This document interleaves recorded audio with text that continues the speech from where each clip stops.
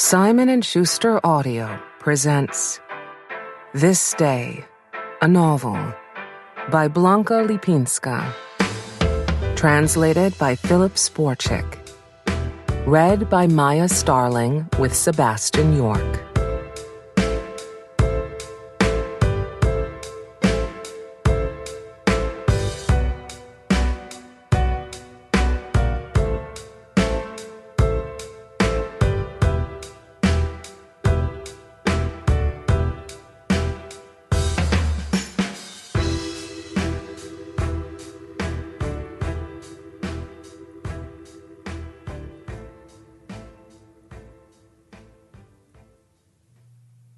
The yacht moored in the port of Fiumicino. My lady's body double was still on deck. The woman's task was simple. She was supposed to stick around. "Get Laura in a car and send her my way," I said as soon as Domenico picked up the phone. He was in Rome. "Thank God," he sighed. "She was starting to get on my nerves." I heard him closing a door. "She's been asking about you?" "Don't come with her," I said, ignoring his words. "We'll meet in Venice, get some rest." "You won't even ask what she said?" Domenico wasn't about to let it go. I could hear the amusement in his voice. "Am I supposed to?" I asked, sternly, though deep inside I was dying to learn what they'd been talking about. "She misses you." My stomach nodded. "At least, that's what I think." "Make sure she's on her way." I hung up and looked out to the sea. That woman was making me panic. Again. The feeling was too alien to figure out its root. I couldn't keep it in check. I dismissed the girl who was supposed to stand in for Laura, ordering her to keep close by. There was no telling if I'd need her again. If Mattos's information was accurate, after having his hand shot through, Flavio returned to the island.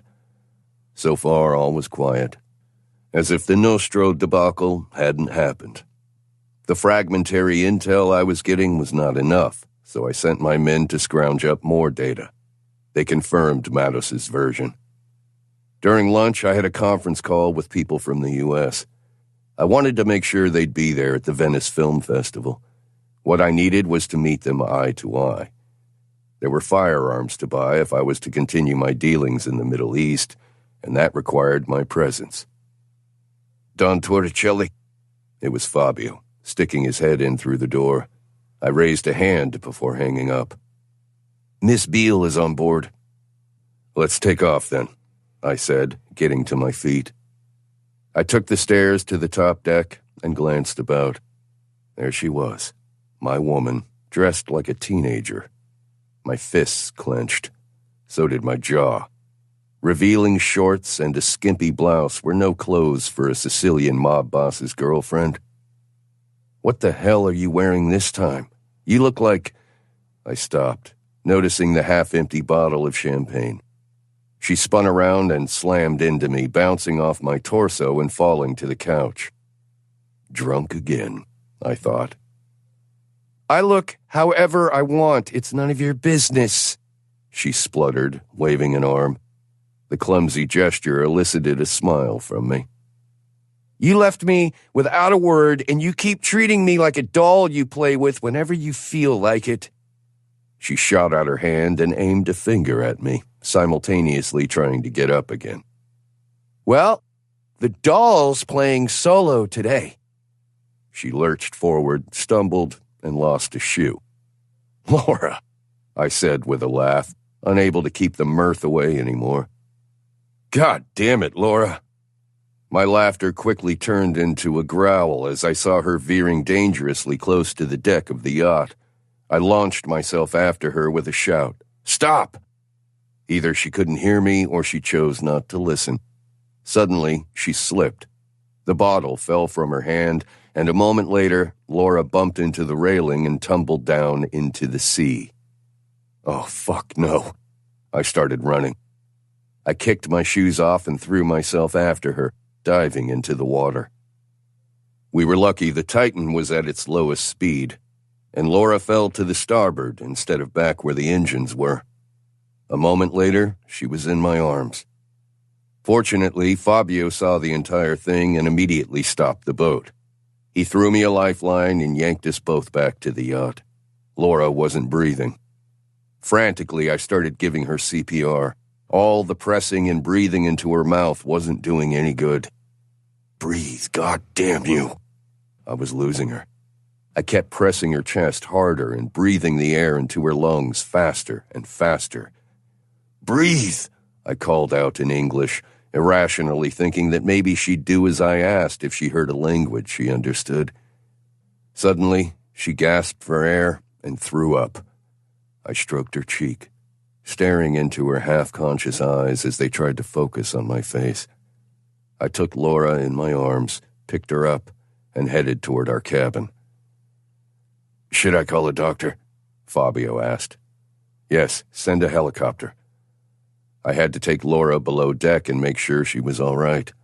I put her down on the bed, keeping my eyes fixed on her face, searching for something that would tell me she was okay.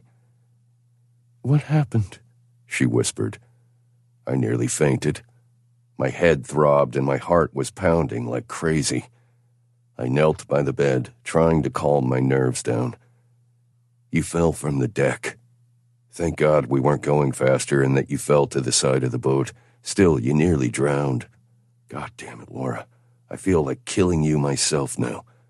At the same time, I'm so happy you're alive." I dropped my head, clenching my jaw. That overwhelming headache was making it impossible to think clearly. Laura's delicate fingers touched my cheek, lifting my face so I had to look her in the eyes. "You saved me?" "You were lucky I was close. I don't even want to think what would have happened otherwise. Why are you being so stubborn? Why don't you listen to me?" The fear I experienced as I said this was something completely new to me. I had never felt this way before about anyone. "I'd like to take a shower now," she said. I nearly burst out laughing then. She had nearly died, and the only thing she could think of was the salt water on her skin. I couldn't believe it. I was drained and didn't feel like fighting. The only thing that counted was her being close by, so I could smother her with kisses and protect her from the entire world. I couldn't conceive what would have happened if the boat had been sailing at a higher speed.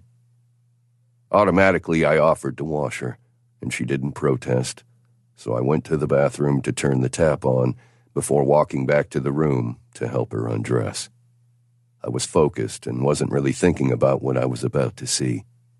It was only after a longer while that I realized there she was, naked, lying on the bed. With a jolt of surprise, I learned that it wasn't making me feel like I had thought it would. The only thing that counted was that she was alive. I picked up Laura and went to the shower. The water was hot. As Laura's back rested against my chest, I pressed my face into her hair. I was angry, scared, and more than a little grateful. There was no need to talk, and I definitely didn't want to fight now. I just basked in her presence. Unaware of my thoughts, she put her cheek against my skin. Laura had no idea that everything that had happened over the last few days happened because of her. And meanwhile, it dawned on me that everything was about to change now. Business would grow difficult because my enemies had already learned about my weak spot, the petite woman I was holding now. I wasn't ready, and nothing could make me ready for what the future had in store. Slowly, silently, I washed her body. I didn't get an erection, which seemed to surprise her. I didn't even try to touch her in any way that she might have interpreted as erotic. Then I dried her with the towel and laid her on the bed, planting a delicate kiss on her forehead. Before my lips parted with her skin, Laura was already asleep. I checked her pulse, suddenly afraid she had fallen unconscious again. Luckily, it was steady. For a while, I just stood there, watching her. Then I heard the sound of a helicopter approaching. For an instant, I was puzzled, but then remembered we were still relatively close to the shoreline. Having read Laura's medical files, the doctor said her life wasn't in any immediate danger. I thanked him and returned to my cabin. The night was warm and quiet was what I needed the most right now. I snorted a line and helped myself to a glass of my favorite liquor before stepping into a steaming hot jacuzzi. Then, I sent away all staff, ordering them to stay out of sight, and relaxed, delighting in my solitude. I didn't think about anything in particular, anything apart from the calm around me and at least seemingly inside me. A couple of minutes must have passed before I saw something in the darkness. It was Laura, standing still in her white bathrobe, glancing around the deck. That was pleasing. If she was awake, she must be feeling better. "Sleep well?" I asked. The sound of my voice made her startle. "I can see you're feeling better. Care to join me?" She took a moment to think, keeping her eyes fixed on me. It didn't look like she was trying to decide what to do. She knew the bathrobe would slip and hit the floor. Naked, she sat across from me. I drank in the view, taking a sip of my cocktail. For a while, I said nothing, just staring at her beautiful, if a bit tired face. Her hair was in disarray, and her lips were slightly swollen. Suddenly, she moved, surprising me. She sat on my knees and wrapped her arms around me. My prick reacted instantaneously. As her teeth bit into my lower lip, I lost it. She started moving, rubbing her clit against me, pressing against my skin. I had no idea where this was going, but I wasn't in the mood for her games. Not today. Not after I had nearly lost her. Her tongue slid into my mouth, and on instinct, I grabbed her ass, squeezing tight. "I've missed you," she whispered. That short utterance staggered me. My whole body went rigid. I had no idea why I was reacting this way. I pulled away to look at her face. She was serious. I couldn't let her sense my weakness. I wasn't ready to open up to her yet, especially about the fact that I didn't know what was happening to me. "Is that how you display your longing? Because if this is your way of saying thank you for saving your life, baby girl, I can't accept it. I won't do it with you until you're absolutely sure you want it." I wanted her to pull away. I needed the feeling of discomfort to vanish. She sent me a look full of reproach, but the feeling inside me didn't dissipate. It was only getting stronger. What the fuck is happening? I thought, as she jumped out of the jacuzzi and ran across the deck, grabbing the bathrobe on her way. "The hell are you doing, you fuckwit?" I growled at myself, getting up. "You're getting what you wanted from the start, and you push her away?" I kept muttering in my mother tongue, following Laura's wet tracks.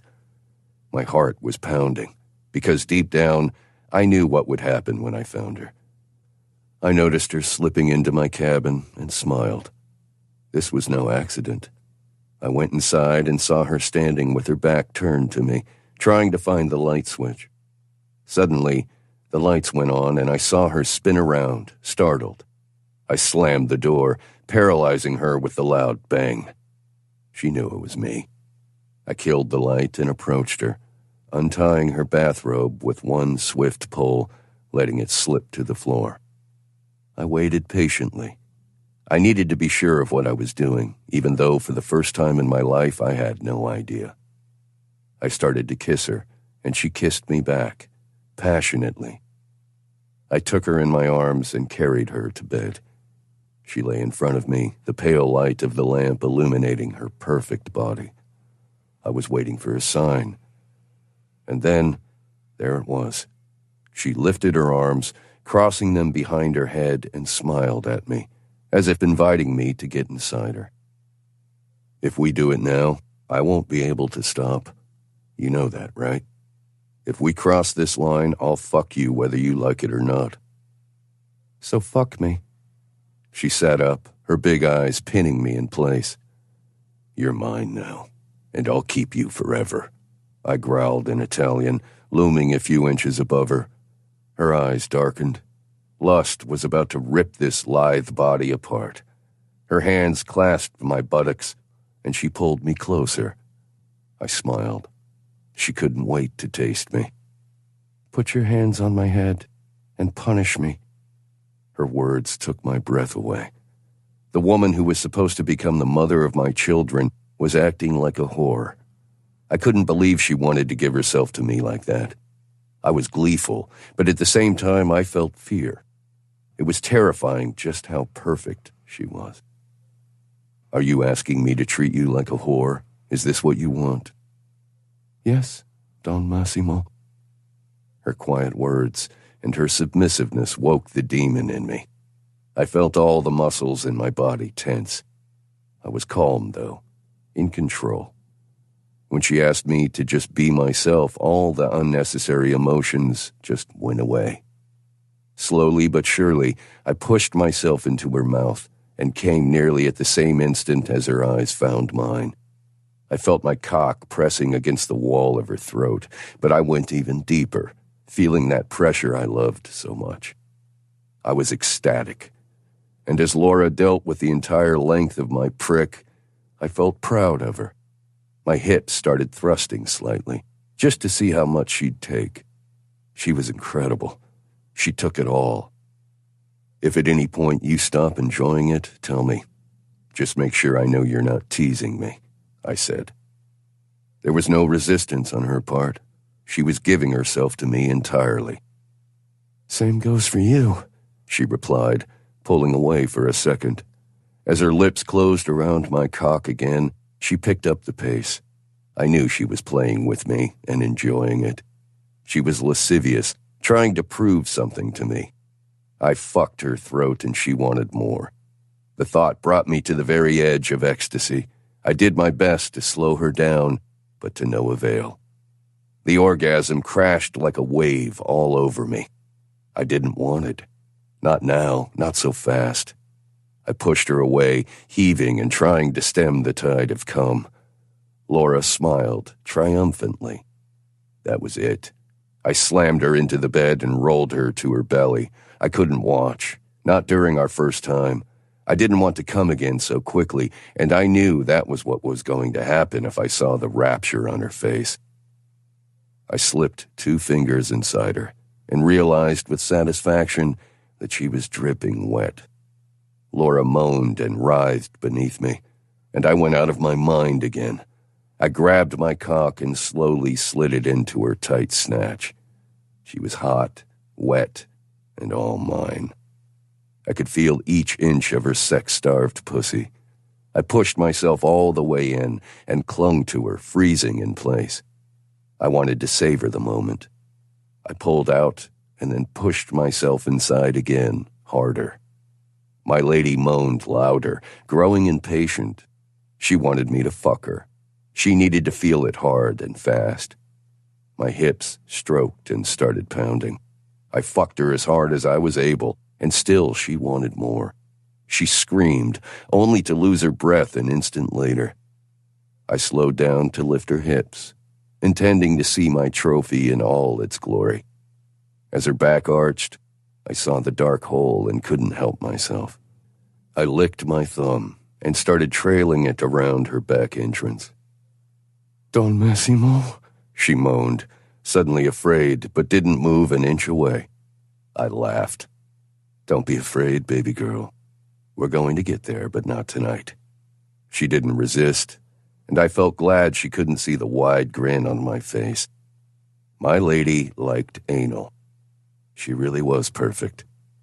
I took a deep breath and grabbed her hips, shoving my cock deep inside her cunt.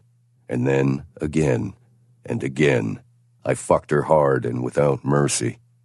Leaning down, I started to fondle her clit, and after a moment I felt her clamp around my dick. She pushed her face into the pillow, screaming something I didn't understand, and I charged in even harder, feeling her climax.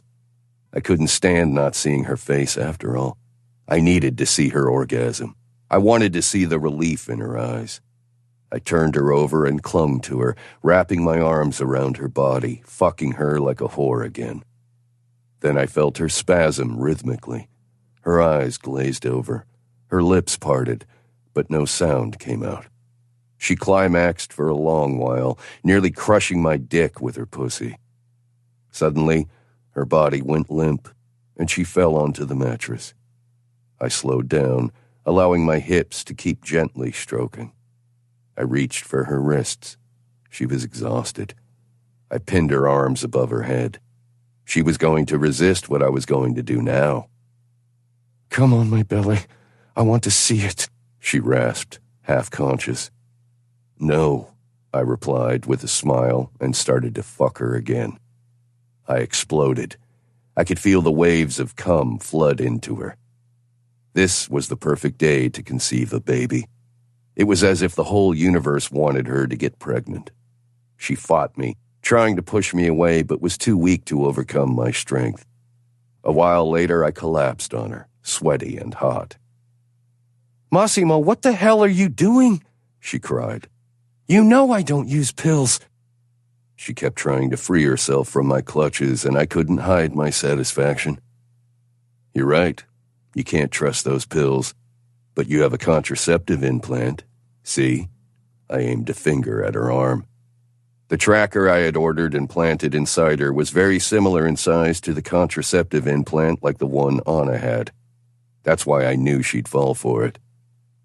When you were asleep that first night, I ordered it implanted. I didn't want to risk anything. It'll work for 3 years, but you can remove it after the first one. I couldn't stop smiling at the thought that my son might start growing inside her after that night. "Will you get off me?" she sputtered angrily. I chose to ignore her. "Unfortunately, I won't be able to do it for a while yet. It would be hard to fuck you from a distance." I flicked a strand of hair from her forehead.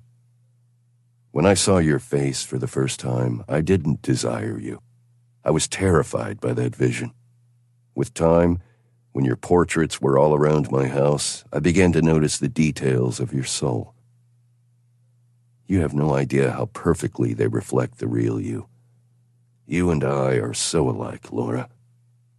If I was even able to love, this was the moment I fell in love with the woman lying beneath me on the bed. I looked at her, feeling something changing inside me. That first night I stayed beside you and watched you until morning. I could feel your scent, the heat of your body. You were alive, real, and you were right there, next to me. Later that day, I couldn't leave you. I felt an irrational fear that you wouldn't be there when I returned. I had no idea why I was saying all that, but I just felt the need for her to know everything about me. There was fear in my voice. On the one hand, I wanted her to fear me, but on the other, I needed her to know the truth. Chapter 1. It grew quiet, and I closed my eyes, realizing what I'd just said. It was another one of those times my mind only wanted to think something, but mistakenly ordered my mouth to voice the thought. "Say that again," he said calmly, raising my chin. I looked at him and felt my eyes welling with tears. "I'm pregnant, Massimo. We're going to have a baby." The man in black fixed me with a wide-eyed stare before collapsing to the ground and kneeling before me. He lifted my shirt and planted a soft kiss on my belly, muttering something in Italian. I had no idea what was happening, but as I took his face in my hands, I felt tears running down his cheeks. That strong, imperious, dangerous man was kneeling before me and crying. I couldn't stop myself and felt tears streaking down my face, too.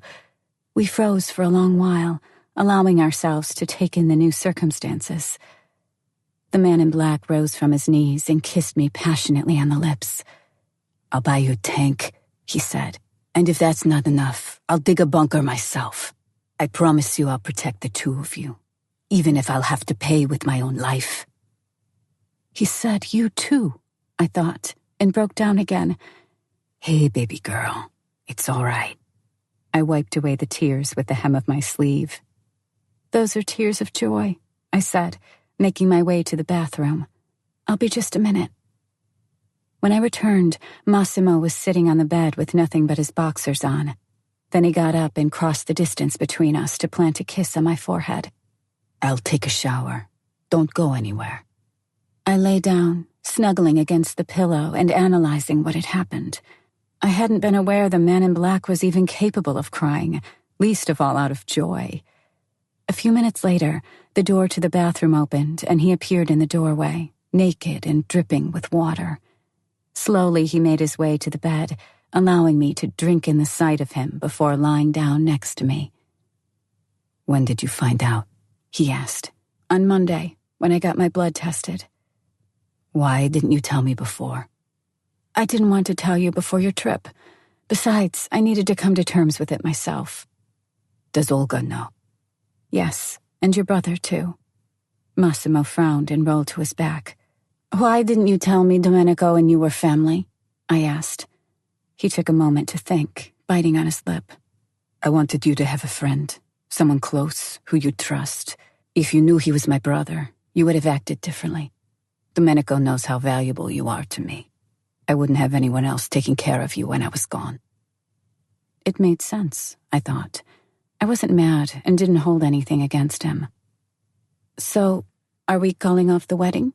I asked, looking him in the eyes. Massimo rolled to his side and stuck to me with the entire length of his body. "You're joking, right?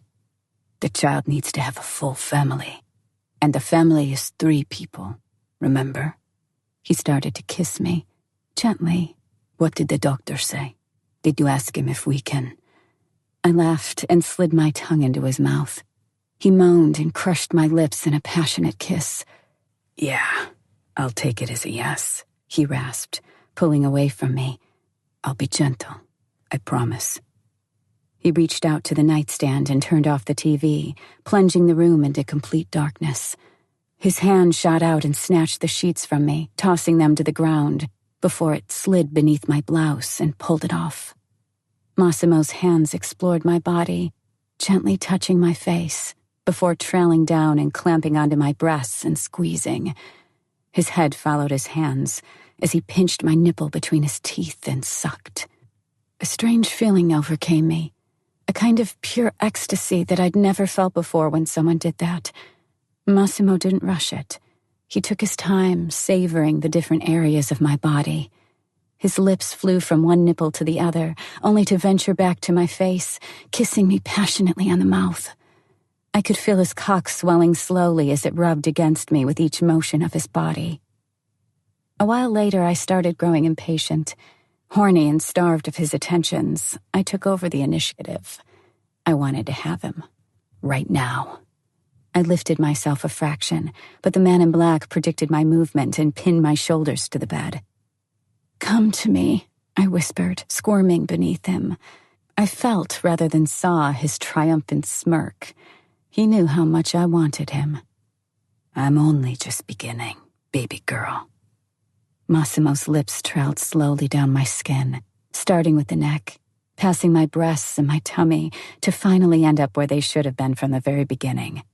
He kissed and licked me through the thin lace of my thong, teasing my throbbing clit, before slowly pulling the underwear down my legs and tossing it aside. I spread my legs, knowing what was coming. My hips started to undulate in the silk sheets, delicately and steadily. I felt his breath between my legs, and a wave of lust crashed over me. Massimo slowly slid his tongue inside me and moaned. "You're so wet, Laura," he breathed. "I don't know if it's the pregnancy or if you've just missed me." "Shut up, Massimo," I replied, pressing his head against my wet snatch. "Make me come." My commanding tone brought out the animal in him. He clasped his hands on my thighs and pulled me rapidly down the bed, pushing a pillow under my back and kneeling on the cover he had thrown off the bed earlier. My breathing quickened. I knew whatever he was about to do, he wouldn't take much time doing it. The man in black slid 2 fingers inside me while his thumb trailed soft circles around my clitoris. My muscles tensed, and I let out a loud moan. That's when he turned his palm around and his thumb gave way to his tongue. "Help me out a bit, baby girl." I knew what he was asking for. With one hand, I spread my pussy, giving him better access to the most sensitive spots. As his tongue started to rhythmically flick against my clit, I knew I wasn't going to last long. His fingers picked up the pace inside me, and their pressure became harder. I couldn't keep the orgasm at bay anymore. It had been looming over me like a great cloud since Massimo had first touched me. I came with a long, piercing scream before collapsing on the pillow. "I'll have another go," he whispered, keeping his lips clamped around my clit. "I've neglected you lately, babe." I thought he was joking, but I was wrong. His fingers began to move faster, and the thumb that had been playing with my clitoris earlier now moved to my back entrance. My buttocks tensed involuntarily. Oh no, he wasn't joking at all. "Relax, my love." I did as he told me. I was in for more ecstasy. When his finger finally slipped delicately inside, I could already feel another orgasm coming. Massimo knew perfectly how to make my body react the way he wanted it to. His fingers pistoned into both my holes, his tongue and lips pushing against my sweet spot. Another wave of orgasm washed over me, and then one more. When I reached the point at which the ecstasy was physically painful, I clawed at his neck. I was out of breath. I collapsed on the pillow, breathing heavily. The man in black turned me over, yanking me up the bed and lifting my legs so that my knees nearly touched my shoulders. He knelt with his cock fully erect. "If it hurts, just say so," he breathed, pushing himself inside me before I could react. His thick, bulging prick slid deeper into me, pushing its way forward. As he reached the end, Massimo's hips stopped, as if waiting for me to say something. "Fuck me, Don Massimo," I said, my arms wrapping around his neck. I didn't have to say it twice. His body burst into motion, pumping like a machine gun. He fucked me fast and hard, just the way we both liked it. After a while, the man in black stopped, put his hands around me, and rolled me over before sliding his dick back in and going back to his wild ride. I could feel him getting close, but he couldn't decide how and when he wanted to come. Another instant later, he slid out and rolled me back to my initial position. His hand groped around the nightstand. He found the remote and turned the lights on, bathing the bedroom in a delicate light. With his knees, he spread my thighs and slowly slid back into my wet pussy, his gaze never leaving my face. He leaned over and lowered himself, clinging to me, his lips hovering just a few inches above mine. I could see his eyes glazing over as a powerful shiver of ecstasy shook the man in black. His hips pumped even harder, slamming into me, and his back ran with sweat. Massimo orgasmed for a long time, but his eyes never wavered. I'd never seen anything as sexy in my entire life. "I don't want to pull it out," he said, rasping. I laughed and ran my fingers through his hair. "You're crushing our daughter." Massimo closed me in a vice-like grip and rolled us both over. Now I was on top. With one hand, he picked up the bed cover, pulling it over my back. "A girl?" he asked, stroking my hair. "I'd like it to be a girl, but knowing my luck, it'll be a boy, and I'll never stop worrying if he follows in your steps." The man in black laughed out loud and nestled his head in the crook of my neck. "He'll do whatever he likes. I'll make sure to get him everything he'd ever dream of." "We'll have to talk this over one day, but let's leave it for now."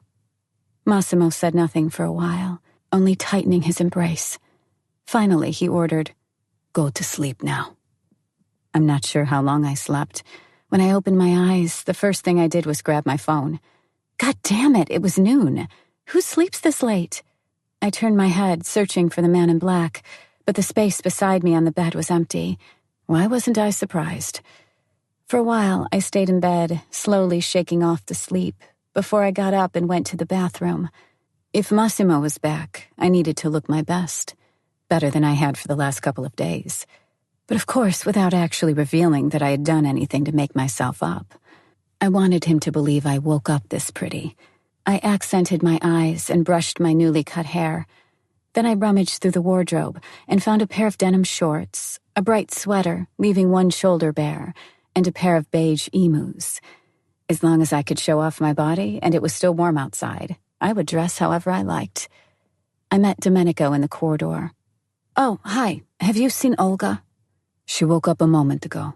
I just ordered breakfast. Or lunch, more like." "And Massimo?"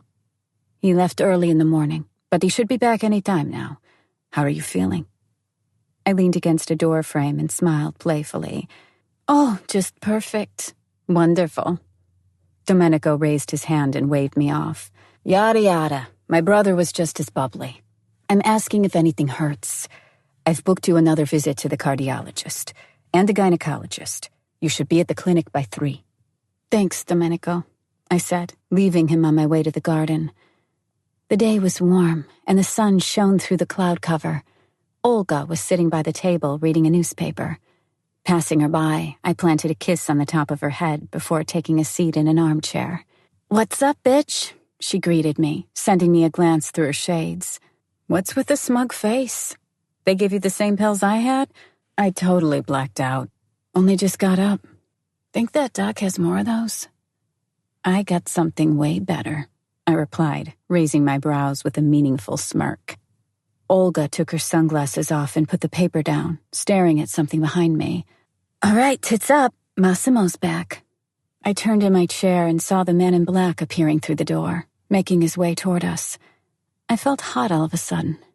He wore gray pants and a graphite sweater with the collar of a white shirt sticking out from underneath.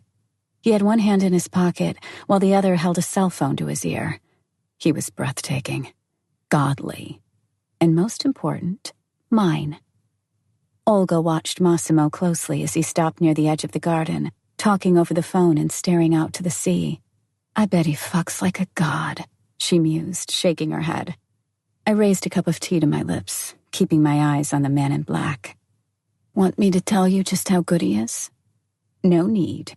The look on your face alone tells me all I need to know.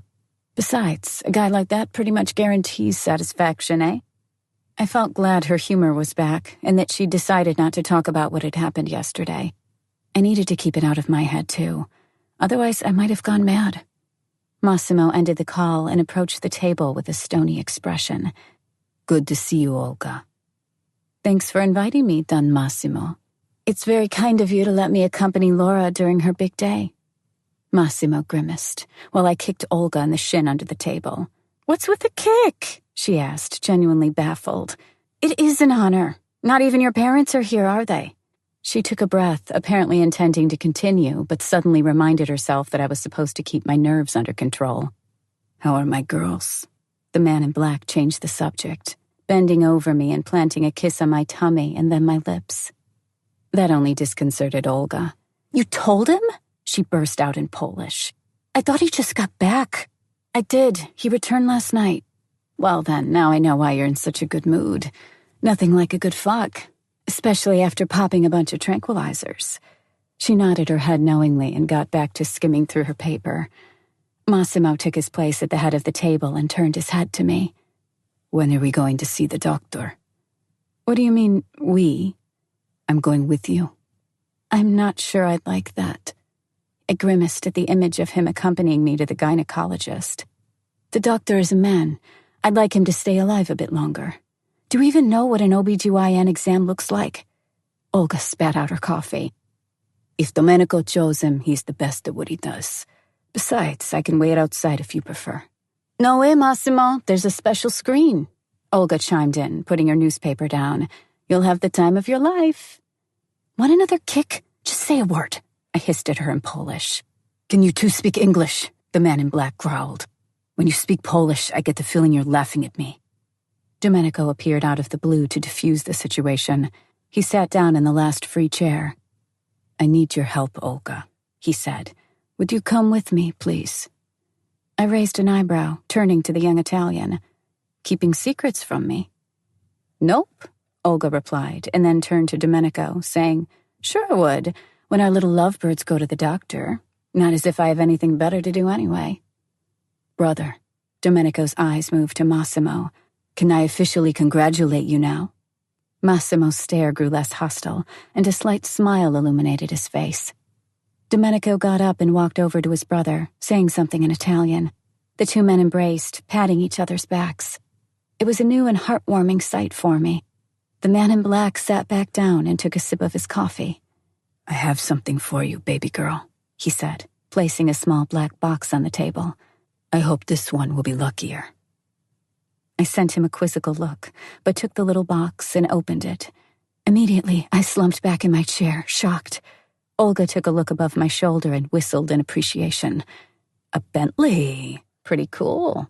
Have any more of those little boxes? My eyes darted from the car key to Massimo. At first, I didn't want you to have a car of your own, but I can't let you go paranoid. Besides, I've learned everything there is to learn about this whole situation, and I don't think you're in any more danger. Excuse me? What do you mean? I saw my inside man at the police station in the morning and took a look at the CCTV recordings from the highway. There was only one person in the car that hit you. We couldn't identify them from the recording, but we also got ourselves a copy of the recordings from the spa. Same story there. The driver wore a baseball cap and a hoodie. Nevertheless, I was able to exclude some people from the circle of suspects. The driver acted very chaotic, you see, and the person who wanted to ram you had no idea how to do it properly. If it had been a professional, you would have been dead by now. So either it was a coincidence or the situation was unrelated to the family business. Sure, we're the luckiest girls in the world, Olga snickered, rolling her eyes. That doesn't make me any happier, she continued.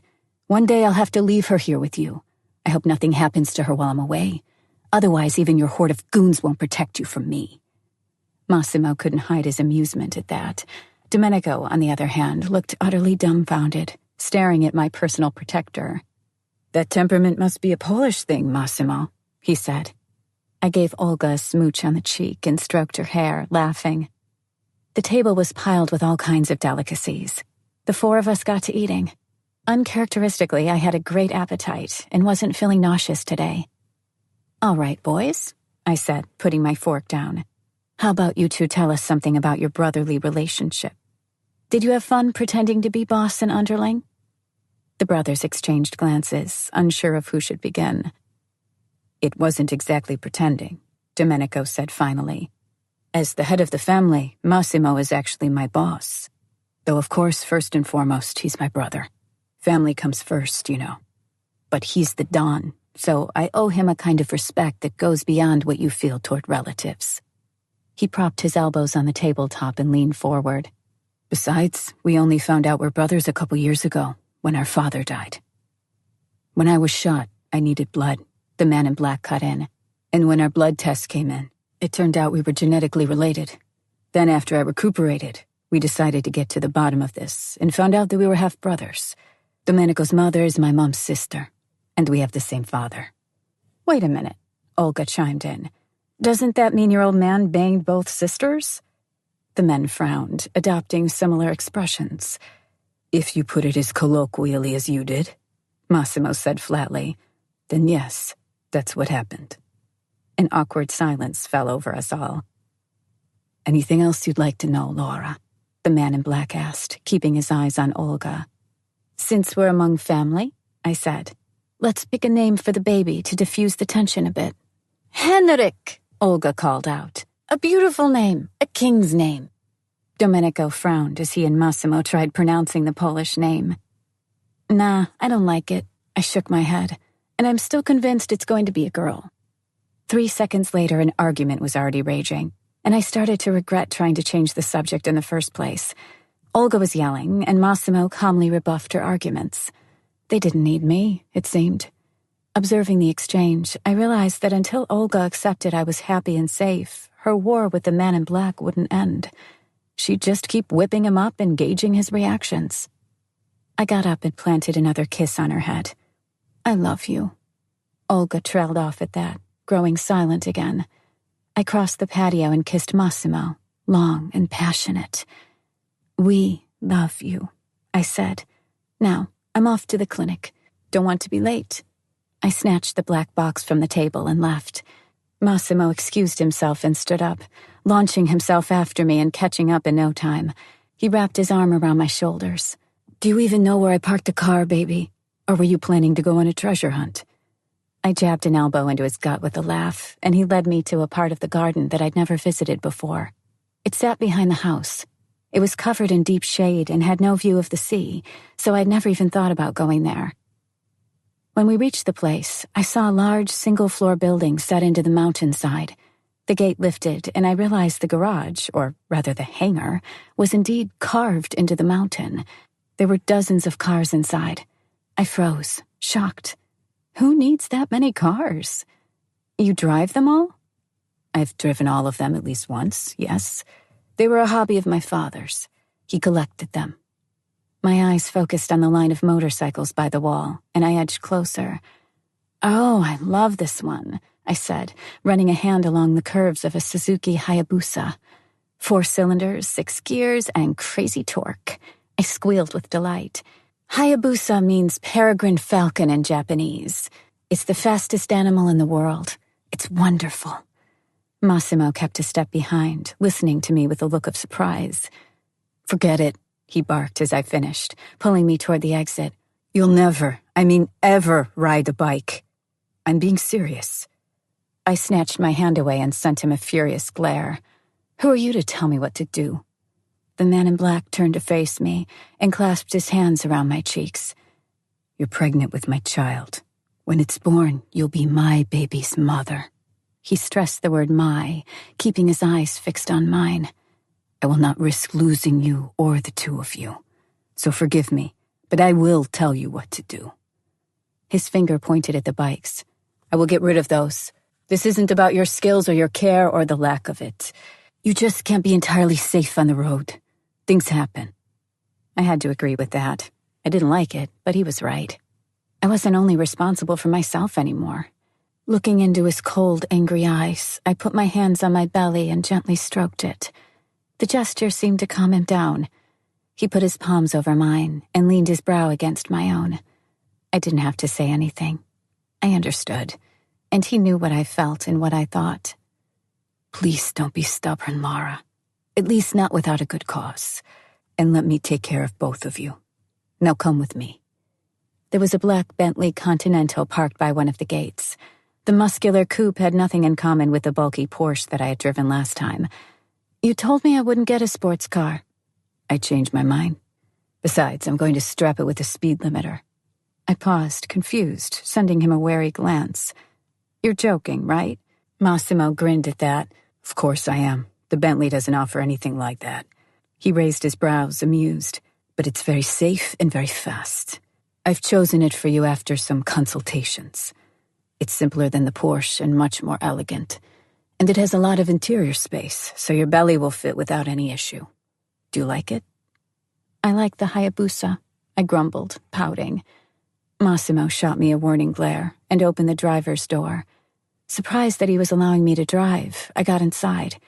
The cockpit was a beautiful honey and almond color. It was elegant, simple, and refined. The seats and parts of the door were covered in quilted leather, and the rest was wood.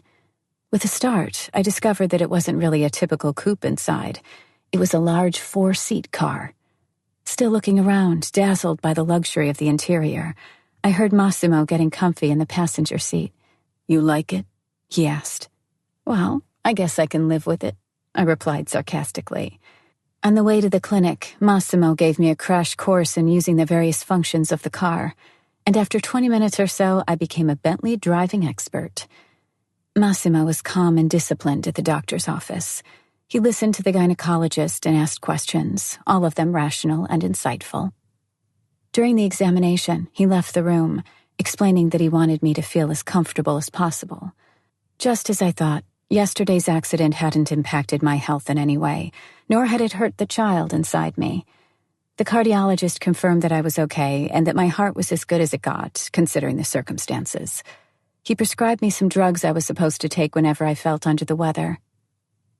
2 hours later, we were on our way back home. This time I asked the man in black to drive.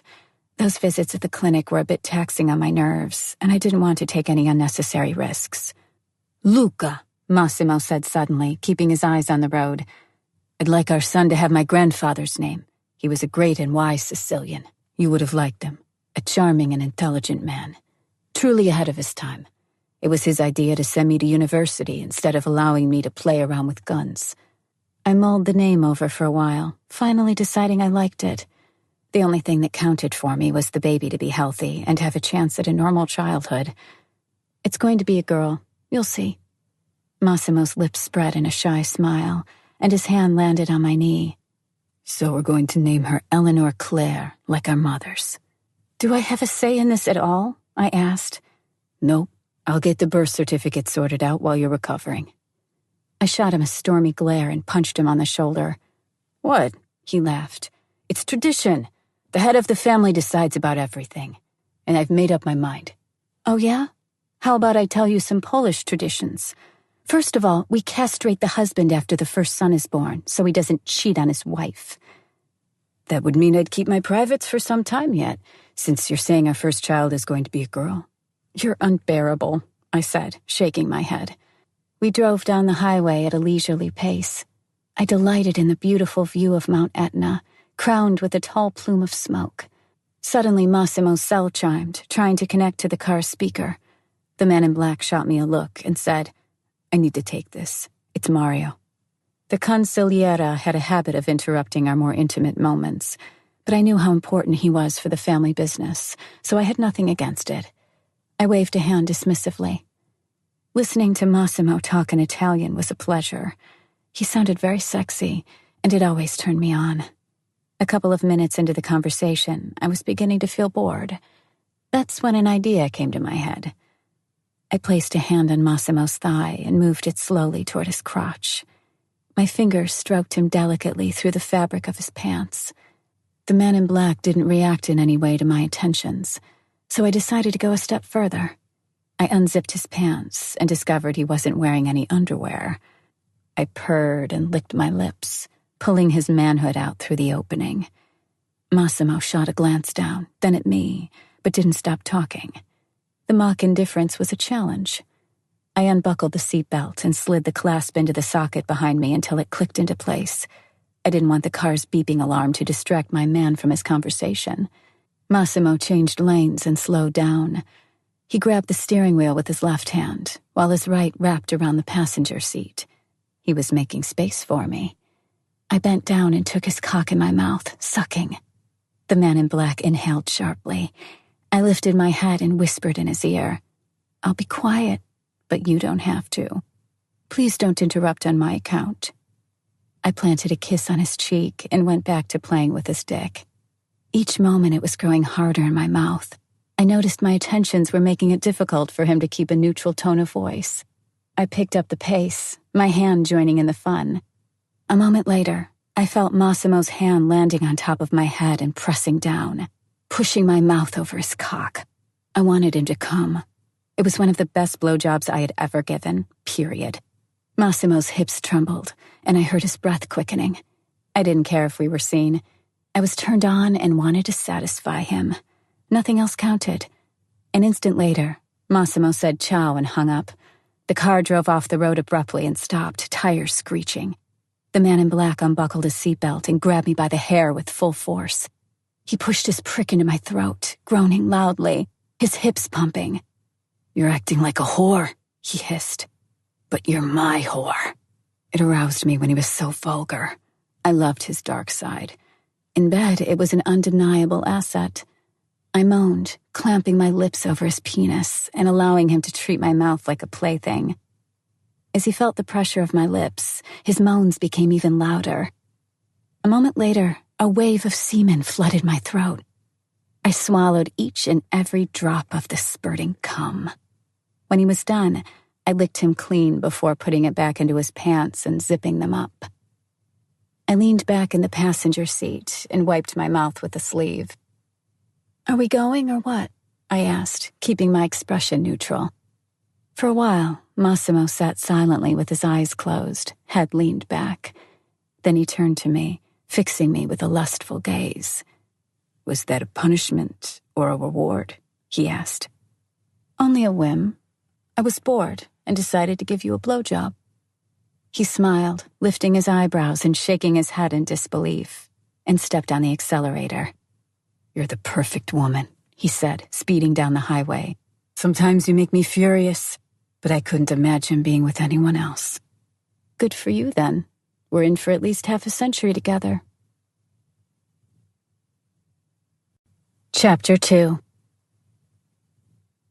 When we reached the mansion, Domenico's car parked right next to us. Olga stepped out, beaming and visibly excited about something. Massimo opened the door for me and the four of us met on the driveway. You got something on your pants, Olga said, pointing at Massimo's crotch. I glanced at the spot. There was a small stain there.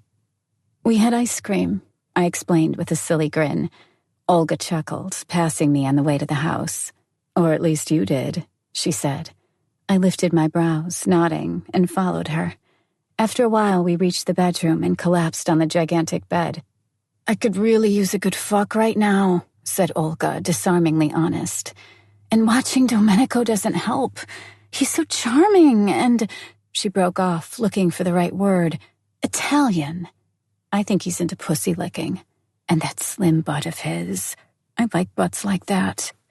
For a short while, I thought about her words, finally concluding that I'd never seen Domenico like that. I don't know. He doesn't really look like someone who'd like it. But if being brothers makes them comparable in bed, you wouldn't regret it. I nodded confidently, while Olga fidgeted about, unable to find a comfy position. You're not helping, she cried out, jumping to her feet and bouncing on the mattress in girly glee. It's not fun to watch you so satisfied. I need some of that too. I need attention. A vibrator is a girl's best friend, you know. Olga settled down on the bed again. You think I brought one with me? Fucking hell! I thought they were going to chop your head off here. A rubber cock wasn't on my list of things that'd help me fight for your life. Tough luck then. No dildo and no murder, I said. Olga went silent, desperately trying to think about a solution to her problem. Suddenly, her face brightened up in a big smile. Curious as to her newest dirty idea, I lifted my head from the pillow and rested it against the headboard. Guess what? I'm listening. Theoretically, it's your bachelorette party today. So, she paused, maybe we should go out. You know, have some fun, dance a bit. How about that? Yeah, right. And tomorrow I'll be a sober, exhausted, puffed-up, pregnant bride. Thanks, but no thanks. Resigned, Olga slumped down next to me. And here I was, thinking I'd score. The door swung open suddenly. It was the man in black. You changed your pants? Olga noticed with a smirk. Bad memories, right? A spoiled ice cream is no laughing matter. I jabbed her in the gut and got up, making my way to Massimo, while Olga stayed in bed, staring at him defiantly. She was only waiting for an opportunity to argue with him again. Massimo knew it wouldn't get them anywhere, so he ignored her. I kissed him on the cheek, silently thanking him for his wisdom and composure. Keeping his eyes on Olga, the man in black said, I like you. You have a weird sense of humor. He trailed off, and his eyes met mine. Now pack your things. We're setting off in an hour. See you at the quay. He kissed me on the forehead and disappeared into the corridor. We're taking a boat? Olga asked. Don't look at me. I'm as surprised as you are. What boat are we talking about? Like a rowing boat? What do I wear? A wetsuit? I picked up the phone and dialed Domenico, but he told me nothing besides confirming that we wouldn't be having dinner at home. He danced around the issue for a while, before finally telling me he was about to have a meeting. He hung up. Rude, I thought, and went back to Olga. We decided that since we knew nothing of the plans for the night, and since it was supposed to be my bachelorette party, we'd dress up. 20 minutes later in the dressing room, we picked our best outfits. I knew that Massimo liked it when I looked classy, so I opted for Chanel. The gray dress had more in common with a messy bundle of material than an actual piece of attire, but it looked delicate and sensuous on me. It covered what needed to be covered while showing off my assets. I knew we'd be taking the boat, but it didn't dissuade me from grabbing black, lacquered, pointed-toe stilettos. I threw in a wide black Hermes bracelet and concluded that I looked astonishing. A beautiful future mother. Still thin and good-looking. Olga went with her standard high-end escort look, choosing a colorful Dolce & Gabbana tunic that barely covered her ass. You really should wear shorts with that, but whatever, I thought. We wore the same size shoes, so rummaging through my wardrobe was a blast for my friend. 10 minutes in, she finally found a pair of ridiculously high heels and a matching purse. Holy shit, she cried, glancing at her watch. Only 15 minutes left. There was a moment of panic, but then she settled down, coming to a calming conclusion. Why should I listen to him, though? No man tells me how to live my life. We'll come down when we're ready. I burst out in laughter and pulled her with me to the bathroom. The makeup and hairdressing took us a bit more time than we had been given, but we managed to get ourselves in order in the end. Red lip balm and eyes richly accented in black perfectly rounded up my dutiful, elegant wife look. I left the bathroom and started, seeing Domenico waiting by the bed. He was dressed up too, even more dapper and glam than usual. In a black suit and a dark shirt, he did resemble his older brother. His dark, swept-back hair emphasized the boyishness of his face and the fullness of his lips. I felt Olga stopping right behind me. She leaned to my ear and whispered in Polish, "Can you fucking see him? I swear I'm just gonna kneel right here in front of him." The young Italian observed us with amusement, and when we did nothing to break the silence, he grinned and said, "I just wanted to check up on you two. Will you be leaving before the wedding day?" I grabbed Olga by the hand. She was barely standing now, shaking nervously. And pretending indifference, I headed to the stairs. We took our shoes off in the garden, making our way to the quay. Seeing the Titan's silhouette in the distance made me recall my first night with Massimo. A wave of heat washed over me. I stopped, and Olga walked straight into me, failing to notice my change of pace. "What's up?" she asked, eyes wide and anxious. "There it is," I replied, pointing to the yacht. That's where it all started. I felt all kinds of emotions. My heart was beating like crazy, and the only thing I could think of was to find the man in black. Right away. "Ladies first," Domenico said, gesturing to the motorboat and offering me a hand. We sat in the comfortable white leather seats, and a while later the boat was zooming through the water, heading to the monumental yacht. Domenico and Olga kept stealing glances at each other, both feigning disinterest while I thought about that night. Without my even noticing, my finger flew to my mouth, and a moment later I felt another wave of heat. I wanted him. I couldn't see him or smell him or touch him, but I was getting horny all the same. The memory of him alone was making me crazy. I felt like I was going to explode. "Quit it, Laura," Olga chided. "I can see what you're doing with that finger. I don't even have to ask what you're thinking of." I smiled, shrugging, and willed my hands down onto the white leather of the seat. The motorboat slowly moored to the enormous yacht, and I couldn't help thinking that going with the high heels had been a stupid idea. If not for those shoes, I could have jumped on deck and run to Massimo. Domenico stepped out first and helped us get off the boat. I raised my eyes and saw Massimo standing at the top of the stairs. He looked breathtaking in his gray single-breasted suit and white shirt with the top unbuttoned. I wanted him so much that even if he had been standing there in a clown's outfit, I would have been left breathless. I decided to play my role, though, and edged closer to him slowly in a steady, practiced gait. My eyes never left him. As I closed the distance between us, he offered me a hand and silently led me to a table. Olga and Domenico joined us shortly. The waiter served us wine, and a few minutes later we were all deep in conversation. Still, all I could think of was sex. I tried reining in my stubborn brain, but to no avail. What's happening to me? I thought, trying to get to the bottom of my strange mood. After 15 more minutes, I started growing impatient and irritable. I stared at whoever was speaking, making a face that in my mind suggested I was listening intently, but I probably wasn't going to fool anyone for long. My head swarmed with ideas on how to make the man in black leave the table with me. I could pretend to feel nauseous, but then he'd just panic and there wouldn't be any sex involved. I also thought about just leaving, pretending to be offended by something. But then Olga would have gone after me first, so that plan was also out of the question. That only left one option. "Can we talk, Massimo?" I asked suddenly, pushing myself up and heading to the stairs to the lower deck. The man in black slowly rose from his seat and followed me. I took a wrong turn, of course, and quickly got lost in the maze of corridors. "I think I know what you're looking for," Massimo said with a smirk. He passed me by and opened a door, letting me through and closing the latch behind me. I took a deep breath, recalling a similar scene from a couple of weeks ago. "What do you want, Laura? Because I'm pretty sure it's not a conversation." I went to the living room and leaned over a table, pulling my short dress up and sending Massimo a lust-filled gaze. He walked up to me slowly, watching my movements. "I want you to fuck me, now, quick and hard. I need to feel you inside me." The man in black approached me, suddenly gripping the back of my neck and pressing me into the tabletop. He slid his hand down my neck and squeezed.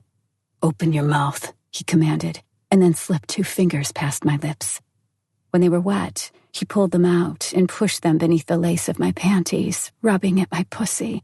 Oh God, this feels good. I needed his touch. I had wanted it since first seeing the Titan earlier. I arched my back down, raising my ass and waiting for him to enter. "Give me your hand," he said, his fingers gently moving inside me. I did as he had asked and heard him unzipping his pants. A while later, my fingers wrapped around his cock. It was growing by the second, demanding more of my touch. The man in black was just waiting for it to be ready. "That's enough," he barked, pulling my panties to the side. I could feel his prick sliding into me, and my body tensed. He grabbed me by the hips and started fucking, his hips pumping in a frenzied rush. He drilled me like a machine, breathing loudly and whispering in Italian.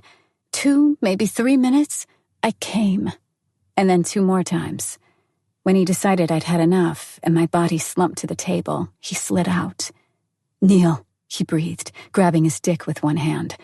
Slowly sliding off the table, I fell to my knees. He pushed his cock into my mouth and started pumping again, rushing at my throat. He climaxed in a furious wave, without a sound, and propped his hands on the edge of the table, spent. "Satisfied?" he asked as I wiped my mouth, sitting on the floor. Not even trying to hide my glee, I nodded vigorously and closed my eyes. Would this last forever? Would he still have this magical effect on me years from now? Would I always want him like I wanted him now? Massimo composed himself and zipped up his pants, reclining in an armchair a few feet away. I turned to him and smiled. "Do you know this is the place you got me pregnant?" I asked. For a while, he kept silent, his eyes pinning me in place. "I think so. At least this is where I wanted it to happen." I rolled over, looking at the ceiling. Of course it was. Everything was always as he wanted it to be. It shouldn't be surprising that this had been no exception. I got up and smoothed down my dress. The man in black stayed in his place, watching me. "Shall we go?" I asked, and he got up and went to the door without another word. The sun was setting. Olga and Domenico were having a great time without us. "Hot damn!" I heard Olga's exclamation. "Laura, look! Dolphins!"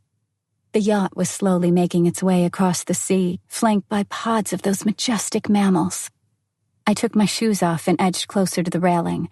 At least a dozen dolphins frolicked in the water, leaping above the surface. Massimo wrapped his arms around me, kissing me on the back of my neck. I felt like a little girl watching a magic show. "I know you probably counted on a striptease and a night of heavy drinking with your girlfriends, but I hope this might make it up to you, at least in part." I spun around and shot him a puzzled look. "What's there to make up? I'm on a cruise on a 300-foot yacht with valets, delicious food, and you. This is perfect." I kept staring at Massimo in disbelief, and when I saw my words failed to move him, I planted a long kiss on his lips. "Besides, nobody else could make me feel like you did 10 minutes ago. Booze, friends, and strippers can't compare with that." He looked at me amusedly, as if waiting for me to continue heaping the praise. I decided it was enough, though, seeing as his ego was already as bloated as it got. I turned to look at the water and watched as the dolphins raced the Titan. My attention was quickly diverted by something else, though. Olga and Domenico were clearly growing fond of each other by now. With growing concern, I turned back to Massimo. "What's the deal with Emmy and Domenico, darling? They're a couple, aren't they?" I asked. The man in black leaned back against the railing, allowing a wide smile to cross his face. "A couple?" He ran a hand through his hair. "Not the word I'd use. They aren't exactly in a relationship, unless you really want to call it that. But I get it, you conservative Poles might want to put old-fashioned labels on such things." I frowned, quietly trying to get his words straight, at a loss as to what he really meant. Finally, I chose the direct approach. "What are they to each other?" "You really don't get it. It's pretty obvious if you ask me. They're fuck buddies. The only thing that keeps them together is sex." He chuckled and wrapped his arm around me. "Did you think it was love?" I struggled to come to grips with his words, feeling dread rising inside me. If they had been a genuine couple, Olga would be safe. It wasn't the case, though. I observed my friend doing her mating dance, wrapping Domenico around her finger. Olga was a natural.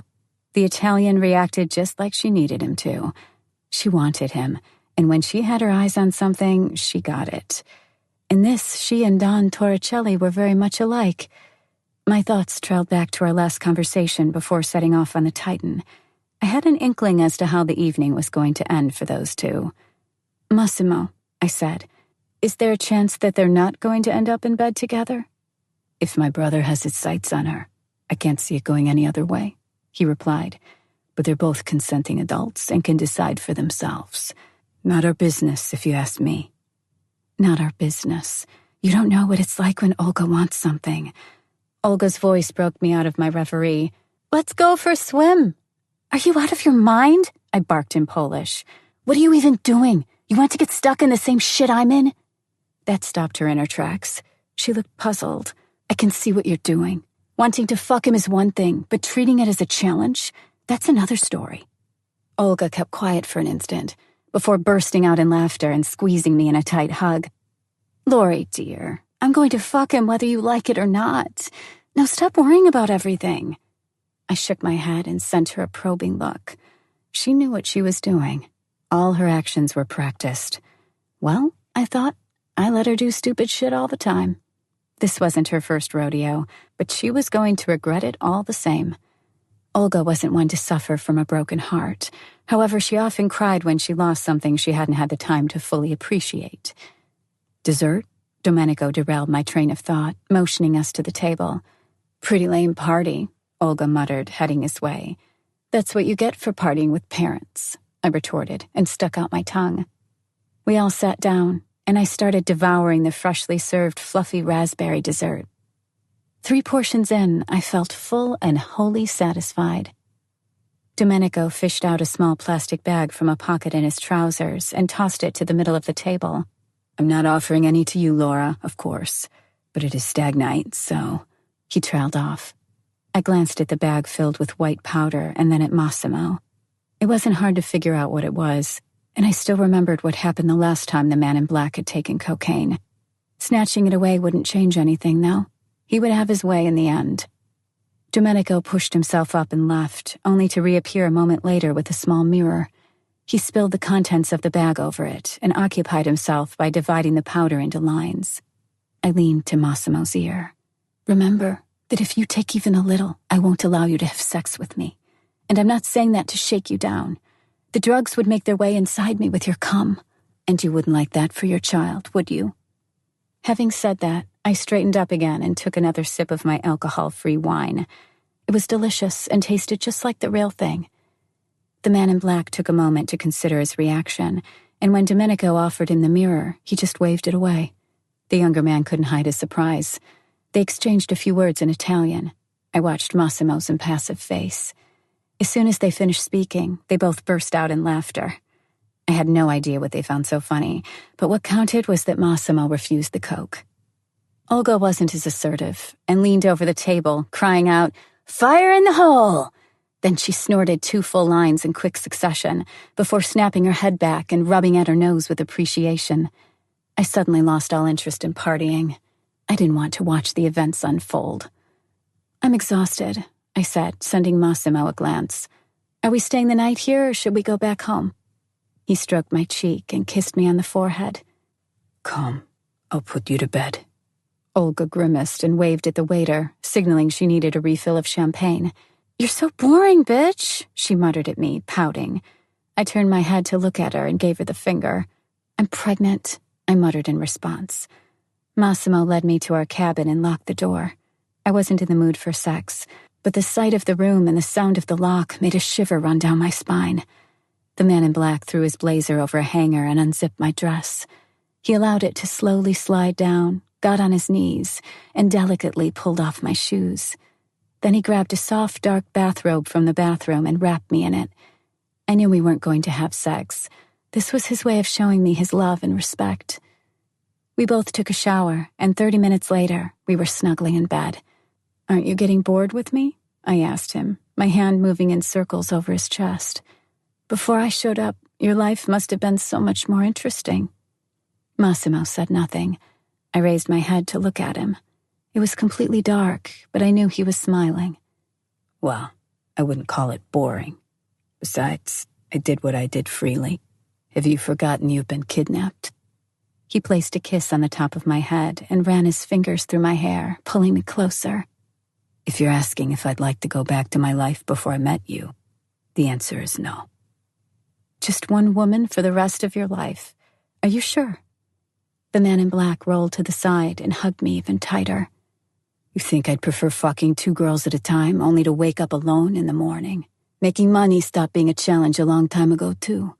The only thing I'm left with is strengthening the family. He sighed. But you see, I've been starting everything over each day. I didn't have anyone to do things for. I had different girls each night. Drugs, booze, parties, and hangovers. That might sound fun, but for how long? And when you start thinking if it's time to stop that, you ask yourself why.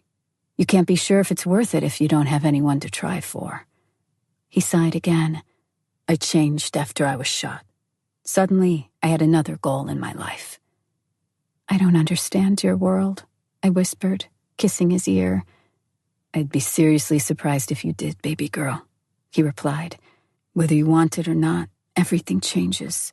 That will too. You'll start learning about what I do and how I do it. You'll never know enough for it to threaten you in any way, though. His fingers stroked my back. Besides, you'll never have anyone to talk to about some things. I'll tell you what I mean, just to be sure. There is such a thing as omerta. It's an informal law of the Sicilian mafia. We aren't allowed to talk about our business and the people working for us.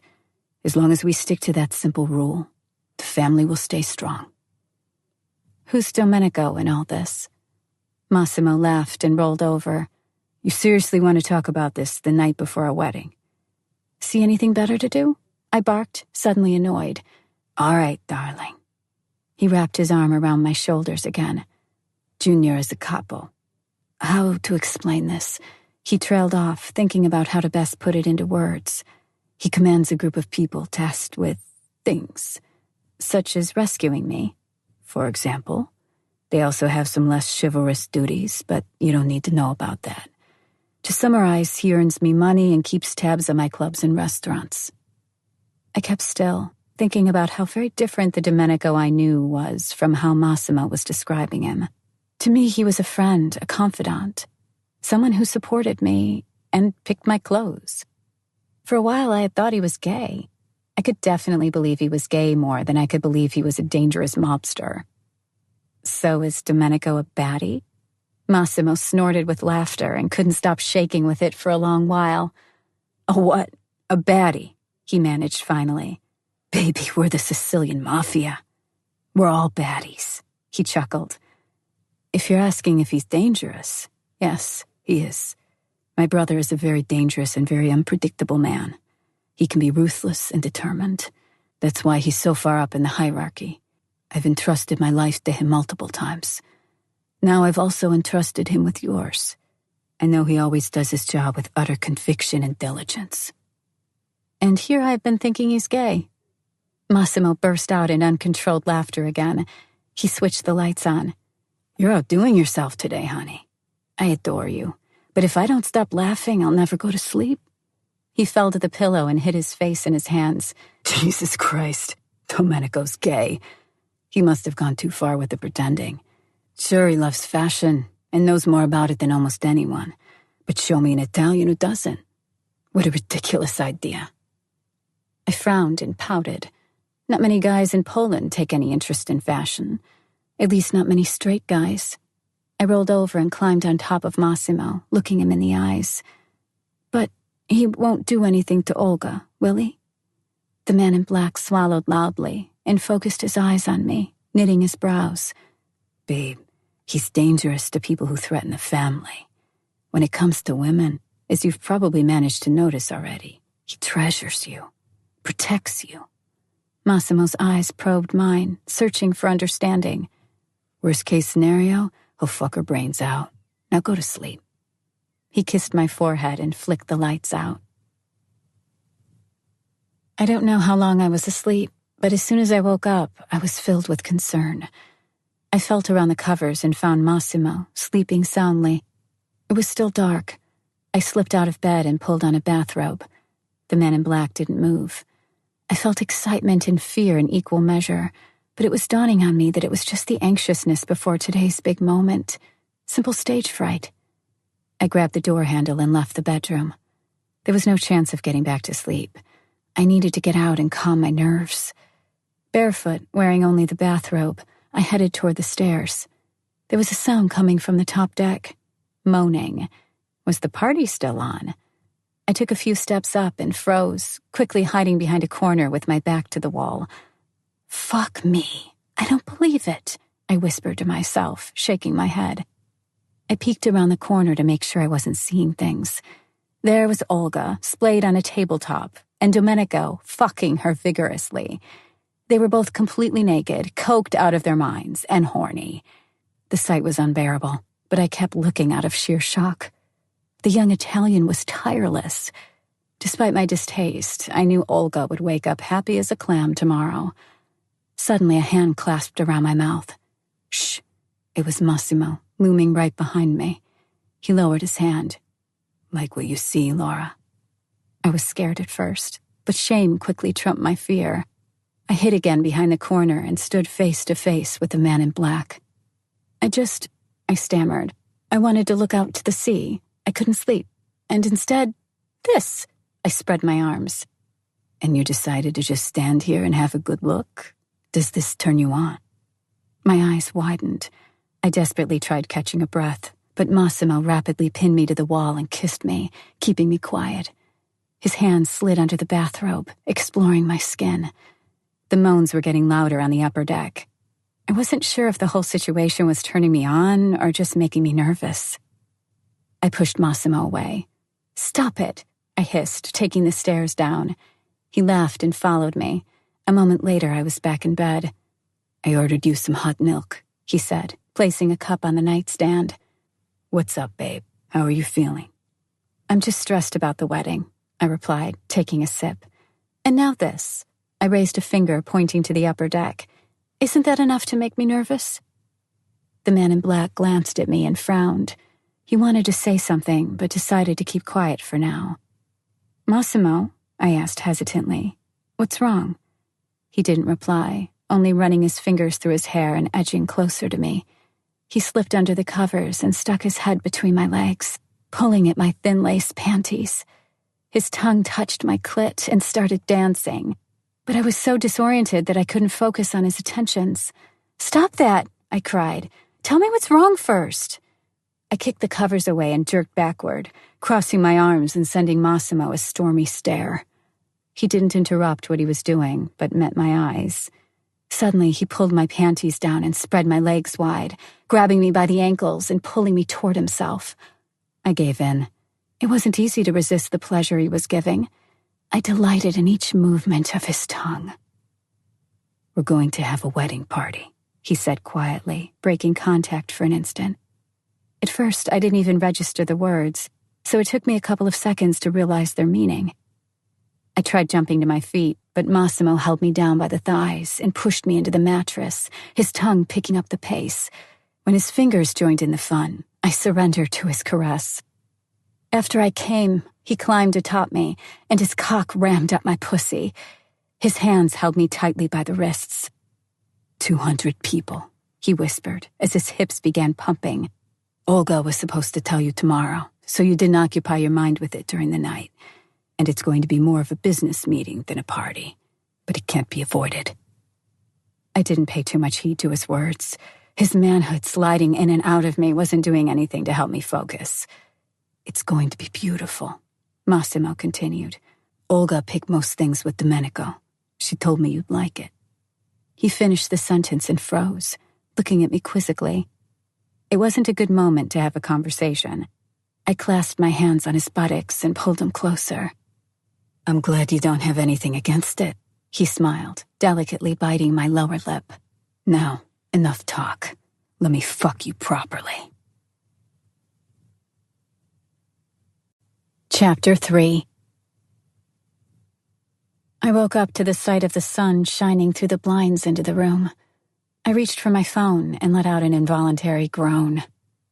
It was 10 in the morning. The wedding was supposed to start at 4 in the afternoon. There was still time to get ready. Massimo had disappeared, as usual, so I sprang up, wrapped myself in the bathrobe, and went to the upper deck. The dining table was heaped with food. Olga sat in her chair, scrolling on her phone. I took a seat next to her and reached for a cup of tea. "I think I'm going to puke," I said, taking a sip. "Feeling sick again, poor thing." "A bit, especially thinking about the fact that I'm about to eat off the table you got laid on last night." Olga snorted with laughter and put her smartphone down. "Well, then you should probably keep away from the jacuzzi and the couch in the living room, too." "You're unbearable," I grumbled, shaking my head. "That I am," she replied, beaming. "And, by the way, you were right. They're both naturals. I've never been fucked this good in my life. He just doesn't stop. I think it might be something in the air. And the size of his cock. All right, enough, or I swear I'll be sick." A moment later, Domenico joined us. He was dressed casually, joggers and a black t-shirt. His hair cascaded down his face. He looked as if he had just woken up. He poured himself a cup of tea and hid behind a pair of sunglasses. "I've booked you a hairstylist at noon. Then it's time for makeup. After that, I'm picking you up from the villa. The dress has already been prepared. It's in your room. Emmy will be there at 2:45. She'll give you a hand. Meanwhile, I'm going to do something about this massive hangover." He pulled out a small plastic bag from his pocket, poured some white powder on his plate, quickly formed 2 lines, and snorted them loudly. Then he leaned back in his chair, wrapping his arms behind his head, and said, "I feel better already." I watched all this, wondering how they could just sit there, ignoring each other like nothing had happened last night. Olga was looking at the screen of her phone again, while Domenico enjoyed the morning, slowly gaining strength. "When were you going to tell me about the wedding party?" I asked suddenly. Olga rolled her eyes and shrugged, glancing at the young Italian. He spread his arms and pointed in her direction, deflecting the question. "Olga was supposed to tell you. It's not my fault she waited this long." "How long have you known?" I snapped at him. "Since the day you agreed to marry Massimo." But I gestured for him to shut up before hiding my face in my hands. "It'll be fun, honey, you'll see," Olga chimed in, running a hand through my hair. "It's going to be perfect. Flowers, white doves, colorful lanterns, just like you wanted. Yeah, and mobsters and guns and the mafia and cocaine. Just perfect." Domenico raised his plate in a toast and sucked in another line. "Don't you worry," he said, rubbing at his nose. "Not everyone's going to attend the ceremony at the church. There's only going to be a couple people, heads of the families and their closest lieutenants. Besides, the Madonna della Rocca is a small church, so don't worry about the crowd. Now go ahead and eat something." I looked at the table and grimaced. I was too tense to eat. My stomach knotted. "Where's Massimo?" I asked. "You'll meet him at the church. He has some things to take care of first," Domenico replied. "Just between us," he winked. "I think he's a bundle of nerves now." He lifted his eyebrows and smiled. "He woke up at 6. We had a little chat, and then he took the boat back home." An hour later, I was in my room in the mansion, staring at the large box housing my wedding dress. I'm going to get married today, I thought. I picked up my phone and called Mom. My eyes teared up. Everything was wrong. A few seconds later, I heard Mom's voice through the speaker. She asked me how I was doing and how work was, and instead of just telling her the truth, I lied. The only truthful answer she got was when she asked me how things were going with Massimo. I told her everything was wonderful. Then I listened to her prattling on about things at home and how Dad was always at work. I didn't learn anything new, but I really needed that short talk. When I hung up, it was nearly noon. Olga barged into the room. "What?" she cried. "You haven't even showered yet?" The phone still in my hands, I collapsed to my knees and burst out in tears. "I don't want any of that, Olga," I sobbed. "Mom should be here. Dad was supposed to lead me to the altar. and my brother was going to be the best man. It's all wrong, I wailed, my arms wrapping closely around Olga's legs. Let's run away. Let's take the car and run away, just for a while. My panic didn't seem to move Olga at all. She raised an eyebrow and sent me a disapproving look. Stop fucking around and get up, she snapped. You're having a panic attack. Just breathe and go take a shower. Everyone is going to be here any moment. I didn't react, instead clinging tightly to her legs. Laura, she said gently, and lowered herself to the floor to sit next to me. You love him, and he loves you. Isn't that right? This wedding is going to take place. Besides, it's only a formality. You wake up tomorrow and nothing is going to change. And I'm here for you. Normally I'd take you somewhere to get pissed drunk, but we can't do that now, can we? So just take heart in the knowledge that I'm going to drink to your health. Her words didn't have the intended effect. I crumpled to the floor, racked by sobs, repeating over and over again that I would just pack my things and leave. You're getting on my fucking nerves, Laura, Olga barked suddenly, grabbing my ankle. She sprang up and started dragging me to the bathroom. I tried to jerk away, but she was a lot stronger than me. She hauled me to the shower and turned the water on. I was fully clothed, and it was ice cold. I jumped to my feet, fully intending to kill my friend. Well now, since you're already standing, take a while to wash yourself. Meanwhile, I'll get you some of that alcohol-free shit you keep drinking. Olga spun around and left. I took a shower, dried myself, wrapped my head with a towel, and put on a bathrobe. I felt better. My fears were gone. When I returned to the bedroom, the view made me freeze in my tracks. As I was showering, the room had been transformed into a hair salon. There were 2 professional seats, one next to the other, and 2 large mirrors in front of them. Lights, tons of cosmetics, hundreds of hairbrushes, several dryers and curling irons, and about 10 people standing at attention and waiting for me. Come on, sit down and have a drink, Olga said, pointing to the seat next to her own. When I got up again, it was way past 2. I'd never felt so exhausted by just sitting around. My shortish hair had been tied into an impressive and elaborate bun formed using bundles of fake hair. To keep faithful to my style, the bun rested on the back of my head in a large, graceful ball, while the rest of my hair was slicked back, kept out of my eyes and face. It was very elegant and stylish, but also unpretentious, perfect for the occasion. Domenico had brought in the best stylists. They'd done a great job. My eyes were heavily accented with chocolate-hued mascara, and my lips delicately rouged. I looked fresh and gleaming. The effect was topped off by a set of thick, long, fake lashes. My face got a perfect makeover and was now covered in a camouflage layer of foundation, powder, and blush, making me look like someone else, or at least not like the everyday me. It was glorious. I was enchanted. I couldn't stop looking at myself in the mirror. I had never looked this pretty. Even the makeup I had worn during the film festival in Venice couldn't compare. As I marveled at my reflection in the mirror, Emmy suddenly entered the room.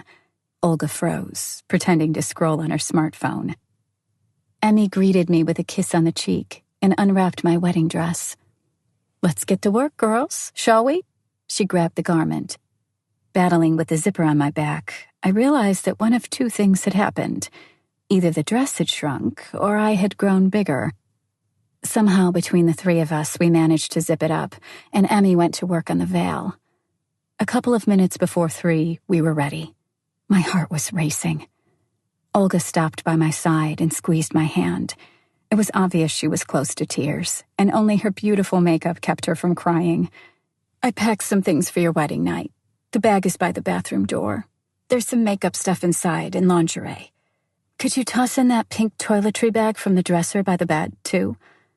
Olga went to grab the small bag. Why the fuck would you need a vibrator for your wedding night? She asked, bemused. Having problems? I turned to her and raised my brows. Not at all. I'm just planning a little surprise for my husband. You are so fucked up and kinky as hell. And that's why we're such good friends, she said. I forgot my lip balm. Be back in a sec. She disappeared through the door, and I heard a shriek from downstairs. Get out! It's bad luck for you to see her before the ceremony. I spun on my heel and saw it was my breathtaking fiancé. He looked at me and went perfectly still. I was doing my best to keep calm. We faced each other. Finally, Massimo made the first step and closed the distance between us. I don't give a flying fuck about your superstition, he said, lifting my veil. I couldn't wait any longer. I just had to see you. The only times Massimo cursed were in bed or when he was really angry about something. I'm scared, I breathed, looking him in the eyes. He took my face in his hands and planted a delicate kiss on my lips before pulling away and looking at me. I'm here for you, baby girl, he said gently. You're so beautiful. You look like an angel. He closed his eyes and touched his forehead to mine. I want to have you just for myself. I love you, Laura. I adored it when he said that. A wave of incredible happiness washed over me then. It was difficult to describe. That hard, inhuman, ruthless man was showing me affection. I wanted this moment to last forever, so that we didn't have to go anywhere or see anyone, so that all that counted was the two of us. Domenico's and Olga's voices reached us from downstairs, but the two didn't have the courage to interrupt us. The man in black opened his eyes again and kissed me on the lips. It's time, baby girl. I'll be waiting for you. Hurry. He turned away and headed toward the stairs. I looked on, mesmerized, as he disappeared. He was wearing a stylish dark blue tuxedo, a white shirt and bow tie the color of the tux. A delicate flower matching the color of my dress decorated his lapel. He looked like a model from an Armani show. I heard Olga climbing the steps. My friend joined me to adjust the veil on my head. This damn dress is too fucking overcomplicated, she grumbled, fussing about her own outfit, trying to straighten it down on both sides. Can't really walk in it, not to mention taking the stairs. You ready? I nodded and grabbed her hand. The Madonna della Rocca church was perched on the slope at the very top of Taormina. It was an impressive building from the 12th century, restored in 1640, overlooking the town. A few dozen feet below, there was an old castle. Farther down the slope, the sea shimmered in blue. I stepped out of the car and saw a white carpet leading to the entrance, lined by elaborate floral decorations. The only thing that distorted the perfect view were the burly men in black suits standing guard over the gate. The church was one of the town's main tourist sites, the last stop for the most determined visitors, undaunted by the thousands of steps they had to climb to get there. I'll wait for you inside. I love you, Olga whispered and gave me one last hug. I stopped, disoriented, and looked around. I couldn't breathe. Domenico appeared out of nowhere, and we locked arms. I know I'm not the one who should be standing at your side now, but it is nevertheless a great honor for me, Laura. My legs were shaking, and I couldn't stop wobbling back and forth like an abandoned child. What are we waiting for? I asked impatiently. Suddenly, music blared from somewhere, and a woman's beautiful, sonorous voice intoned Ave Maria. This. He raised his brows and smiled gently. Now, come with me. Domenico prodded me forward, and we started walking to the entrance. My impossibly long train snaked behind our backs. The stairs were guarded by security guards, who made sure none of the dozens of tourists broke through. The onlookers applauded as I approached the building. I was nervous and strangely calm at the same time. Panicked, but also euphoric. The closer we were getting to the great doors, the faster my heart was pounding. Finally, we crossed the threshold, and the sound of singing became louder. The voice surrounded me, wrapped itself around me, and tore into me. The people lining the way to the altar all went silent. I kept my eyes fixed ahead of me. By the altar, with a gleaming smile, watching my approach, was my breathtaking future husband. Domenico led me all the way to him before taking his place next to Olga. As I stopped by the altar, Massimo took my hand in his, placing a gentle kiss on my palm and squeezing it tightly. The priest began the ceremony, and I tried tearing my eyes away from Massimo. He was mine. In a couple of minutes, we were about to seal our fates, intertwining our lives forever. The ceremony only took a little time, and it was all in English. To be honest, I can't really remember any of it. I was too nervous. I recall silently praying for it to be over. When it was done, we went to the chapel to sign the documents. On our way there, I finally took the opportunity to take a look around. The guests were squeezed into the pews with barely any space between them. If I had to imagine a mafia wedding before, this is how I would have pictured it in my mind. The men were watching us stern-faced, whispering among themselves, and the women, dressed up to the nines and evidently bored out of their minds, were rolling their eyes, stealing glances at their phones. The formalities took more time than I had imagined, so when we finally left the sacristy, I was surprised to see that everybody had left. I stopped in front of the building and looked over the city and the sea while tourists tried snapping photos. The security guards made it all but impossible, of course. I couldn't have cared less. My fingers fiddled with a platinum wedding ring around my finger, perfectly matching the engagement ring right next to it. "Does it chafe, Mrs. Torricelli?" Massimo asked, wrapping his arm around me. I smiled, looking at him. I just can't believe it. The man in black leaned closer and kissed me. It was a long, deep, and very passionate kiss. The sight made the onlookers cheer loudly. They whistled and applauded us, but we paid them no mind. Finally, we tore away from each other. Massimo took my hand and led me along the white carpet to the car that was already waiting.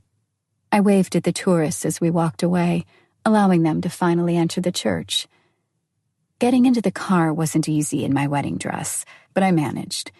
The car wasn't a limousine, but a white Mercedes SLS AMG, a vehicle as gaudy and ostentatious as they got. Massimo took his seat behind the wheel and gunned the engine. "Now, the hardest part," he said, putting the machine in motion. "I need you to be courteous and do as I say. Please do not act out or speak against me in any way. Can you do this for me until the end of the party?" I sent him a surprised look, completely baffled. "Are you telling me to behave?" I asked irritably. "I'm simply saying that you don't know how to behave in the company I'm introducing you to, and I had no time to give you any pointers before. This is about business and the family image, baby. It has nothing to do with us. Many family heads are hardline mobsters. They have pretty conservative views on what roles women should play in life. They're easy to offend, and they might feel disrespected without you knowing what you did wrong. That would undermine my authority," Massimo explained, placing a hand on my knee. "The upside is that most of them don't know English.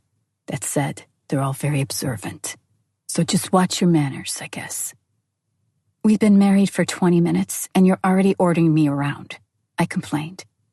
Massimo sighed and slammed the steering wheel with both hands. "This is what I'm talking about," he thundered. "Don't talk back to me." I froze, bewildered and angry, glaring through the window, mulling over his words. I'd already had enough of this farce, and the party hadn't even started yet. "I'll play the trophy wife under one condition." "Trophy wife?" he grimaced. "Yes, Don Massimo, trophy wife. An insignificant thing you just show off to everybody. Someone you show up with everywhere to prove just how much of an alpha male you are. I'll be your trophy if you submit to me fully for one whole day after that." The man in black leaned his head back, and for a while he stared ahead impassively. "If you weren't pregnant, I'd stop the car right away and spank you. And then I'd do that thing I've already done to that pretty round butt of yours." He turned his head and sent me an angry stare. "But your current status makes you untouchable, so I'll negotiate instead. I'll give you 1 hour of power." "A whole day." I wasn't about to budge. "Don't overstep your bounds, girl. 1 hour, at night. I won't take any risks." I brooded, a cunning plan already taking shape in my head. "All right, Massimo. 1 hour during the night, but you can't say no." He knew I'd make the best of those 60 minutes, and it was evident that giving me even that short while in the saddle wasn't something he relished. But it was too late to back out. "Well then, trophy wife," he said. You behave today and do as I say." A couple of minutes later, we stopped at a historical hotel. The driveway was blocked by 2 black SUVs and a dozen muscled men in black suits. "What's that all about?" I asked, looking around. Massimo laughed, before knitting his brows and becoming serious. "Our wedding party." Lightheaded with the view, I felt my stomach knotting. I was among dozens of armed men in cars that looked like tanks. I rested my head against the seat and closed my eyes, trying to calm my breath. "It's okay," Massimo said, grabbing my wrist to check my pulse and glancing at his watch. "Your heart is racing, baby girl. What's wrong? You need your pills? Is your heart condition acting up?" I shook my head and turned to look at him. "Do we need all this?" His face didn't lose its stern expression. He stared at his watch, counting the beats of my heart. "The heads of practically all the Sicilian families are present, not to mention my partners from the continent in America. A lot of people would give away everything they have to be let inside and snap some photos. Not to mention the police. I thought you were used to the security detail by now anyway." I was doing my best to keep calm, but I just couldn't help feeling overwhelmed with the sheer number of armed guards. I was paralyzed. My head swam with thoughts of an attack, an attempt on my life, or Massimo's.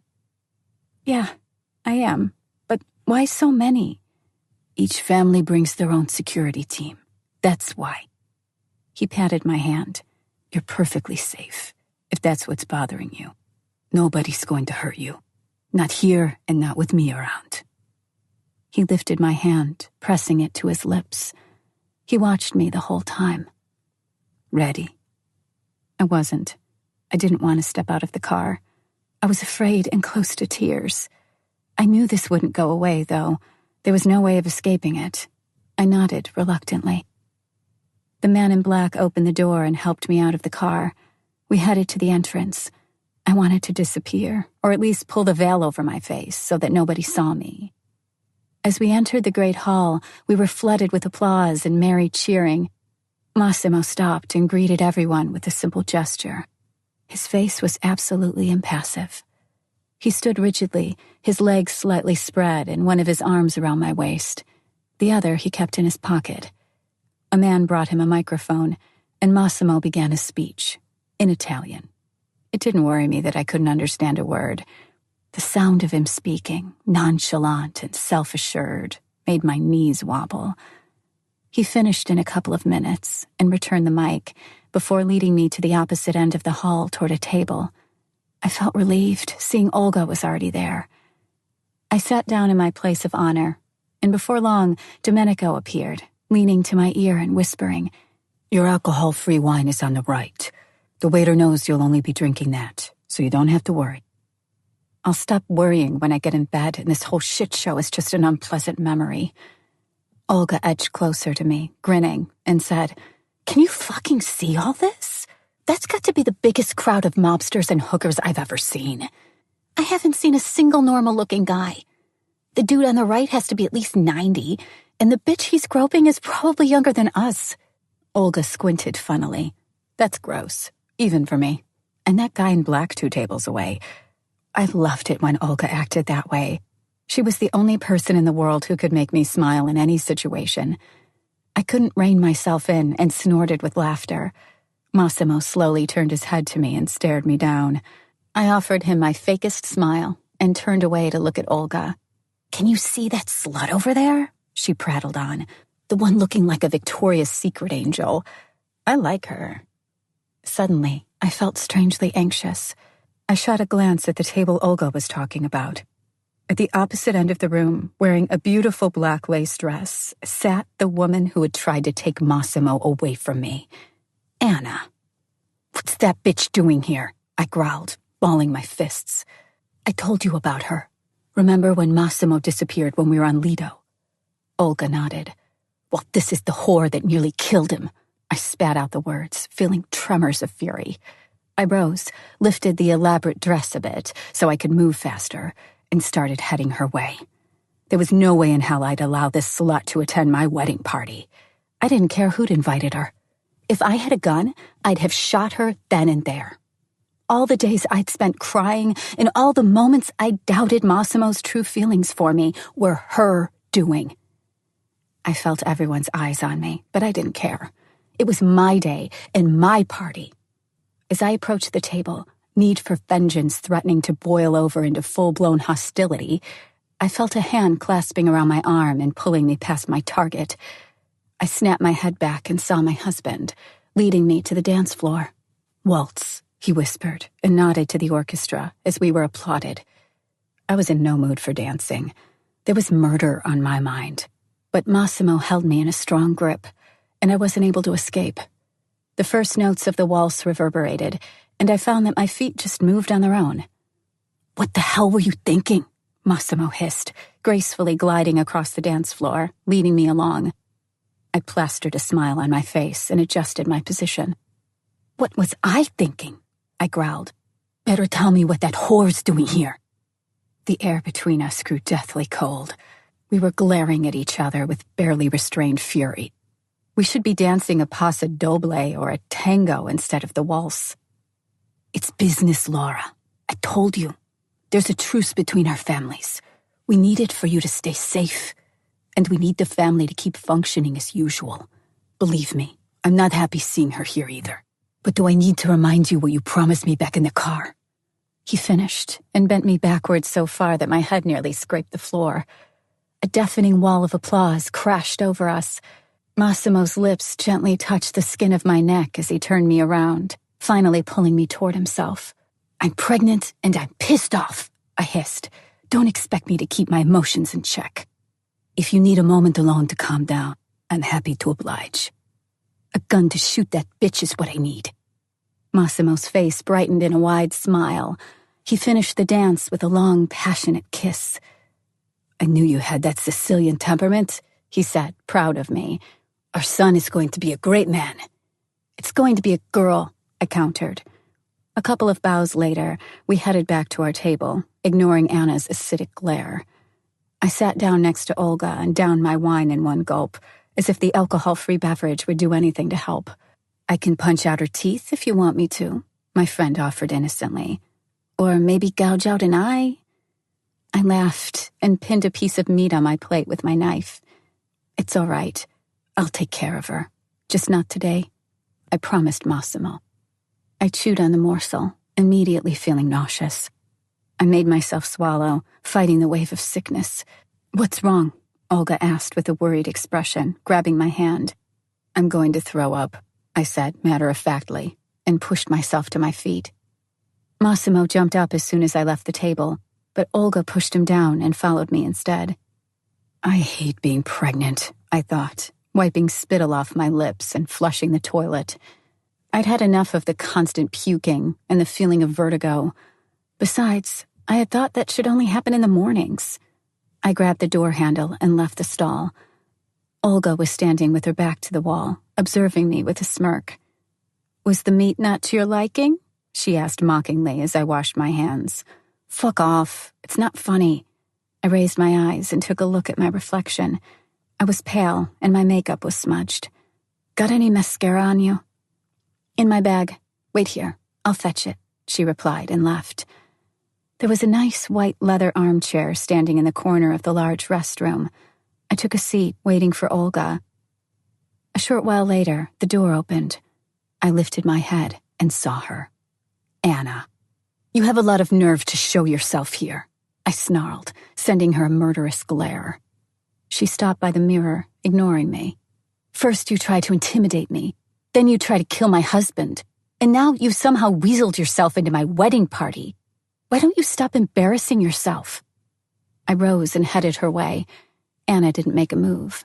Her eyes trailed my reflection in the mirror. I was calm now, composed, just as Massimo would have liked. I reined myself in, though deep down I wanted to grab her by the hair and smash her face on the marble sink. "You think you've won?" she asked. I laughed roughly, noticing that Olga was back. "There was no competition. I hope you've had your fill already, because you're leaving." Olga opened the door and gestured for Anna to leave. "We'll see each other again. the woman hissed, throwing her handbag over her shoulder and disappearing into the corridor. "Not before your funeral, bitch," I called after her, lifting my chin defiantly. She snapped back, glaring at me, and left. When we were alone again, I collapsed on the armchair and hid my face in my hands. Olga walked over and patted me on the back. "I can see you're already acting like a real gangster." I liked that part with the funeral. "She's scary, Olga. I know she's planning something." I sighed. "Just you wait." Suddenly, the door swung open, and Domenico stormed in, followed by a security guard. We looked at them, confused. "You got the wrong fucking door, dude," Olga said, raising her brows. The two men were clearly agitated. They were panting. They must have been running. Both men shot quick glances around, but having found nothing worrying, they nodded apologetically and left. I crossed my arms and dropped my head. Maybe there's a camera installed somewhere on me too, as if a transmitter wasn't enough. I shook my head, wondering at the scope of control Massimo was exerting over me. Were they here to save me or Anna? And how had they known the situation might have warranted an armed intervention? I couldn't find a logical explanation. I got up, went to the mirror, and touched up my makeup. I needed to look beautiful and fresh again. Then we returned to the main hall, and I sat down next to my husband. "Everything all right, baby girl?" "The child doesn't like alcohol-free wine, it seems," I replied. "If you're feeling better now, I'd like to introduce you to some people. Come." We slalomed between tables, greeting what seemed like dozens of gloomy goons. That's what Olga and I call guys who look too grim not to be mobsters. They were betrayed by their scars, and sometimes simply by their empty, cold stares. Besides, it wasn't hard to tell. They all had one or two bodyguards standing behind their backs. I did my best to be charming and sweet, just as Massimo had told me. Meanwhile, the mobsters ostentatiously ignored me. I hated it. I knew I was smarter than most of them. I could have easily blown them all away with my knowledge and wit. With growing admiration, I looked at Massimo, who clearly stood out in this crowd. For starters, he was a lot younger than the other men. He also surpassed them in strength and intellect. I could see they respected him, listened to him, and craved his attention. At some point, I felt someone's touch on my back. Then a hand slid around my hips and turned me around. And then someone planted an unexpected kiss on my lips. I pushed the man away and raised my hand to slap him in the face. As he pulled away, I froze, my arm still raised. "Hello there, sister-in-law. You're as beautiful as they say." The man looked like Massimo. I took a step back, walking into the man in black. "What the fuck?" I blurted, shocked. My husband's clone wasn't disappearing. What's worse, his face was really the same as Massimo's. So was his stature. Even their hair was the same. Totally disoriented, I stood dumbfounded, mouth agape. "Laura, meet my brother Adriano," Massimo said. The man offered me a hand, and I retreated, pushing my back into my husband's torso. "A twin? Fuck me," I breathed. Adriano burst out in laughter and took my hand, bowing to kiss it. "That's me." I turned to Massimo and stared him in the eyes, shocked out of my mind. I tried comparing his face to Adriano's. They were practically identical. And when Adriano spoke, the sound of his voice was indistinguishable from Massimo's. "I think I'm going to faint," I whispered, staggering. Massimo said 2 sentences in Italian to his brother and led me to the door at the end of the hall. We passed through to a room with an adjoining balcony. It looked like an office. The walls were covered with bookshelves, but the 2 most prominent pieces of furniture were an old wooden desk and a massive couch. I sat on the soft cushions of the latter, while Massimo knelt next to me. "It's just scary," I said. "It's really fucking scary, Massimo. When were you going to tell me you had a twin brother?" The man in black grimaced, running a hand through his hair. "I didn't think he'd show up. He hadn't been home for a long time. He lives in England." "You didn't answer my question. I just married you. I'm your goddamn wife now." I cried out, jumping to my feet. "I'm having your baby, for fuck's sake, and still you can't do me the courtesy of being honest." I heard the door click shut behind me. "A child," a familiar voice said. My brother's going to be a father. Good for you." Adriano entered and walked over to us with a self-assured smirk on his face. I nearly blacked out again. He looked and moved like my man in black. His gait was calm and confident as he made his way to us. He stopped by his brother, who had risen to his feet by that time, and placed a kiss on his forehead. "So, Massimo," he said, pouring himself a glass of whiskey from a carafe standing on a little table by the couch. "Everything you ever wished for has come true. You got your girl, and are going to have an heir. Father must be turning in his grave." The man in black spun to face his brother and spewed out a tirade I couldn't understand. "Brother dearest," Adriano replied calmly, "Laura can't understand you. Why don't you speak English for her comfort, eh?" Massimo was fuming. His jaw worked rhythmically. "You see, Laura, in our culture, marrying an outsider is considered inappropriate. Our father's plans for his favorite son did not involve such a marriage." "Enough," Massimo bellowed, staring Adriano down. "Have some respect for my wife." Adriano lifted his hands, capitulating, and withdrew to the door, sending me an innocent smile. "My apologies, Don Massimo," he said ironically, bowing his head. "See you around, Laura." He nodded at me and left. As soon as we were alone, I went out to the balcony and propped my hands on the railing. Massimo joined me shortly, still enraged. "When we were kids, Adriano got it stuck in his head that I was Father's favorite. He competed with me for everything, trying to prove Dad wrong. The difference between me and my brother was that I never wanted to be the head of the family. Adriano did. It was his greatest dream. So when Father died and I was chosen to be the next Don, he didn't take it well. Mario, my consigliere, was Father's right hand. It was he who decided I was the better pick. When he learned of the decision, Adriano left and told us he'd never come back. We haven't seen him in years. That's why I didn't tell you." "So what's he doing here right now?" I asked. "I'm as curious as you are." It wouldn't be fair to take my anger out on Massimo. This conversation was over. "Come on, let's join the others," I said, taking his hand.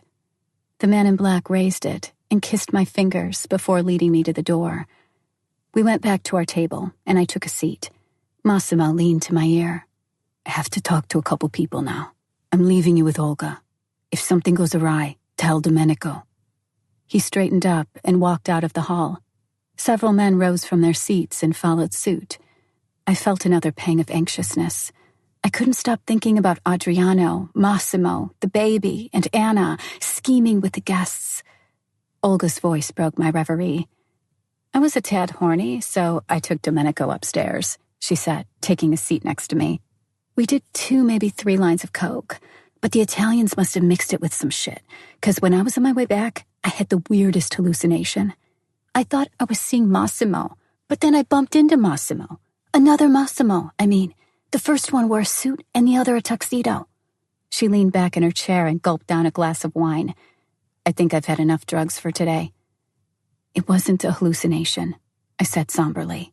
"There's 2 of them." Olga frowned and moved closer, as if she misheard me. "What?" "They're twins," I explained, staring at Adriano, who was making his way toward us. "The one coming our way isn't Massimo. It's his brother." Olga couldn't hide her shock. She gaped at the handsome Italian. "Holy crap," she managed.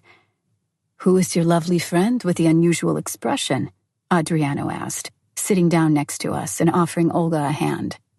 "If all Poles are as beautiful as you two, I've chosen the wrong country to immigrate to." "You gotta be fucking kidding," Olga muttered in Polish, taking the man's hand. Exhausted with all that had happened, I leaned back in my chair, observing as Adriano stroked my friend's hand with a satisfied half-smile. "Unfortunately, that isn't the case, and I really hope you're not thinking what I guess you're thinking right now." "Holy crap," Olga repeated, touching Adriano's cheek. "They're fucking clones." Adriano laughed at her reaction. He couldn't understand a word, but he knew what we were talking about. "This is serious, Laura. He's real. Of course he's fucking real. I'm telling you, they're twins." Stunned, Olga pulled away from Adriano and straightened up, squinting at him. "Can I fuck him?" she asked disarmingly and sent me a sly smirk. I couldn't believe it, but I supposed I shouldn't be surprised. I rose and snatched the hem of my dress, lifting the long fabric a few inches above the floor. I was done with this. "I swear I'm going to go crazy. I need a moment alone," I said, leaving them. I passed the exit door and took a right turn. There was a small gate ahead. I passed it and found myself in a beautiful garden with a breathtaking view of the sea. The evening was warm, and the sun shone on Sicily with the remainder of its golden brilliance. I sat down on a little bench, enjoying the moment of solitude, and thinking of all the things I still knew nothing about, and of all the shock and pain they would cause me when I finally did learn about them. I wanted to call my mom, or, even better, to have her with me. She would have protected me from all those people and the whole world. My eyes teared up. What would my parents think about this? I kept still, watching the sea until it went completely dark and dozens of small lanterns flashed with warm light. I was reminded of the evening when I had been kidnapped. God, it was just a few months ago, I thought, and so much has changed. "You'll catch a cold," Domenico said, appearing out of nowhere and covering me with his jacket. He sat next to me. "What's up?" I sighed, turning to look at him. "Why didn't you tell me you two had a brother? His twin, to be precise." Domenico just shrugged and pulled out his bag of Coke. He poured some into his palm and snorted 2 doses. "I told you already. There are things that you two must tell each other directly. Me? I don't want to get mixed up in this." He got back up and licked a speck of cocaine from his skin. "Massimo told me to get you." I watched him with revulsion. I couldn't hide my disdain for his addiction. "You're fucking my friend," I said, getting up, "and I won't butt into whatever's between the two of you, but I won't let her lead you to a point of no return." Domenico dropped his eyes, his foot playing with a pebble. "I wasn't planning on that," he said quietly. "I can't help it. I just like her." I burst out in laughter and patted him on the back. "You're not the only one, but I'm not talking about sex. I'm talking about the coke. Please be careful. She's easily tempted." Domenico led me through a series of corridors all the way to the top floor, closed off from the party guests. He stopped by a double-winged door and pushed it open. The heavy wooden door opened, and I saw a massive table with rounded corners and Massimo sitting at the head. The celebration inside didn't pause as I entered. Only the man in black pinned me with his cold, dead eyes. I took a look around. Several men were groping half-naked women, and the rest were occupying themselves with forming lines and snorting coke off the tabletop. I passed them, my back straight and my pace measured and confident, as I made my way toward my husband. The train stretched out behind me, making me look even more aloof than I felt. I rounded the whole group and stopped behind Massimo, placing my hands on his shoulders. My man straightened and raised a hand to touch my ring finger. "Signora Torricelli," one of the men addressed me. "Care to join in?" He pointed to the surface of the table with neat, long, parallel lines formed across it. I took a moment to think about the right answer. Don Massimo doesn't allow me those kinds of diversions, and I respect his wishes. The hand on my palm squeezed. I felt satisfied, knowing that my answer was the right one. "But I hope you're having a pleasant evening, gentlemen." I nodded and smiled my most charming smile. A security guard offered me a chair. I took a seat and observed. I kept a stoic demeanor, but inside I was shaking with shock and anger. Old ugly bastards groping those women, snorting like wild hogs, inhaling the white powder and talking about things I wasn't privy to. Why did Massimo want me here? I couldn't shake the thought that something was wrong. Maybe he wanted to display me for his peers to see, showing me off as the dutiful wife. Or maybe he wanted me to learn a thing or two about his world. This had nothing to do with what I had seen in The Godfather. In the movie, the mobsters had rules they lived by, a code, or at least a bit of class. There was nothing of the sort here.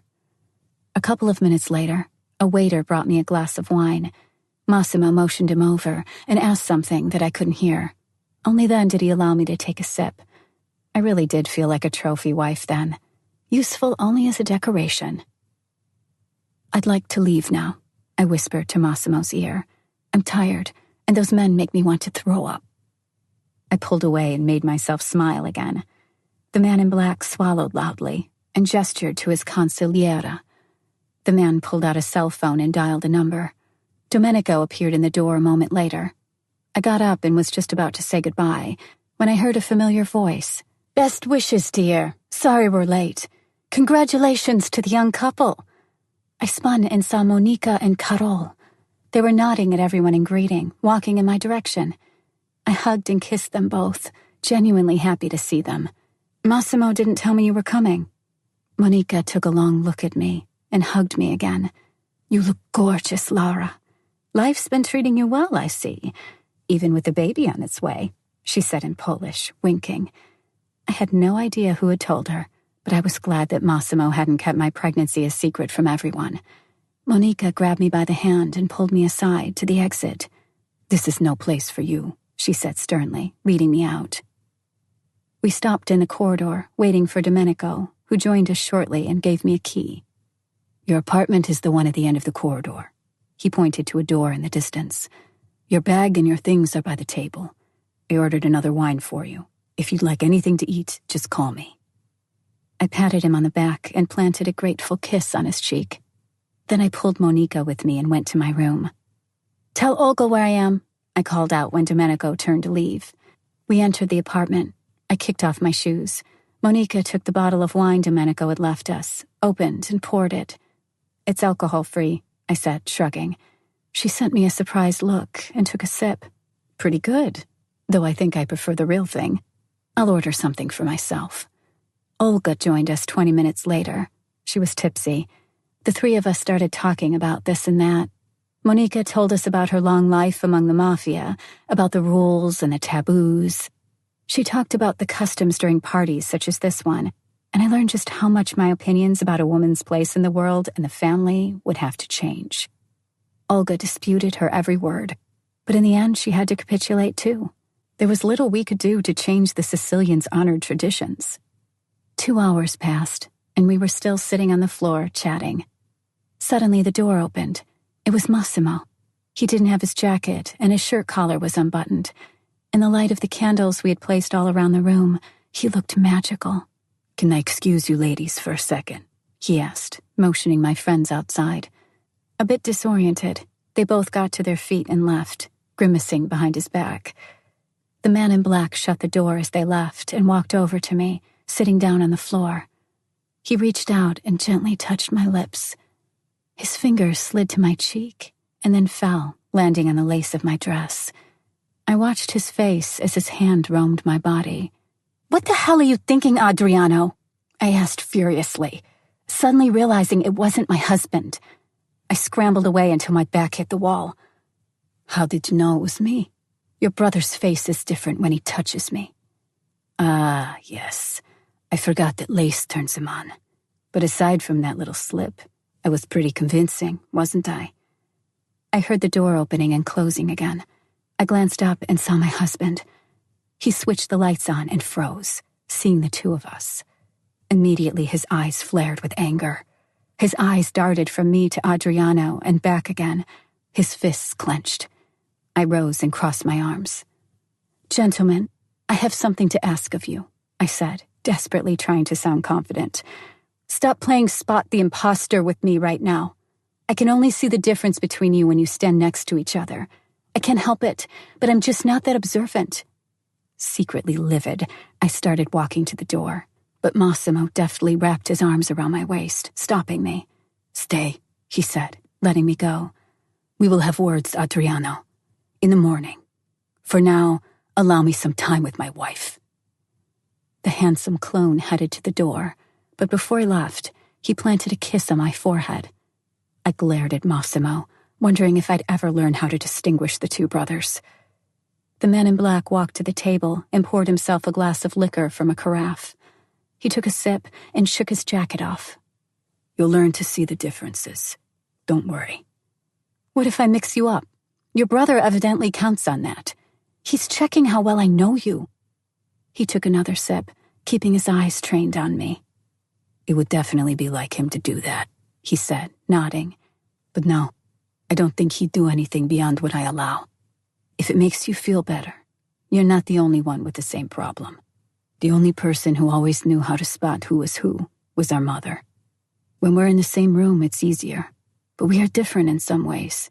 You'll get it, sooner or later. I'm afraid I'd only be able to tell you apart if you were naked. I know each scar on your skin." I closed the distance between us, putting a hand on his chest and sliding it down, allowing it to stop on the zipper of his pants. I counted on a reaction, but didn't get one.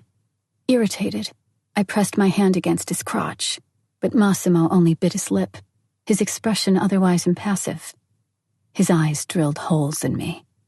On the one hand, his reaction was frustrating, but on the other, I knew it was just a game. He was provoking me to be more active. "Well then, you got it." I pulled the glass out of his hand and placed it on the table. Then I softly pushed him until his back touched the wall. I knelt, keeping my eyes locked on his, and started to unzip his pants. "Was I a good girl, Don Massimo?" "You were," he replied, and finally his stony face changed, showing the lust underneath his icy mask. "So I can get a reward?" He nodded with a half-smile, his fingers stroking my cheek. I pulled up his sleeve and glanced at his watch. It was 1:30. "Off we go, then.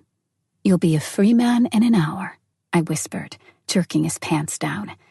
His smile vanished, replaced by curiosity and something I could only identify as fear, even though he was doing his best to mask it. "We have to wake up early tomorrow. We're leaving. You're sure you want to take your hour right now?" I laughed grimly and pulled off his boxers, revealing his gorgeous cock. I took a lick and then nudged it with the tip of my nose. I've never been so sure about anything. "Before we start, let's set out some ground rules," I said, smooching his rising manhood. "I can do whatever I want for an hour, right? As long as it doesn't endanger me or your life, everything's fair play." He tensed, observing me with narrowed eyes. "Should I be worried, Laura?" "You can, if you'd like.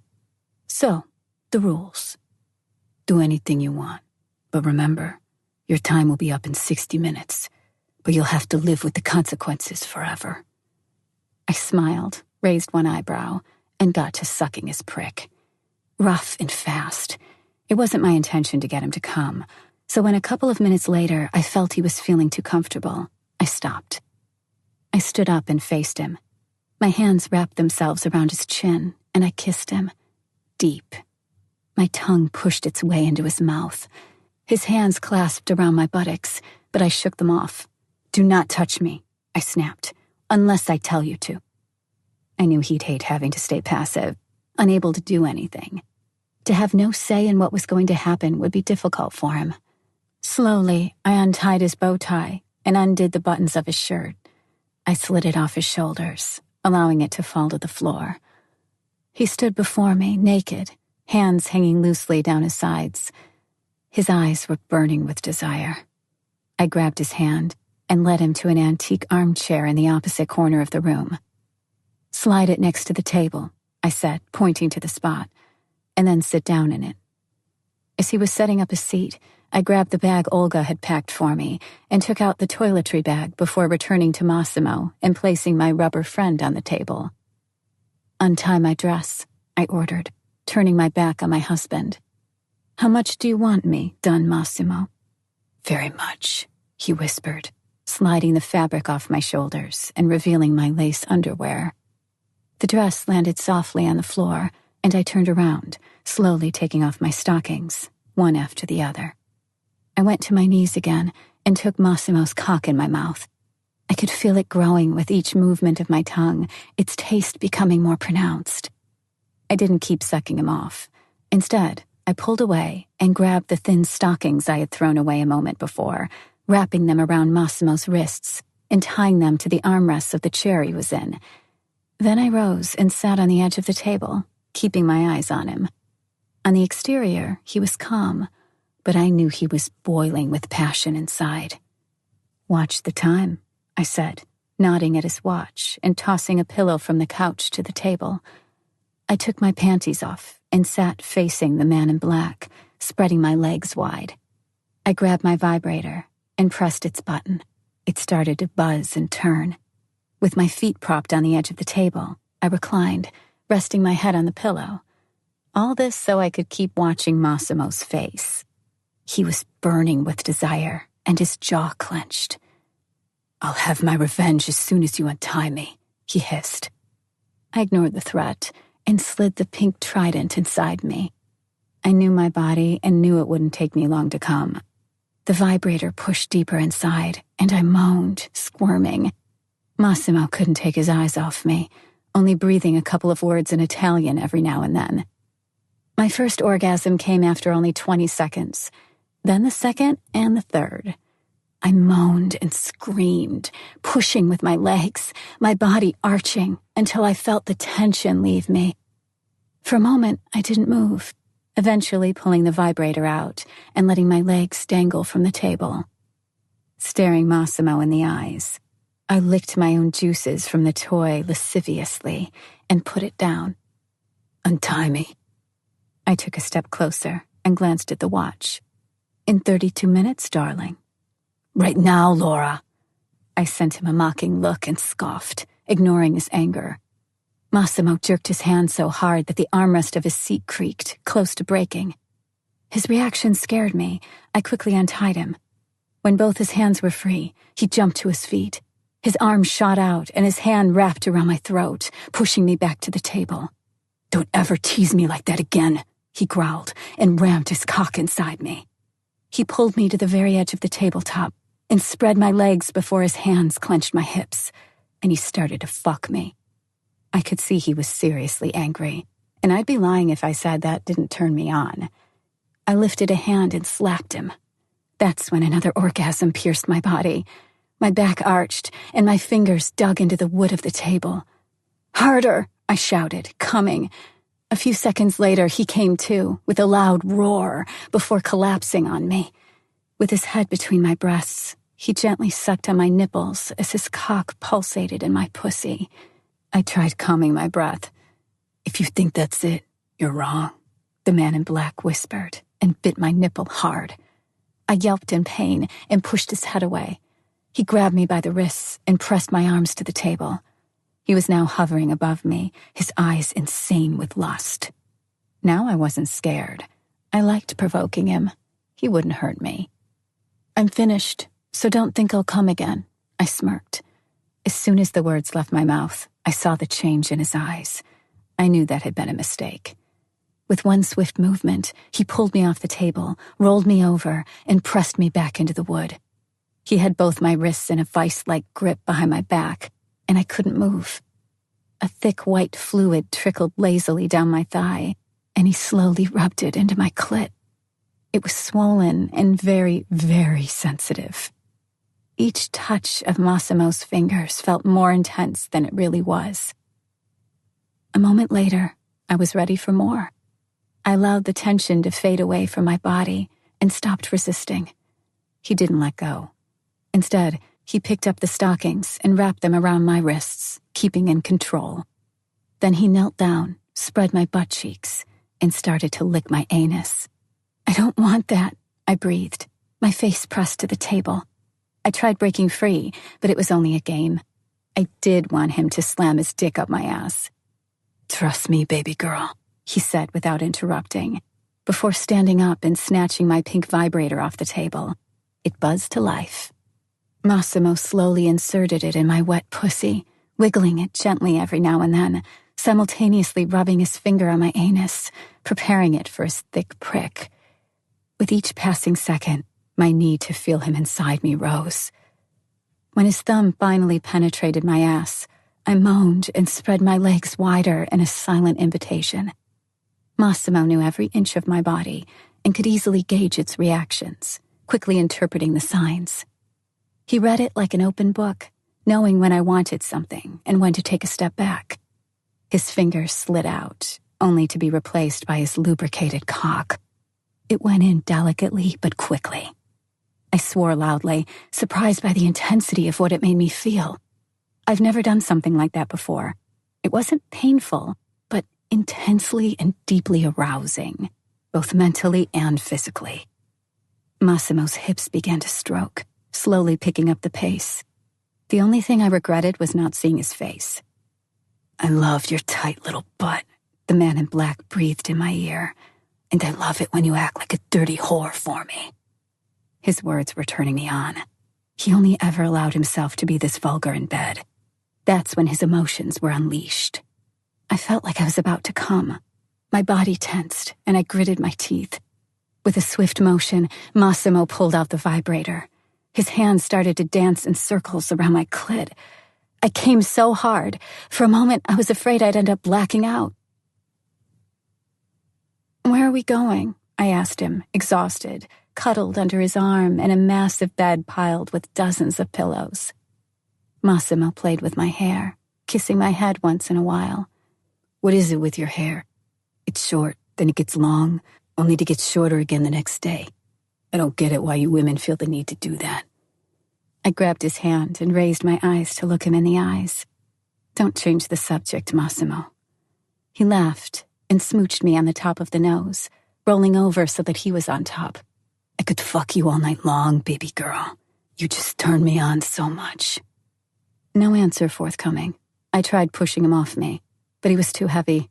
I resigned, sighing deeply and pouting. "I feel absolutely satisfied right now," I said. "After what you did on the table, and then in the bathroom and on the terrace, I think I'll be good for the next few months."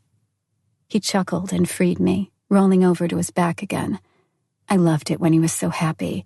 It was a rare occurrence when we were alone, and he never allowed himself to express such joviality with anyone else present. At the same time, I adored his moderation and nonchalance, always impressed by his calmness and self-discipline. There were two souls inside Massimo. The first was the one only I knew, the caring, loving guardian angel. The second, feared by everyone, the cold, ruthless mafioso who could kill as if it didn't mean a thing. Cuddling with him in bed now, I recalled all that had happened throughout the last 3 months. Now, from a distance, the whole story sounded like something incredibly exciting, an adventure to remember and explore, always discovering new and fascinating facets. I already forgot how I'd felt when he had first taken me prisoner, how scared I had been of this incredible man. Typical Stockholm Syndrome, I realized. Semi-conscious, already halfway to sleep, I felt my body lifted and covered with a blanket. I was so sleepy that I couldn't keep my eyes open.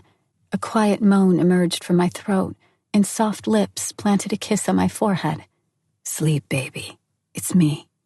I heard the familiar, gentle voice and plummeted into a deep slumber. When I opened my eyes, the man in black was next to me. His legs and arms were wrapped around me. I couldn't move. There was a strange noise, droning steadily, like an engine. Slowly, I shook off the sleep.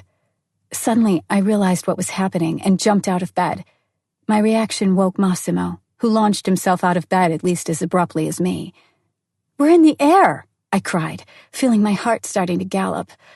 Massimo quickly closed the distance between us and wrapped his arms around me.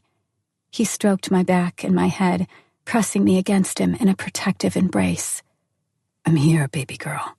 I can get your pills if you'd like. You'll sleep through the entire flight." I thought about it and decided that would probably be my best option. Chapter 4. The next 2 weeks were the most beautiful time in my life. The Caribbean was breathtaking. We swam with dolphins, ate delicious food, sailed a catamaran across the whole archipelago, and above all, we were inseparable. At first, I was a bit afraid of having to spend the entire time with Massimo. We had never spent so much time together before. Normally, I'd try to avoid that. Usually, I tended to grow impatient and irritated by my partner's constant presence. It always felt like too much pressure. This time, I yearned for more. Each minute I spent with Massimo made me want to experience even more. When our honeymoon came to an end, I couldn't help feeling sad. But the news that Olga was still on Sicily cheered me up a bit. Come to think about it, I must have felt surprised, too. What had she been doing there all that time? Paolo, the security guard, picked us up at the airport and drove us to the residence. On the driveway, I was surprised to discover just how much I missed this place. We stepped out of the car, and Massimo asked something of a security guard before leading me to the garden. We passed the threshold and froze. Sitting in one of the armchairs was Domenico, and on his knees was Olga, kissing him passionately. They didn't even register our arrival. He had his arms around her and stroked her back, touching his nose to hers, while Olga was making a cute and innocent expression. For a while, I couldn't wrap my head around what I was seeing. I had to get their attention to sort this mess out. My hand squeezed Massimo's, and we headed deeper into the garden. The patter of my heels brought the two lovebirds back to earth. They finally noticed we were there. "Laura!" Olga exclaimed, jumping to her feet. She took me in her arms and gave me a great hug. I pulled away and took her face in my hands, giving her a scrutinizing look. "What's this, Olga?" I asked in Polish in a conspiratorial whisper. "What are you doing?" She shrugged, smiling awkwardly, but said nothing. Massimo walked over and gave her a kiss on the cheek before continuing to walk toward his brother. I kept staring at my friend, searching for an answer. "I'm totally in love, Laura," Olga said, sitting in the grass. "I can't help it. Domenico just turns me on so fucking much." I tossed my handbag to the grass and took a seat next to her. Summer had ended some time before, and though it was still warm, it definitely wasn't hot anymore. The grass was still damp, and the earth still had some residual heat to it. But the truly scorching weather was a thing of the past. I moved my hand through the blades of green, wondering what to say, when Massimo's shadow obstructed the sun. "Don't sit on the grass," he said, pushing a pillow under my butt and throwing another to Olga. "I need to work for a couple of hours. I'm taking Domenico with me." I sent him a look from behind smoky shades, still fascinated by the way he could change so much in such a short time. Now he was my brilliant, haughty husband, the mob boss, cold and lordly. But if we found some time only for the two of us, he would instantly transform into his gentle and loving true self. For a while longer, Massimo stood there, as if giving me a chance to burn his image in my mind. And then he kissed me on the brow and left, taking his younger brother with him. Domenico only waved at us briefly before vanishing behind the house.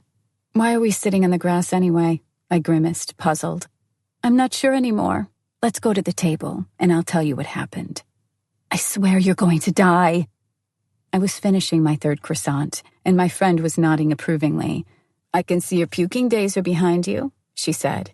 Yeah, quit fucking around and tell me the story."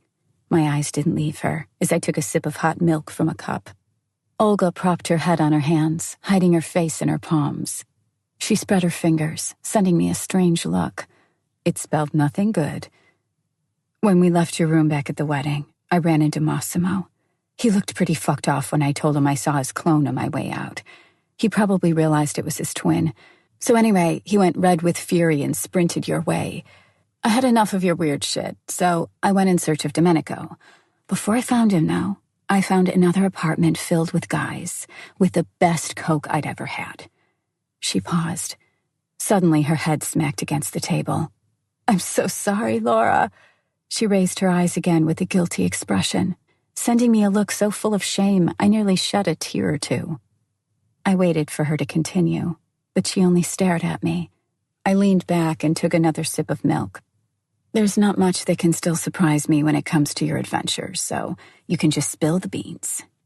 My friend touched her forehead to the table again with a heavy sigh. "You're going to kill me, but someone's going to tell you sooner or later, so it might as well be me."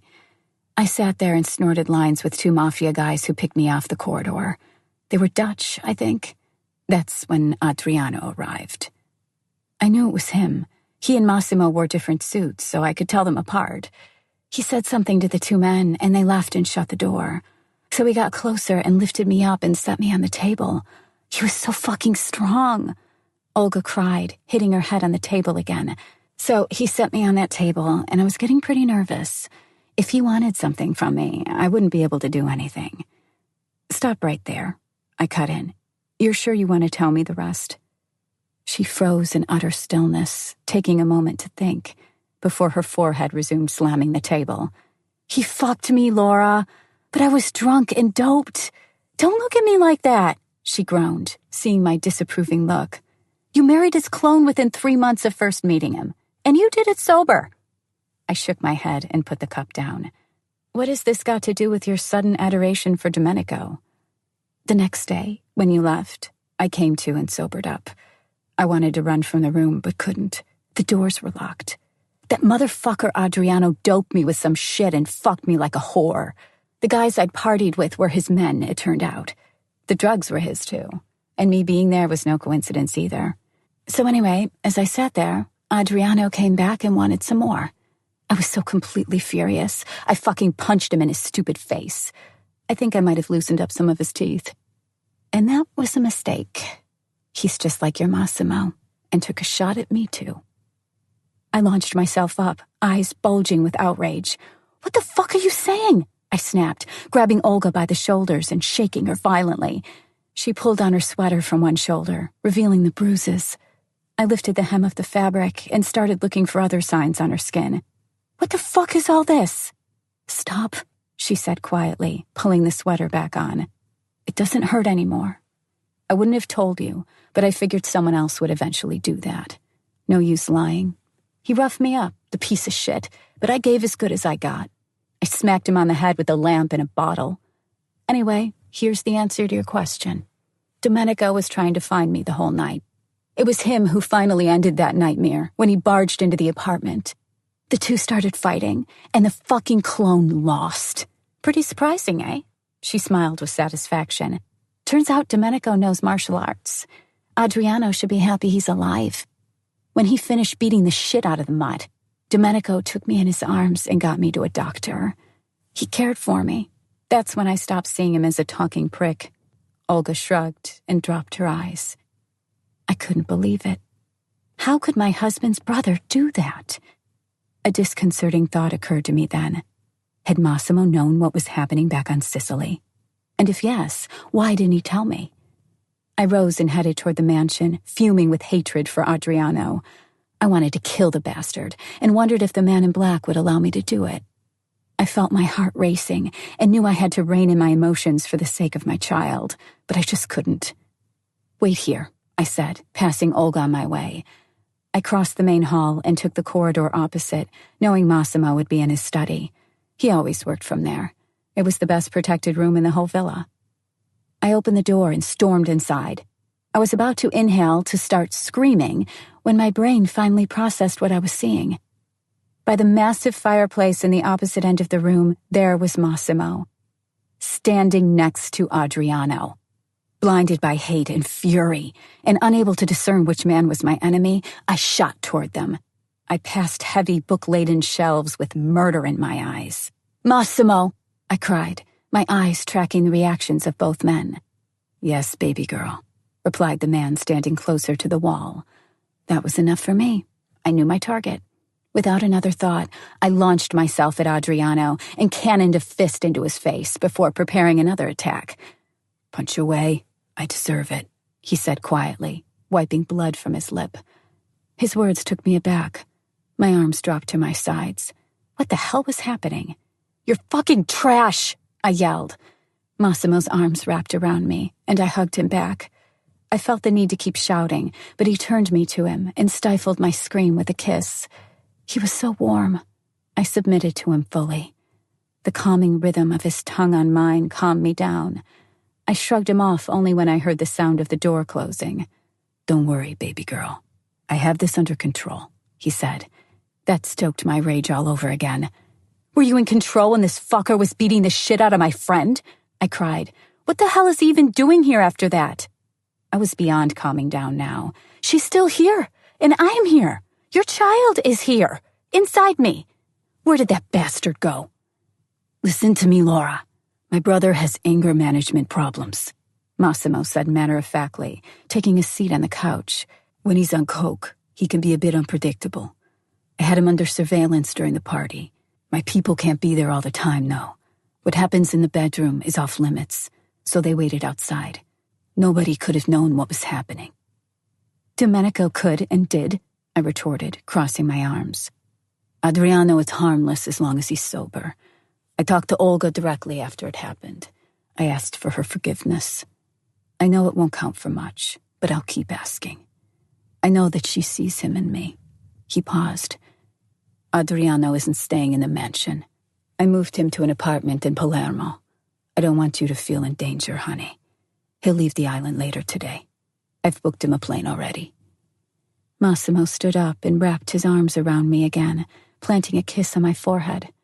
I lifted my eyes and sent him a sad and pained look. How could you keep this from me? My friend was in danger. The man in black sighed deeply and pressed my head to his chest. It would have changed nothing, and our vacation would have been ruined, he said simply. I knew you'd worry, and I was afraid you'd panic.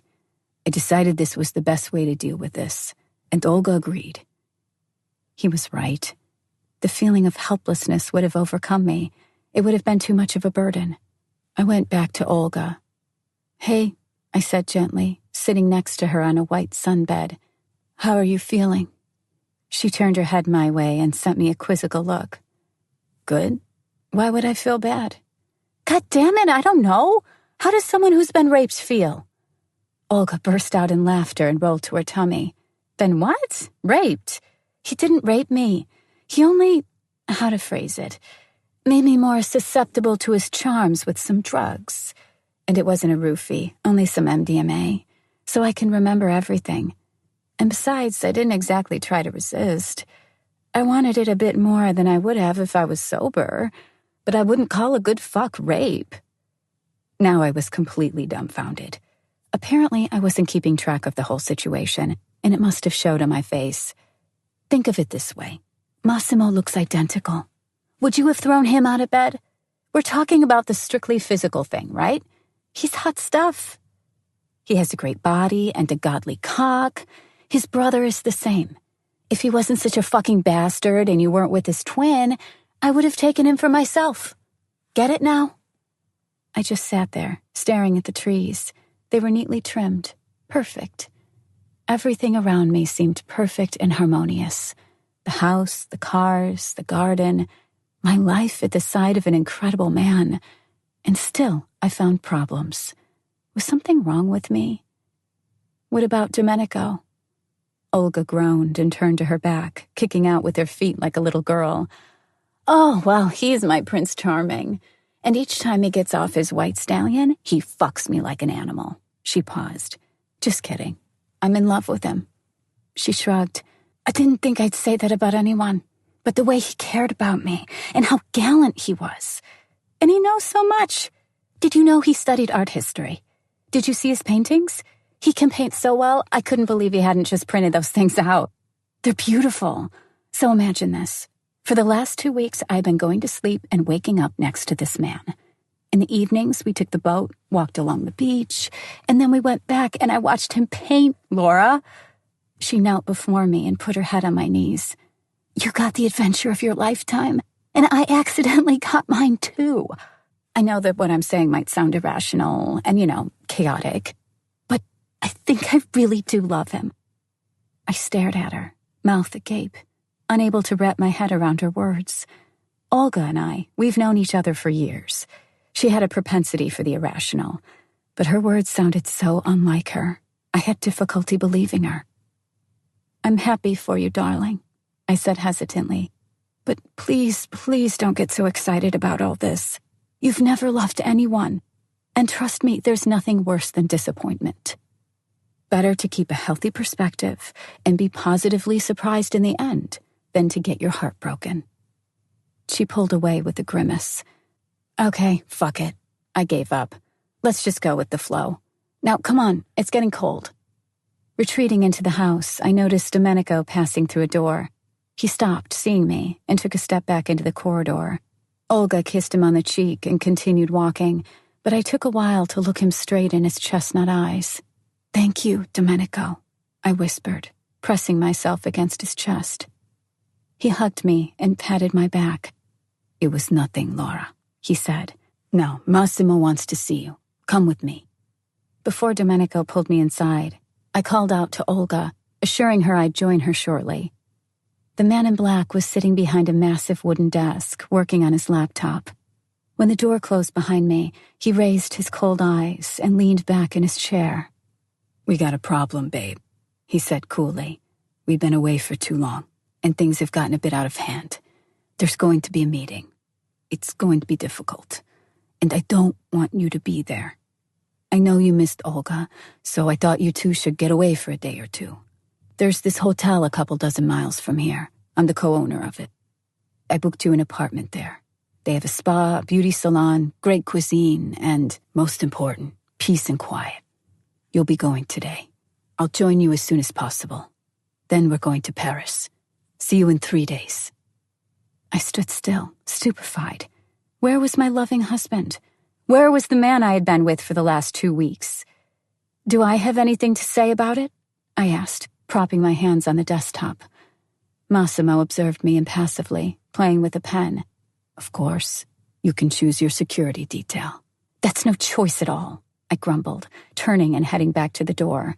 Before I reached it, I felt hot breath on the back of my neck and strong hands on my hips. The man in black spun me around and pushed me against the wooden door, slamming my back into the handle painfully. His palm hovered inches above my skin. For an instant, it touched my most sensitive spot. His lips closed with mine. "Before you go, Laura," he breathed, pulling away for a second. "I'll take you right there on that desk, quick and hard, just as you like." He took me in his arms and carried me back to the desk. "You know, I've been strangely attracted to wood since our wedding night." He did as he said. It was hard and violent, but it wasn't quick and didn't end with the first orgasm. Massimo adored sex. His body was made for it. He was insatiable, the perfect lover. But what I loved most about him was that he didn't only take, he gave back just as much. With every iota of his being, he gave me the confidence that I was the best in bed, that I made him lose his mind with lust, that each of my movements was perfect, that I was perfect. I couldn't be sure if that was entirely true, of course, but with him, that was what I felt. With Massimo, I was a porn superstar. I lost all my inhibitions, allowing him to do with me whatever he pleased, and I only wanted more. It's strange how different men can be and how differently they affect women. I've never been especially easy to get. My mom had raised me to make sure I didn't always fit in with the current trends and customs. I might have done a lot with my men, but I had never been as open with anyone before. Massimo's nonchalance, as well as the fact that he was always able to keep me at a distance, made me feel crazy about him. And that imperious tone he adopted at times made me do his bidding without question, even when his bidding was weirder than I could have anticipated. I loved him, but I also adored the kind of man he was. "Pack up, Olga," I called, entering my friend's room. I didn't knock first. My bad. What I saw made me stop in my tracks. It wasn't anything I hadn't seen before, though. Olga was naked and leaning against a wall, while Domenico, with his pants down, was fucking her from behind. As soon as he noticed I'd opened the door, he hid his face in Olga's hair and waited for me to leave.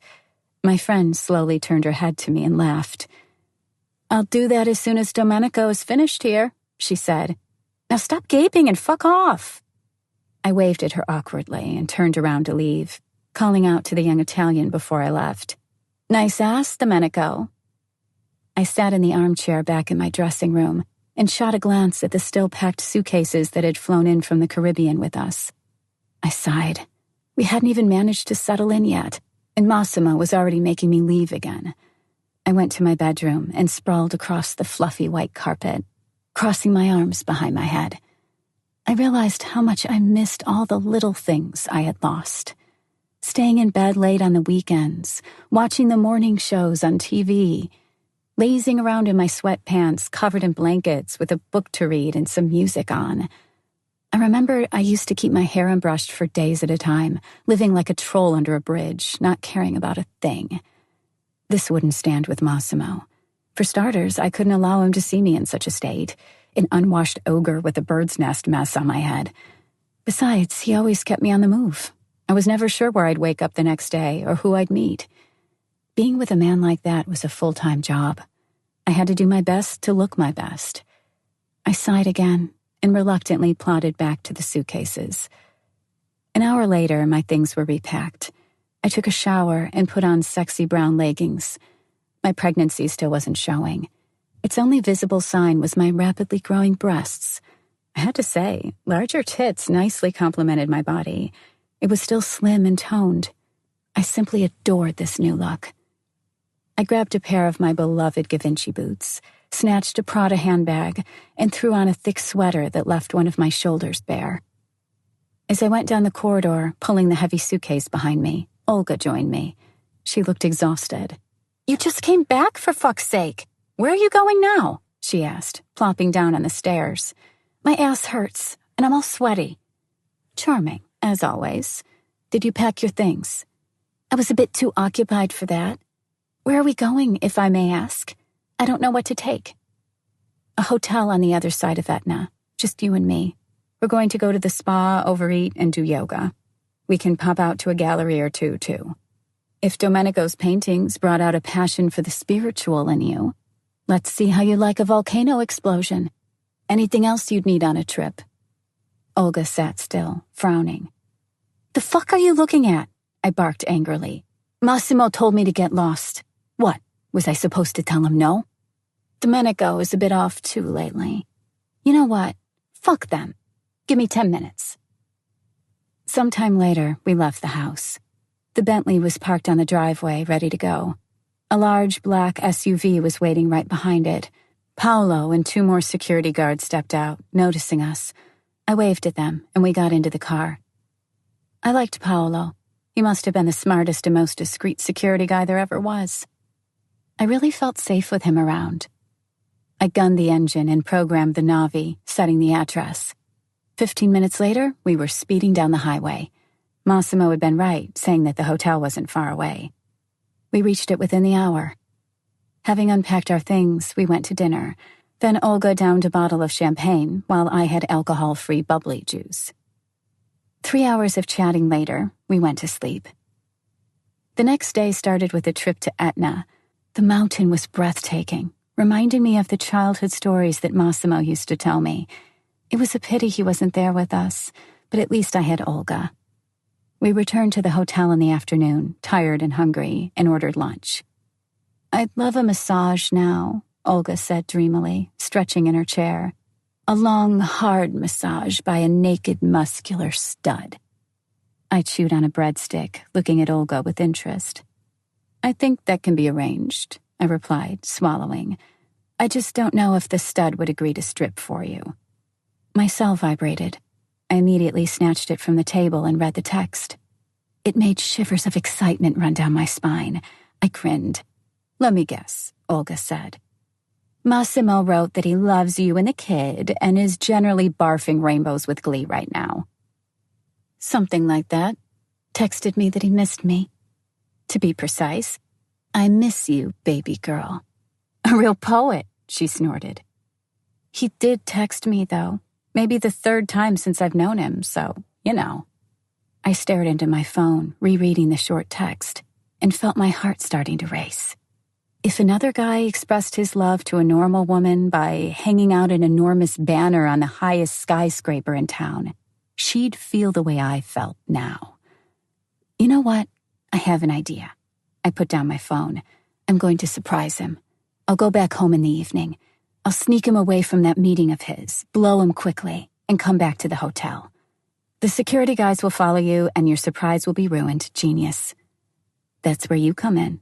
You'll distract Paolo, and I'll sneak out. The car is in the garage, and the security stays outside. Besides, when we go to sleep, so do they. It's not a prison. Their room is next to ours.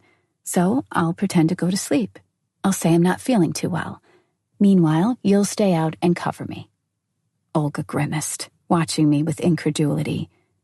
To sum up, I am to go to Paolo and tell him you went to sleep because you were feeling under the weather, and that I'm going to sleep too, and that we want to go shopping in the morning, so I'd like them to go to sleep too? Yeah, something like that. I clapped my hands. My secret plan got me all excited, and not even a relaxing trip to the spa could change that.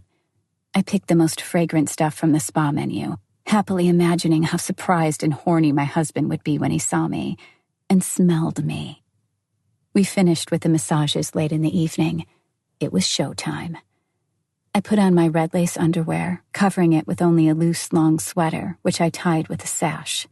The look was inconspicuous, but all it took was to loosen up the belt a little, and it became intriguing. Do I look okay? I asked Olga as the expert, pulling apart the sweater like an exhibitionist by a girls' school. If you ask me, it's one hell of a shitty idea. But you look like a hooker, so I guess you got what you wanted, she replied, lying on the couch, skipping channels on the TV. Call me as soon as you're done. I won't be able to sleep until you come back. Our plan worked pretty well. 20 minutes later, I was driving back home. Before I went inside, I checked my location app, tracking where Massimo was. I could be sure he was home now. It wasn't a Batman gadget, but I had an idea where I might find him. Each time he had an official meeting, he hosted his guests in the library, the same room where I saw him that night after he had abducted me. I loved that room. It was a symbol of the new, the unknown, and the titillating. I pressed the button on the gate remote. The driveway was clear. Another car parked by the house wasn't suspicious. Not everyone had been informed I'd gone away, so the coast was clear. I snuck into the mansion. It was covered in darkness. I could hear someone talking in the garden, but my way lay elsewhere. I crept down the hallway, feeling my heart racing, and planned ahead. I knew Massimo wouldn't be alone in there, so I couldn't just barge in, pull apart the sweater, and let him fuck me on the desk or the sofa. That might have disoriented his guests. First, I needed to peek inside and make sure he really was there. Then I would send him a text or call him. I wasn't sure which one yet. That would get him out of the library, and I'd wait for him outside, half naked, horny, and totally unexpected. I could already imagine throwing myself at him, wrapping my legs around him. He would carry me to my old room and fuck my brains out on the soft carpet or in the dressing room. I grabbed the handle and slowly, delicately turned it, opening the door just a tiny fraction. Only the fireplace illuminated the interior. I couldn't hear anyone talking. The door moved a few inches further, widening the gap. And that's when my world collapsed. My husband was fucking his ex-lover Anna on the heavy desk. He was pounding her just like he had done with me not even a full day before. I froze, unable to breathe. My heart nearly exploded. I don't know how much time passed. It might have been seconds or minutes. My stomach cramped, and I regained my wits. As I was turning away to run as far as my legs would carry me, Anna's head swung to the side. She looked straight at me, smirked, and pulled the man in black toward herself. I ran. Chapter 5. I sprinted out of the house, needing to put as much distance between me and that place as I could. I jumped into the car and revved the engine. Tears were cascading down my cheeks. Tires screeching, I drove away. Some distance away, when I felt safe, I stopped the car and fished out my heart pills from the handbag. I'd never needed them so much in my life. My breathing was quick and heavy. I waited for the drugs to start working. What would I do now? I was having his baby, and he had lied to me and cheated on me. He had tricked me into leaving the mansion so he could fuck this bitch. I slammed the steering wheel with both hands. I should have gone back there and killed both of them. The only thing I needed now was to kill myself, though. If not for the baby inside me, I would have done it, too. The thought of the innocent child gave me strength. I needed to be brave for my daughter. I started the engine again and joined the traffic. It dawned on me that I had to leave, right away. But how would I arrange that? I was totally, utterly deprived of any freedom. I had allowed that man to control me. He knew where I was and what I was doing. His eyes were on me all the time. I pulled out my phone and called Olga. "So soon," I heard her bored voice in the receiver. "Listen to me and don't ask anything. We need to leave the island right now. Take your laptop and find us the first plane to Warsaw. I don't care about the price. Pack only the most important things. Take a sweatsuit for me. I'll be at the hotel in an hour. Sneak out so that nobody sees you. Get it?" She was silent. I didn't know what she was thinking. "Do you understand what I'm saying?" "I do." I hung up and stepped on the accelerator. The tears weren't stopping, and I did nothing to stem their flow. They were soothing. I'd never hated anyone in my life as much as I hated Massimo now. To see him suffer, to know he felt the same despair I did, I wanted to cause him as much pain as I could. After all those talks about loyalty, all the confessions of love, and the vows taken before God himself, he'd taken the first opportunity he'd gotten to cheat on me. It didn't matter why he had done it. It didn't mean a thing to me. My Sicilian dream had been too beautiful to last, but I hadn't thought it would end this fast, quickly morphing into a nightmare. I stopped the car in the parking lot by the hotel, having earlier called Olga. She was standing in the shadows, signaling to me with a lit cigarette. "What's going on, Laura?" she asked, getting into the car. "The flight. When?" I barked incoherently. "In 2 hours from Catania. First we fly to Rome, then at 6 a.m. we go to Warsaw. Now, would you tell me what happened?" "You were right," I replied. That surprise was a lousy idea. Olga was sitting in the passenger seat, half turned toward me, eyeing me in silence. "He cheated on me," I breathed and burst out in tears again. "Stop the car. I'll drive." I was in no state to argue, so I just did as she said. "Fucking prick," she growled, buckling up. "What a motherfucker. I told you not to go. What now? He's going to find you." "I've been thinking about it on the way," I said, feeling numb, staring out the window. "I'll cash out in Poland as his wife. He gave me access to an account. I'll take just enough to stay afloat for a while. We'll go to Warsaw, and I'll rip this fucking implant out. If we're fast, he's not going to realize I'm gone until morning. Before he locates me, I'll be rid of the tracker. And then I'll go somewhere far away. He won't find me. Don't ask what then. I don't have a clue." Olga was tapping the steering wheel nervously. She was thinking about my plan. "We'll do this. First, we lose the phones. They won't be able to track us without them. We'll take my car. Yours has a GPS tracker. You can't go to your family or any place Massimo might know. You have to disappear." She paused for a moment before continuing. "I have an idea. We'll go to Hungary." "What do you mean, we? You've done enough for me." "You're right about that. Can't do anything about that now, can I? So I might as well see this through." She smiled. "Now shut up and listen. I got an ex in Budapest. Name's Istvan. I used to tell you about him. Yeah, about 5 years ago. Did I miss something? Is it 5 already? He's still hopelessly in love with me. Calls me at least once a week. Wants me to come over. Pathetic, right? Anyway, now's his chance. Besides, he's not exactly poor. He owns a car factory, so our expenses won't hurt him. We're friends. He'll be glad to help. I'll call him as soon as we get new phones." "Shit, Hungary is pretty close to Poland," I said doubtfully. "Let's go to the Canary Islands.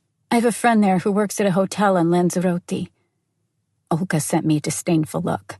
"The Canary Islands? Think, Laura. We can't use our IDs. Wherever we go, we need to go by car.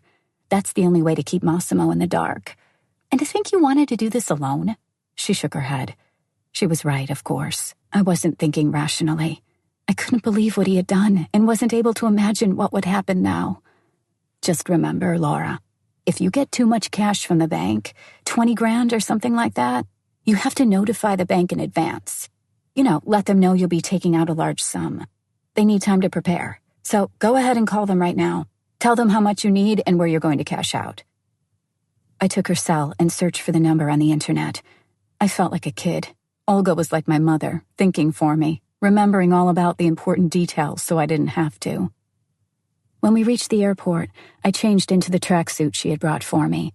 A glance at the red lace of my underwear made me want to retch.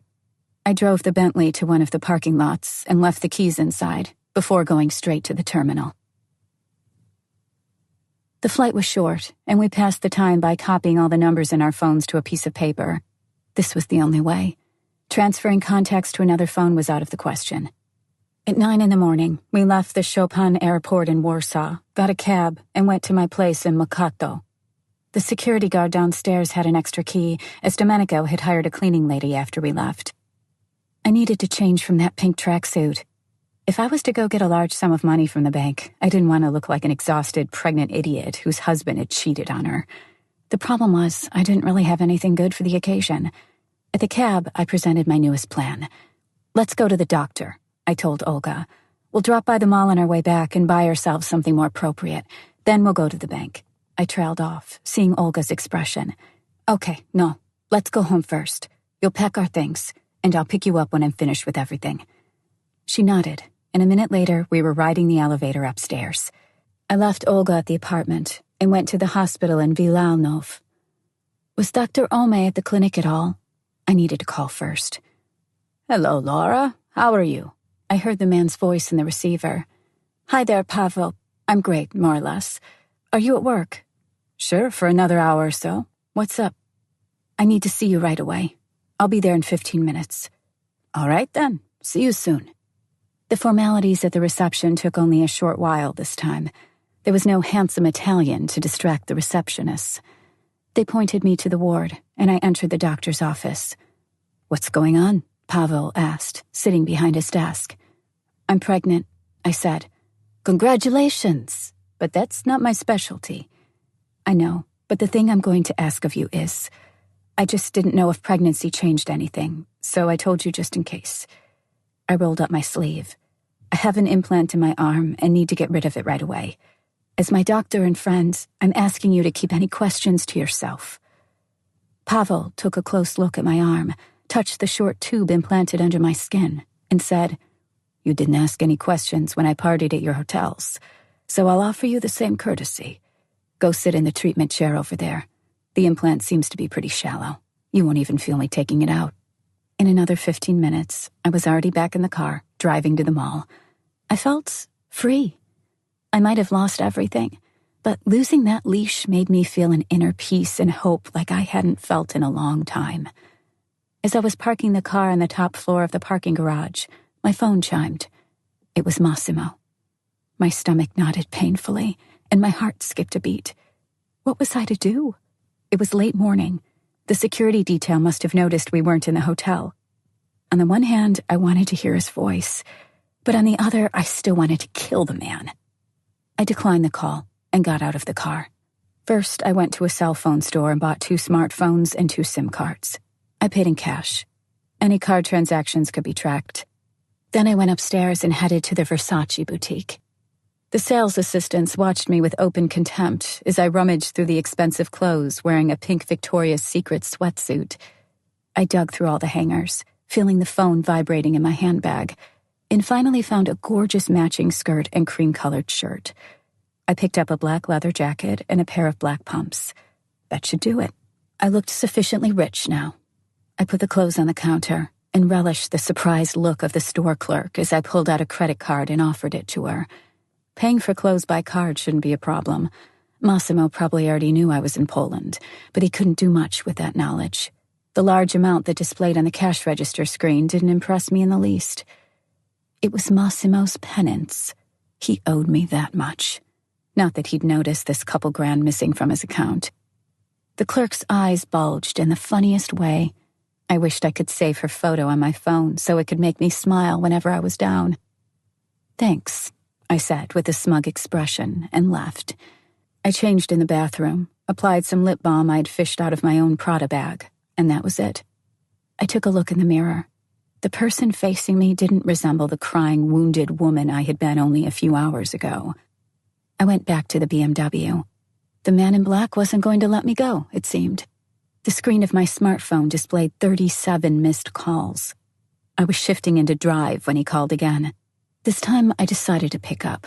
"Fucking hell, Laura!" he cried, frantic. "Where are you? What the hell are you doing?" He had never used such words when talking to me, and he had never shouted. I said nothing. What was there to say? I really had no idea. "Goodbye, Massimo," I managed finally, when I felt another wave of tears flowing down my cheeks. "My plane is setting off in 20 minutes. I know you're in Poland. I'll find you." I wanted to hang up. but I lacked the strength to do it. "Please, don't do this to me, baby girl." There was despair in his voice, pain and heartbreak. I needed to consciously push away the sympathy and the love that threatened to overcome me then. What helped me was the image of Anna with her legs spread on his desk. I took a deep breath and clutched the steering wheel harder. "If you wanted to keep fucking her, you shouldn't have brought me into your life. You cheated on me, and I can't forgive that. You'll never see me again, me or your child. Don't look for us. You're not worthy to be part of our lives. Goodbye, Don Massimo." I hung up, switched the phone off, left the car, and threw the device into a trash can by one of the entrances to the mall.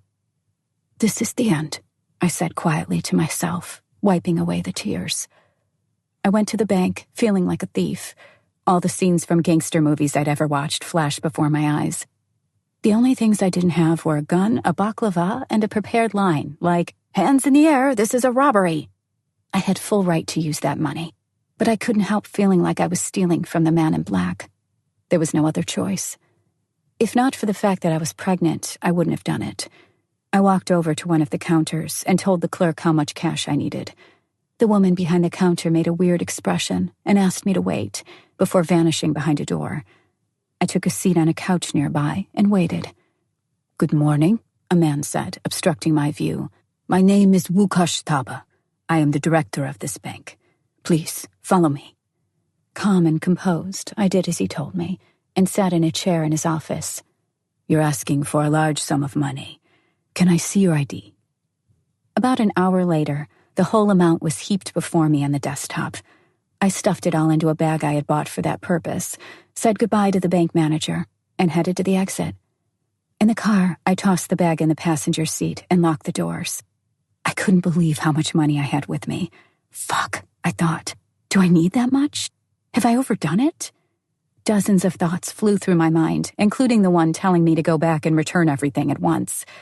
I glanced at my watch and felt shivers running down my spine. I could picture Massimo getting closer by the minute. It was time to go. "Domenico texted me," Olga said when I entered the apartment. "Sent me a message on Facebook." "I don't want to hear it. I spoke to Massimo and told him everything I wanted him to hear. Now this is your new phone," I said, tossing her the box with the device inside. "No more talking about the Sicilians. Are we clear? I don't want anything to do with them. And remember, you can't log into any social media, your email, or anything like that. They're on their way already. We need to go." "Laura, listen to me for fuck's sake. Domenico texted me that Massimo didn't cheat on you." "What was he supposed to write?" I screamed at the top of my lungs. "He's going to tell us whatever we want to hear now. Anything just to keep me in line. You stay if you want, but I'm telling you, they're going to be here in 3 hours. I'm not going to listen to this bullshit. I know what I saw." Olga clenched her teeth and grabbed 2 suitcases. "The car is ready. Come on." I changed back into the sweatsuit. Then we packed our bags into Olga's VW Touareg and went on our way. "Someone's following us," Olga said suddenly, stealing glances of the rearview mirror. I discreetly looked back and noticed a black Passat with tinted windows. "How long has it been there?" "Since we left home. At first I thought it was a coincidence, but he's definitely following us." "We need to change seats," I said coldly, looking around and trying to find a good spot to stop the car. "Turn right here. There's going to be a mall there. Take us into the parking garage." "Fucking hell, Laura. You told me they were driving to the airport, not landing already." "I think those are Karol's men.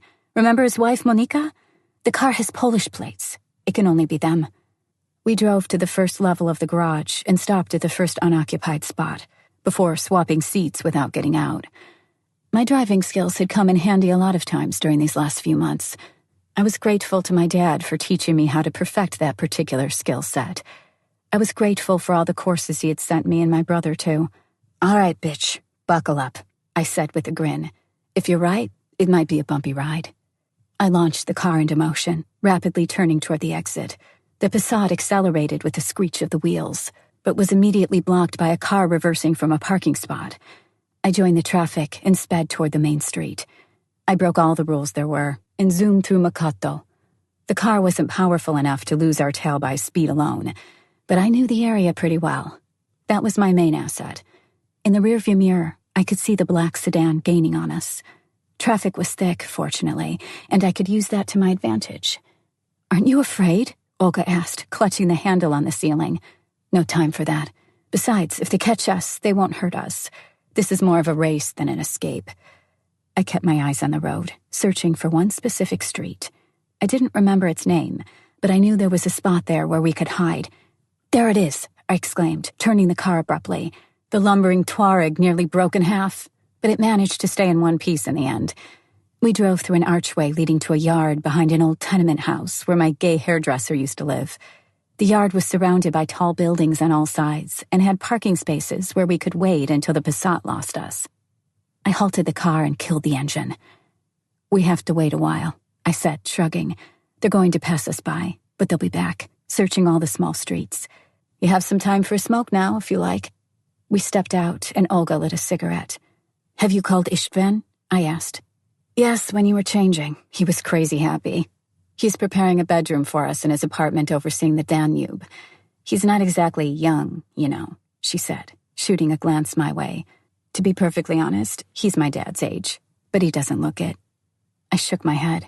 You're one perverted bitch, you know that? Can't help it. I just like older men.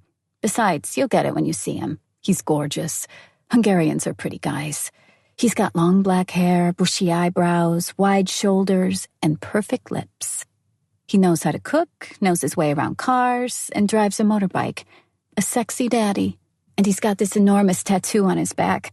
And another enormous thing, if you catch my drift. She grinned. I shook my head.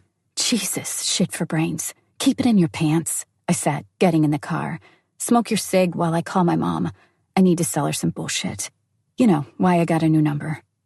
I wasn't ready to lie to my mom again, so instead of calling her, I tried occupying my mind with something else. Copying all the numbers from the piece of paper to my new phone took me about an hour. Meanwhile, Olga entertained herself with skipping from one radio station to another, searching for all the newest pop hits. She was perky and animated, completely at ease.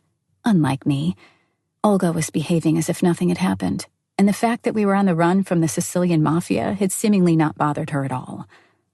All right, it's been enough time. They must have left by now. I'll drive until we're out of town. We'll switch later. This time nobody followed us. As soon as we left Warsaw, we changed seats. 10 minutes into our trip, I was finally ready to confront my mother.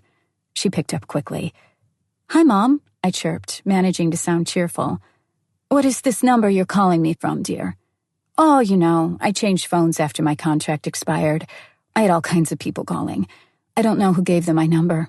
So I said enough and changed it. You know how they can be, trying to talk you into buying more stuff you don't need. How are you then? How's Sicily? It's dreadful here in Poland. Cold and rainy. I know, I thought. I can see that.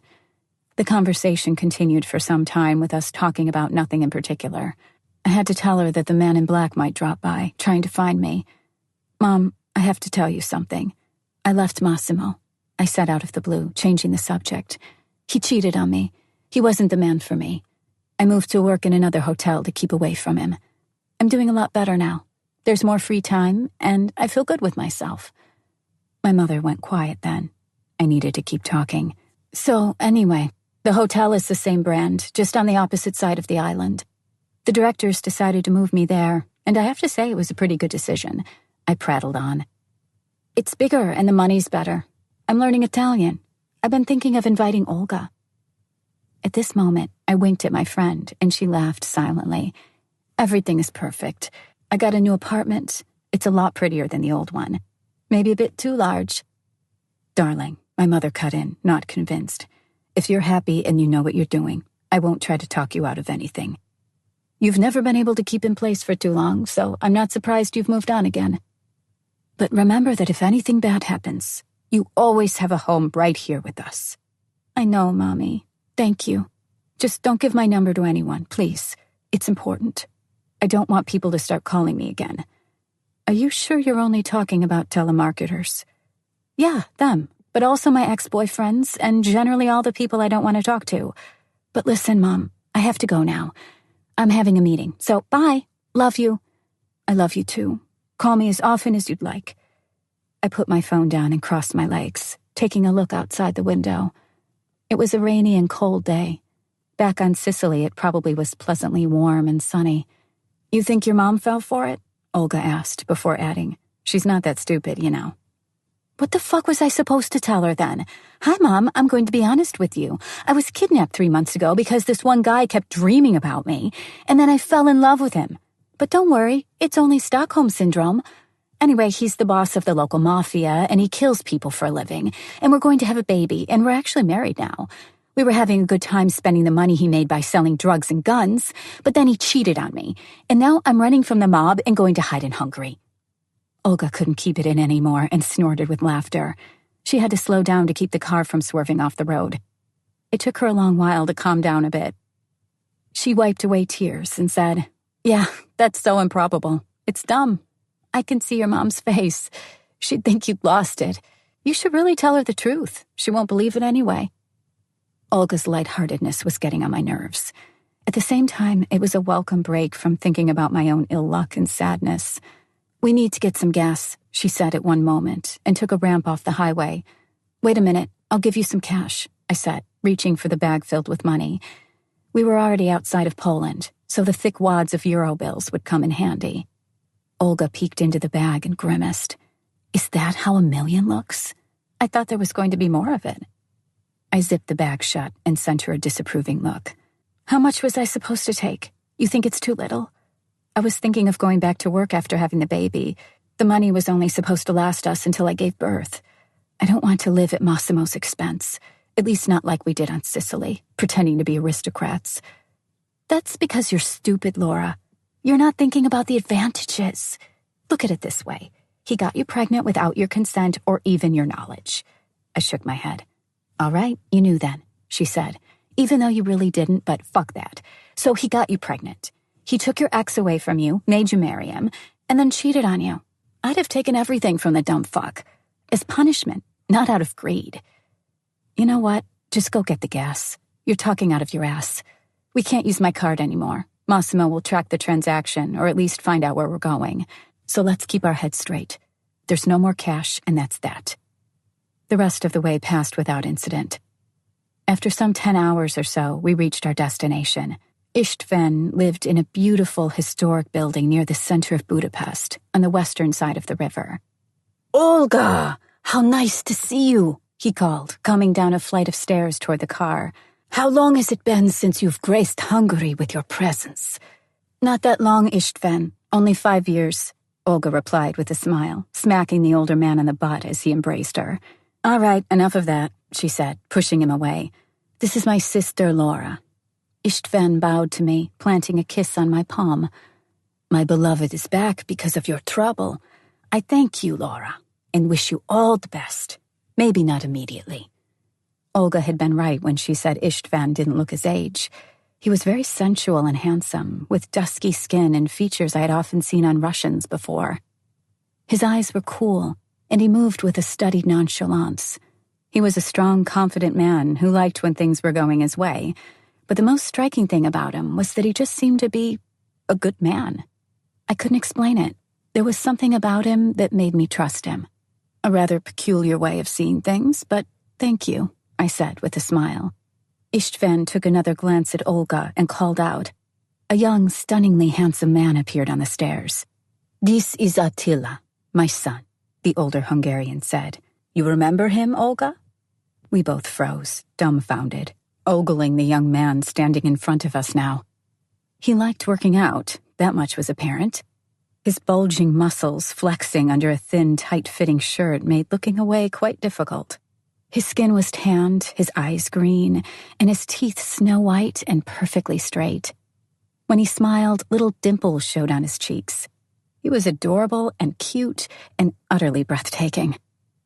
I'm having a heart attack, I muttered in Polish with a dumb grin stuck to my face.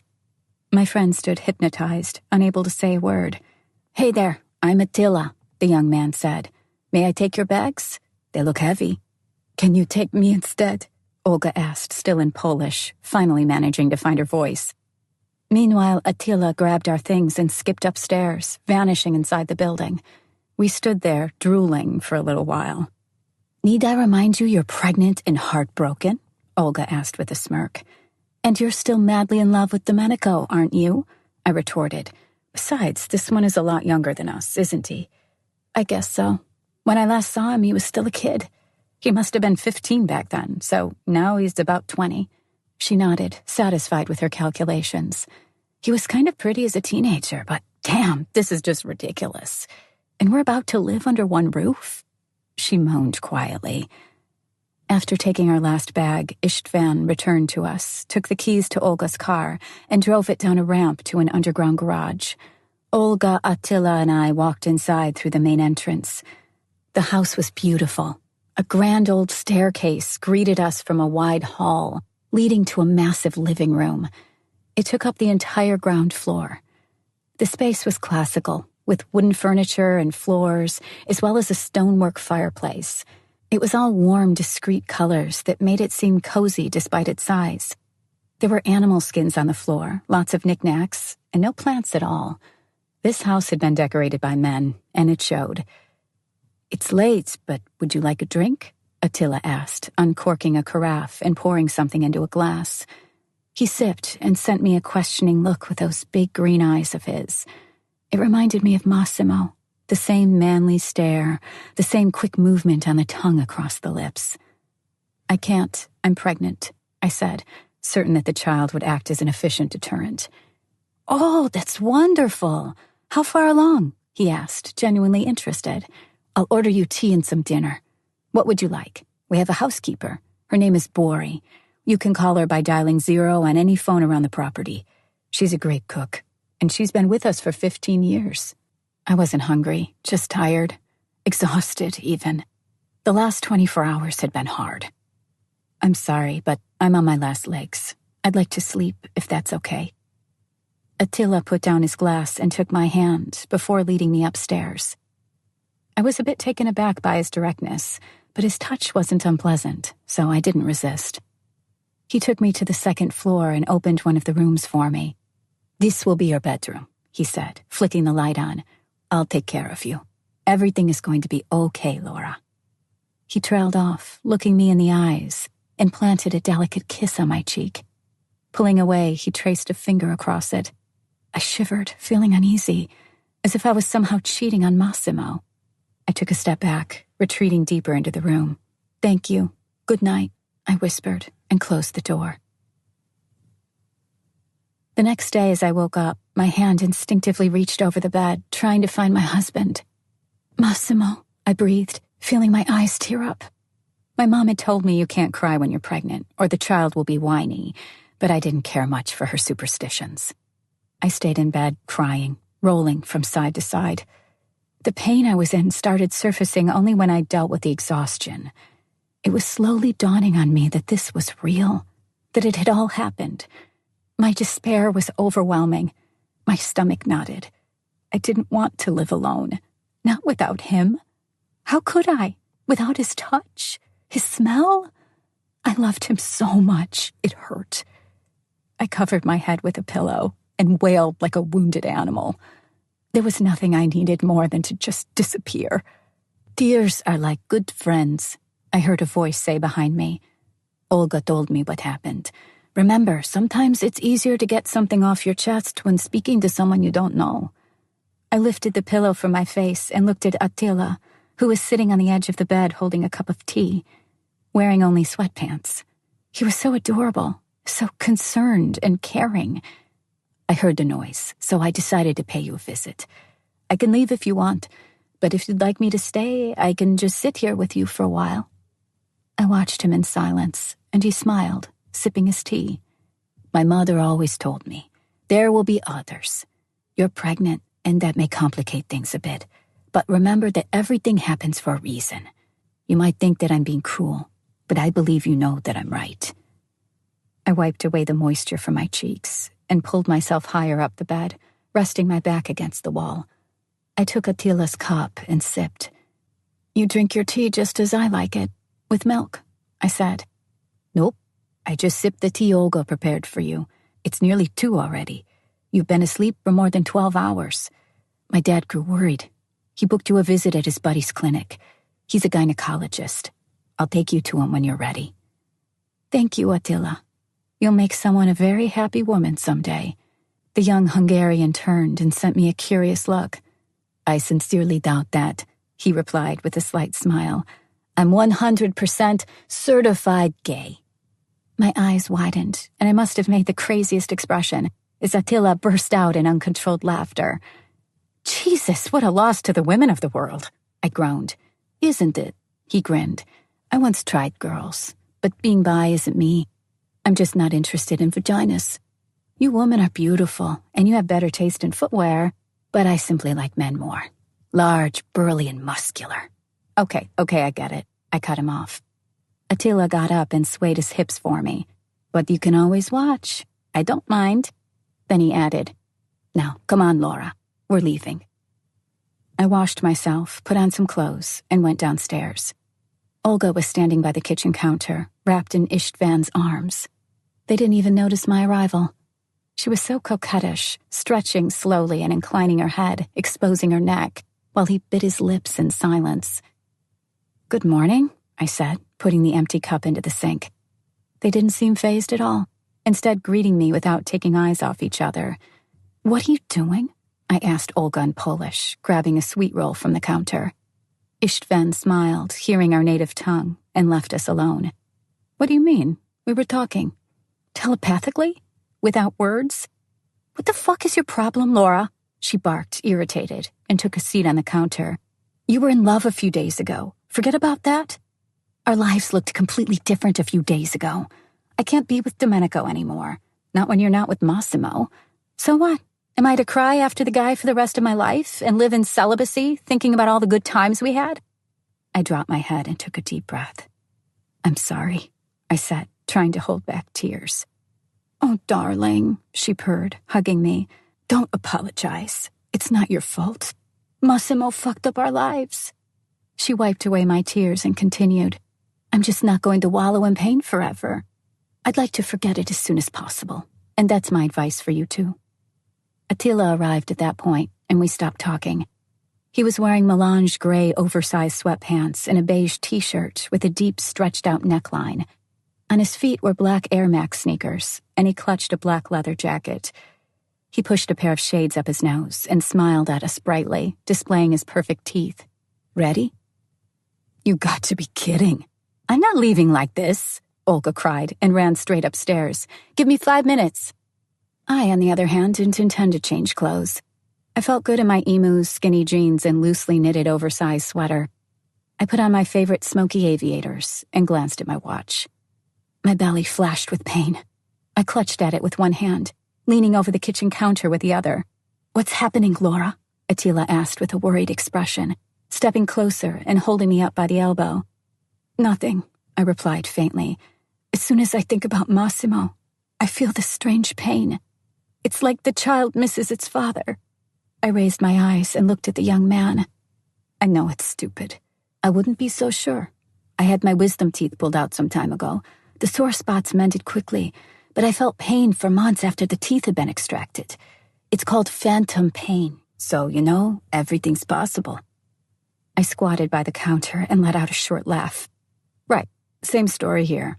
"I'm back," Olga announced, running down the stairs. Fall in Hungary was a lot more beautiful than in Poland, and warmer, too. It was nearly November, but the temperature outside was a balmy 53 degrees Fahrenheit. We drove through the historical center of Budapest, delighting in the rich variety of architectural styles. Attila was driving slowly and surely. His blue Audi A5 cruised gracefully along the crowded streets of the Hungarian capital. We reached our destination in 30 minutes. Attila stepped out and opened the doors for us before leading us to the private clinic of his father's friend. We entered. The young receptionist straightened out, seeing the young Hungarian, and flashed her best smile, responding eagerly to his questions. A moment later, we were in my new gynecologist's office. "Is everything all right?" Olga called out, jumping to her feet as soon as I left the examination room. "Not really. They've run some tests, and I'll get the results tomorrow. The doctor told me to lie down. Don't do anything tiring, and avoid nervous situations." "Fuck me, Olga. I'll go crazy just lying around." "Don't you worry about anything," Attila chimed in. "Now come, I'll buy you a langosh. It's a local specialty. Then we'll go home. We'll all lie around together. It's going to be fine. He wrapped his arm around me. Olga grabbed my hand. "Fine, we'll all lie down then. We're all pregnant with you," she said with a laugh, planted a kiss on my forehead, and led me back to the car. They got me an unbelievably greasy but delicious cheese and garlic flatbread, and then we went back home, where I changed into a sweatsuit and got into bed. A moment later, the door opened, and Istvan entered my room. "I spoke with my friend, the doctor," he said, taking a seat in an armchair by the bed. "I hope you won't hold it against me, but I'm worried about you. I know it's a high-risk pregnancy, and I'll do my best for you to feel as comfortable as possible here. So don't worry about a thing. I'll install Polish TV today. That laptop by the bed has access to the internet, and it's yours. If you need anything, books, newspapers, anything, just say a word and I'll get it for you." I looked at him with a grateful smile. "Why are you doing all this for me? You barely know me. Besides, I've shown up out of the blue on the run from the Sicilian mob, pregnant. I'm going to be nothing but trouble for you." "Oh, it's simple. I love your friend, and she loves you." His hand stroked my arm briefly, and then he got up and left, passing Olga on his way. "Surprise visit," my friend exclaimed, skipping into the room and putting a mug of cocoa on the nightstand by the bed. "You didn't tell me what the doctor said." "Well, the most important thing is that the baby already looks like a human being. It weighs about as much as a spoonful of sugar. It knows when I'm happy. The hormones my body produces make it happy too. Too bad it's the same when I'm pissed. So, according to the doctor, I should be happy as a clam all the time. What else? It's got little feet and hands, like a little human, but only a few inches long. As it's a high-risk pregnancy, the doctor will come here every day and run tests, like an ultrasonogram. I should probably stay at the hospital, but since Istvan is his friend, I can stay here." I paused, remembering something. "By the way, do you know he loves you? He said as much a minute ago." Olga lay down by my feet, hiding her face in her hands. "Jesus. I know, but I just don't care. I love Domenico. Istvan is sexy, sure. He's caring, good, and handsome, and has a gorgeous dick." She trailed off, biting her lip. "But there's no chemistry between us, not like there used to be. I remember when I first met him. It was July. I went on vacation to Lake Balaton. You were with that guy who owned a restaurant then. Pavel, I think. And he was your whole world, remember? Anyway, I rented an apartment in Shielfolk. I went out one night, going from club to club, and I couldn't find a place I really liked. So I bought a bottle of rosé and a pack of cigarettes and just sat on the curb, still dressed like a fucking diva, and lounged around watching people. I must have looked like a hooker. That's why he noticed me. Or maybe I was just too sober and still looked like $1 million. Anyhow, he was walking by with his friends and turned around to have a better look at me as they were passing me by, and our eyes met. We stared at each other for a long time, like some crazy couple, and Istvan walked straight into a guy. I didn't get up even when he disappeared into the crowd. A couple of minutes later, he was back, standing right in front of me. First, I saw his expensive biker boots, then the tattered jeans with the enormous bulge in the crotch. That giant dick of his. Her face went all dreamy again before she continued. Then I lifted my eyes and took in his muscular body and his hypnotic stare. He took the cigarette out of my mouth, sat right next to me, and smoked it himself. Then he took a swig of my wine, got right back up, and left. I was fucking shocked. What the hell was that supposed to be? I thought, but stayed put. 5 minutes later, he was back. He sat down on the curb, placed a bottle of his own wine on the ground, and pulled out a pocket knife. He opened the bottle and said, "If you're going to remember Hungary by its wines, you have to start drinking better ones.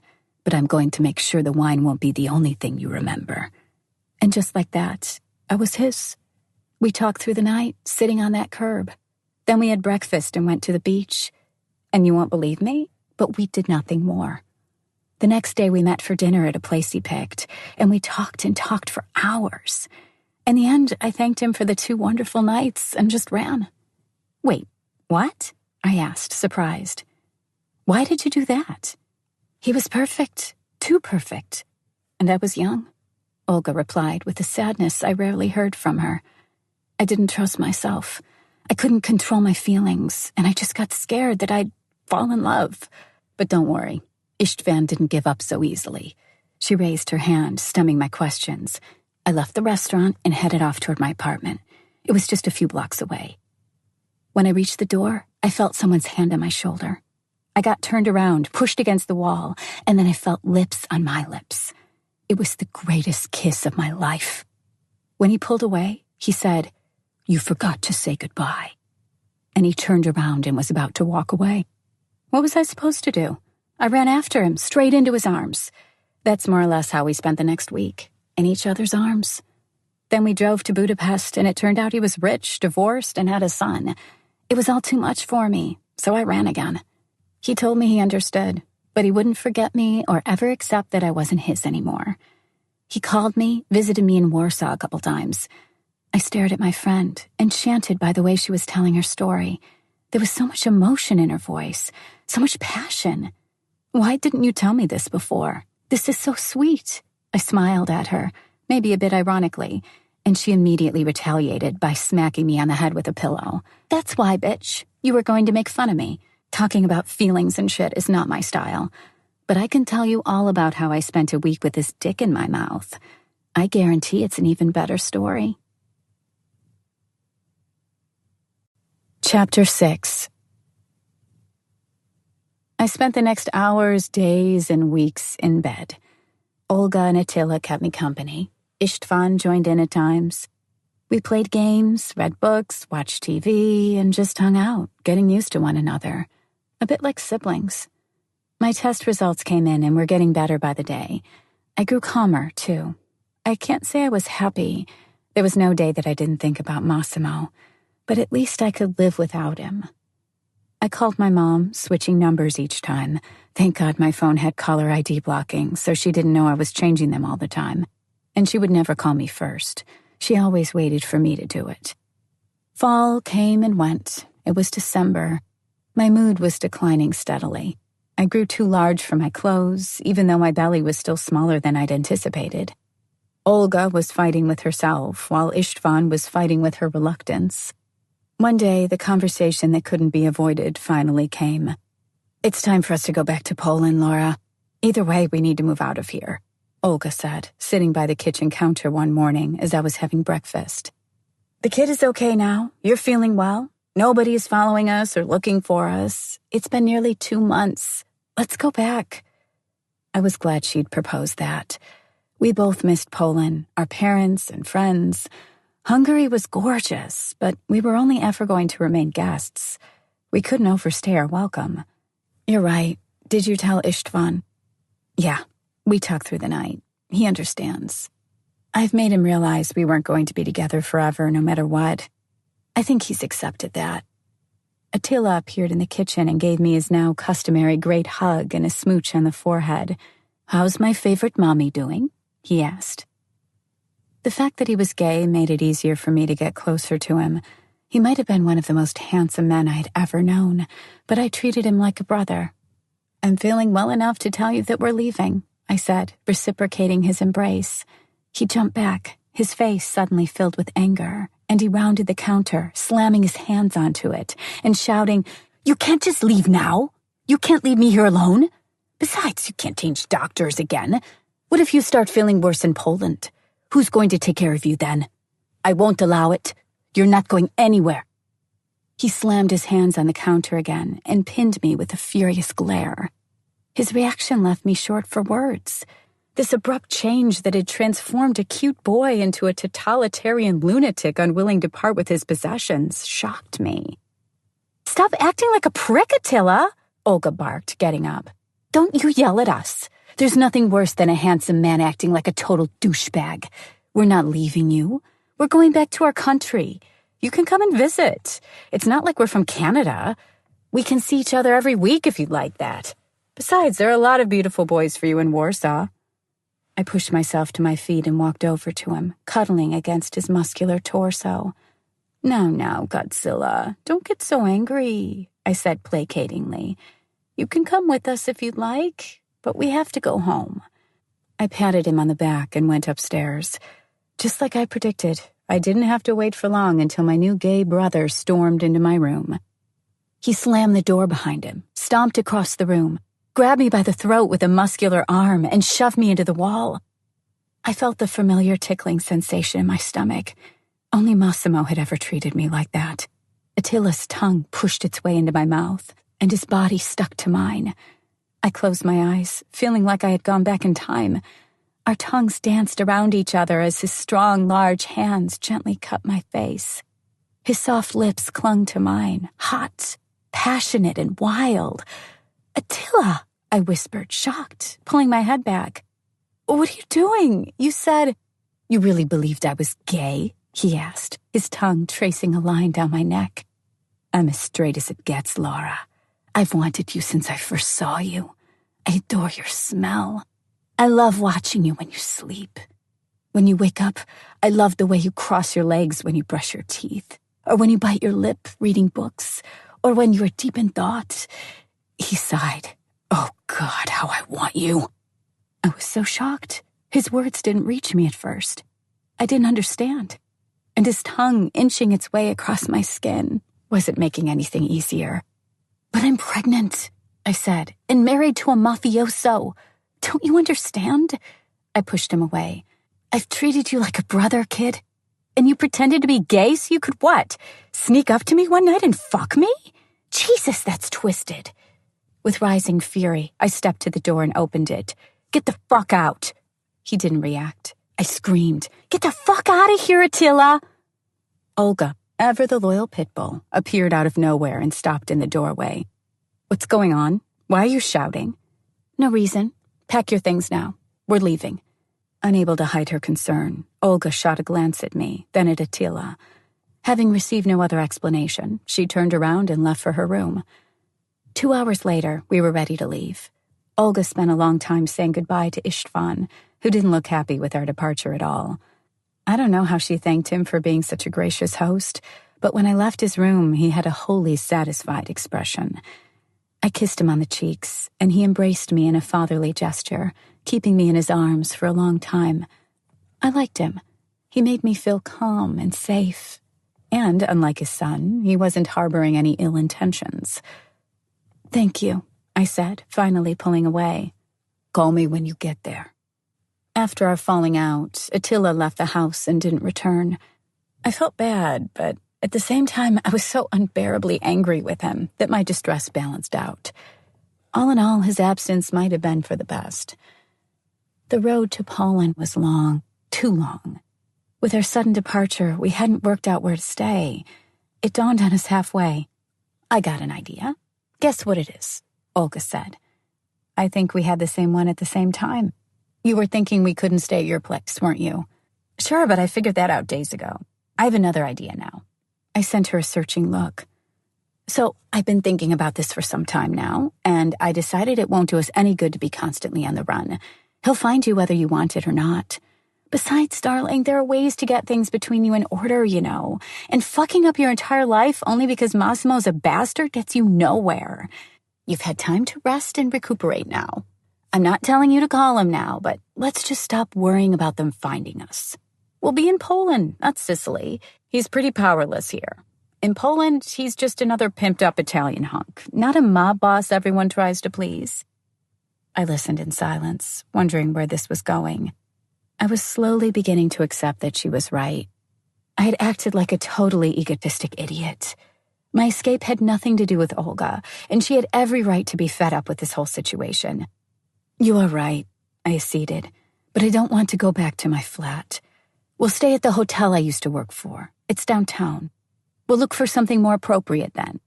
We have the money. It's only a matter of picking a spot. I'd like to live in Wilanów.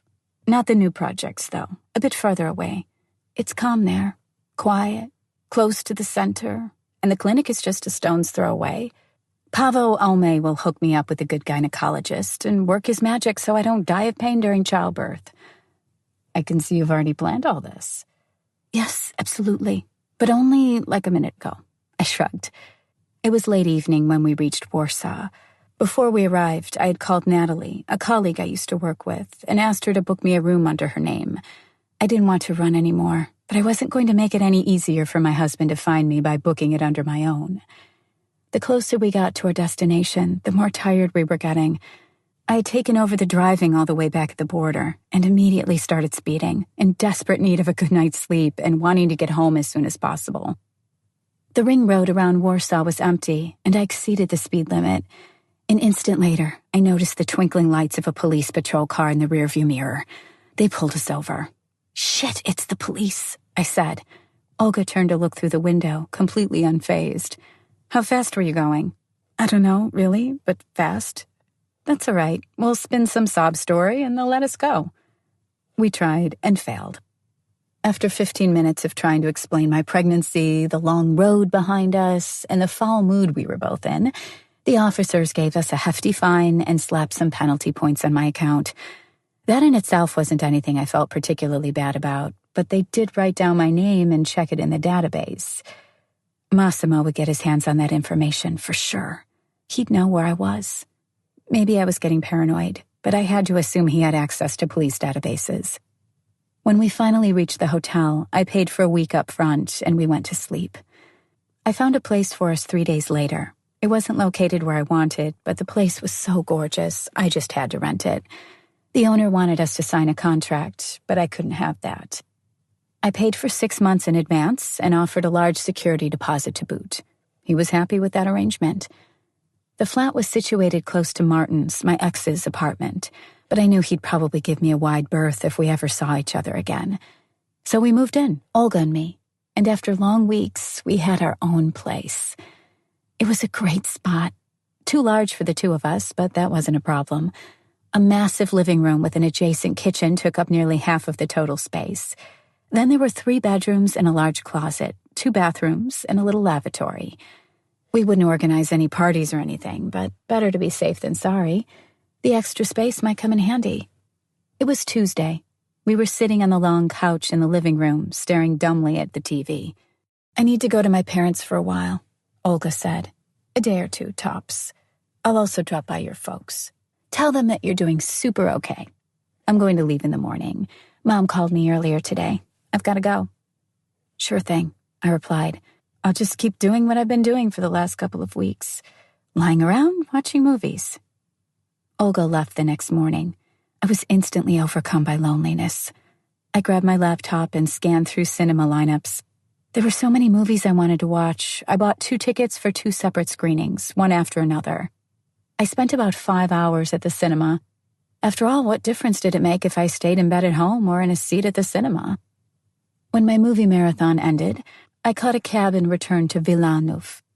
I turned the key in the door to my apartment and heard the TV chattering from the inside.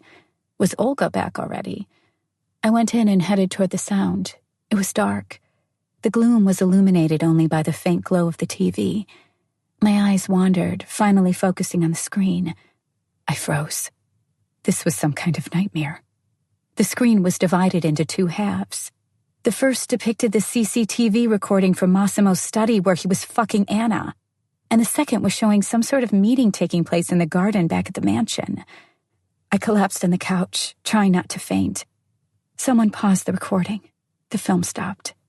I took a deep breath. He was here. I closed my eyes. Massimo? "If you take a close look at what's happening on the left side, you will notice a birthmark on my brother's buttock. I do not have a birthmark there." His voice resonated in the room. "If, however, you look at the right side of the screen, you will see that at the same time I was sitting in the garden entertaining my guests from Milan." I was so close to bursting out in tears. I could hear his voice, smell his scent. I did not listen to his words, though. "Now please fucking tell me what the hell you were doing for the last 2 months. Massimo bellowed when I didn't react. "If you want to leave me, you say it. You don't get to run and hide. You treated me like your worst enemy, not your husband. And to make matters worse, you apparently decided that I was a complete idiot. Do you think I would have cheated on you with someone I despise?" The lights came on, and Don Massimo stood up from the armchair and walked up to me. I raised my head and looked him in the eyes. He was the most beautiful man on earth. In his black pants and dark turtleneck, he looked breathtaking. He stood still and pierced me with his ice-cold eyes. I had not felt the chill of his stare for such a long time. I made myself avert my eyes. The sight of him caused me physical pain. Instead, I looked at the TV. Massimo pressed play again. Everything he had told me was true. It all became clear. He rewound the tape, and I saw him getting up from the table and walking to his study, where his brother was making love to Anna. I was going to throw up. I had not felt this bad in my entire life. I fucked up. I had made a mistake, and it had cost us both dearly. My mouth didn't want to open. What could I say? Was there anything that could make things better? Adriano left, Massimo said after a while, and he took Anna with him. I think she's happy with him. The truce between our families has been officially established, and I'm sure now that you'll be safe. He sat back down in the armchair. Now, pack your things. We're going back to Sicily. I can't leave Olga. She's with Domenico. He was at her parents' place. They'll be here in an hour. I don't have anything I'd like to take with me. Then get up and come with me, he said coolly, deftly pushing himself up. He was angry, furious to be precise. He had never been this cold to me before. I didn't want to stoke the flames of his fury, so I just did as he asked. The trip to the airport took us 15 minutes. 15 long, exhausting minutes. I took a seat on the jet. Massimo offered me a pill and a glass of water. Take it, he said. His voice was impassive. No, I'll manage without it. You have endangered my child enough. Do not test me anymore. I swallowed the pill and went to the bedroom cabin, where I grabbed a heavy woolen blanket, covered myself, and closed my eyes. All the tension I had been holding inside me was dissipating. I was calm and happy. He hadn't cheated on me. I hadn't felt this good since my honeymoon. We had to talk, but if he needed time, I was going to give him as much as he needed. What mattered was that he was mine again. When I opened my eyes, it was morning. I was in my bed on Sicily.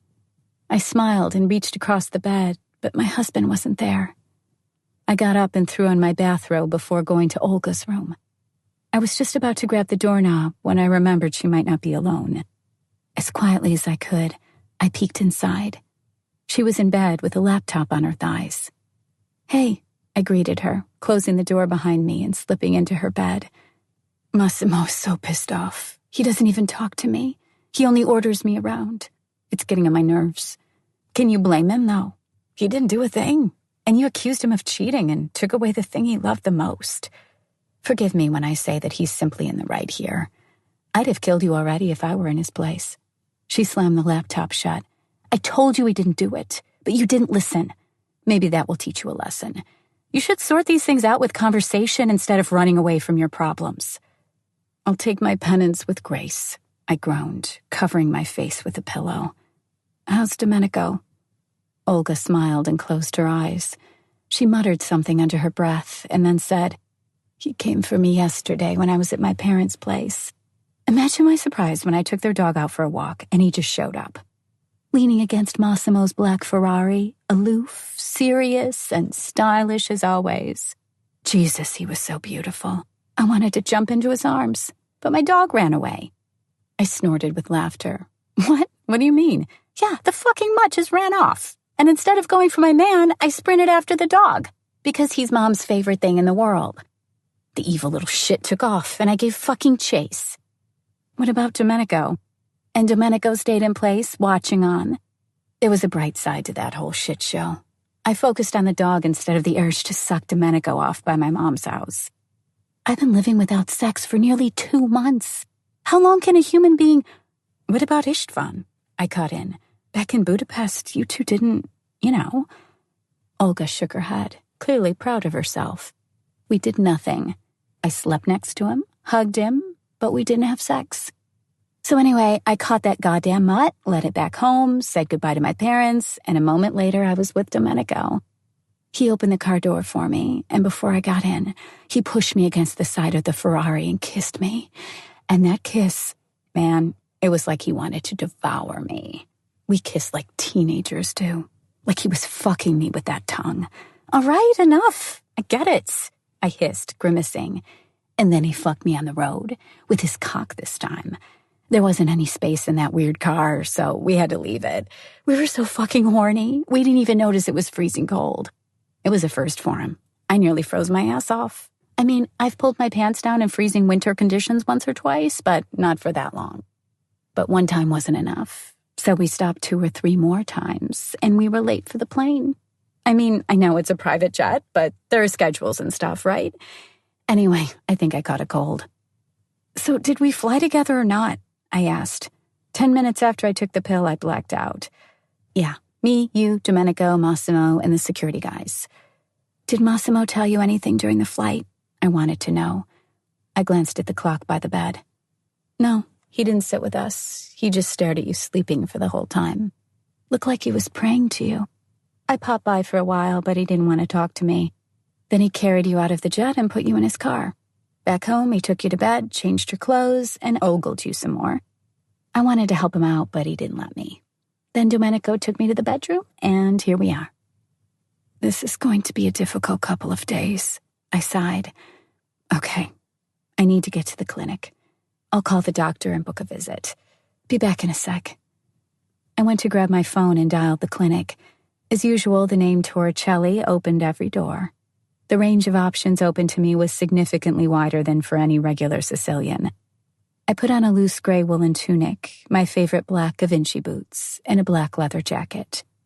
There wasn't such a thing as proper winter on Sicily, but it wasn't exactly warm either. When I returned to Olga's room, she was ready to go. How about breakfast on the beach? She asked cheerfully. I know a great place in Giardini Naxos. I was there with Domenico when you and Massimo were on your honeymoon. They have a delicious ham omelet and some local cheeses. Great. I need to be at the clinic in 2 hours, so we have some time. We crossed the house, seeing no one on our way. I left Olga on the driveway and went around the building to fetch my Bentley. I opened the little wall cabinet where the keys to the cars used to be, only to realize there were none. The garage was filled with cars, though. What the fuck? I muttered to myself, backtracking. There was a security guard sitting by the garden. I headed his way to ask what was going on. Hey there, I called out. I'm going to the clinic. Where are the car keys? You may not leave the property. Don Torricelli's orders. The doctor will come to see you in the mansion. If you need anything, just let me know. I'll order it for you. You got to be kidding, I said. Where's Massimo and my bodyguard Paolo? Don Torricelli left with Mario and Domenico. They will return tomorrow. I will be your guard for today. Fucking shit, I hissed, sending the man a venomous look. Home sweet home. I passed Olga on my way back. She was patiently waiting for me by the door. We won't be going anywhere after all. We're grounded. We can't leave. They took away the car keys, the gate is shut, the key is empty, and the fucking wall around this damn mansion is too tall to jump over. Chill out, Laura. You'll have plenty of time to be pissed later. Let's go order some breakfast. Olga shrugged and wrapped her arms around me. That omelet wasn't that good anyway. 2 hours later, the doctor came in. He told me everything was okay and took a blood sample to run some tests before leaving. Soon after, we got bored. That's when I came up with a genius idea to call a hairdresser and a beautician. The whole team was ready and waiting in an hour. There's nothing better than a manicure, a pedicure, and a new hairdo when you're in a temper. We had our nails done and then freshened up our hair. Before that last part, I Googled the potential repercussions of dyeing your hair when pregnant, just to be on the safe side. My gran used to tell me a kid might be born a ginger if you did that. As it turned out, dyeing your hair did nothing to the child. You only needed to tell your hairdresser that you're pregnant, so he used specialized products. 4 hours into our makeover, we looked drop-dead gorgeous. I smelled of vanilla and Olga of cherries. It didn't make any particular sense to get so gussied up that day. Our men were only returning tomorrow, after all. But any reason to get rigged out was good enough. After all this, we had dinner in the dining room. The weather outside was a bit too glum to eat outside. Normally, there are just a few rainy days in December on Sicily. Today was one of them. Olga downed a bottle of wine and got wasted. She went to sleep early. I wasn't tired at all. I switched on the TV and went to the dressing room, where I started rummaging through Massimo's clothes. I wanted to feel his smell. I dug through most of the things, but they all smelled clean and fresh. Finally, I found a leather jacket. It smelled like the man in black's skin. I took it from the hanger and plopped down on the fuzzy carpet, hugging the thing to my chest. My eyes watered as soon as I imagined how Massimo must have felt. Crazy with fear and despair. I had treated him like a piece of garbage when he'd called me. I couldn't hold back the tears any longer. "I'm sorry," I whispered in Polish as a fat tear rolled down my cheek. "I know that word." I heard a voice from behind me. I raised my head and saw him standing right next to me. He wore a black suit, and his ice-cold eyes were drilling holes in me. "I'm so angry with you, baby girl. Nobody's ever made me this furious. I want you to know that I had to get rid of all the people tasked with your safety.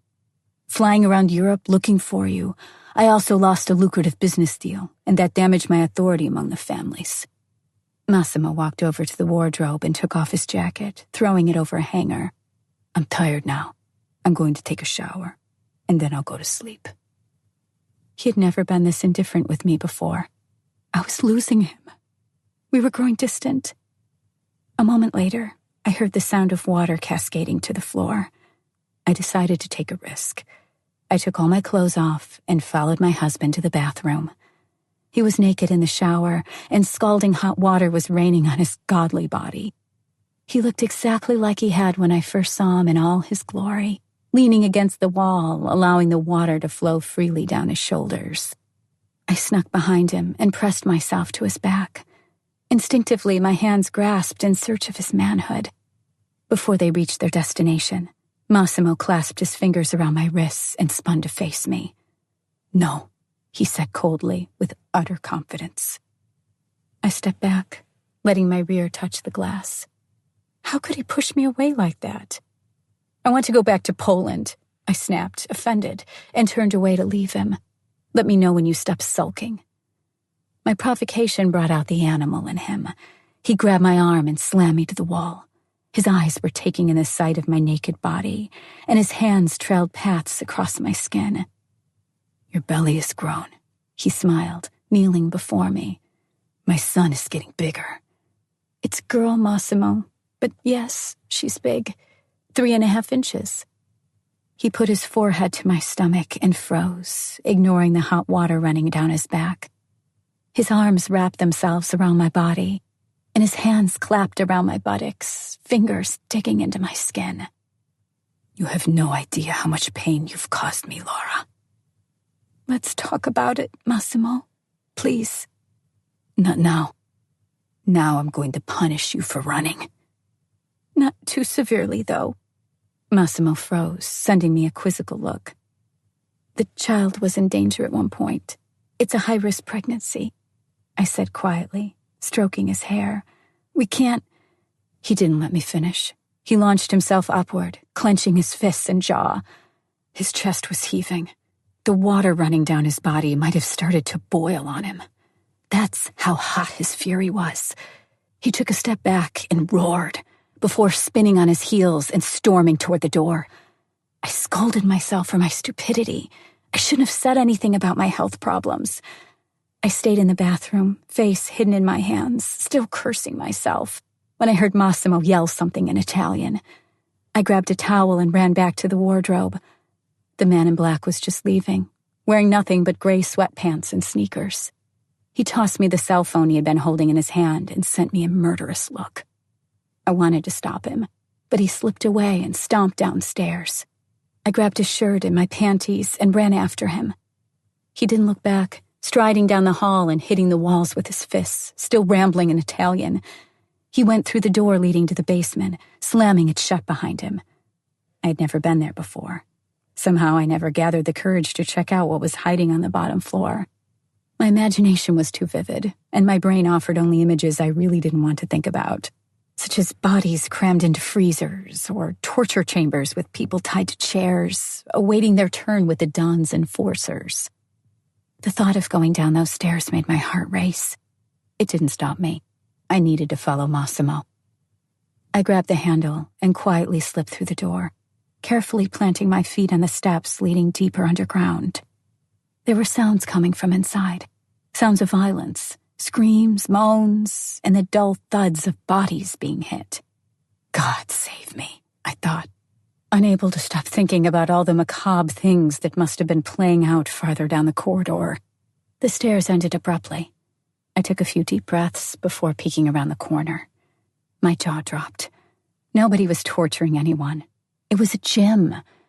There was a boxing bag hanging from the ceiling, a punching bag next to it, then some pull-up bars, a wrestling mannequin, and dozens of other types of equipment of unknown purpose. I scanned the room with my eyes. At some point, the walls made a sharp turn so that the room formed the shape of the letter L. Quietly, I took a few steps closer to look what was around the corner. Inside, there was something like an octagonal cage. Behind the bars, there was Massimo and one of our security guards. They were swinging haymakers at each other. Well, at least Massimo was. The other man was desperately trying to defend himself. The difference in weight between the two was significant, but that didn't make it any more difficult for the man in black to completely dominate the fight with the larger man. When his opponent raised his arms, capitulating, another man entered the cage, and Massimo repeated the whole process. I had had no idea he was such a consummate fighter. I had thought he had men to do his dirty work. I was wrong. Massimo's body was extremely limber and agile. He was indefatigable. I knew that much, but I hadn't thought it was because of pit fighting. He kicked out, his leg raised above his head, and efficiently used the walls of the cage to dominate his opponent. It was pretty sexy. I didn't even care that Massimo was just trying to blow off steam. It was turning me on. When he finished another sparring partner, the man in black roared like an animal and finally collapsed to the floor, leaning against the bars. One of the men offered him a bottle of water before all three of them headed to the exit. They had to pass me on their way. I didn't care if they saw me.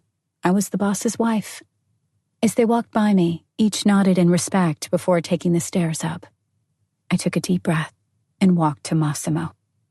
He raised his eyes at the sound of my steps. He didn't seem particularly surprised to see me.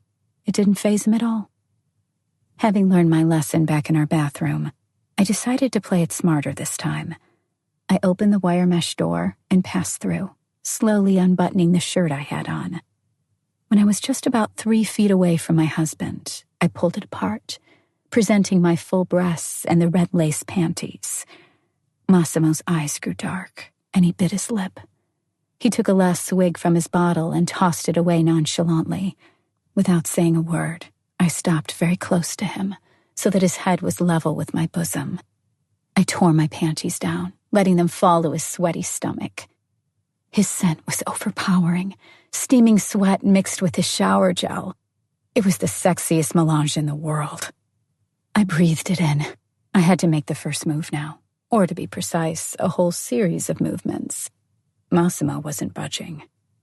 I squatted and hooked my fingers over the rim of his sweatpants, keeping my eyes on his face, searching for a sign of approval. His face remained emotionless. "Please," I whispered, my eyes tearing up. His hips lifted from the ground, allowing me to pull his pants off.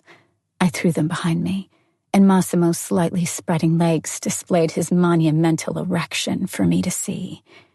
That in itself wouldn't be anything weird, but for the fact that he had been fighting 3 men for at least 20 minutes, and a few moments before that he'd been ready to kill.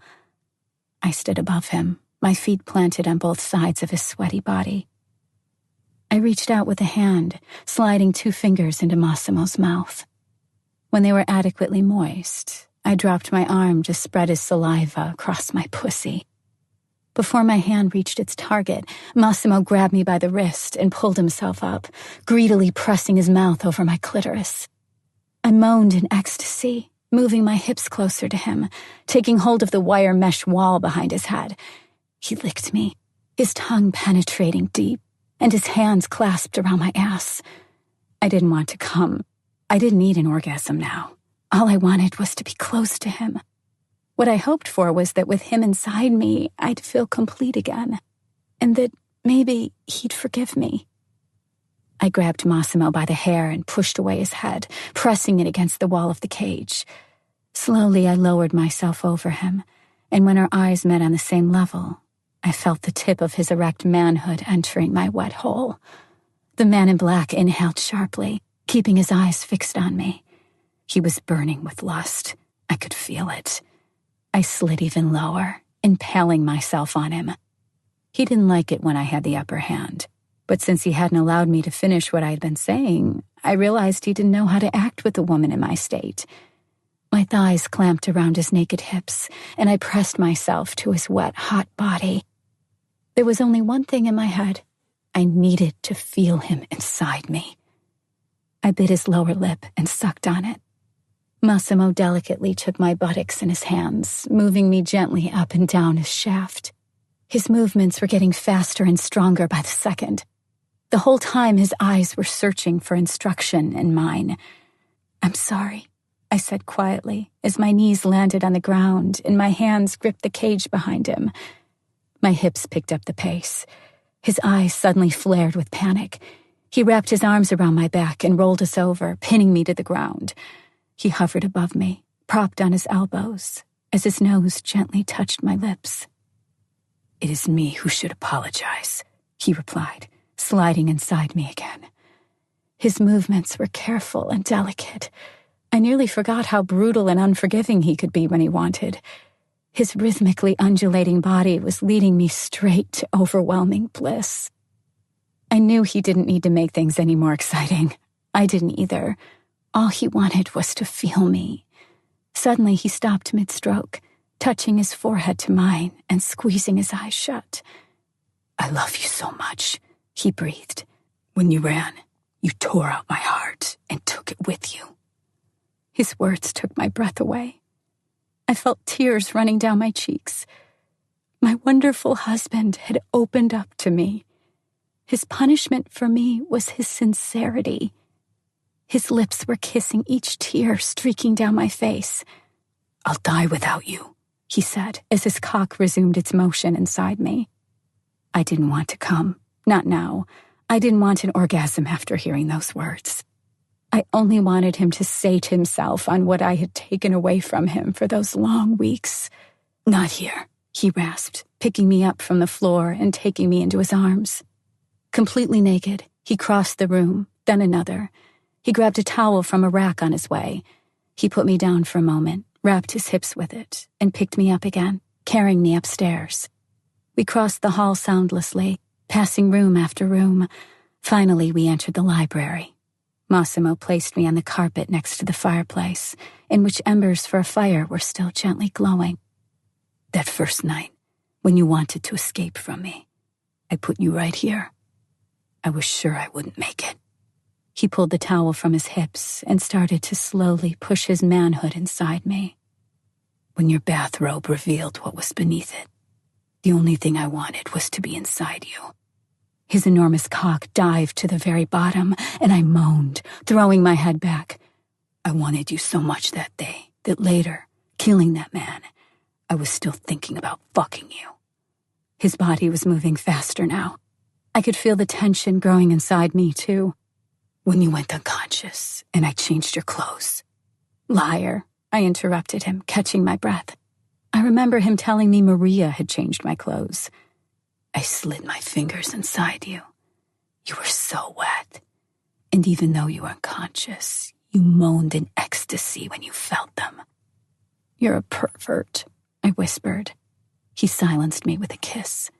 His tongue fucked the inside of my mouth. Then he pushed away and looked at me. His hand cupped my face, and he came with a loud moan, flooding me with so much hot jizz that I thought I'd overflow with it. He finished and collapsed down on me, cuddling against my neck. We spent the next minute immobile. I felt his heart slowing down again. "Grab the towel, honey," he ordered, pushing himself up. "Wrap it around my hips when I get up." I did as he told me. I didn't expect to meet anyone on our way, but it would be for the better. Only I had the right to see his naked butt. We crossed the entire house and climbed upstairs, going back to the shower. He tore the towel off and pulled the shirt off me before turning the shower on and leading me straight under the stream of hot water. In 20 minutes, we were in bed. Our standard position, me cuddling into his torso, had changed. to him talking to my belly. Massimo held his head on my thighs, his chin propped on my pubis, while his hand stroked my bulging belly. "What are you two talking about?" I asked absent-mindedly, changing channels on the TV. "I'm telling my son about all the extraordinary things that he's going to see here, about the people he's going to have to avoid, and those he can safely ignore. It's going to be a girl, Massimo, and the only person you two should beware is me." The man in black raised his eyes to look at me. "Now, I'd like to finish what I tried to tell you earlier." He opened his mouth to protest, but I lifted my hand to shut him up. "Don't interrupt me. You know that this pregnancy isn't easy for my body because of my heart disorder. The events of that night when I ran didn't help. The doctor in Hungary said—" "Where?" he asked, astonished. "You've been in Hungary this whole time." "What? You thought I'd stay in Warsaw, in our apartment, and just wait for you to come for me?" I asked with a smirk. "Never mind, though. I had some difficulties and overcame them. I stayed in bed for a few weeks, didn't leave or do anything. I just lay in bed.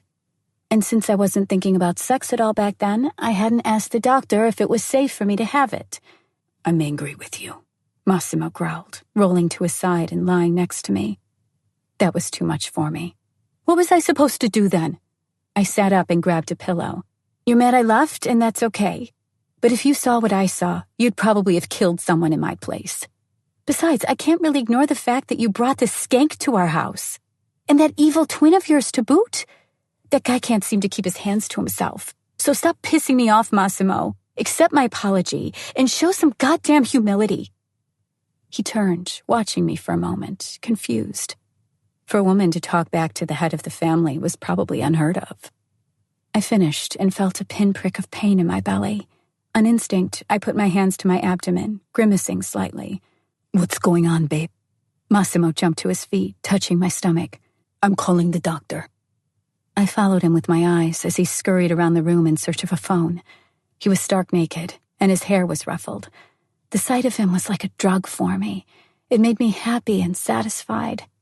At the same time, it made me realize just how afraid he must have been when I'd left. "You smashed your phone on the wall about an hour ago." "Don't worry, Massimo. It's all right. It's just a stitch. Probably something I ate." The man in black stopped mid-stride and shot me a look. "You're paranoid, Massimo," I was saying, "and you're going to have a heart attack if you don't relax. I'm going to give birth in months, and if you don't lay off a little, I'm afraid you won't live to see that beautiful day, and our child will be half-orphaned." I raised my eyebrows and smiled, reaching for a bottle of water perched on the nightstand. He wrested it out of my hand at once. "Don't drink that. It's been open for 3 days," he said, throwing it to the trash can. "I'll order you some milk." He reached for the landline phone, said a few words in Italian through the receiver, and hung up, his eyes wandering back to me. I paused, dumbfounded. His paranoia was getting out of hand. It was going to become a nuisance. "I'm pregnant, Massimo. I'm not dying." The man in black fell to his knees and laid his head on my thighs again. "I'm just going crazy with fear, is all. I'm afraid something is going to happen to you or the child. I wish it was born already so I wouldn't—" "Go crazy," I finished for him. "Stop worrying, darling. Be happy that I'm yours and yours alone for now. In a few months, I'll have my hands full with raising our beautiful daughter." He raised his eyes and shot me a strange look. There was something completely new in his stare. "Are you suggesting you might not have time for me?" he asked with outrage. "Just think about it, baby. I'll be a mother to a little child, and children need all the attention. Our child will be entirely dependent on me, so yeah, I won't have as much time for you. It's only natural." "The child will get a nanny," Massimo said and got up before opening the door. "If I'm in the mood to fuck your brains out, no one, not even our child, will stand in my way." I drank the milk he offered me and suddenly realized how late it was. I couldn't keep my eyes open. Massimo sat in bed with his laptop, working. I rolled to the side, put my leg on his, and cuddled against his shoulder. I fell asleep. Chapter 7. I woke up in the morning and reached over the bed as usual. Surprisingly, Massimo was there. He was still sitting in the exact same position, laptop open on his thighs. He was sleeping.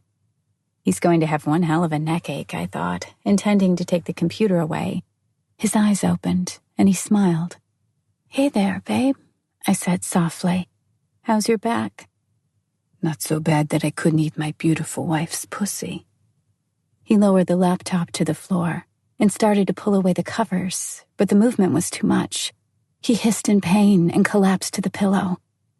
"Roll over. I'll give you a massage," I said, slipping out from beneath the covers. I sat astride him on his naked buttocks and kneaded his muscular back.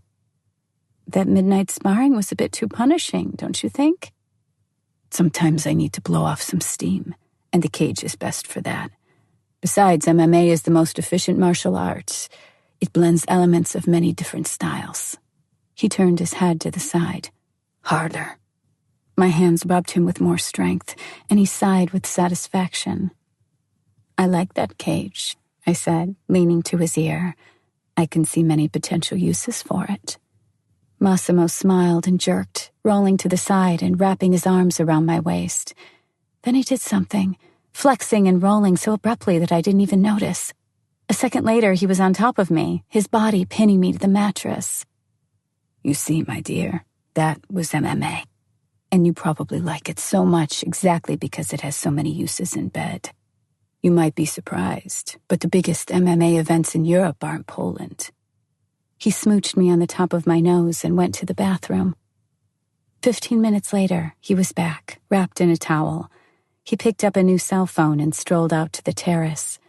"Don't think I don't know what's happening in my own country," I retorted. "I've heard about those things. They're on the TV all the time, though I've never seen one live." Years back, Olga had been seeing a guy that used to train MMA. She decided it would be cool if we could go on double dates, so she hooked me up with a guy named Damien. A really hot one. A large man with a clean-shaven head. He looked like a gladiator. He had those large blue eyes, a crooked, broken nose, and large, full lips that could do miracles in bed. We had a great time together. He was a great guy, all in all. A good man, and surprisingly smart. The stereotypical fighter is a dumb troglodyte, but Damien had been super intelligent. A lot smarter and better educated than me. Sadly, a couple of months into our relationship, he was offered a contract in Spain and left. He had tried convincing me to come with him, but my work had been my priority back then. He called me a couple of times and wrote me some emails, but I never replied. Long-distance relationships never end well. Massimo's voice woke me from my pensiveness. "What are you thinking?" he asked. I decided to keep the truth to myself. "Just that I'd like to see one of those fight nights." Massimo returned from the terrace, squinting slightly. He said, "That's actually a pretty great coincidence. There's one in a few days. It's going to be in Gdansk. We can go if you'd like to see it. We can visit your brother, too." My eyes flared with glee, and I grinned. I had missed Cuba. Our last meeting hadn't been what I expected, but I still wanted to jump up and down with delight at the prospect of seeing him again. The man in black observed me, amused, as I jumped to my feet and launched myself into his arms, showering his face with kisses. "Pregnant women shouldn't jump," he said matter-of-factly, and carried me to the wardrobe. "Let's have something to eat, shall we?" He laid me down on the thick carpet and reached out to grab a pair of sweatpants from the shelf. "Take me, Don Massimo. Take me right here," I said, crossing my arms above my head and spreading my legs wide. Massimo froze and slowly, very slowly, turned to face me, if he wasn't certain he'd heard me right. He put the pants back in their place and stepped closer to me, so close that our feet touched. His eyes dropped and fixed on my pussy. He bit his lip. Without a word, he grabbed his thick cock and started to slowly stroke it.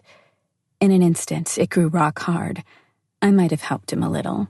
First, I stuck a finger in my mouth and then played with my clit. Finally, he went down on his knees and grabbed my nipple with his lips, biting it gently and sucking. "Harder," I whispered, running my hand through his hair. His tongue circled around my nipple, while his fingers fondled my tender clit. I couldn't wait until he slid his cock inside me. I'd missed it so much, especially the feeling of it exploding with cum. I struck out with my hips, signaling my readiness, but he ignored it. Instead, he pulled himself up and his lips touched mine. He took my face in his hands and assaulted me with his tongue, biting my lip and kissing me so passionately that I could barely catch my breath. "This is as hard as I'll go, baby girl," he said, pulling away. I knew this was because of the baby. I also knew he was right, but my entire body yearned for a good fuck. I accepted his caring attitude without protest, sating myself with the gentle and delicate sex he offered me that morning. Later, I went downstairs, only to witness Domenico licking chocolate off Olga's foot. Massimo's phone had chimed as soon as he brought me to orgasm, and he had to pick it up, so I just put on some clothes and went to fetch some breakfast. "Having fun?" I asked, stopping in the doorway and observing their childish play. They didn't even acknowledge my presence, only continued their frolicking. "Get a room," I called out and walked over to the table. "Besides, Domenico, I didn't think you were such a stud. Haven't you been picking my clothes and shoes for the first 2 months of my stay here?" The young Italian licked Olga's foot clean and wiped his mouth with a napkin before sending me a puzzled look. "Not entirely true," he said, shrugging. "You might be disappointed, but most of those things were picked by Massimo. I only arranged that stuff into styles. Massimo knows what he likes, and he really does listen when you mention that something has caught your eye, like those Givenchy boots. So I didn't do all that much, really." "Oh, quit it with the modesty," Olga cut in, grabbing him by the scruff of his shirt. "You pick things for me, too, when you paint me." "To be precise, I tend to undress you for the paintings more often than not," he replied and kissed her lustfully. "I'm about to throw up here," I said, raising my arms. "I'm warning you, I'm pregnant, and I puke all the time, so watch out. And don't blame me." Massimo appeared in the dining room and took a seat at the table. His phone started ringing once more. He picked it up and left again. Domenico listened in, frowning, before returning to his coffee. "What's going on?" I asked. "People keep calling him." "Business," he said, avoiding my eyes. "Don't lie." I slammed my mug on the table. Domenico shot me a glance and narrowed his eyes. "I can't tell you the truth, so stop asking." Domenico hid behind a newspaper, and I looked at Olga. "Great, go and sulk somewhere else," I said in Polish. "Sometimes they're too much for me." "Oh, you know," Olga muttered, picking at her pancake. "You really want to know what's going on? Why? Why do we need to know, Laura? As long as we can live this idyllic life, I don't care. I'm happy." "It's done," Massimo announced, returning to the room and sitting at the table. He reached for the coffee. "We're going to Poland in a few days. We'll see the fights. I'll do some business with Karol, and you'll see your brother." Olga rolled her eyes. Domenico didn't miss that. "Aren't you happy?" he asked, sipping his coffee. "As a clam," she grumbled, sending me a cloudy look.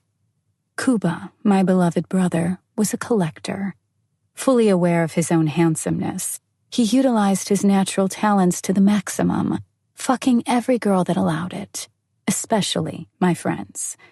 Unfortunately, Olga had been one of his trophies. We must have been around 17 when he had put it in his head that he had to have her. I preferred to think it had only been that one time, but something was telling me it might have been a whole series. If not for the distance between them, they'd keep booty calling each other. Thank God 248 miles had made it all but impossible. That had been before our Sicilian adventure, of course. I realized the atmosphere was getting heavy, and Domenico was watching us closely, so I decided to change the subject. "What are we going to do today? Are you two going to leave again and make us stay in this prison? Or can we count on your attentions today?" I asked ironically, flashing a fake grin at Massimo. "If you were good girls and didn't keep running away, the gate would still be open, and you'd have your Bentley waiting on the driveway." The man in black turned to face me and propped an elbow on the table. "Were you a good girl, Laura?" I considered the question for a while and decided to take a risk. "Of course I was." I sent him my sweetest smile. "Both me and your daughter." I stroked my belly with affection, knowing it might have a chance of melting the ice in his eyes. He stared at me, keeping still. I didn't know what to think. "Perfect," he said finally. "Santa Claus is going to visit today," he added, and his eyes flared like a little boy's. "Get ready. We have to leave before noon." "Right," Olga exclaimed. "It's December 6th, St. Nicholas Day." She planted a quick kiss on Domenico's lips and ran off. I sat with the men for a little while longer, sipping tea, before getting up and heading toward my bedroom. There was no way to know what we'd be doing, and quickly I got lost in the sea of outfits I could choose from. They made me wonder. I thought about all the long months I had spent here, losing track of time. I had arrived on the island in August, and it was December now. The year was going to end in a couple of weeks. My thoughts flew back to my parents. We had always spent Christmas together. I'd always been the one to buy them presents, and that special holiday had always made me giddy with excitement. The phone rang, violently pulling me out of my reverie. I dropped the clothes and sped to pick up the receiver. Massimo was sitting on the bed, holding my iPhone. I reached out a hand to take it from him, but he muted the device and put it back on the nightstand. "It's your mom," he said with a smile, "and I know why she's calling." I stiffened, momentarily speechless, and frowned at the man in black, expecting an explanation. "Give me my phone, please," I said, taking a step closer. Massimo shot out with his arms and toppled me to the bed, showering me with kisses. I could always call Mom back later. My man was more important right now. "She's calling to thank you," he was saying between kisses, "for the handbag and your dad's new telescope." I pushed away, staring at him quizzically. "Excuse me?" Massimo kept kissing my face. His supple lips delicately caressed my cheeks, eyes, nose, and ears. "I like giving gifts," I said, "especially to my family." "I didn't want you to be sad just because you aren't spending Christmas with your family. I got your brother a ticket for a Manchester United game, too." His tongue slid through my lips, but without a reaction on my side, it withdrew. Massimo raised his head a bit to see me better. I was prone, stunned by his words. The last couple of weeks had made me forget about the coming holidays and the presents I should buy. But how the hell had Massimo known this was so important to me? "Massimo," I said, crawling out from under my husband. He sighed and rolled over. "How do you know what Christmas looks like in my family? And how did you know what they wanted?" He rolled his eyes before closing them with a theatrical sigh. "I was hoping you'd be happy for once." "I am. Thank you. Now answer me." "I had my people check your accounts, your spendings." He grimaced, as if predicting what would come next. "You did what?" I cried. "Jesus Christ, here we go again. Is there even one part of my life you didn't meddle with? Please, Laura, it's only money." "No. It's a lot more to me. It's my money." I was fuming by then. "Why do you have to control everything? Couldn't you just ask?" "It would ruin the surprise," he replied, staring at the ceiling. My phone rang again. I snatched it from the nightstand. It was my mom again. Before I managed to answer the call, Massimo said, "The bag is from the last Fendi collection, in beige. You have one like it, only yellow." He shrugged. "Hi, Mom," I chirped happily, keeping my eyes trained on my husband. "Darling, the gifts are gorgeous. But that bag must have cost you a fortune. Have you lost your mind?" Now I was going to have to explain myself. I imagined kicking Massimo in the stomach. "My wages are in euro now, and besides, the discounts here are a lot better than in Poland." If that was what I came up with, I might as well have just told her the truth. What discounts? It was the beginning of December. Kicking myself for my stupidity, I collapsed on the bed and waited. "Discounts? Now?" I heard from the speaker. "Bravo, Laura," I scolded myself quietly. The phone slipped from my fingers, and before it fell to the bed, the man in black snatched it from the air, flashed a wide grin, and said hello to my mom. I felt as if someone had slammed me in the head. The room started to whirl around me, and my fear turned into full-blown panic. I had told Mom that I left Massimo after he had cheated on me, and now he'd taken my phone and was chatting away with her like nothing had ever happened. Jesus fucking Christ, I moaned, but then suddenly Massimo gave the phone back to me. "You watch your language, Laura Beale," Mother cried. I stiffened. "Sorry, it just slipped my tongue," I mumbled, waiting for the inevitable decapitating attack. "Your Massimo is a very nice man. I think he really likes you." My jaw dropped. If it hadn't been attached to my head, it would have rolled downstairs. "Excuse me?" I asked with disbelief. "He just explained everything to me. You should have learned languages. You would have understood what he was saying." That's when Dad chimed in, barely audible in the background. "Christ almighty, I have to do everything myself." Mom sighed. "I need to go, darling. Your father can't assemble the telescope on his own. He's going to break it if I don't lend him a hand. I love you, sweetie. Thank you for the wonderful surprise. Bye." "Love you too. Bye," I said, ending the call. I put the phone down and stared at my husband, who was grinning widely, satisfied with his plan coming to fruition. "What did you tell her?" "That I gave you a raise, so you came back to work at my hotel." His muscular arms wrapped around me tightly. "I also told her about the mix-up that made you think I cheated on you. But don't worry, I lied to her. You might have sounded a bit more absent-minded in my story than you usually are." She laughed and told me it was typical. He rolled us both over so we lay on our sides, facing each other. His leg was wrapped around my hips. "By the way, I didn't know you were so jealous by nature. Anyway, your mom knows we're still together." "Thank you," I whispered, kissing him. "Thank you for kidnapping me." The man in black swung his leg over my hips and sat astride me. "I will take you now," he breathed, pulling down my sweatpants. "You know why?" I writhed beneath him, throwing off all my clothes. "Why?" I asked, pulling at his pants. "Because I can." His tongue brutally assaulted my lips, and his hands cut my head. I marveled at his muscular, toned body. Then my eyes wandered down, and I took a look at myself, pulling away Massimo's shirt, which I was wearing. I sighed at the sight of my belly. I looked like I'd swallowed a small balloon.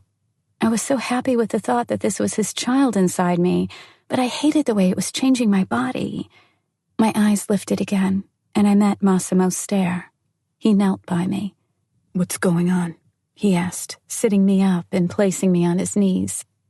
I cuddled against his torso, inhaling the beautiful scent of his skin and cologne. "I'm growing fat," I sobbed. "Another month and I won't fit into any of my clothes." "You're being silly now," he said, laughing and kissing my head. "You can get fatter than me and I won't have anything against it, because it means that my son is growing large and strong. Now stop worrying about this nonsense and get ready. We need to be where I'm taking you in an hour." "Where are we going?" "Somewhere you haven't visited yet. Dress casual." Massimo put on a pair of worn blue jeans, a black long-sleeved t-shirt, and black military boots. Wow, I thought, looking at him. This was a new look.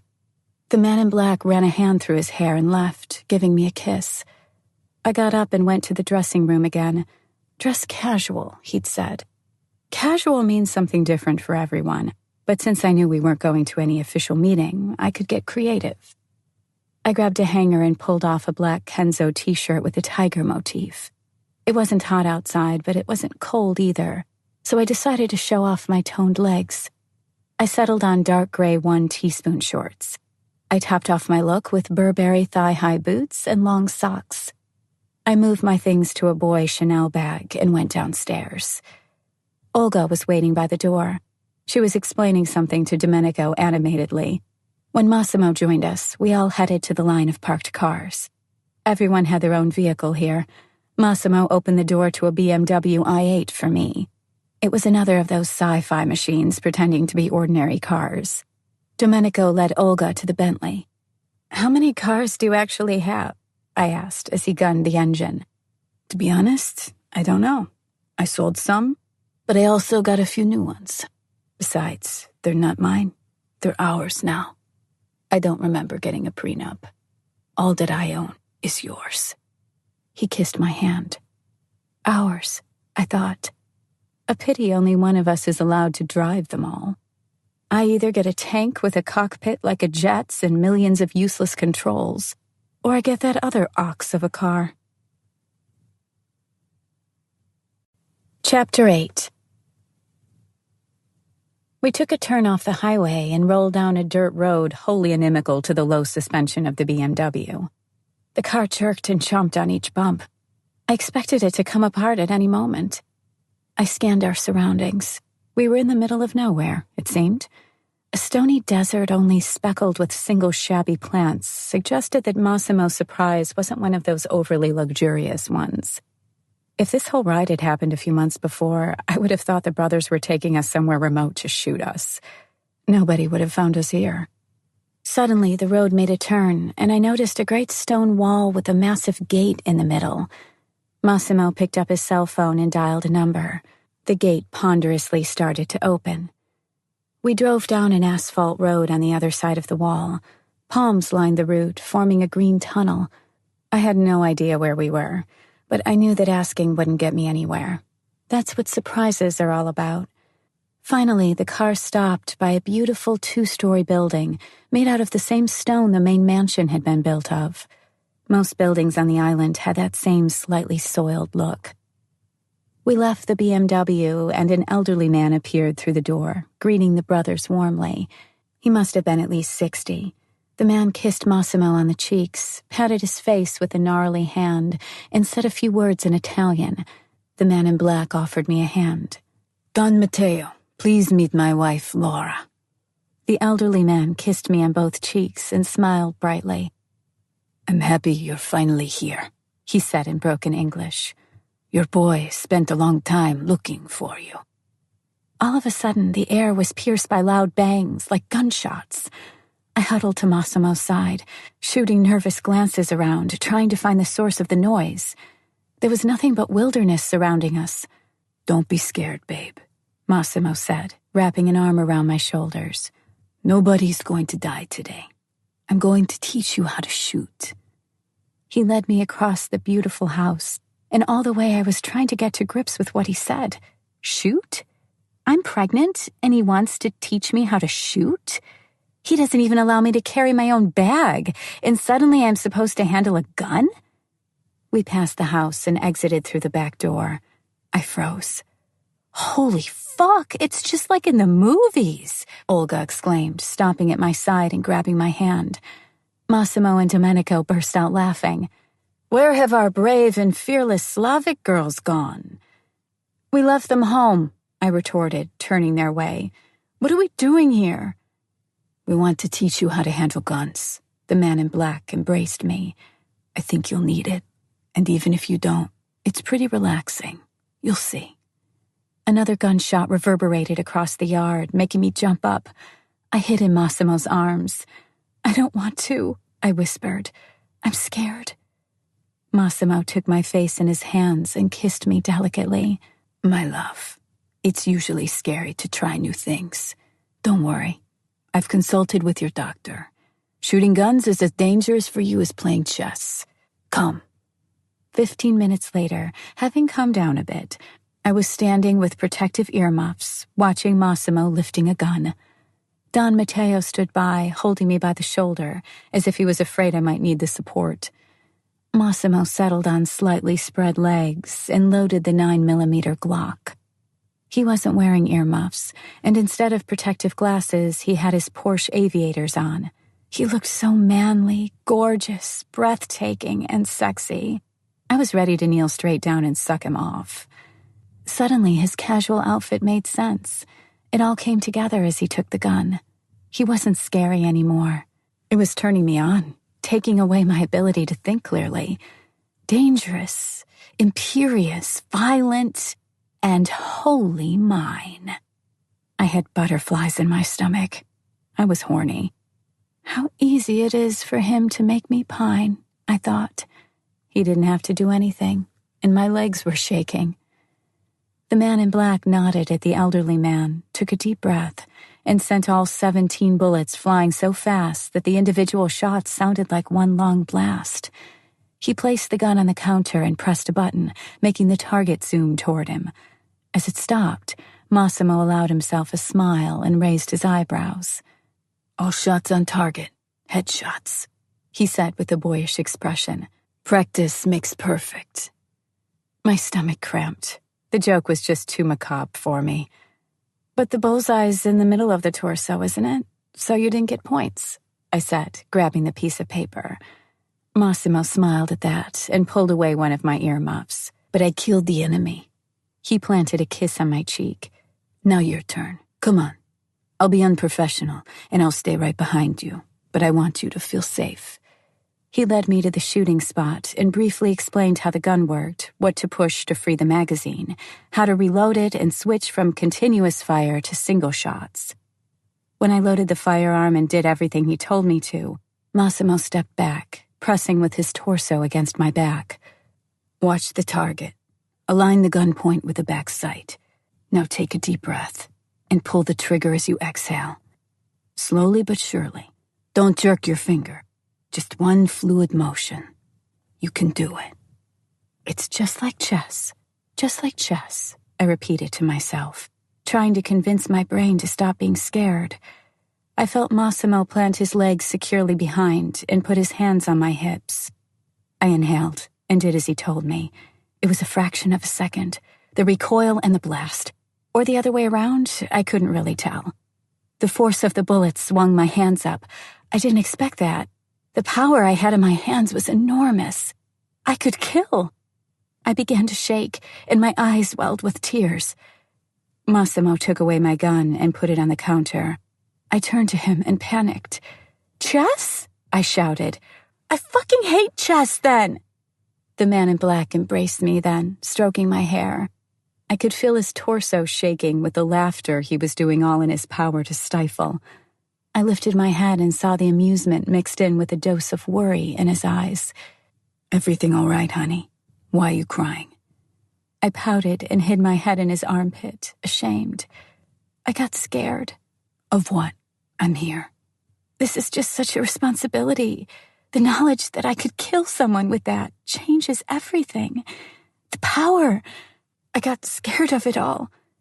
Massimo nodded, and I think I saw pride in his eyes. "You're so wise, baby girl," he whispered, kissing me softly. "Now, back to the lesson." The next shots were easier. After I unloaded a few clips, they stopped having any effect at all. I felt like an expert already. Sometime later, Don Matteo left us and returned with a new toy. "You'll like this one." Massimo grabbed the machine gun that the man had brought. "This is an M4, an assault rifle. Pretty nice weapon.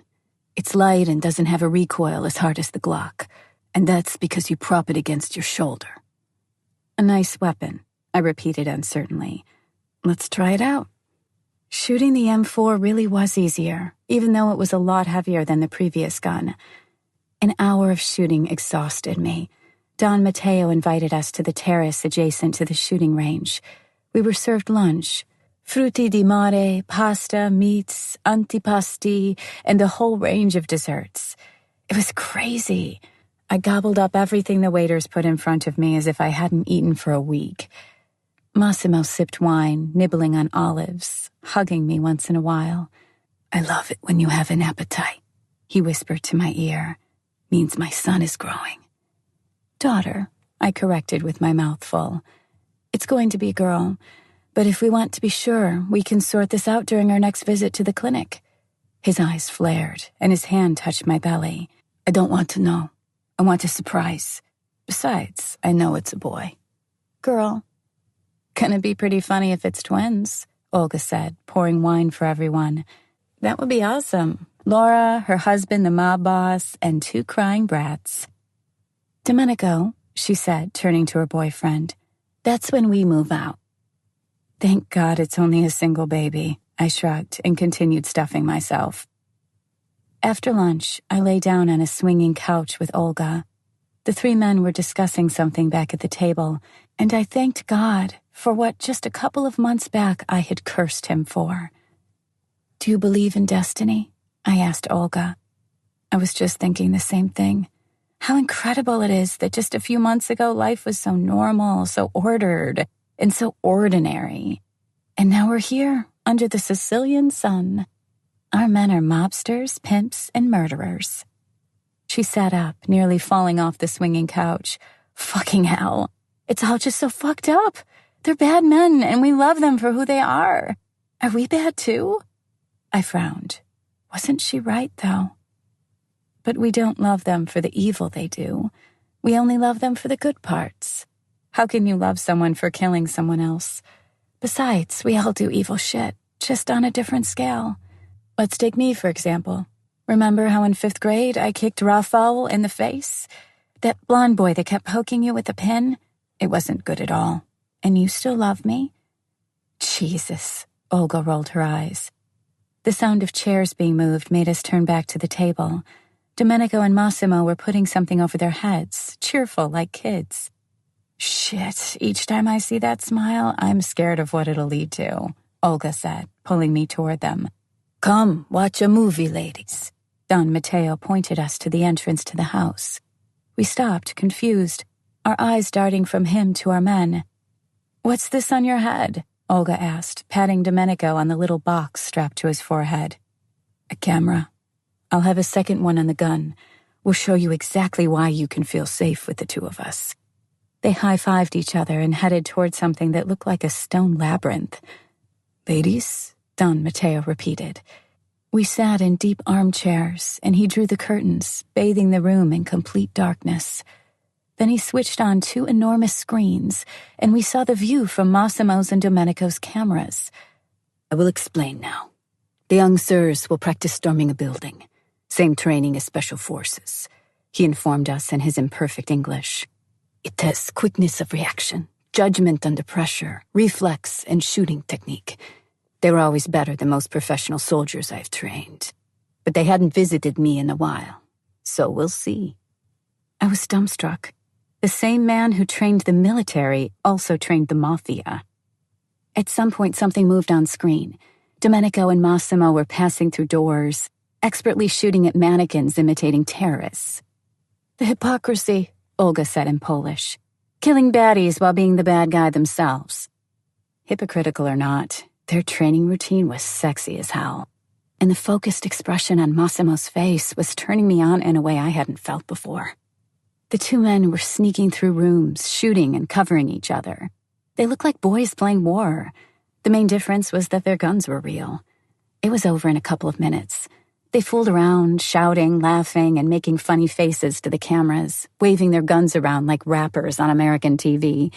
Idiots, Olga muttered, getting up. Having said our goodbyes to Don Matteo, we took the cars and drove back home.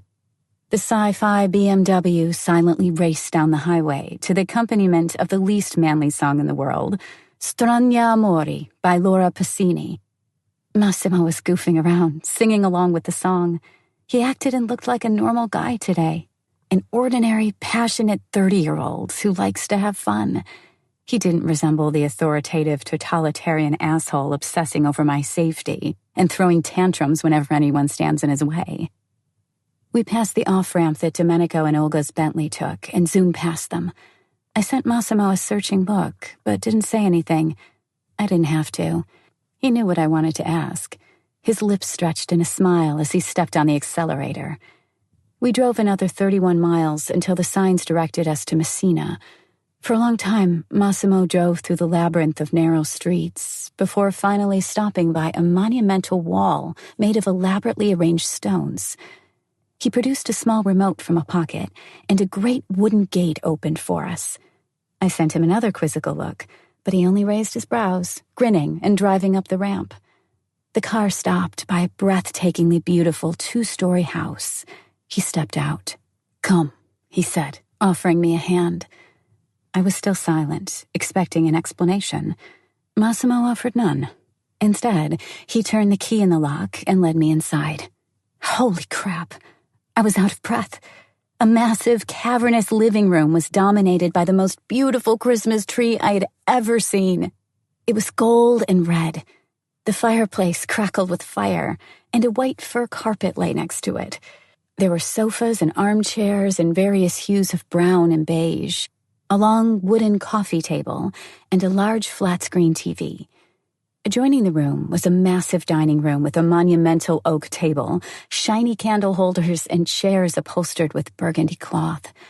The whole space was warm, subtle, and luxurious. "What is this, Massimo?" I spun on my heel and shot him an amazed look. "This is my gift for you." "The Christmas tree?" "No, honey, the house. I bought it because I wanted it to remind you of me and our child. I want you to have only good memories of this place. This is going to be your place on earth. I never want you to run away from me again. And if you ever need some time alone, this place will be waiting for you." He stepped closer to me and cupped my face in his hands. "If you want to move out of the mansion, we can live here together. There isn't going to be as much staff, but we'll be here together. Just you, me, and our son. Daughter, this place is private and entirely safe. Happy holidays, my love." His lips touched mine, and his teeth gently bit into my lower lip. He grabbed my ass and lifted me from the ground. I wrapped my legs around his hips and returned his kiss. He caressed my lips, and his hands wandered all over my body as he carried me to the huge table in the dining room. He laid me on the tabletop and pulled his t-shirt off with a fluid motion. I couldn't stop grinning as he took my shorts off. "What about the boots?" I asked as the shorts and my lace panties flew across the room, landing on the floor somewhere. "You can keep those on." He motioned to me to raise my arms, and a moment later I was splayed before him, wearing only the long mid-thigh-high socks and black boots. Massimo placed his strong hands on my hips and lifted me, pushing me deeper onto the table. Surprising, I thought he'd rather want to pull me closer and slide his manhood inside me. His eyes, flaring with lust and half-closed, drilled holes in me. I spread my legs wide, propping my feet on the table, and crossed my arms above my head. The man in black moaned. "I love that," he whispered, unbuttoning his jeans. His gaze didn't leave my wet pussy for even a moment. "I know." He stood at the base of the table, naked, stroking the insides of my thighs. "This house has another great feature," he said, and took a few steps toward the wall, pressing a button on a panel by the fireplace. Silence by delirium reverberated throughout the whole space. "The sound system," he said with a smile, before pushing his tongue into my moist hole. I had been waiting for this moment since he first shot his gun back at the shooting range. My body writhed under his touch as his tongue assaulted me. It was violent and full of lust as it played with my clit. Slowly, he slid 2 fingers into my pussy and started to stroke. Lazily, he moved them in and out. Another moment, and I would come. I'd been at the very edge of ecstasy since he had taken his pants off, but I didn't want to climax so fast. "I know you're about to come," Massimo said, slipping a finger into my ass. That was it. I came immediately. My body arched, tense and shaking. The man in black didn't stop. His movements only quickened. "Again, babe." Another finger in my back passage. "Oh, God," I cried out, surprised with the intensity of the sensation. His tongue fondled my pulsating clit, picking up the pace. Another orgasm came a dozen seconds later, and then another and one more. They came and went in waves of exhausting ecstasy. Images of Massimo were flashing through my mind, with his gun, focused and strong, then laughing and carefree. I opened my eyes and looked at him. His eyes were full of animalistic lust. I came so hard then. My fingers clenched around his hair, and when the last orgasm flooded like a wave through my whole body, I felt cramps all around. They were paralyzing. I collapsed back to the tabletop with a crash. "Good girl," Massimo breathed, biting his lip. Then he grabbed my ankles and savagely pulled me to the very edge of the table. The music, reminding me of prayers, undulated in the air, and I loved my husband more than ever. Without taking his eyes off me, he grabbed his erect manhood and slowly, gently slid it inside me, keeping watch of my reaction. "Harder," I whispered, nearly inaudibly. "Don't provoke me, babe. You know I can't." I missed the old, violent Massimo.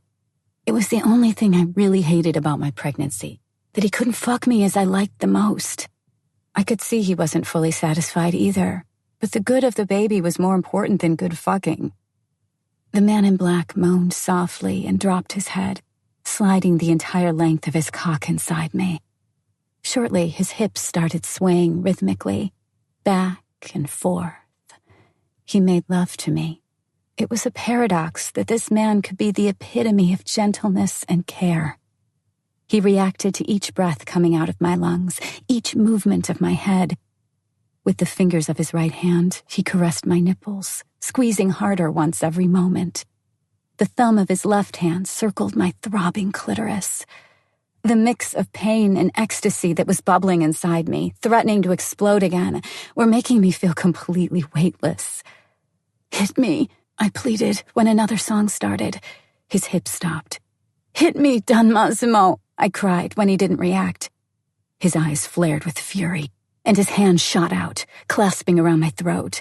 I let out a scream filled with lust and desire, throwing back my head.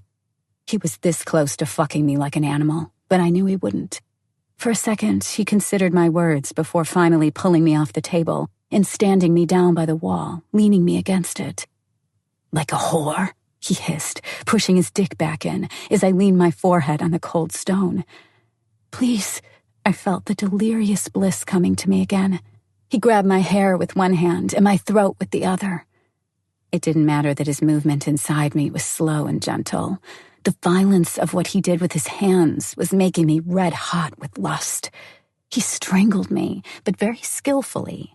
I could barely keep my arousal at bay. At one point, he took his hand away from my throat, only to painfully punish my swollen nipples. His teeth bit into my ear, then my neck and shoulder, but I couldn't do anything to retaliate. When he felt he was getting close, he let go of me and turned me around. "Sit down," he said, pointing me to a low stool. Then he grabbed my chin between index finger and thumb, opening my mouth. "All the way, girl." Without warning, he pushed his cock into my mouth and started fucking it brutally, flooding my throat with a great wave of cum just a minute later. I choked, trying to rip his hands off me, but he didn't stop until he was done. Finally, his hips stopped pushing, but his dick was still resting on my lower lip. "Swallow," he ordered, gazing at me coldly. I did as he told me. Only then did he let me go, pushing me toward the couch. "I love you," I called out with a wide grin as he turned to the wall to lower the volume down a bit. "You know most whores aren't as kinky as you," he asked, lying next to me and covering the both of us with a soft blanket. "They should look for another job," I shrugged, licking his nipple. "I'm going to the doctor tomorrow. I hope he'll allow us to do as we like in bed." Massimo wrapped his arm around me. "Me too. I don't know how long I'll be able to cope with your provocations." "It's not my fault I like it a bit rough." The man in black turned his face to me, looking me in the eyes. "Bit. I nearly choked you, woman." He sighed loudly and laid on his back. "Honestly, sometimes I'm afraid of how you make me feel. Then imagine how scared I am of who I'm becoming with you." Chapter 9. "Good morning." His warm voice cradled me before I opened my eyes. I purred and pushed my face into his torso, inhaling the barely detectable scent of his cologne. "My neck hurts," I said, my eyes still shut. "Probably it's because we spent the night on the couch." My eyes snapped open, and for an instant I felt panic. Only upon seeing the gigantic Christmas tree did I recall where we were and what we had done the night before. "Don't know about you, but in Poland we only decorate the tree on Christmas Eve. Maybe a day before that if the kids can't wait. But December 6th, I yawned. "If it pleases you, we can keep it for the whole year. And besides, what was I supposed to do? Wrap the whole house like a present?" "For starters, you didn't have to buy it." "Oh, please." He rolled to his back and pushed me under his arm. "It's an investment. Besides, I'm not sure if the mansion in Taormina is the best place for the baby. I'd like to keep you here, only for me. There's always too many people over there." "But Olga's there too." I looked at him, propping myself on an elbow. "What am I to do here all by myself?" Massimo sat up and leaned back, facing me. "You'll have the baby, and me as well. Is that not enough?" I saw sorrow in his eyes. He was genuinely sad. I had never seen him like that. I quickly cupped his face in my hands and touched his brow with mine. Darling, but you're always out. I rubbed my temples nervously, looking for a solution. I got it. When the baby is born, we'll try living in the mansion first. If it turns out you were right, we'll move here. If not, we'll stay there. And in that case, this place will be my private retreat. And a place for all kinds of debauchery, when I'll be able to fuck and drink to my heart's content again. I slipped out from under the blanket and danced a wild, happy dance of a sex-addicted alcoholic. Massimo watched me with amusement before taking me into his arms and carrying me across the house. In that case, let's stamp our mark everywhere around the house, so it only reminds you of all the decadent things we do together. When we returned to the mansion in Taormina, I jumped out of the car and ran straight to the dining room. Food! Food! It was the only thing I could think about. Our new house might have been gorgeous, but the fridge back there was empty. Pancakes! I called out, barging into the room and noticing Olga sitting by the big table. She glanced at me and closed the laptop she had been using. I remember the good old times when you used to puke at the thought of food, and now your ass is getting fatter by the minute. Belly, not ass, I corrected, heaping my plate with food. Besides, my ass is so small it could use some fattening up. Olga smiled and poured me a cup of tea, added some milk, and threw in 2 teaspoons of sugar. I got a Rolex, she said, waving her hand in my face. Pink gold, mother of pearl, and diamonds. What did you get? A house, I mumbled with my mouth full. Olga's eyes bulged, and she swallowed loudly. You got what? She asked, shocked. A fucking house. You deaf all of a sudden? Fucking hell! I got a watch? You got a house. There's no such thing as justice. Get pregnant with a mobster, marry the guy, and then live with a bossy asshole hiding a gun under his pillow. You'll get a castle. We both chuckled at that, high-fiving each other. What's so funny? Massimo asked, entering the room and taking a seat. He was wearing a black suit and a black shirt, which meant he was going to a funeral or just working today. Where are you going? I asked, putting the fork down. I need to see the doctor at 1. That's where I'm going, he replied, helping himself to some eggs. In that gravedigger's outfit? Olga asked. The man in black sent her a dispassionate look and poured himself a cup of coffee. Domenico is upstairs jacking off. Why don't you go and help him out? He asked, keeping a neutral expression. Olga snorted and leaned back in her chair, crossing her arms.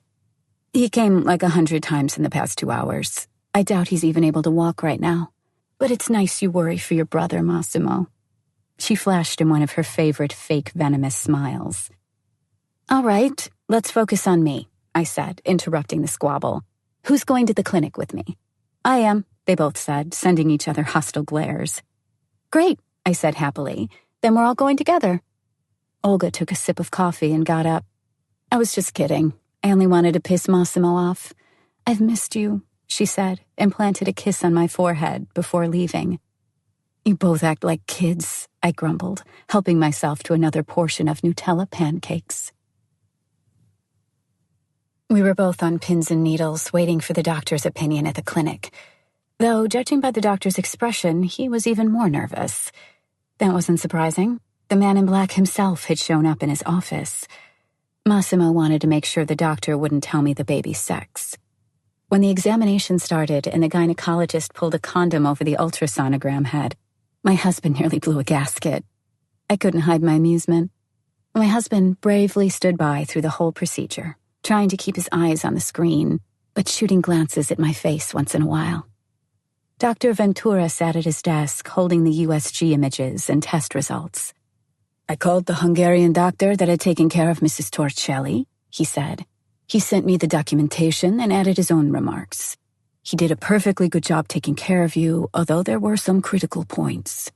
He paused and took a sip of water. What matters is that the latest test results are perfect. You are doing great, and the baby is developing like it should. It is big and healthy. Your heart is coping with the additional load. There are no reasons to worry at all. Dr. Ventura. Massimo knitted his brows and crossed his arms. Yes, Don Massimo, the doctor stammered. Why has the life of my child been endangered? Well, the doctor grabbed the documents lying on the desk and leafed through the pages nervously. The Hungarian doctor informed me that your wife was under a lot of pressure, and it lasted longer than a day or 2. Her heart couldn't keep pace. Her body rebelled. To keep it simple, it started treating the fetus as a threat, leeching its vitality. But everything is okay now, right? I asked, caressing Massimo's hand, but keeping my eyes trained on the doctor. Yes, it is absolutely okay. What about sex? The man in black pinned Dr. Ventura with his icy stare. I think the poor man would tell him whatever he wanted to hear now. If you're asking if there are any contraindications, then no. And what about more intense sexual activities? I asked, dropping my eyes. I lifted my head and saw the doctor's eyes darting between me and Massimo. God, if we were going to keep beating around the bush with this, we'd never learn anything, and my husband would keep fucking me like a lazy koala for the next 6 months. I took a deep breath. Let me rephrase it, doctor. We like rough sex. Can we have rough sex? Ventura's face blushed, and he leafed through some more papers, as if looking for an answer there. He might be a gynecologist and probably had conversations like this a couple of times a day, but never with the boss of the local mob. You can have sex however you like. Massimo rose gracefully and led me to the door. I didn't even have time to say goodbye. We practically ran out to the street, where he pushed me against the closest wall. I want to fuck you, right now, he breathed, his face inches from my own. I'll pound you so hard, you'll feel how much I've missed it. Come with me. He pulled me by the hand, leading me to the car. He pushed me inside and teleported to the other side. Before I managed to buckle up, the vehicle was already racing toward the highway. We passed our turn, continuing on to Messina. I knew where he was taking me, and I couldn't hide my joy at the thought of getting fucked in the privacy of our new house. No people around, no security, no Olga or Domenico, only the two of us. I have one more surprise for you, Massimo said, opening the wooden gate with the remote. He glanced at me, waiting for it to finish opening. A sly smirk stretched his lips, and his hands clenched on the steering wheel. When the gate finally swung open, he stepped on the accelerator. The BMW's tires screeched, and we drove all the way to the entrance door. Massimo jumped out of the car, opened the door for me like the gallant knight he was, and then unceremoniously threw me over his shoulder. He turned the key in the lock with me still in his arms, carried me inside, and kicked the door shut. Then he climbed the wide stairs leading to the second floor. I'm going to wash you first, he announced, putting me down on the floor of the beautiful, classy bathroom. I can't stand another man's smell on you. I snorted with laughter. I didn't think the rubber condom or the USG machine smelled of anything. He's just a doctor. He's a man, he barked. Raise your arms. He pulled my cashmere sweater off and then undressed me completely. All the clothes flew to the ground. This is mine, he growled as his eyes took in the sight of my naked body. Only yours, I confirmed as he pushed me into the shower. You have 3 minutes. He turned his back on me and left without another word. That was surprising. I had thought he'd fuck me in the shower, or at least play around with soap a bit. It was disappointing. I squeezed out some shower gel and rubbed it over my skin. Time's up, Massimo called, returning to the bathroom. I thought that was supposed to be a metaphor. I quickly rinsed away the soap. Ready? I spread my arms, displaying my nakedness. Massimo stepped closer, pulling off his shirt, and breathed in my scent. Much better, he said, and took me into his arms again. He carried me to the bedroom, which was pleasantly dark, even though it was the middle of the day. What I liked most about the Mediterranean was that all the houses had powered roller blinds installed, making it very easy to blanket their interior in pleasant gloom. I liked darkness. Martin used to tell me it was depressing, one of my worst qualities. He had hated it. A massive bed dominated the room, supported by 4 thick columns. It was crowned with a black canopy. At its foot was a small bench padded with dark gray satin, matching the width of the mattress. On both sides of the bed stood night tables with richly engraved fronts, and a similar, though larger cabinet took up a corner of the room. Lit candles gave out a faint glow from its top. The furniture was dark, bulky, and very stylish. Massimo laid me down on the mattress, quickly dumping a few dozen pillows that had been scattered all over the bed to the floor.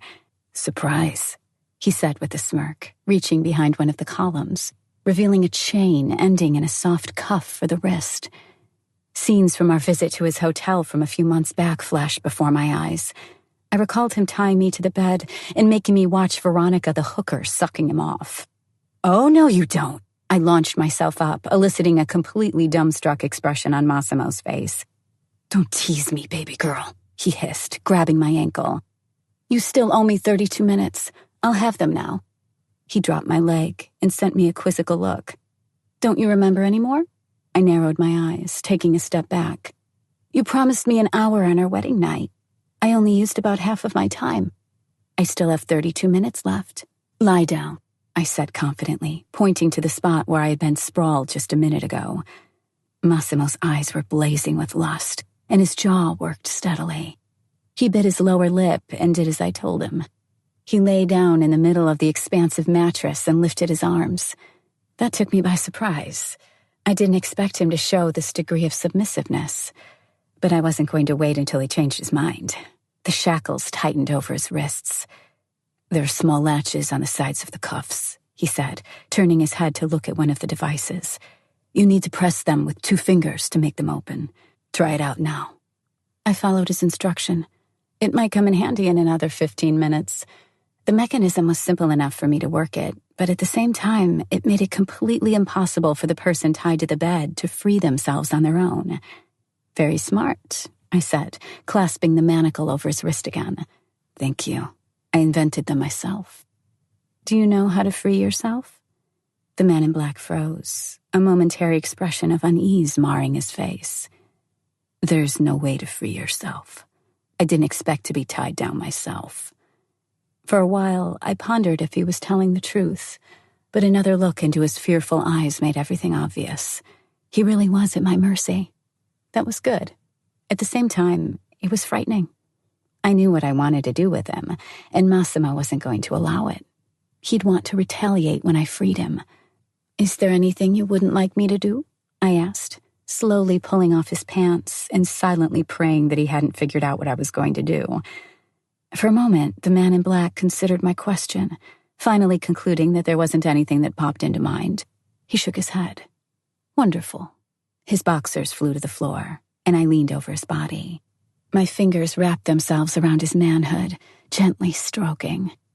Massimo moaned quietly and leaned his head over the pillows, closing his eyes. I liked it when he allowed himself to relax.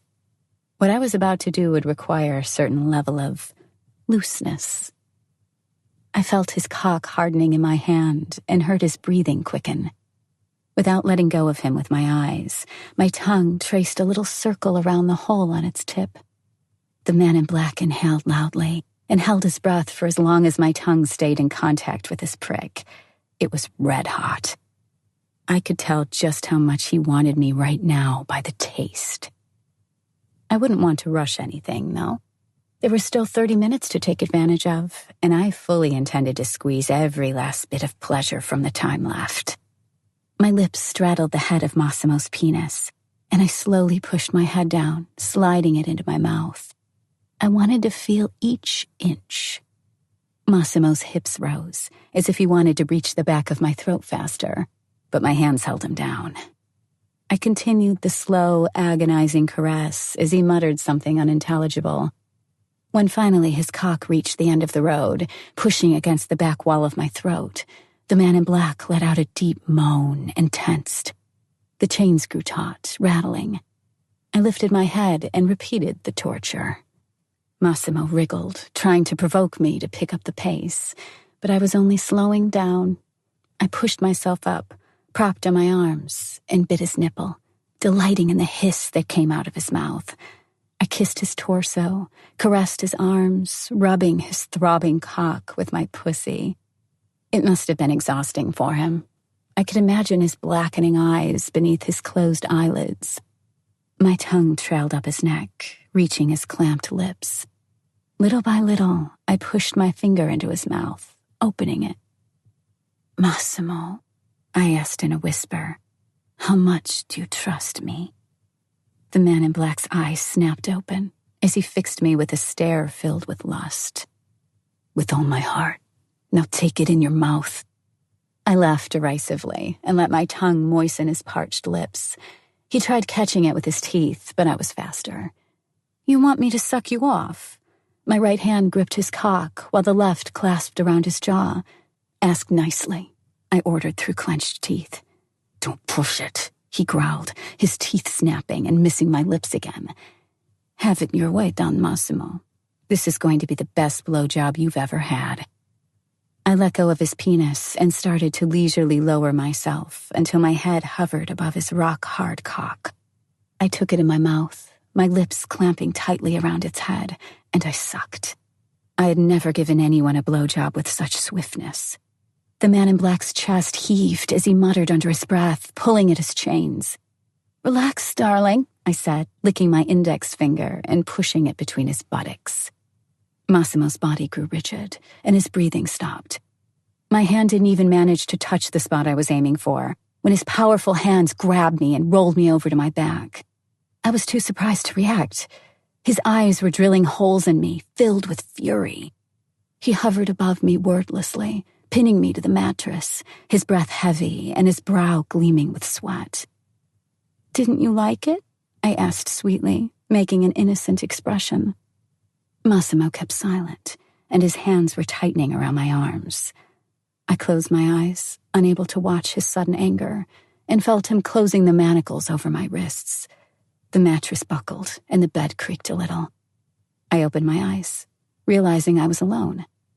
I could hear the sound of water running in the shower. Great, I thought. He left before I could finish. Did I overdo it? I didn't want to hurt him. My aim had been to prove something to him, albeit in an unconventional way. I had once read about male anatomy and learned that some experiments may prove very pleasurable to men, as enjoyable as for women, or even more so. It turned out that the manliest man on earth didn't enjoy those kinds of things. Most men would, in his place. "I won't allow you to take control anymore," Massimo said, breaking my train of thought. He was standing in the door, water trickling down his skin. His chest was still heaving.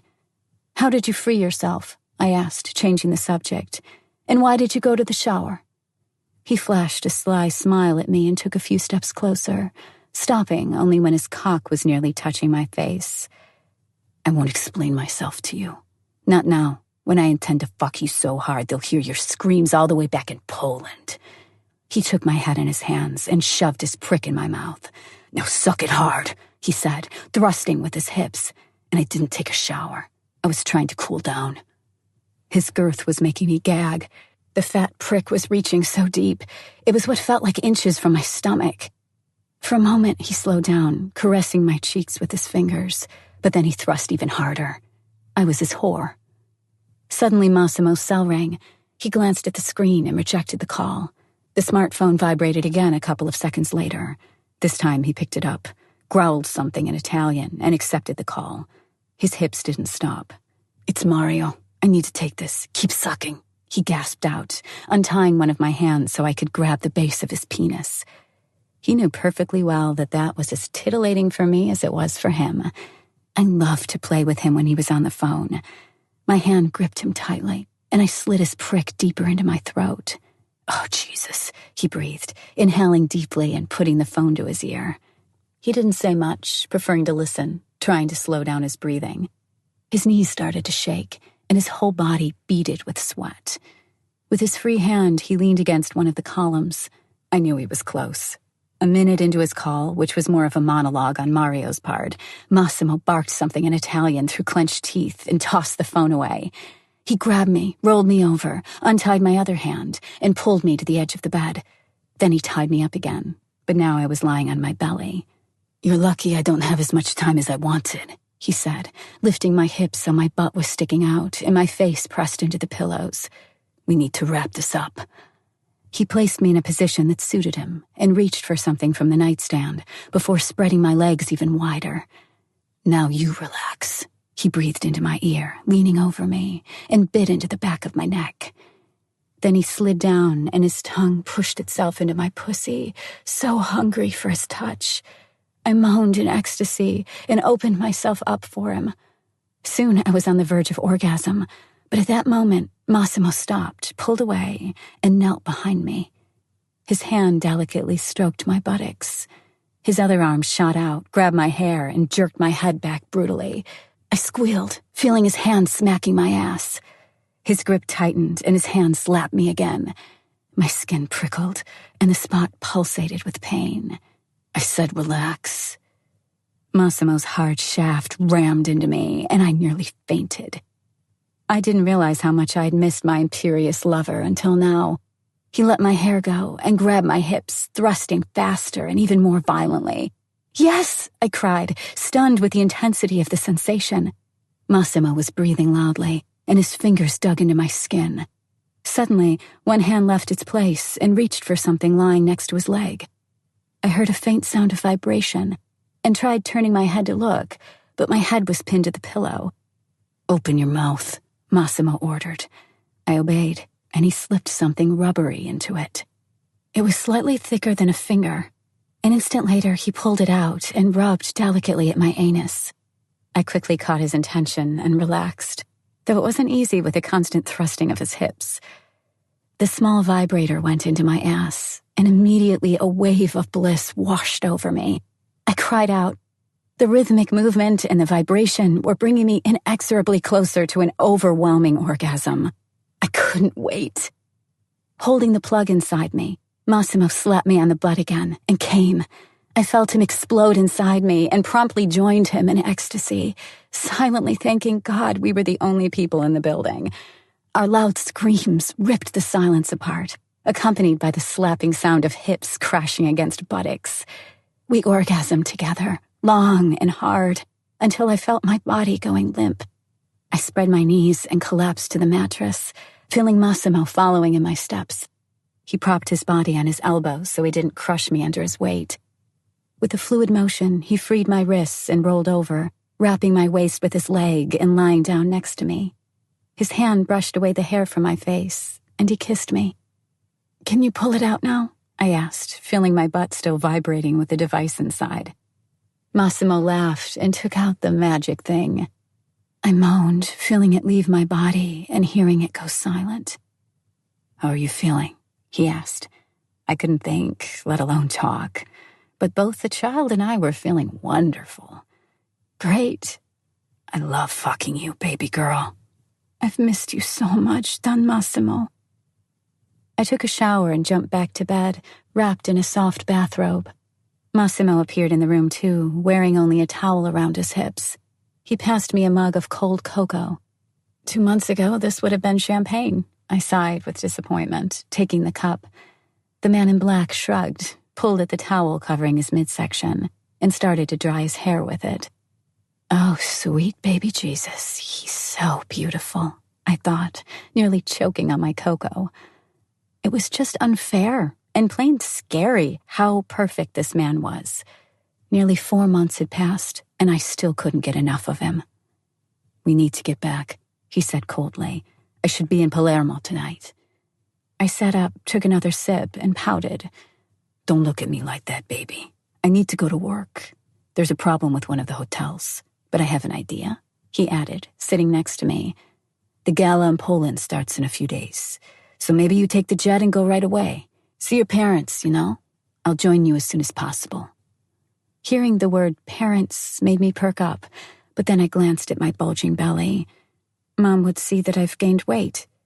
"You'll take Olga with you. I'll need Domenico here. The jet is yours. You can go whenever you'd like." I was confused, sad, and, ironically, a little happy, too. "What's going on, Massimo?" He shot me a strange look and stood up. His face showed no emotion. "Nothing you need to concern yourself with, baby girl." He led a finger along my lips. "I need to work, is all. Now, get dressed." We returned to the mansion, and Massimo kissed me passionately before disappearing into a study. I was left alone, standing with my back to the wall, staring at the door handle. There were dozens of conflicting thoughts flashing through my mind, and my eyes welled with tears. What's happening to me? I thought. He left a minute ago, and I'm already missing him so much. I placed my hand on the handle, pressing it gently and opening the door a fraction. The man in black was standing by the window, facing Domenico, looking at something the younger man held in his hands. My eyes focused on the thing, and I froze. Was this an engagement ring? Was Domenico planning to propose to Olga? Or maybe it was something else they had been keeping secret from me. Staggered with the new information, or rather the lack of it, I decided to leave the two men alone and go to my room. I sat on the terrace and wrapped myself in a blanket, watching the setting sun. It wasn't actually that cold, but I just liked to feel the blanket on me. I didn't want to go back to Poland. It was freezing there this time of year.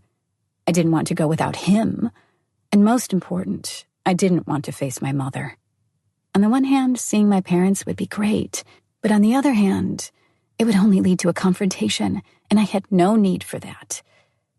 Sipping on a cup of tea, I started planning. First things first, dress so my belly didn't show.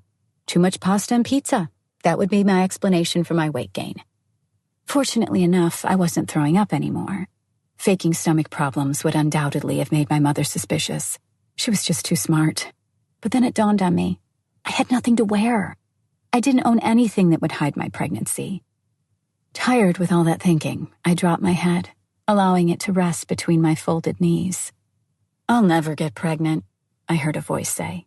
It was Olga's. What would I do without booze? Frightened by that thought, she took a seat next to me, extending her legs over the table. "Speaking of booze, I need to have a drink," she said. "No can do," I replied, putting my cup down. "We're leaving." "Again? Fucking hell. Where to? And why? We've only just got back here," she moaned, raising her eyes to the sky. "Poland, my dear. The motherland. We're going in the morning. How about that?" She took a moment to mull it over, shooting glances to the sides as if she was searching for something. "In that case, I need a good pounding first." She nodded, decided. "Who is going to do the pounding, though?" I asked, teasing. Domenico was with Mario and Massimo, after all. "What kind of question is that? My man, of course." I took a short nap and Domenico left, but I'll find him in no time. I rose, folded the blanket, and placed it on the backrest of the chair. "I'm afraid that's not going to happen," I shrugged, pushing out my lower lip. "Business. I'm your only companion for tonight." Chapter 10. Olga went to her room to pack her bags, and I intended to do the same, but ended up going to take my third shower of the day.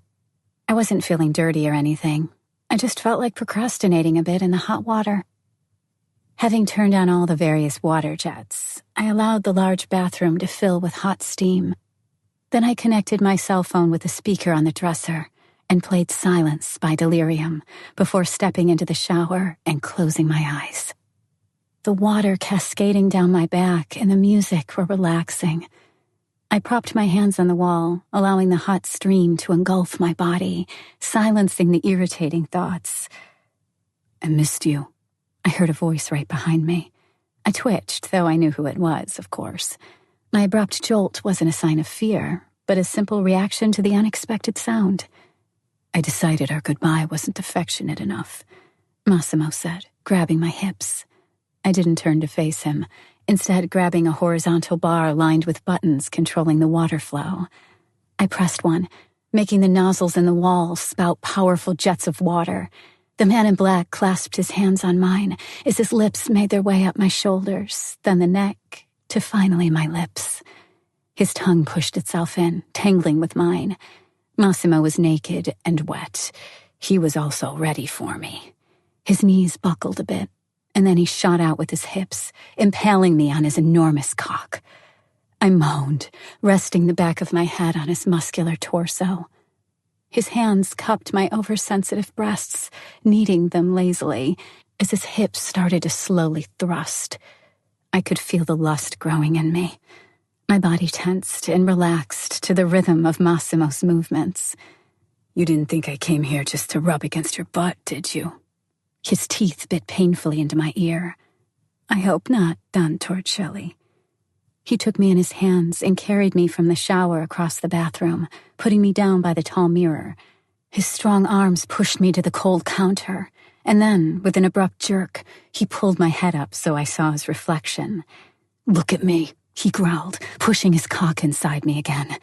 His free hand landed on my hips for support, and he began pounding me. It was crazy fast. My eyes narrowed in ecstasy. I was slipping away. "Open your eyes," he roared. They snapped wide open. I looked at him. There was madness in his eyes. He was controlling himself, but just barely. It turned me on even more. My fingers bit into the rim of the sink, trying to immobilize my body. My lips parted, and I moistened them with my tongue. "Harder, Don Massimo," I whispered. Veins bulged all over the man in black's body, and his muscles flexed, presenting his immaculate physique in all its glory. Biting his lip, he kept his piercing gaze fixed on me. "As you wish." The pace of his movements was deadly. It didn't even take a minute, and I felt the first wave of bliss rising in my underbelly. "Not yet, baby girl," he hissed. His words worked exactly the opposite way they were supposed to. I came almost immediately, still fixing my gaze on Massimo's reflection. A moan ripped from my throat, quickly rising in cadence and turning into a scream. The man in black didn't slow down even for an instant. A couple of seconds later, I had another orgasm. My breath heaved in my breast, and waves of shivers were going down my spine. "Kneel," my lover said as I collapsed on top of the sink. I couldn't catch my breath, but did as I was told. Massimo's manhood entered my mouth, and his hands clasped around my head. He didn't fuck my throat this time, instead delicately sliding deeper, allowing me to control the pace. His taste told me he was close. I sucked his cock hungrily, taking it deep. Massimo's buttocks tensed, and his breath quickened. He pulled his penis out and came with a loud moan, spurting hot cum all over my wet breasts. His eyes kept fixed on me as he flooded his seed over me. I leaned back and stuck my chest out, letting out a moan as my hand fondled his heavy balls. When he was finished, he leaned over the marble counter behind me. "You'll be the death of me, baby girl," he gasped out. I laughed, spreading the sticky white fluid across my tits and sending him a furtive look. "You think it's easy?" I asked. "As if nobody tried before you?" I repeated his words from that first night, when I had tried shooting him with the gun's safety still on. Massimo's lips spread in a sly grin, and his hands cupped my face. "You're a good listener. It flatters me, but it's also a dangerous trait." I pushed myself to my feet and faced him, clinging to his muscled torso. "I hate our goodbyes, Massimo," I said, suddenly close to tears. "That's why we won't say goodbye this time, baby. I'll be back before you know it." He wiped away the remains of his semen with a towel, softly kissing my lips. "Your plane takes off at noon. You'll be there in a couple hours. Sebastian will pick you up, the same guy who drove you around last time. You have Carol's number and your phone. If you need anything, call him. He'll take care of you until I join you." I sent him a fearful look. Those instructions sounded ominous, as if I was in some kind of danger. Everything he was doing now was suspicious. The sudden trip and sending me away to Poland. It wasn't like him to allow me to stay away for that long. "Don Massimo, what is really going on?" He didn't reply, focusing on wiping my breasts clean. "God damn it, Massimo!" I cried out, tearing the towel from his hands. He let them drop limply to his sides as he focused his glare on my eyes. "How many times do I have to tell you, Laura Torricelli? Nothing is happening." He took my face in his hands and kissed me. "I love you, baby girl. I'll join you in 3 days. I promise. Now stop being angry. My son doesn't like it." He stroked my belly and smiled. "Daughter. I just hope she's in a shrew like her mother." Having said that, he jumped away, knowing I'd take a swing at him. I followed him, stark naked, trying to smack him with the wet towel, but he was faster. When I chased him into the bedroom, Massimo grabbed me and threw me onto the bed, pinning me down. "You complete me, my love. I wake up every morning and feel alive just because of you." His eyes were warm and loving as he looked at me. "I thank God every day for that day I nearly died and saw you in my dream." He pressed his lips to mine. "I need to go now. Call me if anything happens." He tore away from me, got up, and went to the dressing room, returning a couple of minutes later in his standard black suit and shirt. He gave me another kiss and went downstairs. I woke up early. It was only 7. I spent the next 15 minutes in bed watching TV before going to the bathroom and taking my 4th shower in the last 24 hours. I had all the time in the world. I didn't have to look good with Massimo away, but I spent some time doing makeup and perfecting my coiffure. Then it was time to pack my things. Daunted by the task, I sat on the rug in the dressing room. Of course, Maria could pack for me as usual, but this trip required a very precise choice of outfits.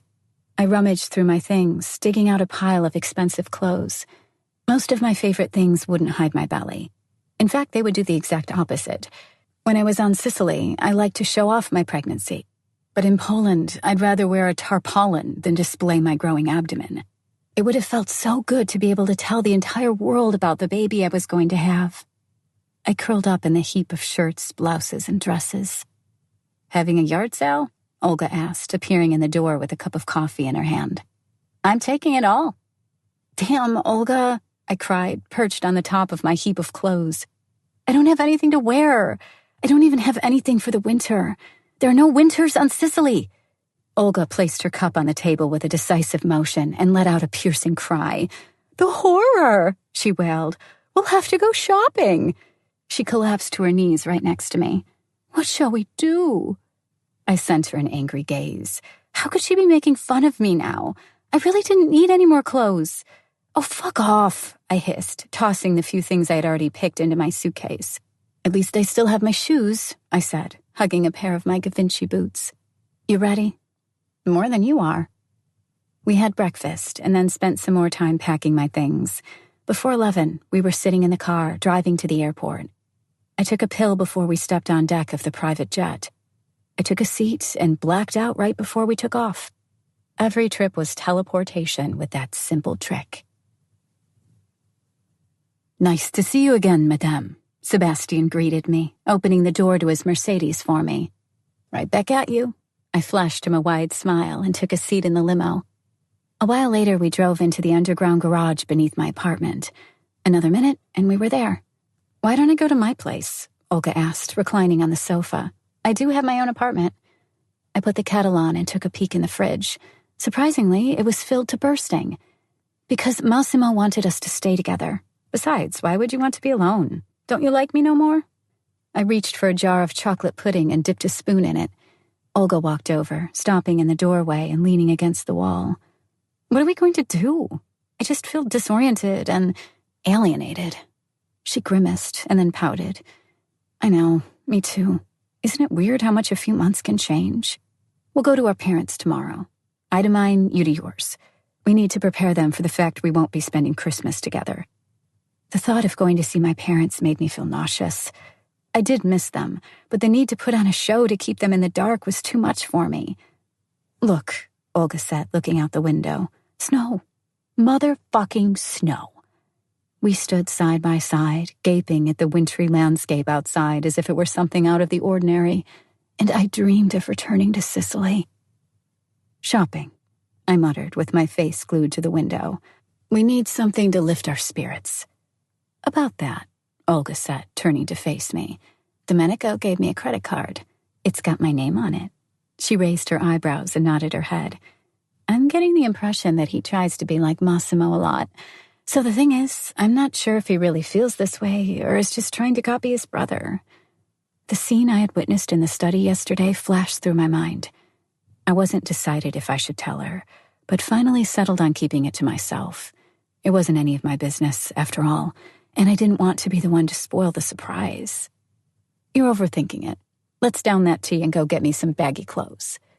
"You're overthinking it too. Your belly is barely showing." "Don't worry." She shook her head. "I don't know." I put my hands over my belly and stroked the bulge.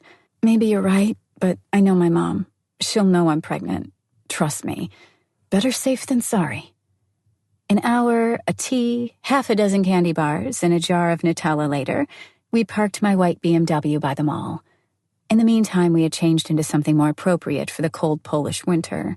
I picked my black Givenchy boots, leather leggings I barely squeezed myself into, a loose cream-colored tunic, and a gray fox fur vest. Olga went with what she liked the best, shorts and thigh-high Stuart Weitzman boots, a loose sweater matching the shoes, and a leather jacket. Hooker style, her signature outfit.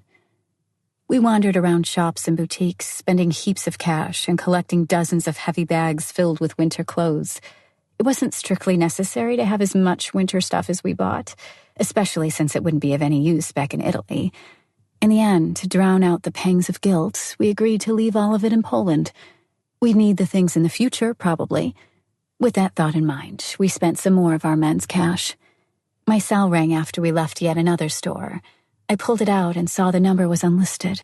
I smiled. "Hey there, baby girl." That gorgeous British accent sounded over the phone. "How's shopping?"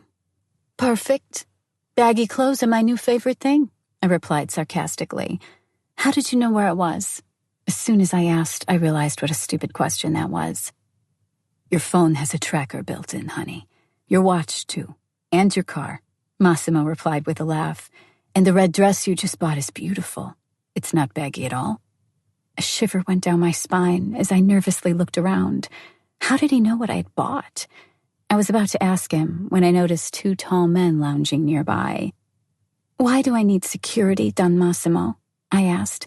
"I'm in Poland, and there's nothing dangerous here." I hesitated. "Right?"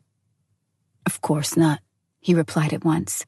"I just like to be sure my 2 most beloved people are safe." "You're talking about me and Olga, I presume?" I laughed and sat down on a bench. Massimo muttered something in Italian. I didn't catch it.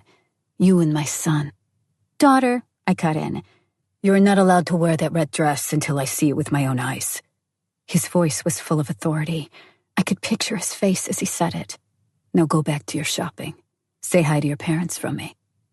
I sighed, putting the phone back in my handbag. I sent Olga a glance. She put 2 fingers in her mouth, pretending to gag. "I'm gonna puke," she grumbled, rolling her eyes. Now, don't be jealous," I grimaced and got up, taking her hand. "We got company," I said, pointing at the security guards. "They're documenting all our purchases." "Fucking hell," Olga swore. "He's even worse than your mom." "That is a fact," I snorted with laughter. "Now come with me." The next day, dressed in a baggy tunic that was tightish only around my breasts, a pair of leggings and a coat, I headed out to my parents' place. I decided not to tell them I was coming. This was going to be a surprise. Olga hopped out on the way by the apartment block her parents were living in. My parents' was the only place I'd ever thought of as home. A long time ago, my brother and I had decided that we'd never live there, but we wouldn't sell the house either. Kuba lived nearby 300 miles away, and as long as I'd stayed in Warsaw, the distance between me and our folks was close to 150. It didn't change the fact that my happiest memories had always been the ones from our parents' house. Mom had done a lot of work to make the garden look gorgeous, and the building itself had changed dramatically over the last couple of years. I couldn't imagine anyone else living there but us. Now I was standing on the porch. I rang the doorbell. The door opened, and my dad appeared. "Oh, my goodness! Hello there, darling," he said, beaming and pulling me inside. "What are you doing here? You look astonishing." I could see his eyes were watering, so I gave him a great hug. "Surprise," I whispered, cuddling against his shoulder. My breathtaking mother walked through the door, impeccably dressed and wearing full makeup. "Dear child," she cried, spreading her arms wide. I threw myself into her embrace and started crying. Who knows why?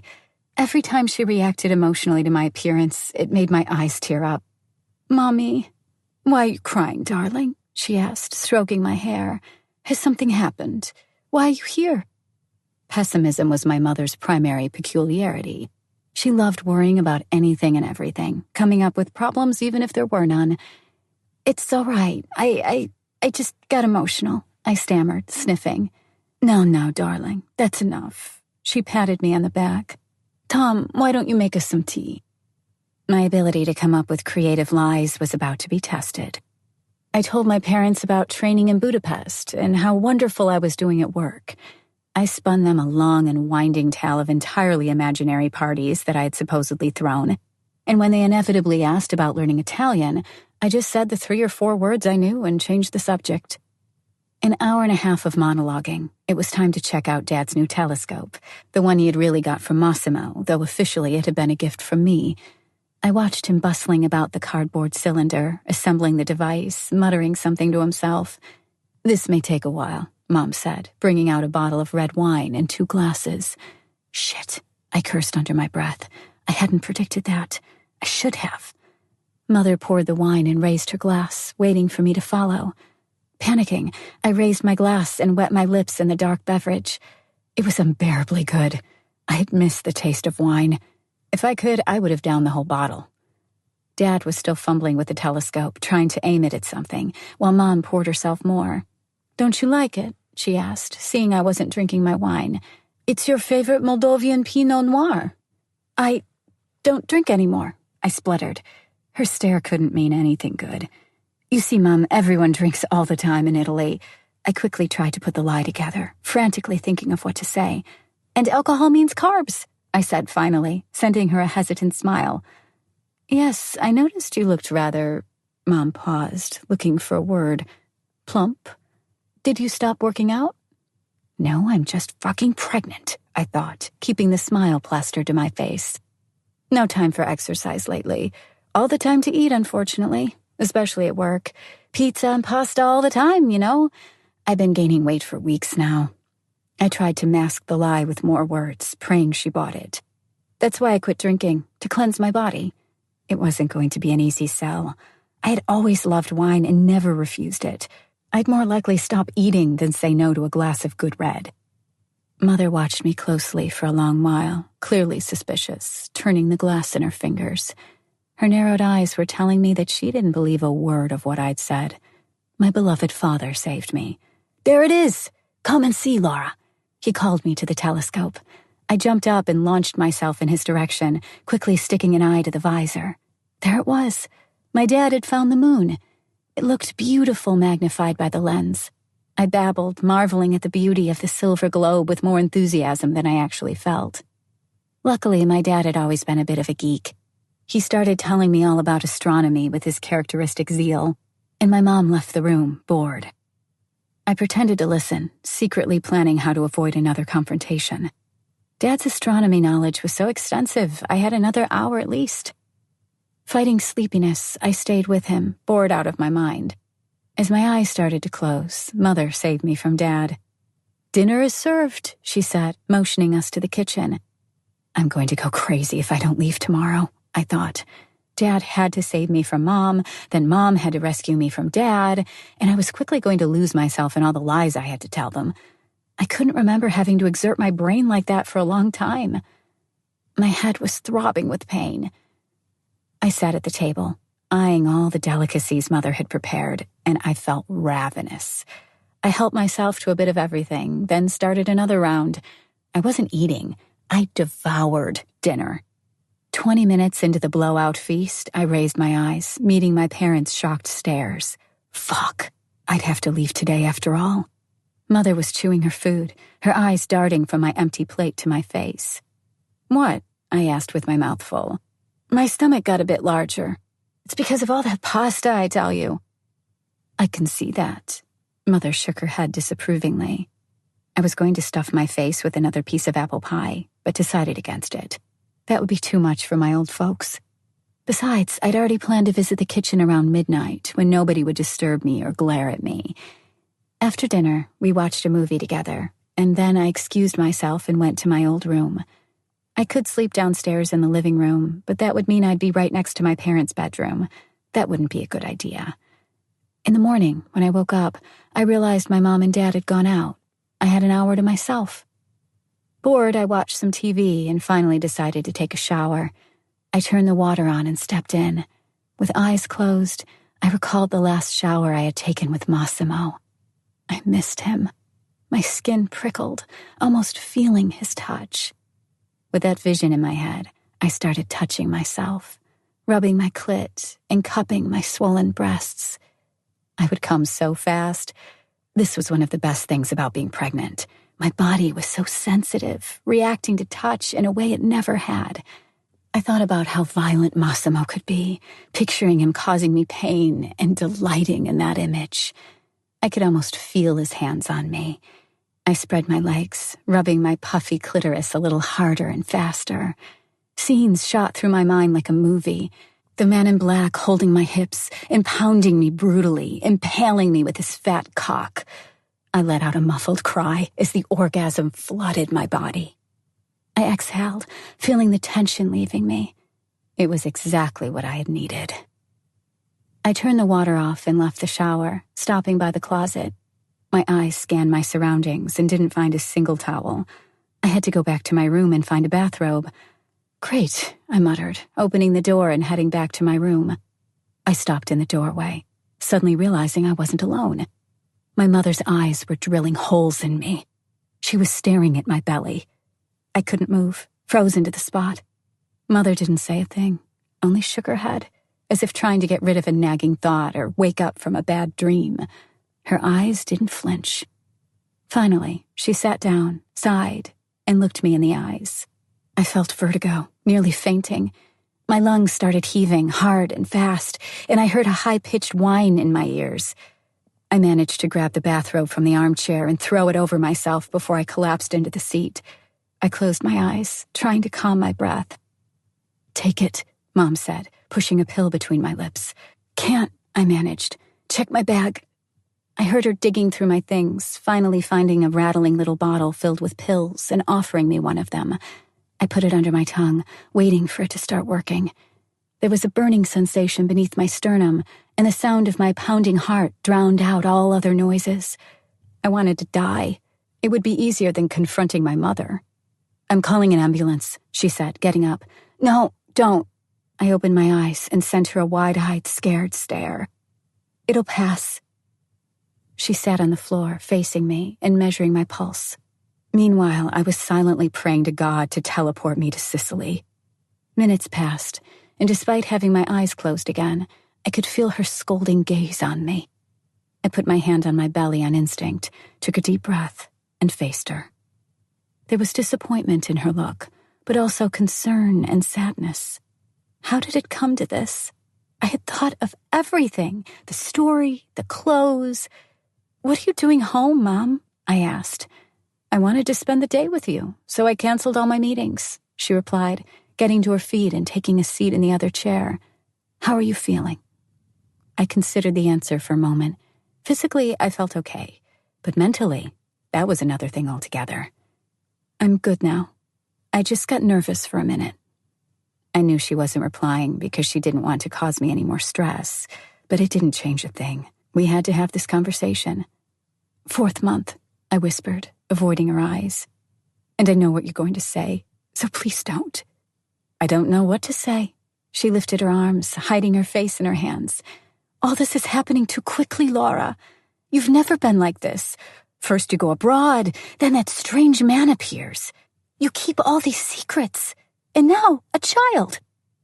She was right, of course. Whatever I said next, it wouldn't change anything. "I love him, Mom," I said pitifully. "But a child?" she cried, jumping to her feet. "You don't have to have a baby with someone all at once, only because you fell in love. Especially when you only met him." She trailed off. I dug through my bag and grabbed the first outfit that fell into my hands. I dressed myself while my mother was counting silently. "Laura Beale, God damn it, how long did you know that man before you decided to have his baby anyway?" I balled my fists. The anger I felt was directed at myself. "What difference does it make, Mom? That's not how I raised you. How long?" "We didn't plan it. It just happened. You think I'd be that stupid?" I grabbed my bag. "And if you need to know, I knew him for 3 weeks. It only dawned on me how absurd the whole situation was when I said that. I was trying to make my mom understand something that even I thought made no sense. My mother went pale and froze. I'd hurt her. That much was obvious. I had known this would happen. There was no way I could tell her about my abduction, Massimo's strange vision, the mafia, or all that Sicilian mess. "And what if he gets bored with you?" my mother asked, raising her voice. "He'll dump you and the child. That's not how I raised you," she repeated. "A family needs 3 people to function properly. How could you be so irresponsible?" She was trying to control herself, but that was a losing battle. "Have you ever thought how hard it is to be a single mother? This isn't about you anymore." "We got married a week after I left Poland. No prenup," I growled at her. "So all this fucking money is mine now. I have so much money, I can use it as diapers for the kid. And Massimo loves me and the baby so much that he'd rather die than let us leave." I raised my hand, shutting her up before she interrupted me. "And trust me, I know. I already tried. Don't judge me, Mom. because you know next to nothing about my life and the situation I'm in. I cried and sprinted down the stairs, leaving her. On my way, I grabbed my coat from its hanger and quickly pulled on my boots. I stormed outside. It was snowing. Freezing wind gusted into my face. I took a deep breath and pressed the button on the car fob, tossed my bag to the back seat, and jumped in the car, slamming the door behind me. Tears streaked down my cheeks. I was furious with myself. I needed to scream, to throw up, to die. A moment later, I drove off, leaving town and turning onto a forest path. A couple dozen yards into the trees, I stopped the BMW, got out, and howled. I kept screaming until I had no air left. Then I kicked the tire of the car, even though I had those exorbitantly expensive Givenchy boots on. I needed Massimo like never before. After a long while, I calmed down and got back in the car. I dialed my husband's number. He picked up after 3 rings. Sniffling, I opened my mouth to say something. No sound came out of my mouth. As soon as he said the first word, I just broke down and started crying. Mixing English and Polish, I tried explaining to him what had happened, smacking the steering wheel, bawling, screeching, and making a lot of other weird noises. I heard Massimo saying something in Italian, and a moment later, a black VW Passat appeared in my rearview mirror. 2 burly men jumped out, the same 2 I had seen at the mall.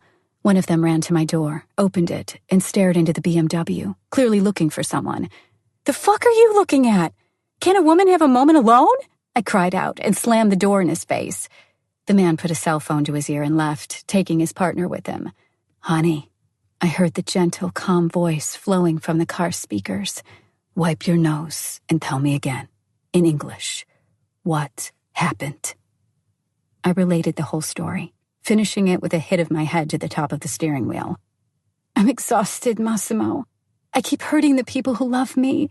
I'm so angry and so sad. And you're not here." I felt a sudden fury raising within me. My body started shaking. "You know what, Don Massimo?" I growled, my voice filled with rage. "You've complicated my life. It's all your fault. Everything's gone to shit because of you. I'm going to hang up now before I start crying again." I ended the call and turned the phone off. He had told me never to do that, but there was the Passat behind me, so Massimo knew everything anyway. He had his eyes on me. I turned the car around, past the 2 guys in the black VW, and drove back. I stopped only when I reached Olga's house, left the car, and called her through the intercom. She picked up, and I told her we were going back to Sicily, which seemed to cheer her up. "What's up?" she asked, getting into the BMW. "Don't even ask. I had an argument with Mom. She learned all about the baby and the wedding. And then I had another argument, this time with Massimo, because I was so pissed off by the first one." I burst out in tears again, falling into Olga's arms. "I just can't take it anymore." She looked terrified, and her mouth gaped open in shock. "We're changing places," she said, unbuckling her belt and walking around the car to open the door on my side. "Get out, now," she ordered, pulling me by the coat. "You're not going to drive in this condition." We must have looked ridiculous. I was still screaming, tears streaking down my cheeks, hands clutching at the steering wheel. And then there was Olga, jerking at me, trying to force me out of the car. I didn't budge. Suddenly, she stretched her neck out and bit my hand. "Ah!" I yelped and let go of the steering wheel. That was all she needed. Olga hauled me out of the car. "If you weren't pregnant, I would have beaten your brains out. Now get back in." We drove for a long while in total silence. Eventually, the fury inside me subsided and turned into confusion and a feeling of guilt. "I'm sorry," I whispered, trying a smile. "Pregnancy's a bit like going crazy. At least in your case. Now tell me what happened at home." I recounted the whole story and waited for a reaction. "Fucking hell," she cursed, nodding. "Your mom's got a hell of a nut to crack now. She'll fucking disown me." I shrugged. "Nah, she'll get over it." Olga paused, thinking, before adding, "It's not every day you learn that your kid's pregnant and got married behind your back. Besides, it's not so bad. She doesn't know Massimo's a mobster, and she doesn't know he regularly nearly gets you killed. So look at the positives." I stared at her, mouth agape, unable to believe what I was hearing. All right, she conceded finally. "I'm joking. Just stop worrying now, Laura. At least you got this behind you. Maybe you didn't tell her the way you wanted, but at least you don't have to lie anymore." She was right. But did that change anything? The situation was a bit less muddled, but I still couldn't count on my mom ever calling me again. And we were both too stubborn to back down. I wasn't going to let it go either. 2 hours later, we were back in the apartment. It was only 2 p.m., but I felt drained. Pregnancy, heart disorder, argument with Mom, it all made me want to go to sleep and not wake up until the next morning. Olga made me tea and said she was going out to break up with her Polish boyfriend. She had a lot of unfinished business she was supposed to deal with weeks ago. I nodded, waited until she left, turned on the TV, and dozed off. Chapter 11. Why aren't you naked? I heard a quiet whisper by my ear. I opened my eyes. It was completely dark in the bedroom and the living room. The clock showed 11. I rolled over, cuddling against my husband's torso. Because I didn't expect to wake up next to you, and I needed to smell you. I pinched the edge of his shirt that I had on, pulling it off and throwing it to the floor. The man in black wrapped his arms around me and pressed me against his chest. It didn't sound like you missed me over the phone. He pulled away and looked at me. And while we're at it, your phone has been switched off since yesterday. Petrified, I raised my eyes and met his gaze. I had turned my phone off yesterday, and with all that had happened, I had simply forgotten to turn it back on. If he raked me over the coals now, he'd be in the right. Massimo's stare was surprisingly gentle, and his hand caressing my hair didn't signify trouble. What are you actually doing here? I asked, knitting my brows. You were supposed to come tomorrow. Did something happen? My love, he whispered, kissing my forehead. I got scared when you called me. I was worried about you. He sighed and tightened his embrace. I should have been here with you when your mom learned about the baby. I'm sorry for yelling at you. Sometimes I can't control myself. I rolled onto my back. And she didn't only learn about the baby. I told her about our marriage, too. I told her the whole story. Massimo gracefully rose to his feet and pressed a button on the remote. The light switched on. He bit his lip, thinking, and his beautiful, muscular body tensed, only to relax an instant later. He looked out the windows, puzzled. I could have watched him the whole night, but my rumbling stomach had other ideas. I need to deal with some things at work, Laura, Massimo said finally, disappearing into the bathroom, where he brushed his teeth, and then into the dressing room. He changed into his black suit. Get ready for another trip. We're going to Gdańsk. Domenico and Olga are at her place. I'll be back before 4. I stayed in bed, my face a mask of bewilderment, thinking about what had just happened. What had made him change clothes in 30 seconds and leave without another word? You've only just arrived, Massimo. Don't you want to have breakfast with me? I came yesterday evening, so I spent the whole night with you. He sat at the edge of the bed and placed a gentle kiss on my lips. I'll get it done in no time. I'll be all yours then. I crossed my arms and pouted. I'd like you to know that my needs have not been satisfied lately, I complained, and as my husband, it is your duty to sate all my desires. Besides, I'm angry, frustrated, sad, and hungry. The words poured from my mouth as I felt despair encroaching again. Massimo's eyes darkened. He narrowed them, looking at me. I ignored that signal, and that proved to be my mistake. I only noticed him shrugging off his jacket and stretching his lips in a half smile. Then he was right next to me. His hands lifted me up, and he carried me to the dining room, putting me down so I faced the large table. He was behind me. We'll do this like we did it in the past, he said matter-of-factly, pulling down my panties and pushing his knee between my legs. He knelt and pushed me over the tabletop. His warm, moist tongue left a trail of saliva on my pussy. I moaned loudly as it started to trace circles around it. I lay down, my body sticking to the cold surface of the table. Massimo was hungrily licking my cunt, leading me quickly to the verge of ecstasy. Then he straightened and slid 2 fingers into my snatch, preparing the way for his cock. As his right hand rubbed the inside of my hole, his left unbuckled his belt. Quick and hard, he breathed into my ear as his pants dropped to the floor. And don't ever say. His prick took the place of his fingers, and his hand shot out to grab my hair, pulling my head back. That I don't satisfy you. His hip slammed into me from behind and started pounding like a jackhammer. I cried out. Massimo let go of my head. His fingers bit into the skin of my buttocks as he kept impaling me. "You like provoking me, eh?" he hissed, allowing one hand to drop lower, rubbing against my clit. His rock-hard prick was thrusting in and out so fast, I was sure the whole thing couldn't last long. The man in black leaned over me, pressing me into the table without interrupting.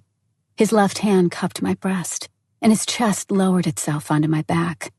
His fingers squeezed my nipple, crushing it. It was too much to bear. I came with a loud moan, splayed on the cold table, now slick with sweat. As Massimo felt me orgasming, my muscles contracting around his penis, he bit into my shoulder and joined me, flooding me with a great stream of cum. "I love it," he gasped out as we were both trying to catch our breath, sticking to each other. Then he pulled away and rolled me over to my back. He glanced at his cock, still hard, and slipped inside me with a grin. Half conscious after the massive orgasm, I didn't have the strength to resist as he picked up the pace again. "You were saying something about not being sated?" He lifted my limp legs and propped my feet on the edge of the table. "Let's go again, baby girl." His thumb touched my swollen red clit. For the next 15 minutes, he fucked me like a machine. I prayed he wasn't planning on round 3. How was it even possible that a guy his age was able to fuck like a teenager? I couldn't wrap my head around it. Massimo pulled up his pants and smiled with satisfaction, observing my drained body. He closed the distance between us, took me in his arms, and carried me to the couch, covering me with a blanket. "As I was saying, I'll be back around 4. He kissed me on the lips, grabbed his black coat, and left the apartment. He fucked me good, I thought as the door closed. Maybe even too good.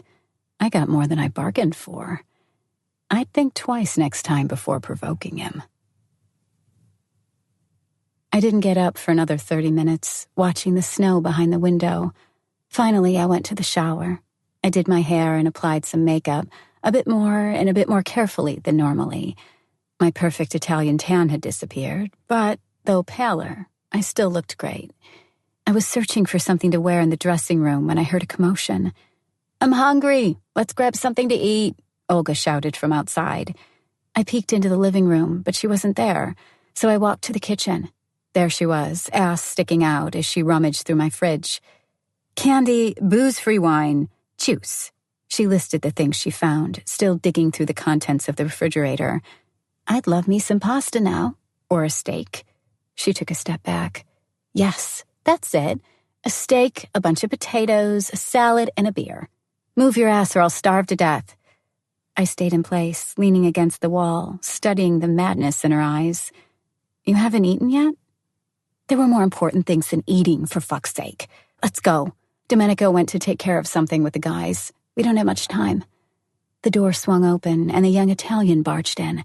I stared at him, perplexed. What was going on? "Why aren't you ready yet?" he asked. I shook my head, leaving the two alone, and went to dress myself. I had everything prepared, all the things I was going to wear to look pretty for my husband. Black suede Cassidy boots, a short gray Victoria Beckham dress, and a short black Chanel coat. I grabbed my bag and went to the kitchen, where Domenico and Olga were occupying themselves with licking Nutella off each other's skin. "You two are disgusting."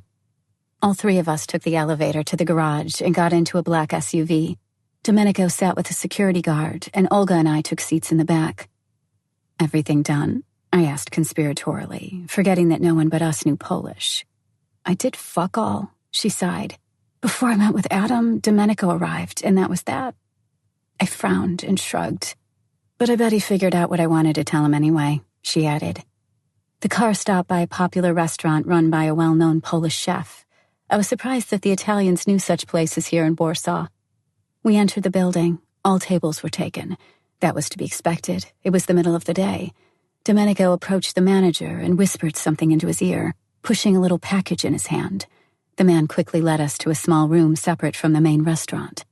We sat at a round table and leafed through the menu before ordering. The waiter brought us a plate of Polish delicacies as we waited for the main course. As we sated our hunger on butter, bread, and salty pickles, Olga leaned over to me. "I need to go to the bathroom," she said.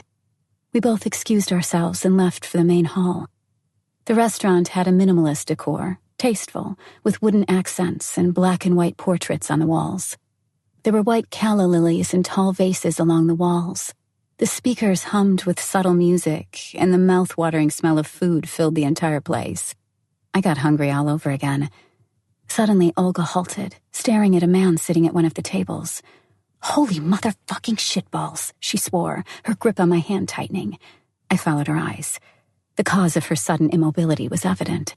A handsome blonde man was rising from his chair, wide torso, perfectly fitting expensive jacket, luscious lips. It had to be said that Adam was one hell of a stud. He was rich, attractive, and intelligent. He caught Olga's eyes, pushed himself to his feet, and started heading our way. His confident gait led him straight to us. He stopped too close, kissed Olga on the cheek, and then gave me a terse nod. "I missed you," he murmured, his tongue flicking across his lips as he kept his eyes fixed on my friend. His hands slid into his pockets, and his entire body relaxed into a nonchalant posture as he spread his legs and lifted his chin. All rich men have that in common, a certain casualness, an aura of authority and unshakable confidence. Those very characteristics were what we were both looking for in potential partners, and Adam had all three in abundance. "Hi, Adam," Olga stammered, shooting nervous glances behind him. "I wanted to talk to you, but this isn't the time or place for that." I was desperately trying to extricate myself from this uncomfortable spot, but Olga's fingers clamped around my wrist, begging me to stay. "You never cared about either the time or place." He lifted his brows in a suggestive expression and flashed Olga a charming smile. "I'll call you later, okay?" Olga proposed, taking a step back and pulling me with her. Losing her angelic sponsor wasn't going to be that easy. Adam shot out with both arms and pulled Olga into an embrace, brutally pushing his tongue into her mouth. Olga's hand released my wrist as she pushed her horny sugar daddy away. Without thinking twice, she took a swing at him and slapped him in the face with such force the sound drowned out the music. The eyes of every guest fixed on the confrontation. I drew back a couple of steps, noticing Domenico striding our way with murder in his eyes. Domenico, I stuttered before the Italian's balled fist reached Adam's face. The blond man toppled to the floor, but the Sicilian didn't stop there, instead pummeling him until a pair of security guards restrained him. The manager was shouting shrilly, guests shot up from their chairs, and Domenico strained against the two bouncers, red with fury. The Italian's own security guards tried to intervene, but more restaurant doorkeepers crowded into the room. Suddenly, the door swung open and a group of police officers barged in, promptly handcuffing Domenico. Meanwhile, Adam pushed himself up from the floor, growling threats and cussing like a sailor. And Olga wailed, tears streaking freely down her cheeks. Will my life ever stop being a damned soap opera? I thought.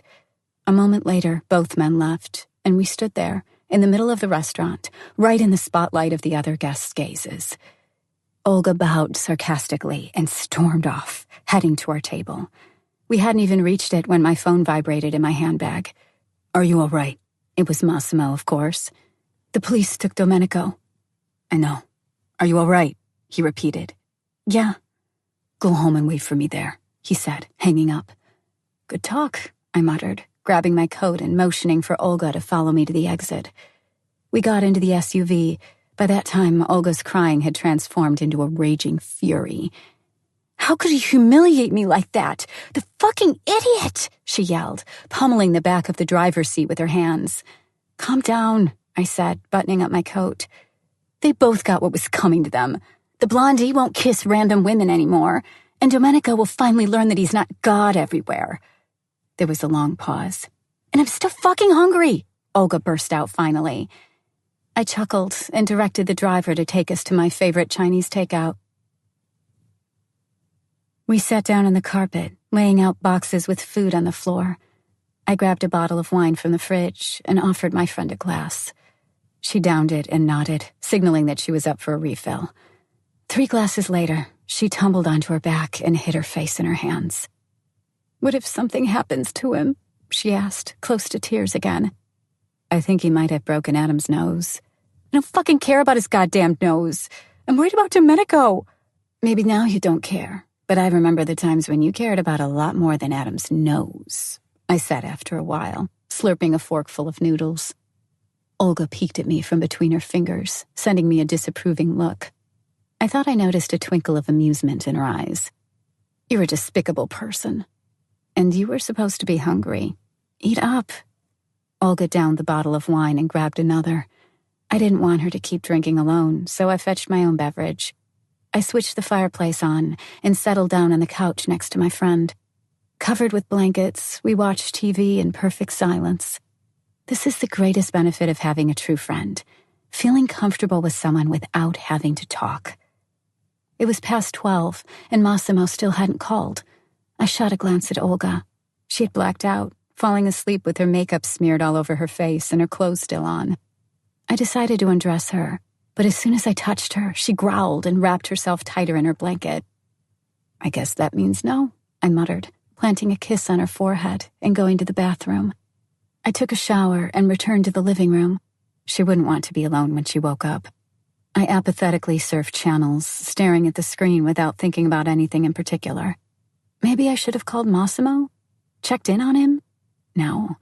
If he wanted to talk, he'd have called me himself. I finally dozed off around 2 a.m. Half conscious, I felt someone's strong hands carrying me to the bedroom. My eyes flicked open, and I saw my husband's face. He looked exhausted. "What time is it?" I asked as he laid me down in bed. 5. Go back to sleep, honey. What about Domenico? I shook my head, clearing it, hell-bent on learning the truth here and now. The man in black plopped down on the edge of the mattress, pulled off his jacket, and started unbuttoning his shirt. He's been arrested, and it looks like he'll have to spend some time in detention. He dropped his head and sighed deeply. I told him this isn't Sicily, and it wouldn't be a problem if he hit any other guy, but he just had to target your young Polish potentate, a damned national treasure. He lifted his eyes, shook his head, and glared at the wall. Carol tells me he might not get out for a while. What do you mean? I asked. 3 months behind bars so he doesn't obstruct the case or run abroad. We would have dealt with this if not for the fact that the guy he threw a punch at is one of the richest men in town. Besides, he broke the guy's nose, and that means a health impairment requiring more than 7 days to heal. That is an indictable offense here. He doesn't even have to sue. The prosecutor does that ex officio. I stared at Massimo wide-eyed, fully awake now. Massimo, I whimpered, cuddling to his back. What's going to happen now? He sat perfectly still, but I could feel his heart racing. Nothing. I'm meeting our lawyers tomorrow. We'll have to see that asshole in person. Maybe I shoot him and bury him in a forest. Who knows? I moved around him and sat in his lap, taking his face in my hands. This isn't funny, I said seriously. We're flying to Gdańsk tomorrow. I'm not needed here. We'll go see the fight night.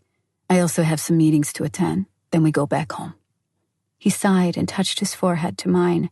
Carol will take care of everything. Don't worry, baby girl. He smooched me on the nose. This isn't Domenico's first rodeo.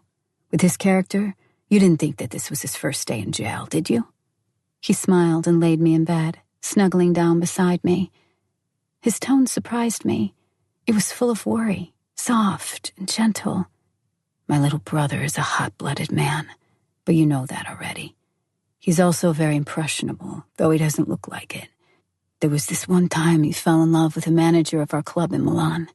To his misfortune, she had a husband, a gorilla of a man.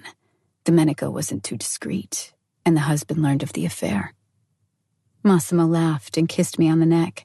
Could have reacted, told him to stop, but I didn't. He knew what he was getting into. When the inevitable confrontation finally came, Domenico had to give his all to survive. They fought for 15 minutes, but he finally managed to shoot the guy in the knee. Excuse me? I stammered in shock. Massimo grinned. I was dumbstruck. He shot him. He knew he wouldn't win in a fistfight. The problem was that the man turned out to be the son of a police officer. So Domenico went to jail for a while, and I paid off the local authorities. He shrugged. So you see, there's nothing to worry about, really. Domenico doesn't learn from his mistakes.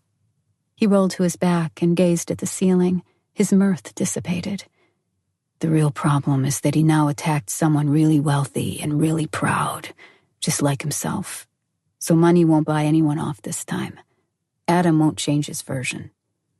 I heard a clamor from the living room, and we both pushed up with our elbows. Olga was standing in the doorway, looking terrified. Her eyes were wet with tears.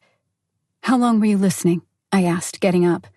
"If you're asking if I heard everything, yeah, I did." "God damn it!" She leaned back, touching her back to the wall, and slid down to the floor, hiding her face in her hands. "This is all my fault. How could I be so stupid?" She sobbed, racked with shivers. I leaned over her and took her in my arms. "Oh, honey, it's not your fault. You did nothing wrong." Olga started crying for real now. She sobbed loudly. It was breaking my heart. "If anyone is at fault, it's my brother," Massimo said, taking a step closer. "And since you heard our conversation, you know it wasn't his first time." He grabbed Olga's shoulders and lifted her up. "If you want to see him tomorrow, come with me. But getting hysterical won't help, especially at this time of night. I haven't slept for a long while. Go to sleep, you two. We'll talk more in the morning." He turned Olga around and pushed her out of the room. "Good night." I shot him an angry glance and followed my friend, leading her to the guest bedroom and giving her a sleeping pill. She dozed off almost immediately. When I went back to bed, the man in black was already asleep. I don't know why that surprised me. After all, he had said he was exhausted. But I rarely had the opportunity to watch him sleep. He was naked, lying in the white linens. His face was beautiful and serene, his mouth slightly agape. He was breathing calmly. One of his arms was bent and tucked under his head, and the other outstretched across the bed, as though waiting for me to cuddle up to him. My eyes trailed down his muscular torso and abdomen to finally stop at the spot below. "There you are," I breathed, licking my lips. His gorgeous cock rested on his right thigh, stirring me to action. "Don't even think about it," he said without opening his eyes. "Go to sleep." I groaned, sighed, huffed and puffed a bit, and then did as I was told like a good girl. I woke up around noon to discover that Massimo was already gone, not surprising in the least. I went to the kitchen, prepared myself a cup of tea with milk, and switched on the TV in the living room. After 1 o'clock, worried by how long Olga was sleeping, I went to take a peek through the door to her bedroom. I opened the door as quietly as I was able, and froze. Her bed was empty. "The fuck?" I muttered to myself, running downstairs and grabbing my phone. I dialed her number and waited, but she wasn't answering. I tried again, then 2 more times, before I changed my approach and called Massimo. He didn't tell me much. He couldn't talk and didn't have Olga around. Disoriented, I sat on the couch, rubbing at my temples. Where the hell had she gone? Why wasn't she picking up the phone? My stomach grumbled, breaking my reverie. I glanced down at it, remembering that I was still, in fact, pregnant. Since my bouts of morning sickness had disappeared, I was prone to forgetting that. I turned up the TV, switching the channel to one with music, and went to the kitchen to help myself to some breakfast. I opened the fridge and glanced at my watch. It was nearly 2 p.m. Great time for the first meal of the day, I thought. Rihanna and her "Don't Stop the Music" rocked me as I fried eggs. Dancing around the kitchen, I prepared a meal for about 5 people and took it with me to the dining room.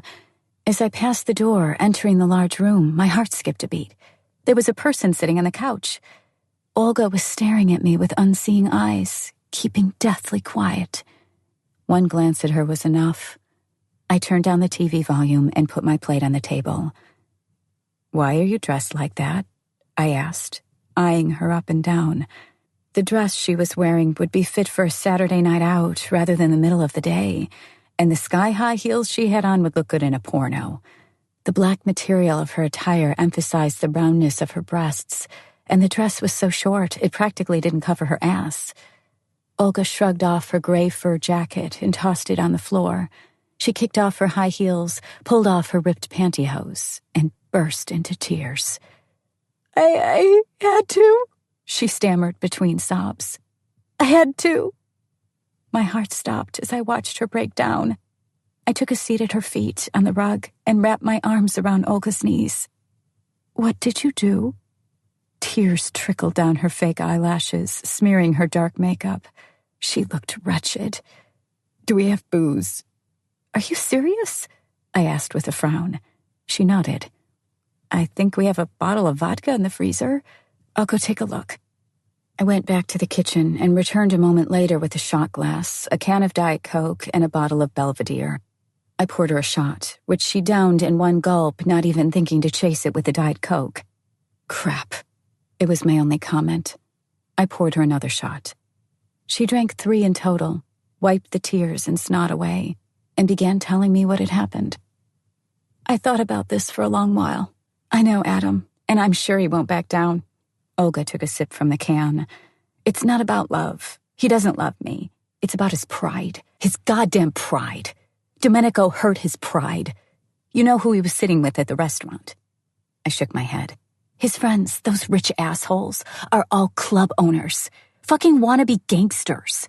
So you can imagine how much of a humiliation it was for him to get beaten up like that. All in front of his buddies. Domenico broke his nose and jaw. The motherfucker can barely see now." She nodded at me to pour her another shot. "Anyway, I went to his place to talk." "You did what?" I cried out, spilling the vodka. "What was I supposed to do? Wait for the case to blow over? Fucking hell, Laura. Our boys aren't invincible. Not here anyway. Massimo said it himself, that it would be difficult to deal with this." "What did you do?" I repeated my question, raising my voice. "Shut the fuck up and listen." She downed another shot and shuddered. I got up in the morning and waited for Massimo to leave. I went to my place and changed into this. Adam always liked expensive hookers. I drove to his place then, knocked at his door. He wasn't even surprised to see me. He let me in and just went back to his living room. I followed him, sat in a chair, and handed him a piece of paper. I asked him to write that this wasn't an assault, that Domenico was only defending himself. "What?" I exclaimed, suddenly fighting not to laugh. "Are you kidding me?" That's what he said. I wanted him to write down that he'd make it all go away if I gave him what he wanted. And he called his lawyer and asked around. You know, what he should write to have a guy released from jail without any consequences. And he did. He wrote it down and signed it with his own name. She pulled out an envelope from her bag and flicked it to the table. He was supposed to repeat it all to the police, and that was that. So he folded the paper, slid it into that envelope, and stuck it in my bag.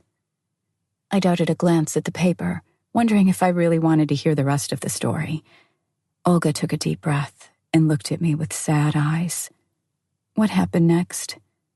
He told me to wait and left the room. He was away for a couple of minutes.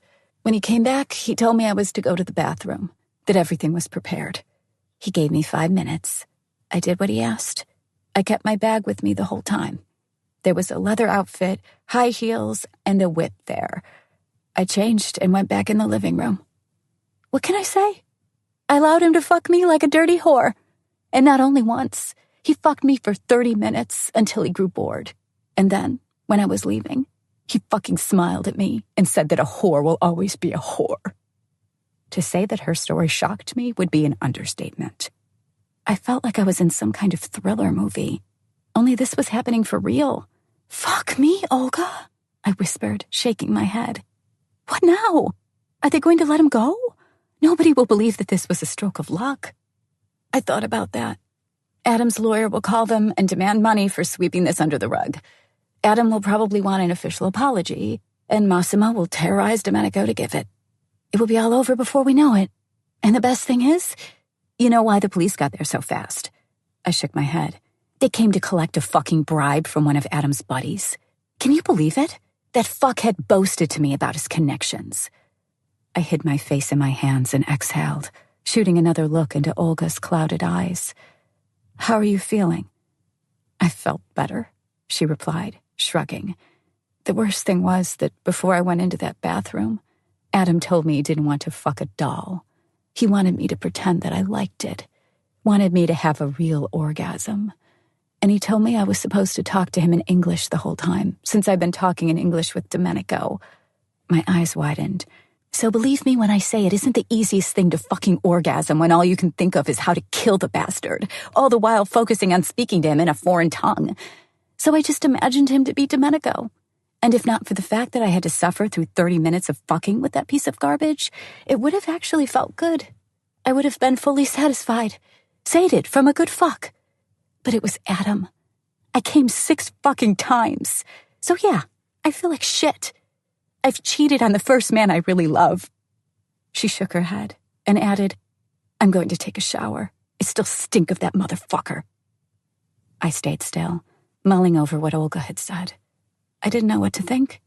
On the one hand, I admired her for her stubbornness and sacrifice, while on the other, I was angry at her for not allowing Massimo to take care of it.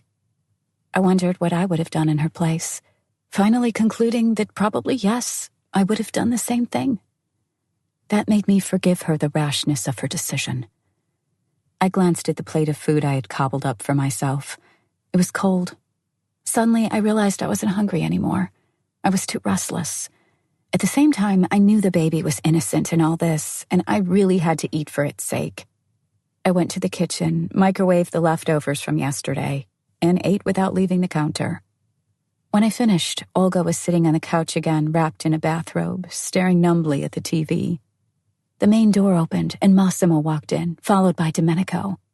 Olga immediately burst into tears and ran into his arms, sobbing. There, he said, carrying her across the room. I'm here. It's over.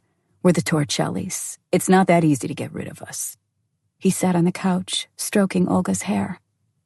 I walked over to Massimo, wrapping my arm around his waist.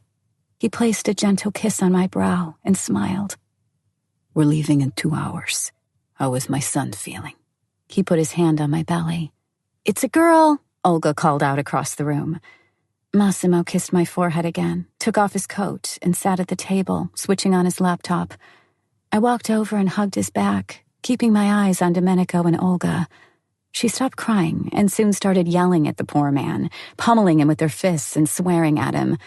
He avoided the punches with a grin on his face, finally grabbing her by the arms and toppling her to the floor. They kissed. I averted my eyes, feeling like an intruder. A while later, Massimo said something in Italian to Domenico. The younger man got up, kissed Olga one more time, and they both disappeared upstairs. I went to the dressing room and started packing my things. What if he wants to have sex? Olga asked, appearing in the doorway and sitting next to me. You think men can feel those things? Will he notice? I gawked at her, folding a dress. I don't have the slightest idea. But maybe try to think of something? Diarrhea? Or a headache? Period. He won't fall for that. Olga furrowed her brows.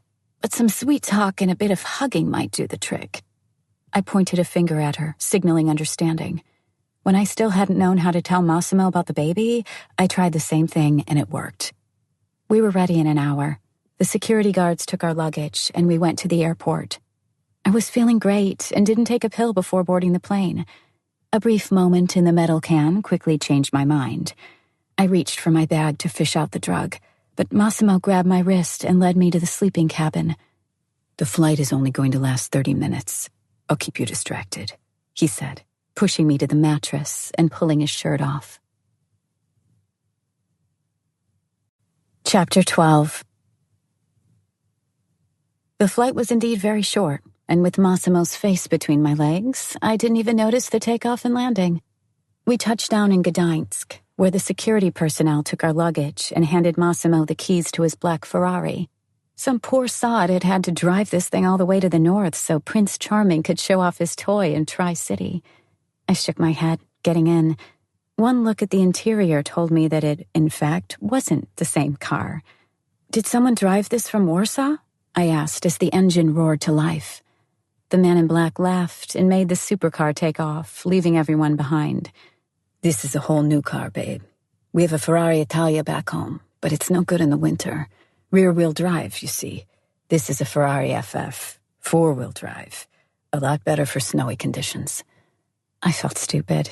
How could I not tell two different cars apart? In the dark, both of them looked similar, but still. I stared outside the window, scolding myself. Needing to leave Warsaw so quickly had left me no time to wonder about Domenico's instant release. I turned to my husband, placing a hand on his knee. How did you manage to get Domenico out so fast? It wasn't me. That asshole got greedy. His lawyer called us. We settled on an amount, and the whole case went away. Oh, I said curtly, unwilling to dig deeper. But it's a bit strange, Massimo added, glancing at me. The guy is so rich, I thought we wouldn't be able to settle. I even dug deeper into his business, but I didn't need to use what I found out. What do you mean? The man in black chuckled, taking a turn from the ring road. There isn't a single rich man on earth that has come into his wealth doing strictly legal business. Adam is no exception. He has a lot more in common with me than you think. So Domenico would have gotten out anyway? I asked, confused and anxious. Had Olga's sacrifice been for nothing? There are two things I really know my way around, baby girl. Making money and blackmailing people. The thought of what Olga had had to go through suddenly made me want to throw up. She had thought there was no other way, though, so she'd done what she had to out of strictly altruistic motives. We're here, Massimo said, stopping by the Sheraton in Soppet. Buckling under the burden of my newly acquired knowledge, I followed him across the main hall and into the elevator. Our apartment was spacious. It took up part of the top floor and had a sea view. It wasn't anything spectacular at this time of night, and it was snowing. I sat in an armchair on the snow-glazed veranda, staring outside, numb. Should I worry or ignore the whole situation? It was in the past now, fortunately. What are you thinking? Massimo asked, standing behind me and massaging my back. Something's on your mind. I can tell. It has to be important. You've been thinking about it for hours. I shuffled my deck of lies, but came up with nothing. I'm thinking about Mom, I said finally, scowling at the thought of what had happened back at my parents' house. The man in black went around the armchair and knelt facing me, spreading my legs slightly. He edged closer, and his lips hovered just a few inches from mine. His thumb stroked my chin as he watched me with half-closed eyes. Why is my wife lying to me? His eyes darkened, and he knitted his brows. I sighed, capitulating. There are things I cannot and will not talk with you about. I held his face in my hands and planted a kiss on his lips. Your daughter is hungry, I added, pulling away and hoping that the change of subject would distract him. I already ordered dinner. We'll eat here, he replied, putting his hands on my hips and gently pulling me toward him. Now tell me, what's going on? Fuck, I swore in my mind, frustrated that he wouldn't just back off. Damn his unending curiosity. I decided to stay quiet. It wouldn't do me any good, but he wasn't going to force me to say anything. Was he? Massimo didn't move, keeping his eyes fixed on me. I could see the anger rising in them. If you won't talk, I'll guess, he hissed, jumping to his feet and turning to the window. Is it about Olga? Saying that, he spun back to me, and his furious glare burned holes in my eyes. I take that as a yes, he said, crossing his arms. Would it make you feel better if I told you I already knew? I prayed that he was bluffing, but since he already knew, what difference did it make? What do you want me to say? I asked, feigning indifference. What did she do to you this time? Another lie wouldn't hurt, I decided. I could always just pretend to know nothing, even if he saw through my deception. Massimo chuckled, slid his hands into his pockets, and leaned against the window. To me, nothing. But the sacrifice she made for my brother, that's a different story. A pity it was entirely uncalled for, he replied, unable to keep the irony out of his voice. My eyes widened to the size of saucers. Oh yes, love. I know what she did to make that piece of shit withdraw his charges. At first I was angry at her. I told her I'd deal with this. But then I realized how far she's able to go for Domenico. And guess what? He took a step closer and leaned above me, putting his hands on the armrests of my chair. It is what I always look for in women, especially those who are to join the family. It was impressive. He kissed me on the forehead and went to the door, hearing a knock. I sat immobile, confused, pushing myself deeper into my seat, wondering if there would come a day, a single damned day, without these kinds of revelations. The waiter rolled the cart into the room, served our food, and placed a wine cooler on the table. It only took him a minute to get everything ready. I got up and sat by the table, putting a linen napkin on my knees. Meanwhile, Massimo took off his jacket and unbuttoned the collar of his shirt. He kicked off his shoes and joined me for dinner. I wanted to say something, anything, but my mind was blank. I ordered goose. That's what I'd have done. I cut in. Massimo's fork clattered on his plate. If you love someone, you make sacrifices. Enough, he barked, shooting up. Don't ever say that, Laura. Well, it did impress you, didn't it? I asked.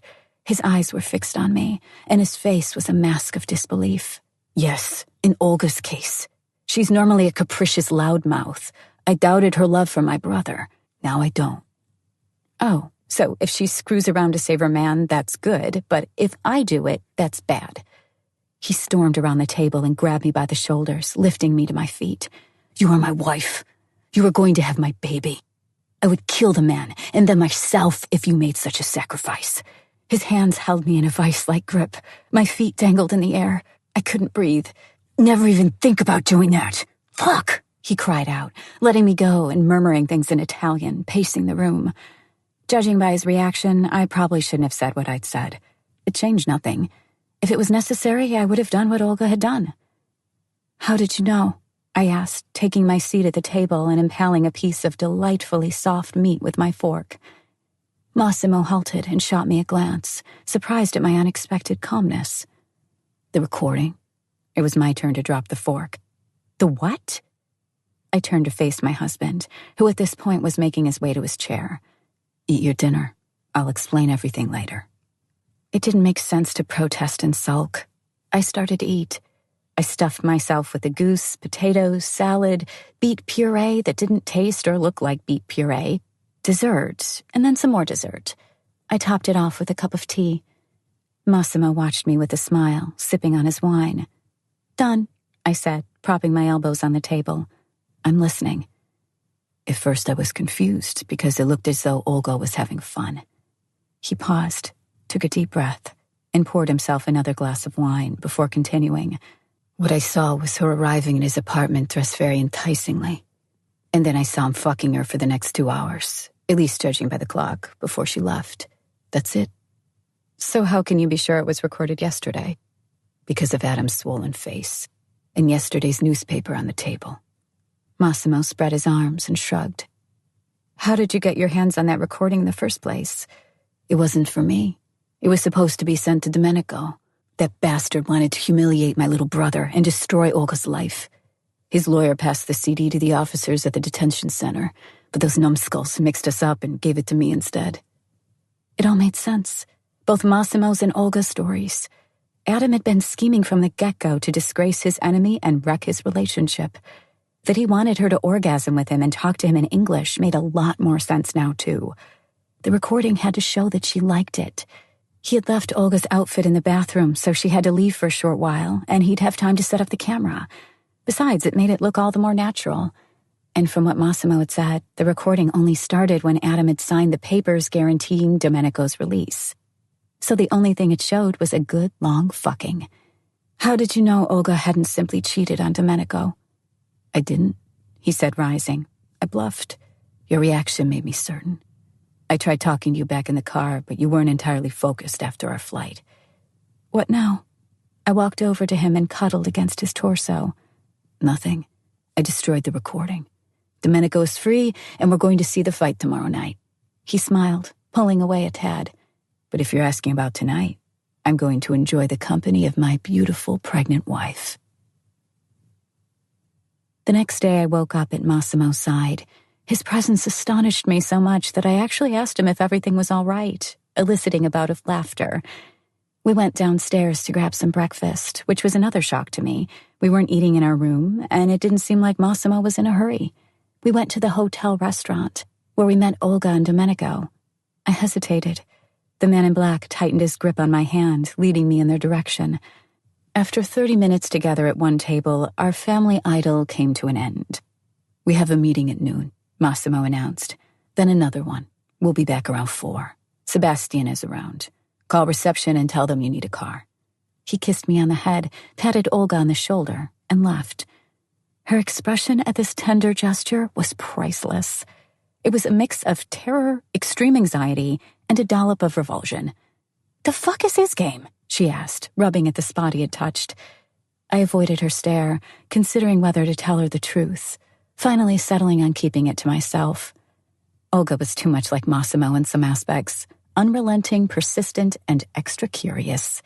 "I'm talking to you, Laura," she hissed. Oh God, here we go again. This was going to be another day filled with too much information, curiosities, and situations I'd rather avoid. He knows, I stammered, shooting her a furtive glance. He knows about Adam. But before you start screaming, it wasn't me who told him. Her face went red and then paled. Breathe, Olga. I'll tell you everything. She started to bang her forehead on the table, making all the cutlery clatter. I quickly slid a hand between her brow and the tabletop. Stop it, for fuck's sake. It's all right.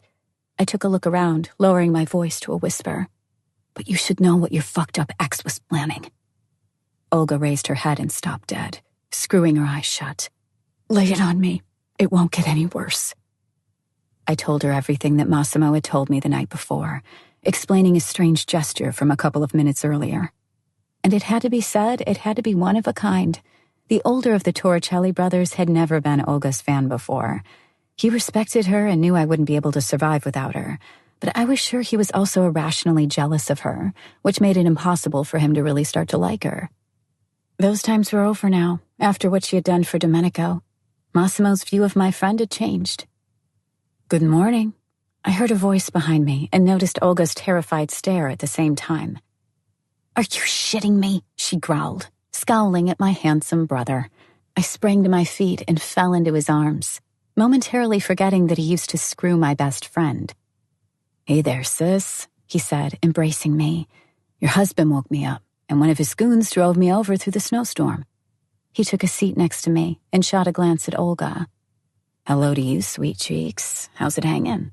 His hand traced a line up her thigh as his lips stretched into an ugly smile. Quit it right away, I scolded him. His eyes dropped, stopping on my belly. Holy shit, he said slowly. Mom wasn't lying. I'm going to be an uncle, and you're going to be a mom. That's crazy. I followed his eyes. In the tight-fitting shirt I had on, my normally perfectly flat belly was bulging. I'm going to go to the gym, Olga said, leaving us at the table. Why are you lying? My brother asked with a smirk. Just tell the truth. You're going to suck someone off, like you always do. Here they were, with their constant squabbling. You caught me, Olga retorted with a scowl. Unfortunately for you, you're never again going to know how it feels. Olga walked away, heading to the gym, which really was a bit suspicious, and Kuba focused entirely on me. So, baby, husband, a move to Sicily. Am I missing anything? He asked, stirring his coffee. I frowned, rubbing my belly. Oh, the Cosa Nostra. I nearly forgot the best part. I lifted my eyes and sent him an alarmed look. He just smiled innocently in response. His wide torso shook with laughter, and he put his cup down, crossing his arms behind his head. Come on, sis. It's not like your husband is a nobody. I Googled him. Jesus Christ, I breathed, hiding my face in my hands. Do our parents know? Are you dumb? Of course not. Well, maybe they suspect something. I've been looking into the finances of one of Massimo's companies. I couldn't miss some discrepancies. What? I couldn't keep my voice down. Some other guests were turning their heads our way. You're working for him now? I advise. But let's not talk about it. Tell me how you're feeling, and what happened at home. We talked for a long while, moving to my apartment at some point. There were just so many subjects and so little time, and my charming brother turned out to be a very caring man. Want to grab lunch? I asked when it started getting late. You mean dinner, yeah? Don't you need to fancy up first? I'll pick you up at 7. The gala starts at 8. My eyes widened. You will pick us up. Massimo told me to take you with me. He'll join us after he finishes a meeting. I felt sad. Not for the first time, and definitely not the last. Another meeting, and yet another case of another man taking me somewhere I should have gone with my husband. I wasn't really that interested in the fight, not without Massimo. He had been the one to inspire me to dig into that subject in the first place. Kuba left me, and I called Olga. She had ordered us a hairdresser and some makeup artists. I had another hour to take a bath and rummage through my bags to find something to wear in the evening. I sat over the suitcases and gutted them, tossing their contents to the floor. I had never been to a fight night, so I didn't really know what to wear. Should I pick an elegant evening dress or a pair of jeans? Suddenly it dawned on me. Black. It didn't really matter what I wore. If it was black, it would fit. I grabbed a pair of Manolo Blahnik boots, tight-fitting black leather pants, and a loose Chanel shirt that did a perfect job of concealing my pregnancy. Satisfied with my choice, I took a shower, put on black lace underwear, and threw on a bathrobe. The makeup artist and hairdresser were done with me by 6. I walked up to the mirror and took a look at myself. I looked awesome. The hair extensions formed a thick, long French braid, while the smoky gray makeup perfectly complemented my outfit. I threw off my white bathrobe and reached for my shirt.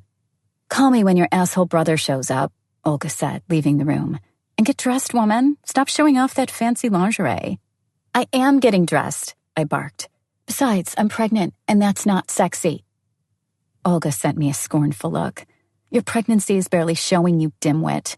You're still thinner than me, and I'm not even expecting a baby. Now get dressed and call me when you're ready." I shut the door behind her and switched off the lights before playing Silence by Delirium from my phone, plugging my earbuds in. I had time. There was no need to hurry. It was snowing outside, and the white blanket covered the entire pier. I observed the storm from the darkness of my room. The song was on repeat, playing for the second time, when one of my earbuds slipped out. I heard that British accent of my husband. "You're mine," Massimo breathed in my ears, trailing his arms up my sides and over my belly. "Don't let me interrupt you," he added, putting the little earphone back in. The gorgeous vocals reverberated in my head, but I couldn't focus anymore. Suddenly I felt a soft scarf covering my eyes. I put my hand on the window, leaning against it. I couldn't see or hear anything now, entirely at his mercy. Staying behind me, Massimo took the phone from my hand and slid it between my breasts, hanging it from my bra. Then he spun me around and lifted my arms above my head, grabbing both my wrists with one of his hands. He bit softly into my lip, slowly exploring it with his tongue. I opened my mouth, waiting for him to push inside, but nothing of the sort happened. I felt his teeth on my chin, neck, collarbone, and then my nipple. Massimo teased it through the thin lace, licking and biting. I moaned, trying to free myself, but his grip on my wrists tightened. With his free hand, he trailed a line down the inside of my thighs, spreading my legs. The music kept playing, disorienting me further, as he played with my breasts, his fingers slipping under the bra. Eventually, all I felt was Massimo's measured rubbing of my puffed-up clit. Suddenly, he pushed his tongue through the barrier of my lips, freeing my arms at the same time. The kiss was passionate, and I returned it, greedily pressing my face against his. My hands fell to his shoulders without breaking the dance of our tongues.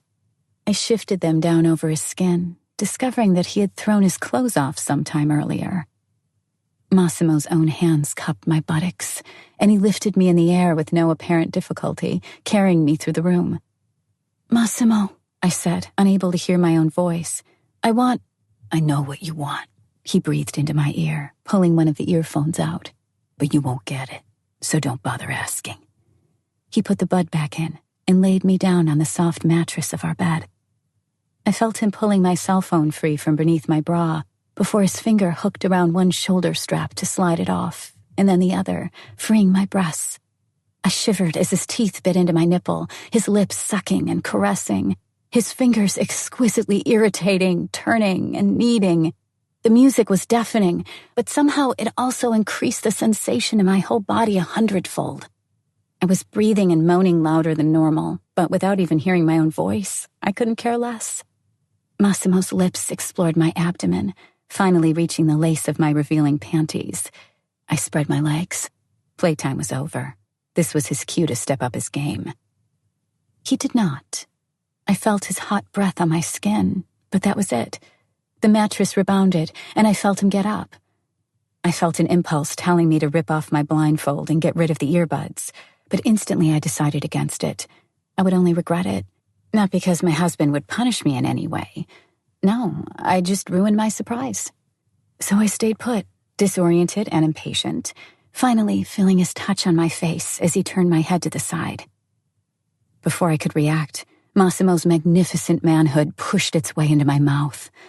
I sighed in delight, grabbing the shaft with my hand, sucking and licking in a sudden spell of frantic activity. He tasted perfect, and the smell of his skin made my breath catch in my throat. There was no way to tell if he was enjoying it until his hands landed on my head. I liked it when he showed me what to do, when he fucked my mouth just as he liked it, when I could be sure my body was bringing him closer to ecstasy. After a while, the man in black made me lie completely flat on the mattress. Then I felt his knees on both sides of my temples, and his cock gently settling on my lips. I opened my mouth, obediently taking his prick in. Massimo's hips started pumping as his lips touched down on my belly, slowly crawling down my body to finally reach my pulsating snatch. His powerful arms pulled my thong off, leaving it around my ankles. I kicked it off, and those same arms grabbed my legs and brutally spread them apart. Choking on his thick erection, I cried out as his tongue greedily devoured my clit. I felt his fingers sliding inside me at the same time. Suddenly, he jerked his whole body, rolling us over so now I was on top. Without wasting time, I propped an elbow on his thigh and closed his cock in a tight grip. Fast and hard, I started to stroke it, feeling it get even harder. Massimo wasn't far behind. He licked and sucked, increasing the pressure of his fingers, adding another one. He fucked me with his tongue, bringing me to the very edge of bliss. I adored that position. 69 allowed me to feel in control, at the same time plunging me into true depths of rapture. I felt the familiar warm sensation in the bottom of my belly. My muscles contracted, my breathing quickened, and Massimo's movements increased in their intensity as he felt I was getting close. "No!" I cried out, ripping the blindfold off and the earphones out. I felt the orgasm subsiding, and the man in black shot me a surprised look. He smiled. "I want to feel you," I breathed. That wasn't something I had to say twice. Massimo threw me off himself, instantly pinning me down with his body and shoving his cock into my wet, hot, throbbing pussy. "Fuck me hard, I beg you," I whispered, grabbing his hair and pulling his face to mine, joining us in a deep kiss. He liked it, I could tell. Massimo loved violent sex. He adored it when I was vulgar and acted like a slut. He shot up into a kneeling position, grabbed my leg and threw it over his shoulder, turned me slightly to the side, and assaulted me with his prick with enormous force. His long cock reached the deepest parts of me, diving deeper than ever, and his hand slowly tightened around my throat. His index finger made its way into my mouth. I sucked it. Massimo's eyes widened, and with a wild roar, he started pounding me with animalistic abandon. Just a few minutes in, I greeted the familiar sensation back. The orgasm was getting closer, about to explode. Snow was falling outside, the room was perfectly dark, and the only things I could hear were my own raspy breath and the muffled sounds of delirium still playing from my earbuds. I came. It was intense and lasting. My nails bit into Massimo's thigh, and just when I thought it was over, I felt the man in black coming too, collapsing over my body, his cock throbbing inside me. That provoked another epic wave of orgasm to wash over me. For a long time, we stayed still, joined as a single entity, sweaty and heaving with exhaustion. "I had my hair done," I said finally as I regained my wits, "and makeup." "But you weren't sated." He planted a kiss on my forehead, still breathing heavily. "Besides, I'm sure you look wonderful. Now let's go, it's time," he added, and quickly disappeared into the bathroom. You damned hypocrite, I thought, getting up and finding out I was barely able to walk to the mirror. As soon as I saw my reflection, I got angry. If my makeup was still more or less unscathed, my hair was in total disarray. I grabbed my phone, praying that the hotel hairdresser had a free spot. He did. 5 minutes later, he was braiding my hair again, shooting me amused glances. In the meantime, Massimo had taken a shower and was now talking on the phone, pacing the room and barking what sounded like orders in Italian. I thanked the stylist, and my husband slapped a high-denomination bill into his hand without interrupting his conversation. before he slammed the door in the poor man's face, pushing him out to the corridor. Chapter 13. "Over here," the girl at the side entrance to the hall called out, lifting her arm. The snowstorm made her nearly impossible to see. She wore a sweatsuit and a sports jacket, and there was an earbud in her ear, connected to a walkie-talkie she shouted into once in a while. I took a look around, trying to spot the end of the massive queue leading to the main entrance. At least we didn't have to wait outside with the rest of the people. Massimo grabbed my hand and led me to the door. Domenico, Olga, and my brother were following us through the snowstorm. Cuba's very presence seemed to irk the couple. The girl by the side entrance deftly wrapped a VIP band around my wrist and pointed me in the right direction. We entered through a narrow corridor, which quickly opened up into a large room. Waiters stood by holding trays filled with champagne glasses. More bottles were arrayed in coolers waiting on the tables. There were various refreshments, finger food, main dishes, and desserts. For a moment, I wondered whether we'd gone to the right party at all. But quickly, someone passed me the flight roster for the night. Olga strode in with confidence, grabbing 2 glasses of champagne at once and downing one of them on the spot. "What you got there?" she asked, prying the papers from my hands. "Let's have a look at the hot studs, shall we?" She put down her glass and leafed through the booklet, murmuring with satisfaction at the sight of some of the fighters. I turned to my husband, who was talking to Cuba and Domenico. I tried overhearing what they were whispering about, but it was too loud around us, and I didn't catch anything. That's when Olga's squeal distracted me. All heads turned in her direction. Olga was standing by one of the tables with the weirdest expression on her face, trying to pretend the loud exclamation from a moment before hadn't been her doing. "What? I just got a bit excited at the quality of the fighters," she offered. With a shrug, she walked over to me and pulled me away. "Look at this." She pointed a finger at the penultimate fight. I stared at the page in disbelief. The picture showed Damien, my ex. I snatched the brochure from Olga's fingers and gaped at it. Whether I wanted it or not, we were going to see my ex-boyfriend fight tonight. Feeling Olga's penetrating gaze on me, I swallowed loudly and turned to her. "Is that what you're so happy about, you bitch?" I asked sharply, slapping her with the booklet. "Did you know? Answer me." Olga took a quick step back, putting the table between us and taking a sip of champagne. "I might have heard this or that," she said, grinning. "Why didn't you tell me?" I narrowed my eyes and fixed her with a murderous glare. "Because we'd have never come here." She closed the distance between us and put a hand on my shoulder. "Besides, Laura, there's got to be 1,000 people here. No chance you two will meet." I cocked my head and shot another glance at Damien's picture, this time focusing on the visual elements and the information below. There was a note about his previous achievements, records, and successes in international tournaments. I felt hot, involuntarily recalling some of the times we had had together. I wished I could say something bad about the man, but there was nothing. Our relationship had been great. That was a pity, of course. It would have been easier to dislike him now. "You think he'll win?" I heard a voice by my ear. "His opponent's ground game is very good." "Ground game, you say?" I thought. I remember Damien's ground game was pretty good too, at least when we were alone. I shook my head, trying to shoo away the intrusive thoughts, and spun to face the man in black with a dumb smile plastered to my face. "I think he'll win," I replied, giving him a quick kiss. "With either a guillotine or an armbar. He's a grappler, so he'll look for solutions on the ground." I shrugged, keeping the smile on my lips. Massimo's jaw dropped. He looked at me, dumbstruck. "What did you say?" he asked, laughing nervously. "Should I know something?" I kept him hanging for a moment, basking in my own wit. "You should know I can read," I said finally, tapping the booklet and pointing to the fighter's bio. "This says he does that often." "I say he tested it on you," Olga said in Polish, keeping her face impassive, but fixing me with an intense stare. I ignored her, grabbing the glass of juice Massimo had placed on the table beside me. I sipped, feigning disinterest, though inside I couldn't stop thinking about the fighter I was about to watch in the octagon later that evening. A staff member appeared, inviting us to follow her.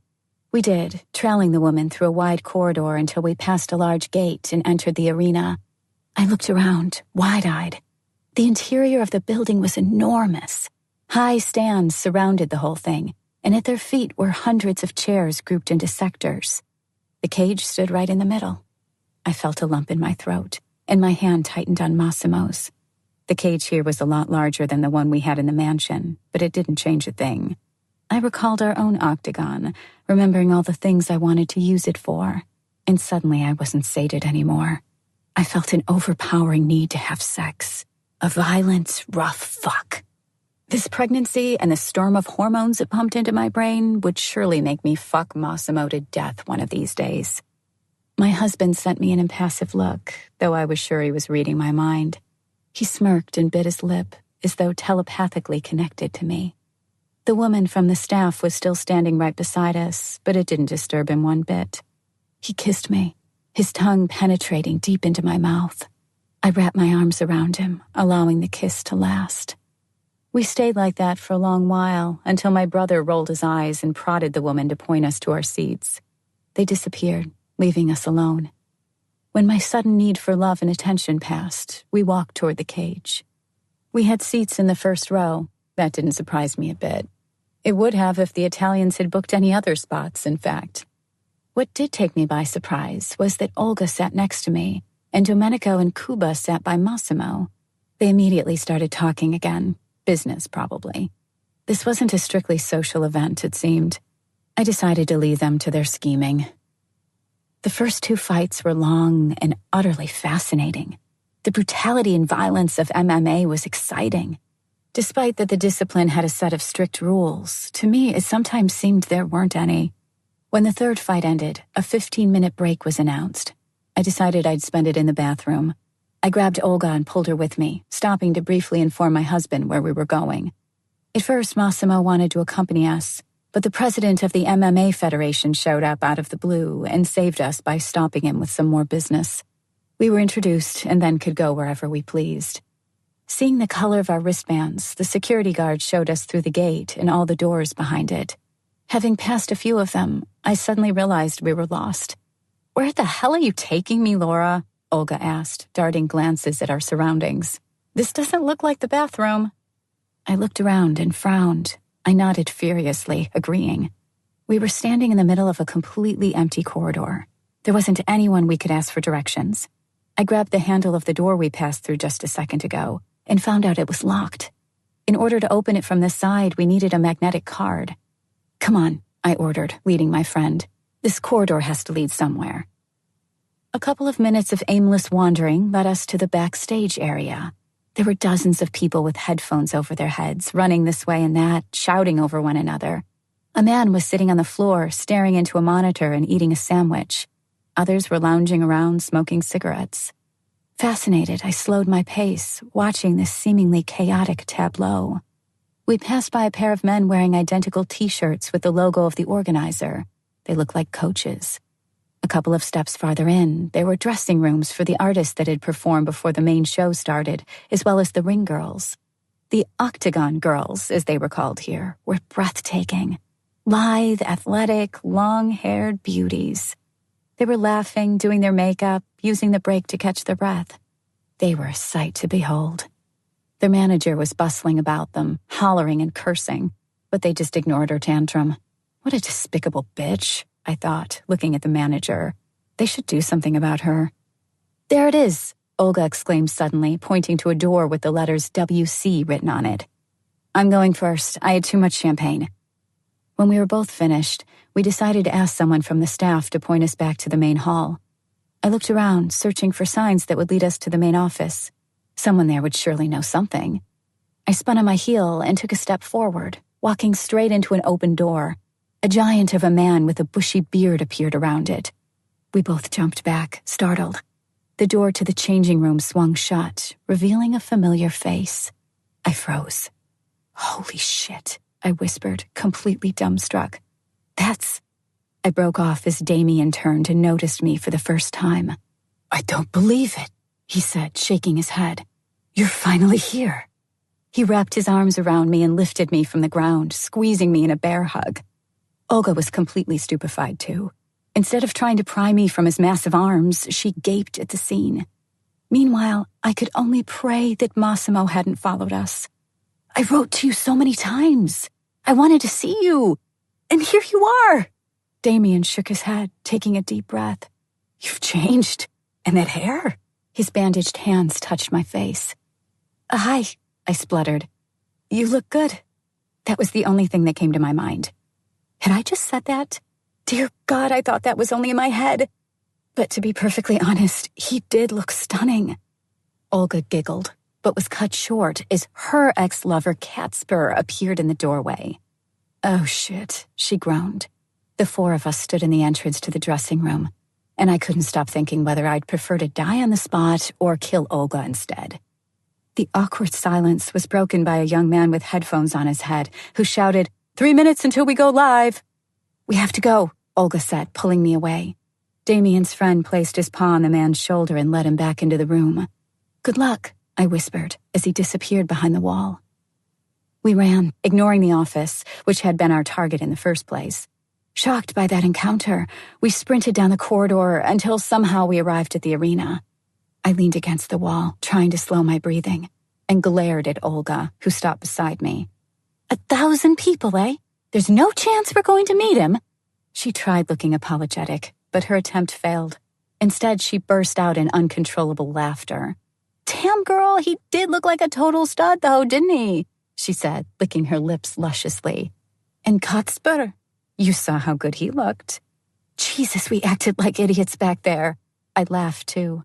I couldn't believe what had just happened. On the other hand, I had to agree with Olga. Both of them had looked gorgeous. We took our seats, trying to avoid Massimo's disapproving stare. Where were you all this time? Security is looking for you, he hissed through clenched teeth. It's a big place. We got lost.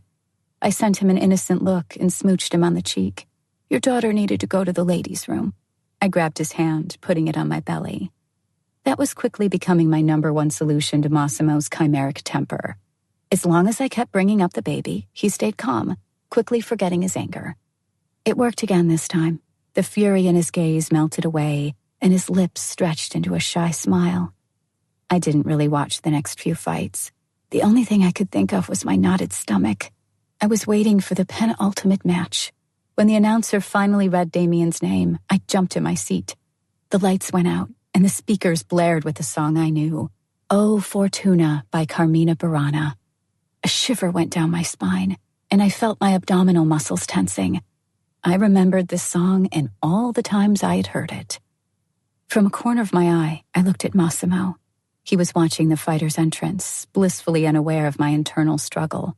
I glanced at Olga, noticing her amused stare. She was wiggling her brows at me. I knew that look all too well. She read my mind and grinned at all the nasty things I was thinking. The lights flared, and Damien appeared in the entrance. He strode confidently toward the octagon, shrugging every few steps to loosen up tense muscles. Catspur and the rest of the coaches followed in his stead. They pulled his shirt off. I couldn't tear my eyes off him as he rounded the cage like a gladiator, lifting his arm in salute to the audience, and finally taking his place in one of the corners. Olga's hand tightened on mine as I did my best to keep an impassive face at the sight of the mountain of muscle just a few feet away. The reflectors dimmed again, and another song played. Damien was warming up in a spot, waiting for his opponent to join him, and I wondered if his eyes were scanning the crowd in search of me. I hadn't had time to explain what I was doing here. He didn't know I had a husband now, and that I was expecting a baby. One of the beautiful ring girls walked around the octagon with a raised round 1 placard. The gong rang, and the fight was on. I was getting nervous, and it showed, as Massimo started to gently stroke my thigh. The two fighters started off with an exchange of blows, but soon Damien grabbed his opponent and slammed him to the ground. The audience cheered as he straddled the other man and started to pummel him with his fists at an incredible speed. An instant later, as the other guy's head bounced off the ground for what seemed the 100th time, the referee threw himself over Damien, blocking his punches and ending the fight. Everyone jumped to their feet, applauding the winner, who climbed the rim of the cage and sat astride it, lifting his arms triumphantly. Suddenly, Damien's eyes found me and stopped for a second. I felt paralyzed, returning his stare as he jumped down, ran across the octagon, exited it through the open gate, and crossed the distance between us, stopping right in front of me. Occupied with discussing the knockout, Massimo didn't even notice the massive fighter rushing over to us. Damien stopped, his torso heaving, and I pressed myself deeper into my seat. That's when Massimo turned his head and jumped to his feet. Domenico and Cuba followed suit. The fighter's eyes darted from me to the man in black with visible confusion. After what seemed like hours, someone from security signaled him to return to the cage for the announcement of the winner. Damien raised his gloved hand to his lips, fixed me with a stare, and sent me a kiss, before roaring and raising his arms in triumph again. People cheered deafeningly, and the mountain of muscle withdrew to the octagon. His eyes were fixed on me the whole time. I was frozen, afraid to look to my right, feeling the burning gaze of my husband on me. "Care to explain what just happened?" he snarled, sitting down. "No," I said simply.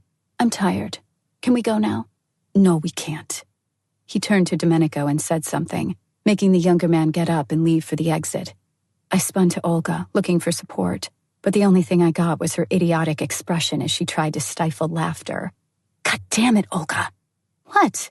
She couldn't hold back any longer and burst out in a guffaw. "It's not my fault we're sitting in the first row and that your ex tried to kiss you right next to your husband. By the way, this is going to end in one hell of a show." She grinned even wider. I glared at her, but her eyes were focused on something behind me. "Your man is going to burn holes in me with his eyes. Do something." I turned around, looking at Massimo. He was shaking with barely repressed fury. I could hear him swallow over the din of the audience. His jaws were working rhythmically, and his fists were balled so hard, his fingers were deathly white. "You turn me on when you're angry." I attempted to placate him by placing a hand on his thigh. "But you can't impress me with that anymore. I'm not scared of you, so you might as well quit it." I raised my brows, nodding. The man in black kept glaring at me for another second before leaning in. "What if I bring you that left arm of his? Would that impress you?" His lips stretched into a confident smirk as I stiffened. "Just as I suspected, baby girl." He stroked my cheek. "Now, this is the last fight. Then it's time for the after party. I hope you're not planning any more of the sort." He turned away, leaned back in his chair, and followed Damien with his eyes as the man left the cage. I rubbed at my temples, wondering whether he was being serious or if that was only meant to scare me. It wouldn't be prudent to test my husband's limits.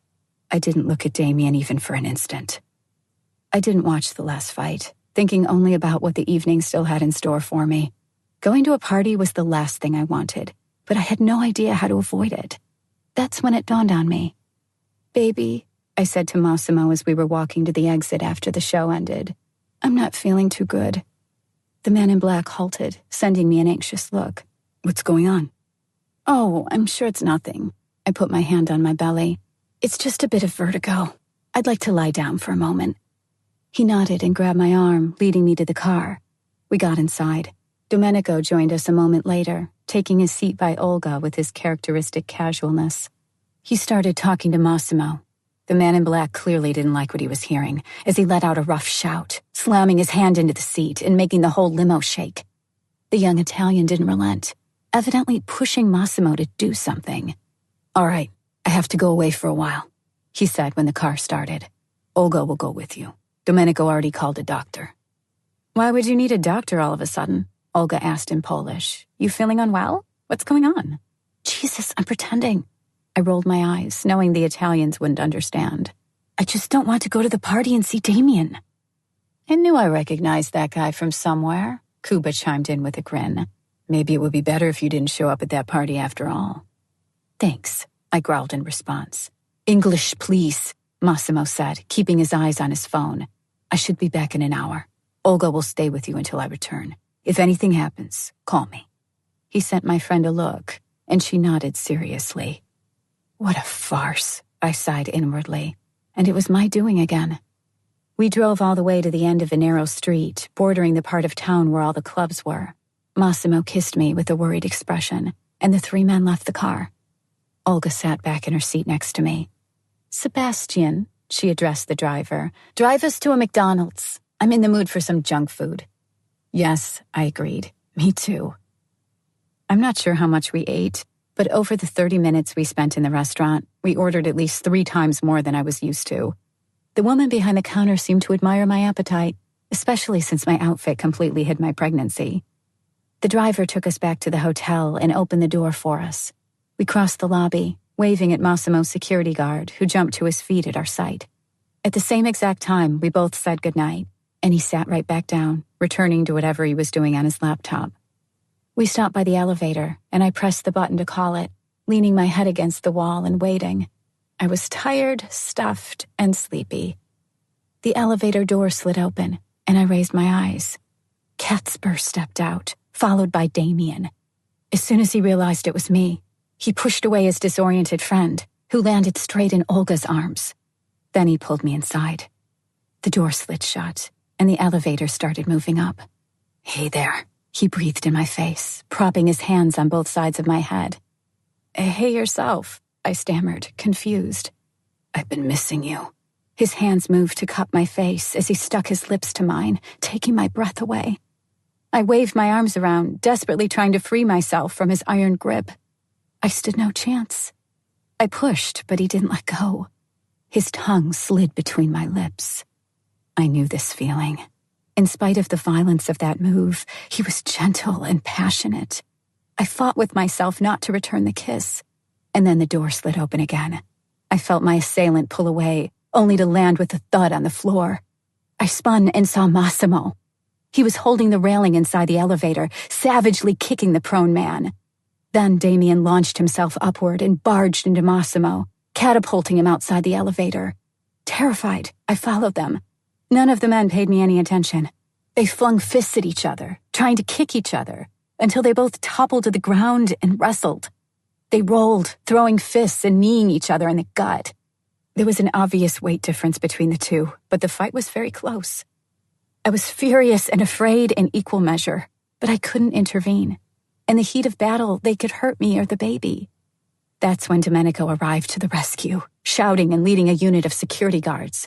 They tore the two opponents apart. The man in black was raging, shouting, while Domenico stood right in front of him, immovable like a wall, calmly explaining something.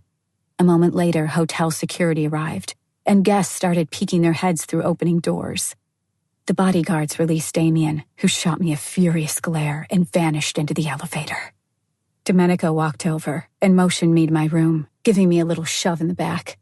I left the scene, followed by my husband. "What the fuck was that?" he roared, slamming the door shut behind him.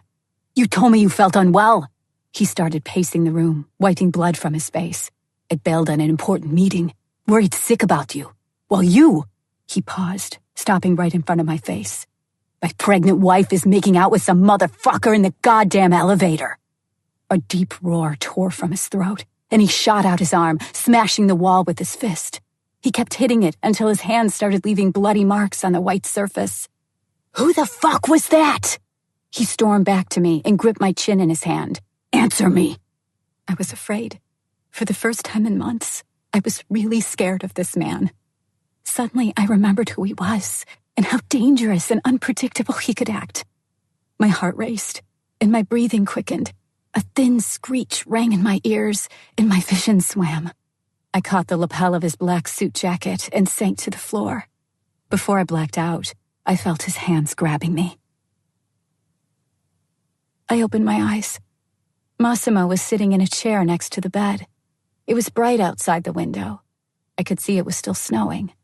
"I'm sorry," the man in black whispered, kneeling by my side. "Olga told me everything." "Are you all right?"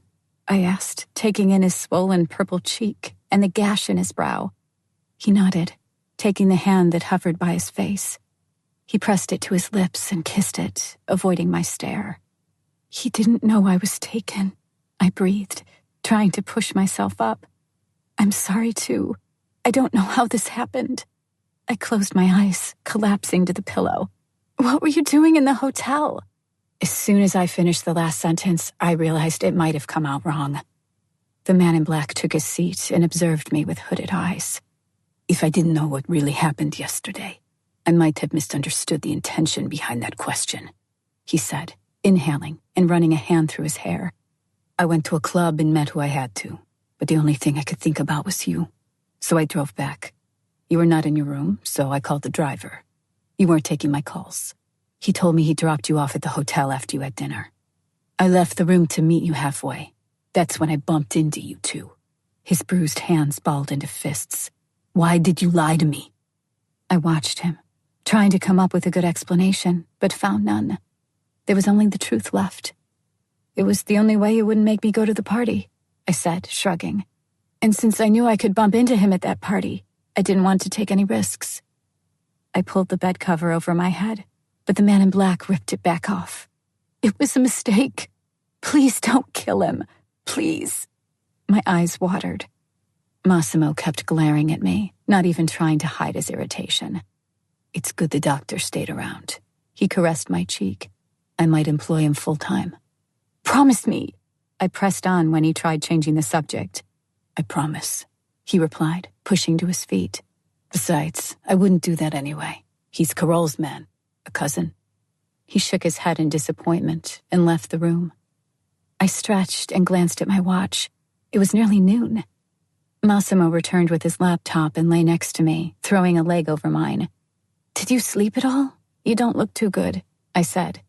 He shook his head, keeping his eyes on the monitor. "Why?" I edged closer, wrapping an arm around him. He rolled his eyes and sighed, irritated, putting the computer down. "Maybe it had something to do with the fact that my pregnant wife blacked out and I was worried for her well-being." He sent me a look and added, "Or maybe because my wife kissed another man, and that made me so mad I won't be able to sleep until next weekend. Want me to go on?" "You're so sexy when you get mad." My hand slithered into his gray sweatpants. "I want to suck your cock." I felt his muscles tense. He bit his lip. "Please, Don Massimo, please let me suck you off." My fingers rubbed at his dick as I kissed his bruised shoulder. "You nearly died a couple hours ago. What's with the sudden burst of energy?" he asked as I started pulling his pants down. "I get good drugs," I replied, amused, yanking at the leg of the sweatpants. "You're not helping." I pouted and knelt down, dropping my arms. Massimo's hips lifted a bit, but his eyes didn't wander from his monitor. He was pointedly ignoring me. It didn't matter one bit. He was naked, and his thick cock was fully awake now, erect and spurring me to action. However Massimo tried to keep his expression impassive, he couldn't cheat nature. I crept up his leg, preparing for oral assault, when Massimo murmured a few words in Italian and unexpectedly put down the laptop and twisted away, leaving the bed. I followed him with my eyes open-mouthed, locked in place. He grabbed his black shirt from the backrest of the chair and put it on as I watched. "I have a video call to make," he said, pulling a laptop stand to the bed. He buttoned his shirt and took a comfortable position before adjusting the camera on the monitor to show only his head, his shoulders, and the top of his torso. His fingers hovered above a button for a moment before pressing it. A man's voice rang out from the speaker.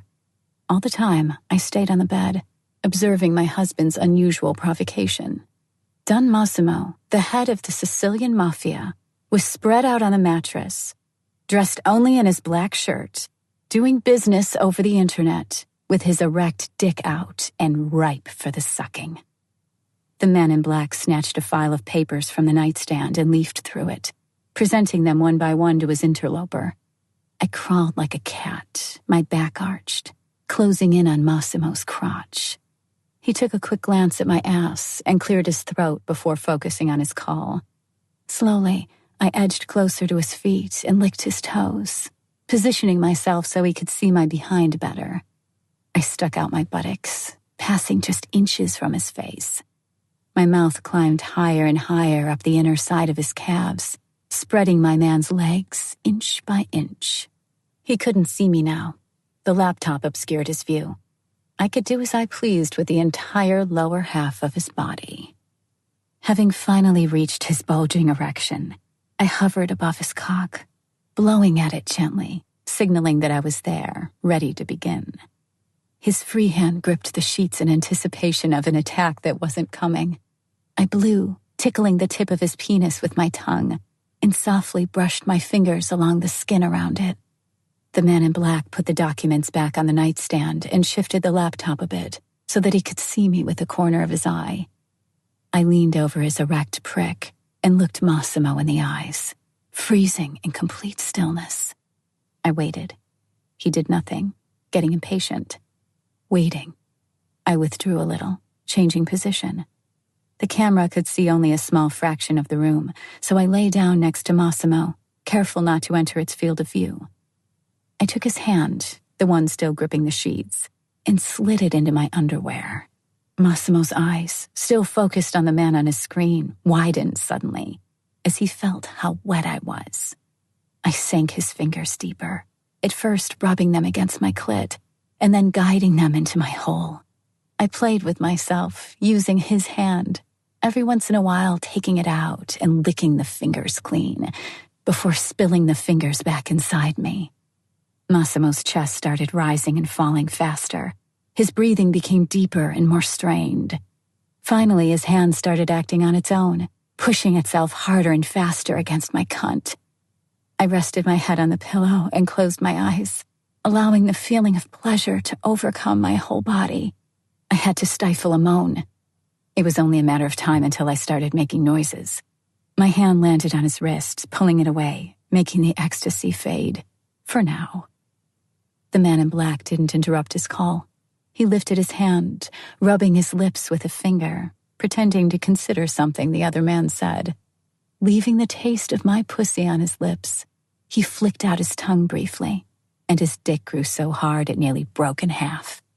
The hand hovering over his mouth flew toward my head, grabbing my hair. It gently tugged at it, directing my head back to his crotch. He couldn't bear much more of this torment. I allowed him to guide me to the place I was planning to end up anyway. I opened my mouth. As the first inches of his manhood were pushing their way in, and as I recognized the scent of my imperious husband, I went crazy. I swallowed his entire long cock, grabbing the base tightly and stroking. My lips followed the movement of my hand. Massimo tightened his grip on my hair, trying to slow me down, but he stood no chance as long as he had to focus on two things simultaneously.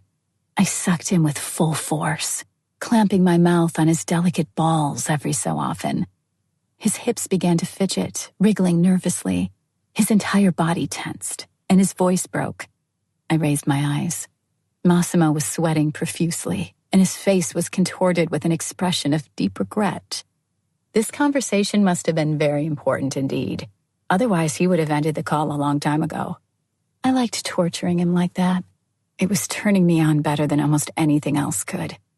Massimo snatched the papers from the nightstand again and pretended to look at them. He was actually staring at me.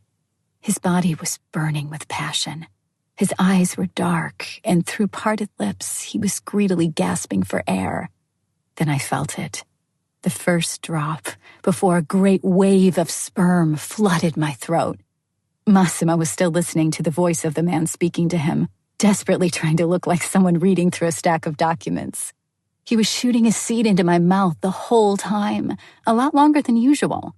And in this particular case, he didn't look especially happy to be doing so. When he finished, his body relaxed, and he cleared his throat, locking his eyes back on the monitor. I pushed myself up, licked my lips, and went to the bathroom. I took a shower and returned to the bedroom. Massimo was still talking. I went to the large window and stood there drying my hair with a towel and watching the sea.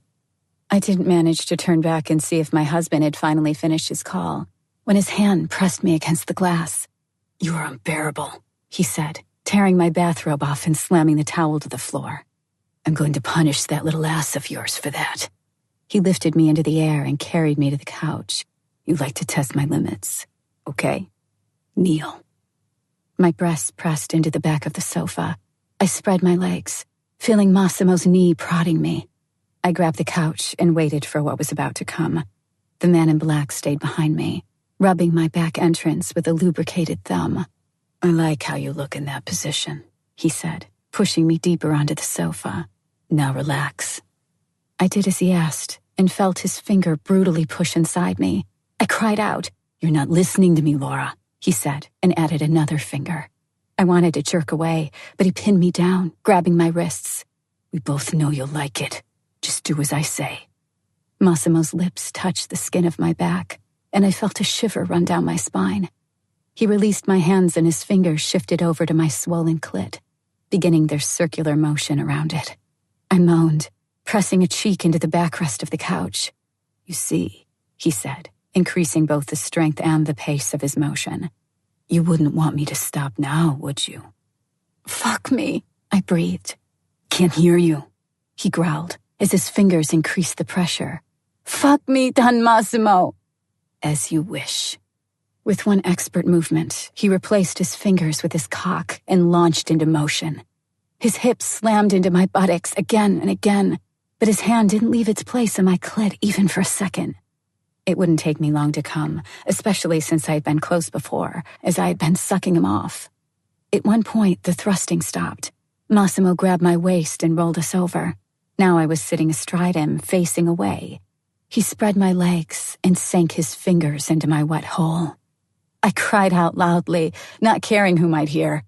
Massimo's other hand clamped around my breast, pinching my sensitive nipple. I was on top, so I had the power. The rhythm was under my control.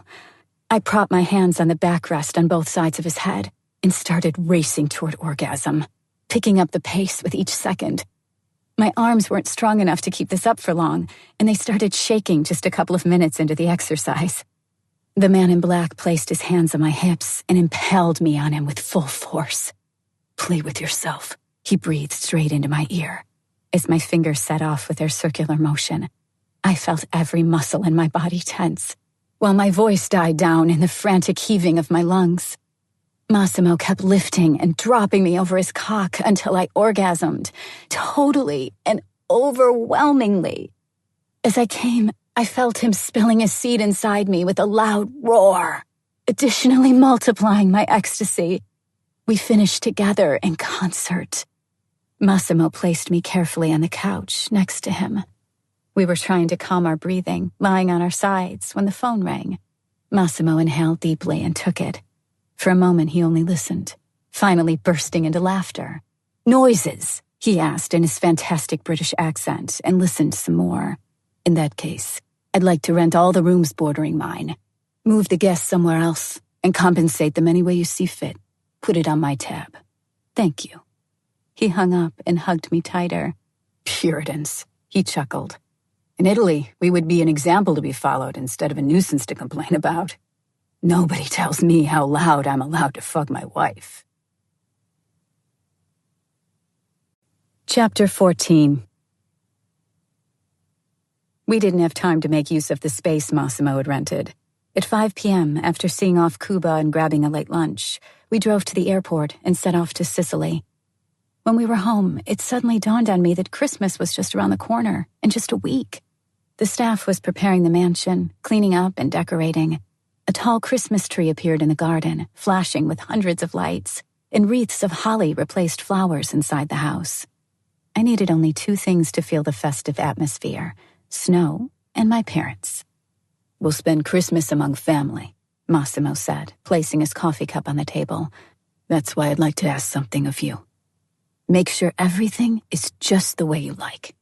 I want Polish dishes to be present too. I employed a Polish chef. He'll be here in 3 days." Olga put down her newspaper and glanced at the man in black.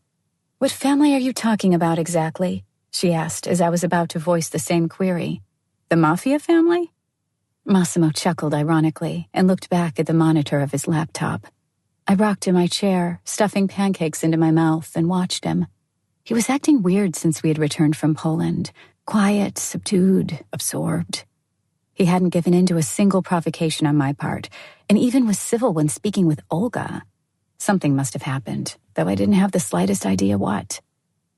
In the afternoon, when Domenico and Massimo locked themselves in the library to discuss something, I grabbed my laptop and went outside to the terrace. I didn't notice Olga joining me with a bottle of wine and a glass of juice. "What's up?" she asked, taking a seat next to me. "The usual, it would seem." I nodded at the wine in her hand. "I wanted to check in with my parents, but I don't know how. On the one hand, I know Mom was right, but she really shouldn't have said those things." I switched the laptop on. "And it's not like she hasn't got a phone, right? She could have called." "You're both too stubborn." She took a sip of her alcohol and smacked her lips. "Shit, this is good. Domenico's choice for Christmas." "Stop pissing me off," I growled, gulping down my juice. "Let's see what's happening on Facebook." I spent nearly an hour looking through the profiles of my parents, my brother, and my friends. I checked on my work colleagues and replied to messages that had been sent weeks ago. There had been a time when social media was my world. I used to be totally addicted to it. Now I had other more important and satisfying things to do. I had practically forgotten about social media. I was just about to shut the laptop when a friend's post stuck out. I opened the link and gasped. "I'll kill him. I swear I will. Listen to this," I hissed, turning to Olga. "It's about Damien and some kind of accident." Olga's eyes widened. The night after the MMA event where he won his fight, a young fighter from Warsaw suffered grievous injuries during a car crash. His life is not in danger, but multiple arm and leg fractures won't let him compete for months. I slammed the computer shut. I fucking saw him leave the hotel on his own. "I'm done with this," I yelled, and stormed through the terrace, past the bedroom, and then down the corridor straight to the library. I barged in. It didn't matter that Massimo wasn't alone. I didn't care. "What's wrong with you?" I screamed, crossing the room in a fury. Mario intercepted me before I reached Massimo. "Let me go! God damn it, Massimo! Tell him to release me!" The man in black said something to the men around the table, who were observing me with amused expressions. The three of us left the room. Mario put me down and closed the door, disappearing behind it. Massimo leaned against the wall, crossing his arms. "To what do I owe this particular tantrum?" he asked, his eyes flared with anger. "Why is Damien in the hospital?" "I don't know," he shrugged. "Maybe he felt bad." "You think I'm an idiot?" I growled. "His arms and legs are broken." "I think it was an accident." A sly smile appeared on Massimo's lips. "So you don't know what happened?" I took a step closer and slapped him so hard my hand throbbed with pain. "What about what you said after the fight? You said you wouldn't hurt him." Massimo's head slowly turned back to me. His eyes were burning with fury now. "I promised I wouldn't kill him," he hissed through clenched teeth, as his arms shot out and grabbed my shoulders, pushing me onto a couch. "And besides, dear, we spoke after it happened. Moreover, not everything is as it seems." I tried getting up, but he sat astride me and pinned me down. "First of all, calm down or I'll have to call the doctor again. Now listen to me." "I'm not talking to you anymore," I replied, summoning all my calm. "Let me go." The man in black watched me for a while before getting up.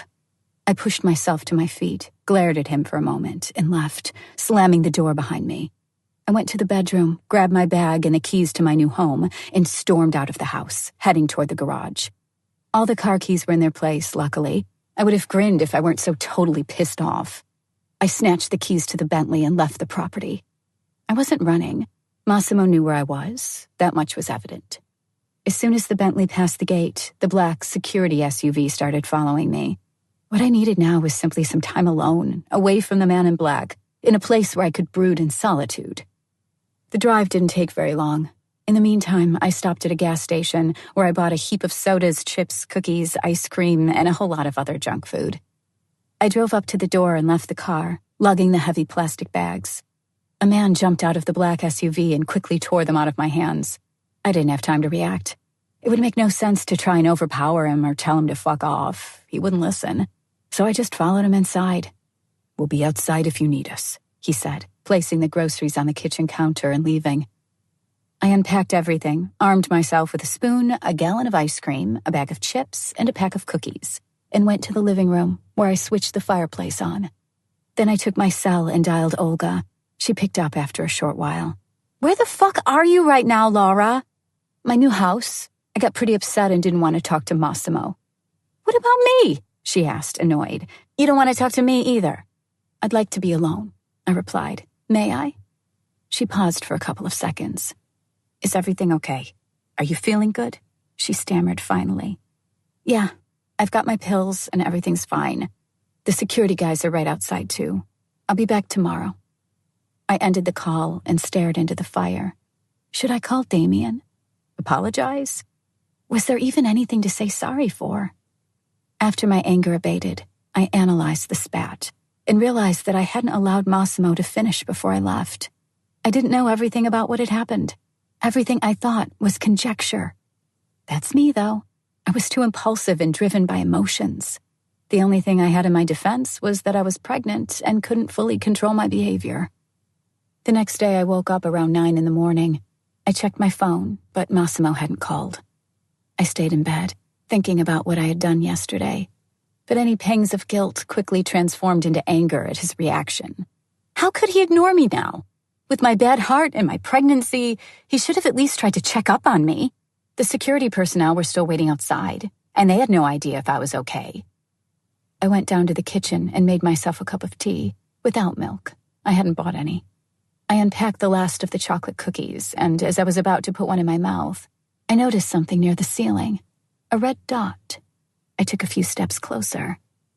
"That's why you haven't called," I murmured, nodding. There were cameras all over the house. I hadn't noticed them earlier, but they really were everywhere, including the bathroom. The man in black had his eyes on me the whole time. He was probably watching me right now. I finished the cookies and went to the bedroom to gather my things, deciding to drive back home. I drove back to the mansion and parked the car by the house. A BMW was in front of the main entrance. Its window was broken. Hesitantly, I stepped out of the Bentley and took a look around. There was nobody there, including my security detail. A cold wave of fear washed over me. A few steps closer to the house, I noticed the door to the gym was open. Some kind of noise, a ruckus, was coming from downstairs. I took a couple of steps inside, keeping close to the wall, and stuck my head around the corner. It was Domenico. He was half naked, raging, smashing furniture into pieces. Massimo observed him, standing aside, flanked by several of his men. The younger of the brothers was clearly trying to get out of the room, but the others were standing in his way.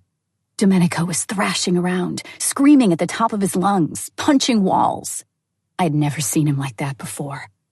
Even that day when he had nearly killed my security guards after someone tried pushing me and my car off the road hadn't been that bad. I showed myself, but this only stoked the inferno of Domenico's blazing fury. Massimo sent me a quick look before rushing toward me. "Go upstairs," he ordered, pushing me to the stairs. "What's going on?" "I gave you an order," he roared in my face. I cringed, and my eyes watered. I ran straight to Olga's bedroom, and tensed in shock as soon as I crossed the threshold. The room was completely devastated. The bed was splintered, the cupboards toppled over, and the windows broken. I fished out my phone and dialed Olga with shaking hands. Her phone chimed from somewhere beneath the wreckage. I scanned the room again, making sure she wasn't there, and went to the library. As soon as I left the bedroom, one of the security guards appeared and escorted me. "Why are you following me?" I asked after 15 minutes, when it became clear the man wouldn't leave me alone. "I'm not following you. I'm making sure you're okay, madam." I frowned, but kept silent. A long while later, the door opened and Massimo entered. His hands were all scratched.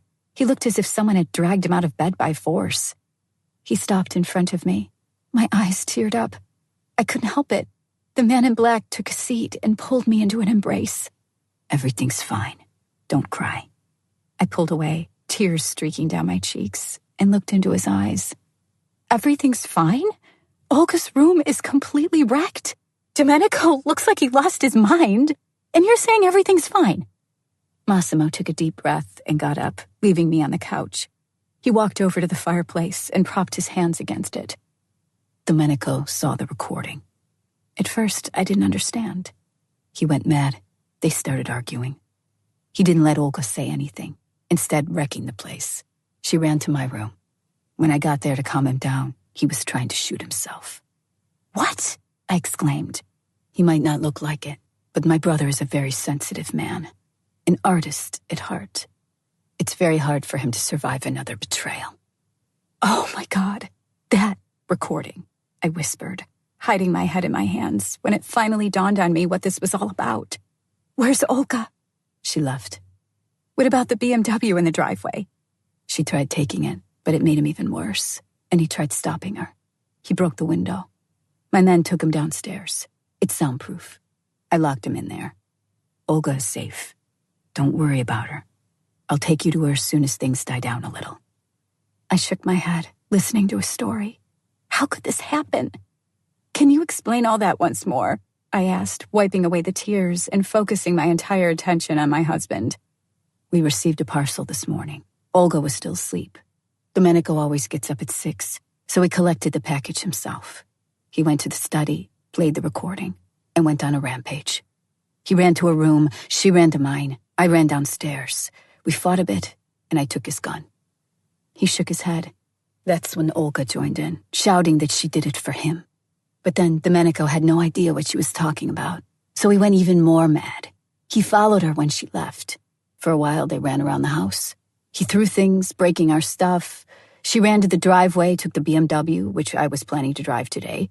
I wanted to collect my disobedient wife as soon as she woke up. He paused, sending me a disappointed look. So when Olga wanted to leave, Domenico jumped on the hood and started pummeling the window. Then he kicked it and broke it. That's when I decided to step in. We dragged him to the basement. I gave Olga another car and sent her away to the hotel you stayed in when you first came to Sicily. I sent some men with her. Wait a minute, I broke in. You said another betrayal. When was the first one? I asked, confused. Massimo sat down again and stretched, pressing his back into the sofa. What an absolutely draining morning. He covered his eyes and yawned. Let's grab some breakfast. We can talk there. I want you to eat something healthy. You can't keep binging ice cream, chips, and cookies forever. It isn't good for my son. He took my hand and led me to the dining room. We sat at the massive table, laden with food, but the room felt empty. I couldn't remember having breakfast without Olga and Domenico. Will they make up? I asked, nibbling on some bacon. Massimo raised his eyes and shrugged. If he starts listening and allows her to explain everything, I'd wager they will. But will she want him back after what he did? He pushed his chair away from the table and looked at me. No normal woman would take a man that keeps wrecking stuff, trying to kill her and himself. Oh, really? I asked sarcastically. And how about a man who kills people, shoots their hands through, or breaks their legs out of jealousy? That's a completely different matter, he replied, shaking his head. But since we're speaking of Domenico, he was in love once before. Olga isn't his first true love. Katya was. Several years ago, we went to Spain on business. We stayed at a hotel owned by one of the local bosses. A day before we left, he invited us to his house, hosting us like kings. There was cocaine, alcohol, and women. One of those girls was Katya. She was gorgeous. A Ukrainian with golden hair. She was that Spanish guy's favorite, but he had a weird way of showing it. Namely, he treated her like shit. I don't know what was so special about her, but Domenico lost his head. At some point, he couldn't hold it in anymore, and he asked her why she was letting the man treat her like that. She told him she didn't have anywhere to go. So Domenico, always the gallant knight, gave her his hand and said she could go with him, right then and there. He must have impressed her, but she finally decided against it, and we went back to Sicily. A couple weeks later, she called him and said that the other guy wanted to kill her, was holding her against her will, and had knocked out her teeth, and she didn't have anyone else to call. Massimo sighed with a chuckle, and my stupid brother got on a plane, went to the guy's place, alone. The Spaniard let him in. He knew Domenico.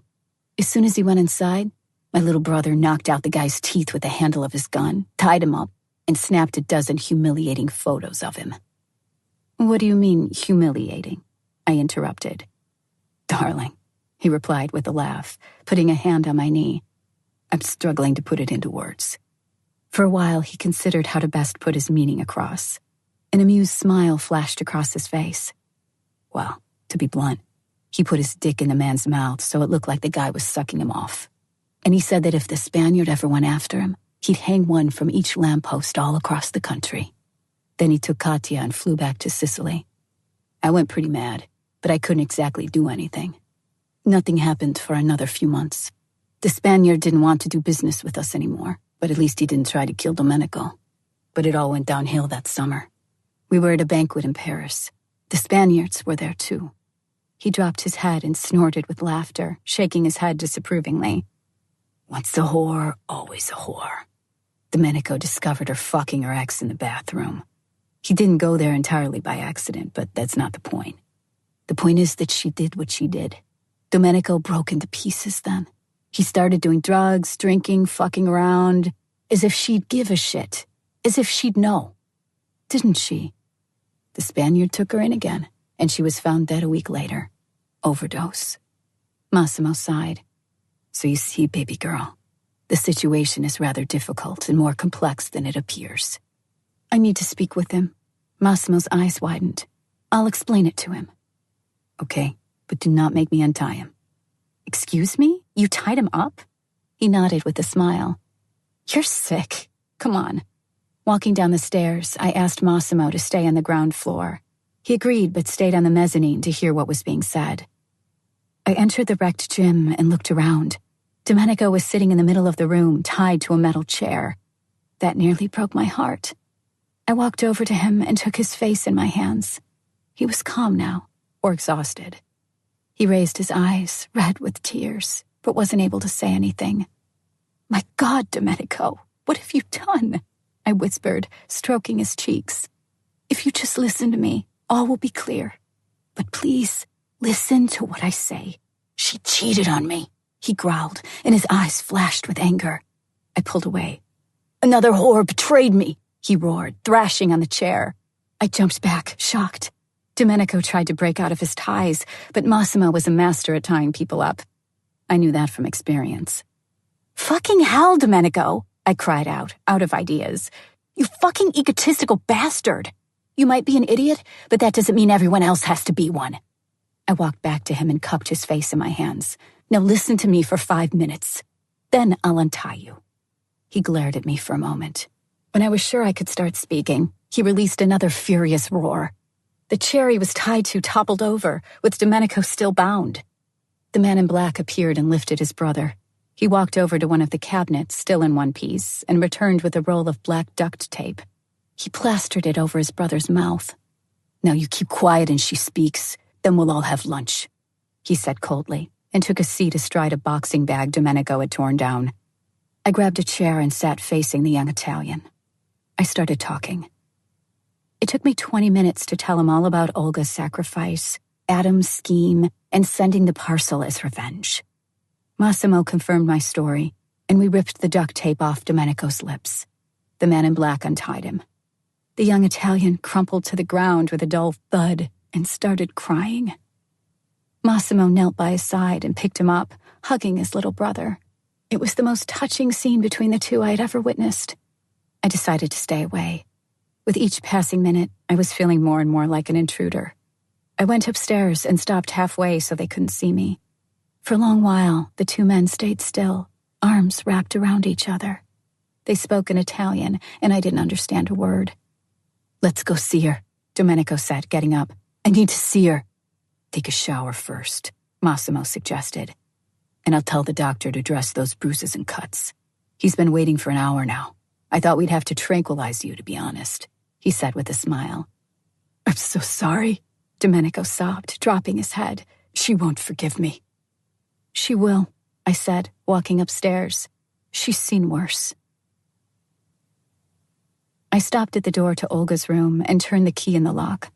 Back in the car, I decided to talk to her alone first, before Domenico made his own attempt. I crossed the threshold in the short corridor, reaching the living room. Olga was nowhere to be seen. I went deeper inside, finally finding her on the terrace with a bottle of vodka clutched in one hand. Is it any good? I asked, taking a seat next to her. Tastes like shit, she replied, not looking at me. He's here, downstairs. Fuck him. I want to go back to Poland, she growled, turned to face me, and put the booze down. He fucking threw a vase at me.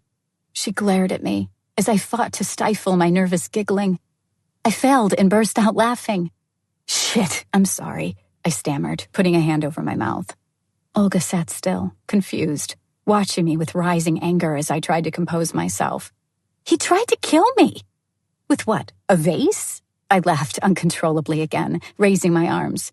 I'm sorry, but that's just hilarious. Her face slowly but surely lost its cross expression. After a while, she finally joined me in laughter. Fuck off, she managed between spasms of cackling. Attempted murder with a vase is still attempted murder. He wrecked the car, the gym, and the bedroom, and finally Massimo tied him up in the basement. Good for him, she crossed her arms. He should leave him there to rot. I put my hand on hers. Hey, he was right to react that way. Olga narrowed her eyes, still looking at me. You know yourself how that recording looked. What was he supposed to think? Maybe you two should talk it over. Right now. I was about to call my husband when the two brothers barged into the room with a loud bang of the door swinging open and hitting the wall. I raised my arms, capitulating. Olga slid the terrace door shut with an equally loud noise, staying outside. Before I even started shouting at the two idiots, Massimo grabbed me, threw me over his shoulder, and carried me to the living room, making space for his brother. Domenico stormed across the room and went to his knees at Olga's feet. "Let them talk it out," Massimo said, kissing me with a roguish smile. I took a look outside and froze, dumbfounded. Domenico was kneeling down, holding a ring in his outstretched hands. He was proposing to my friend. Olga's face expressed total and complete surprise. She clasped her hands to her face, pressing her back into the sunbed. Domenico spoke to her. Seconds passed, but it felt like hours. Then she did something I hadn't expected at all. She got up and crossed the room, saying nothing, disappearing into the corridor. I released my hold on Massimo and followed her. I caught her in the elevator. We rode it to the ground floor. "I'm leaving," Olga said, her eyes tearing up. "This is just too much. I'm out." I hugged her and broke down crying. I couldn't make her stay. She had already done too much for me. We got into the car and drove back to the mansion, where she quickly packed her things. An hour later, Massimo appeared in the doorway, announcing that the plane was waiting at the airport, ready to take her to Poland. I cried all the way to the airport. What would the future hold for me now that I was completely alone? Olga left. Chapter 15. 2 days until Christmas Eve. I cared very little for a holiday season spent without my family, friends, and, most important, Olga.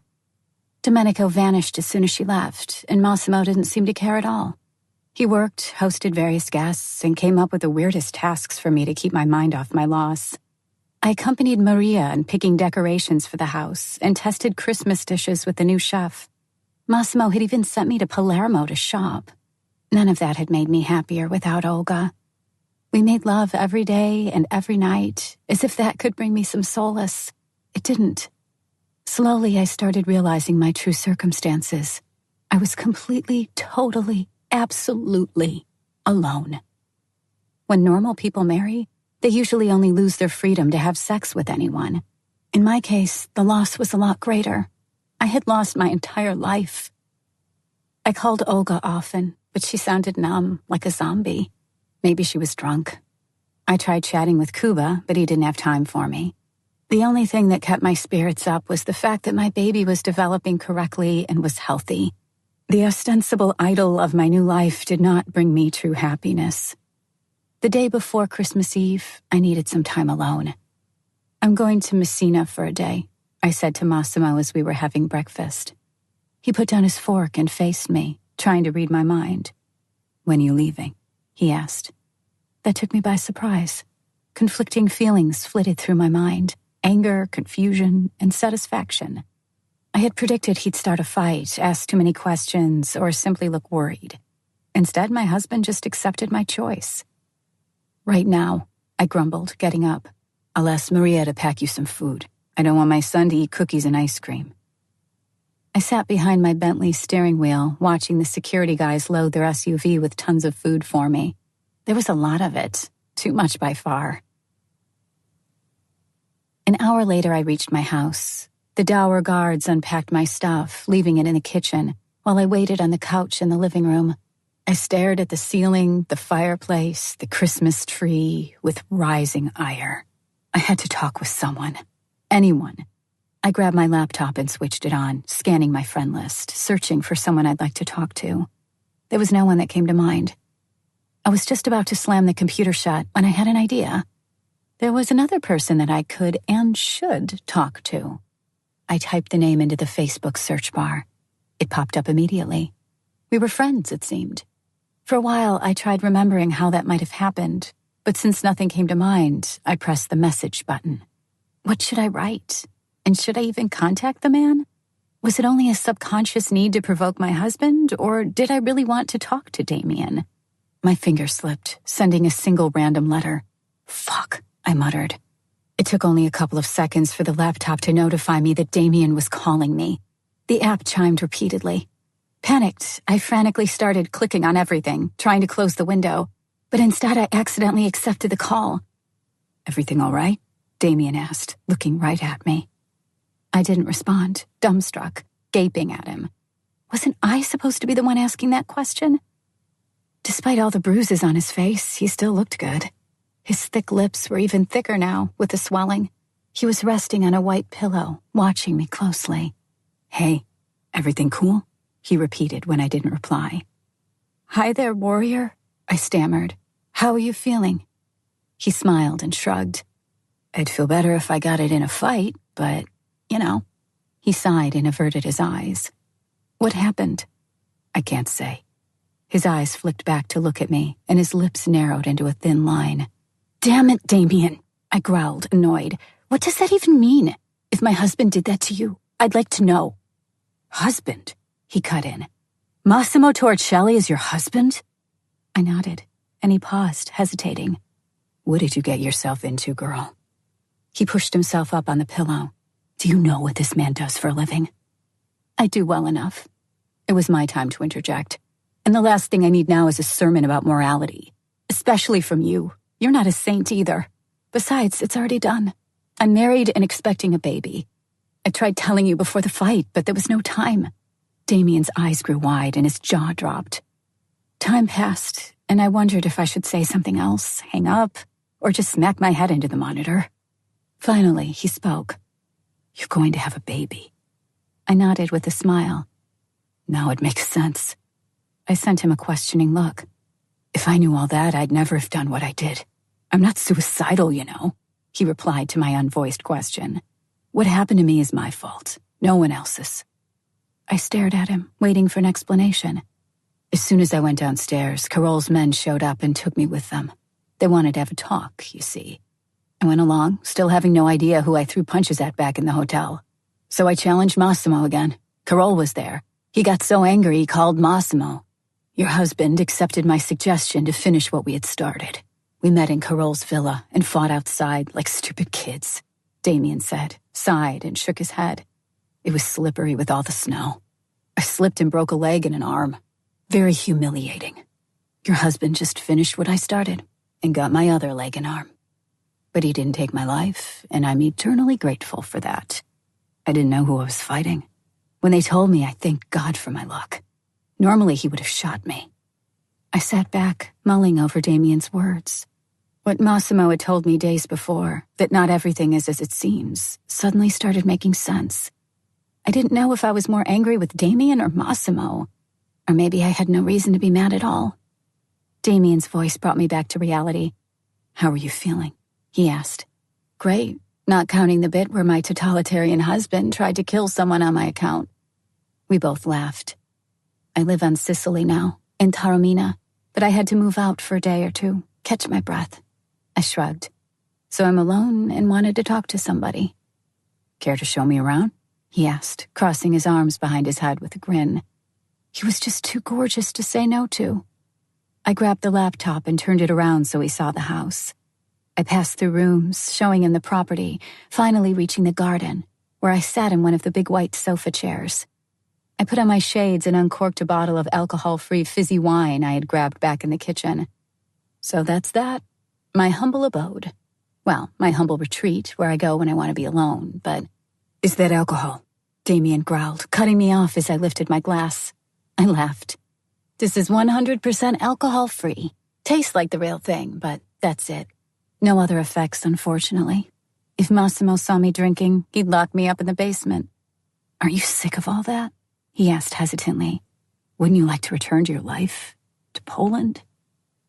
I took a moment to consider his question. The last couple of days had been unpleasant. That was true. And I had entertained that very thought. But when I was asked to assess how I felt and what I wanted, I suddenly wasn't so sure anymore. It's not that simple. I'm the wife of a very powerful man. He wouldn't let me go. But I carry his child, too. And nobody normal would have me. I have too much going on. Maybe nobody normal, but a guy who gets his arms broken for you. He trailed off, leaving an awkward silence between us. I know this might be a surprise for you, but I love him. I cut him short before he said too much.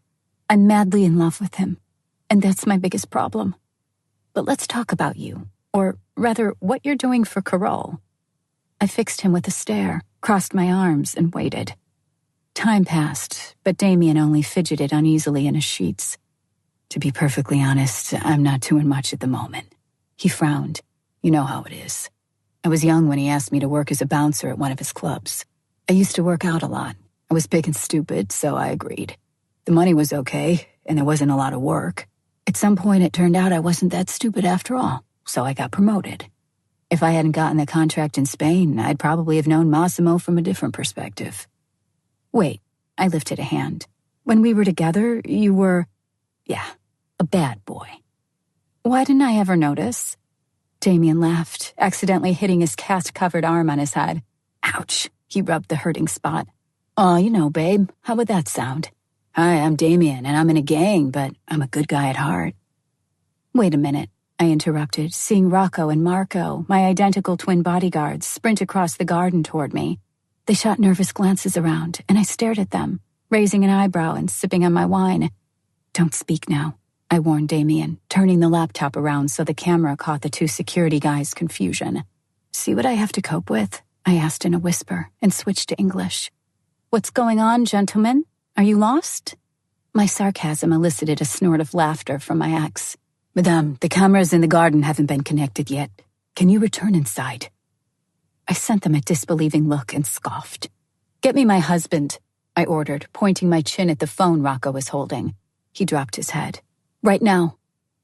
I took the offered smartphone. "Aren't you overreacting a bit, Massimo?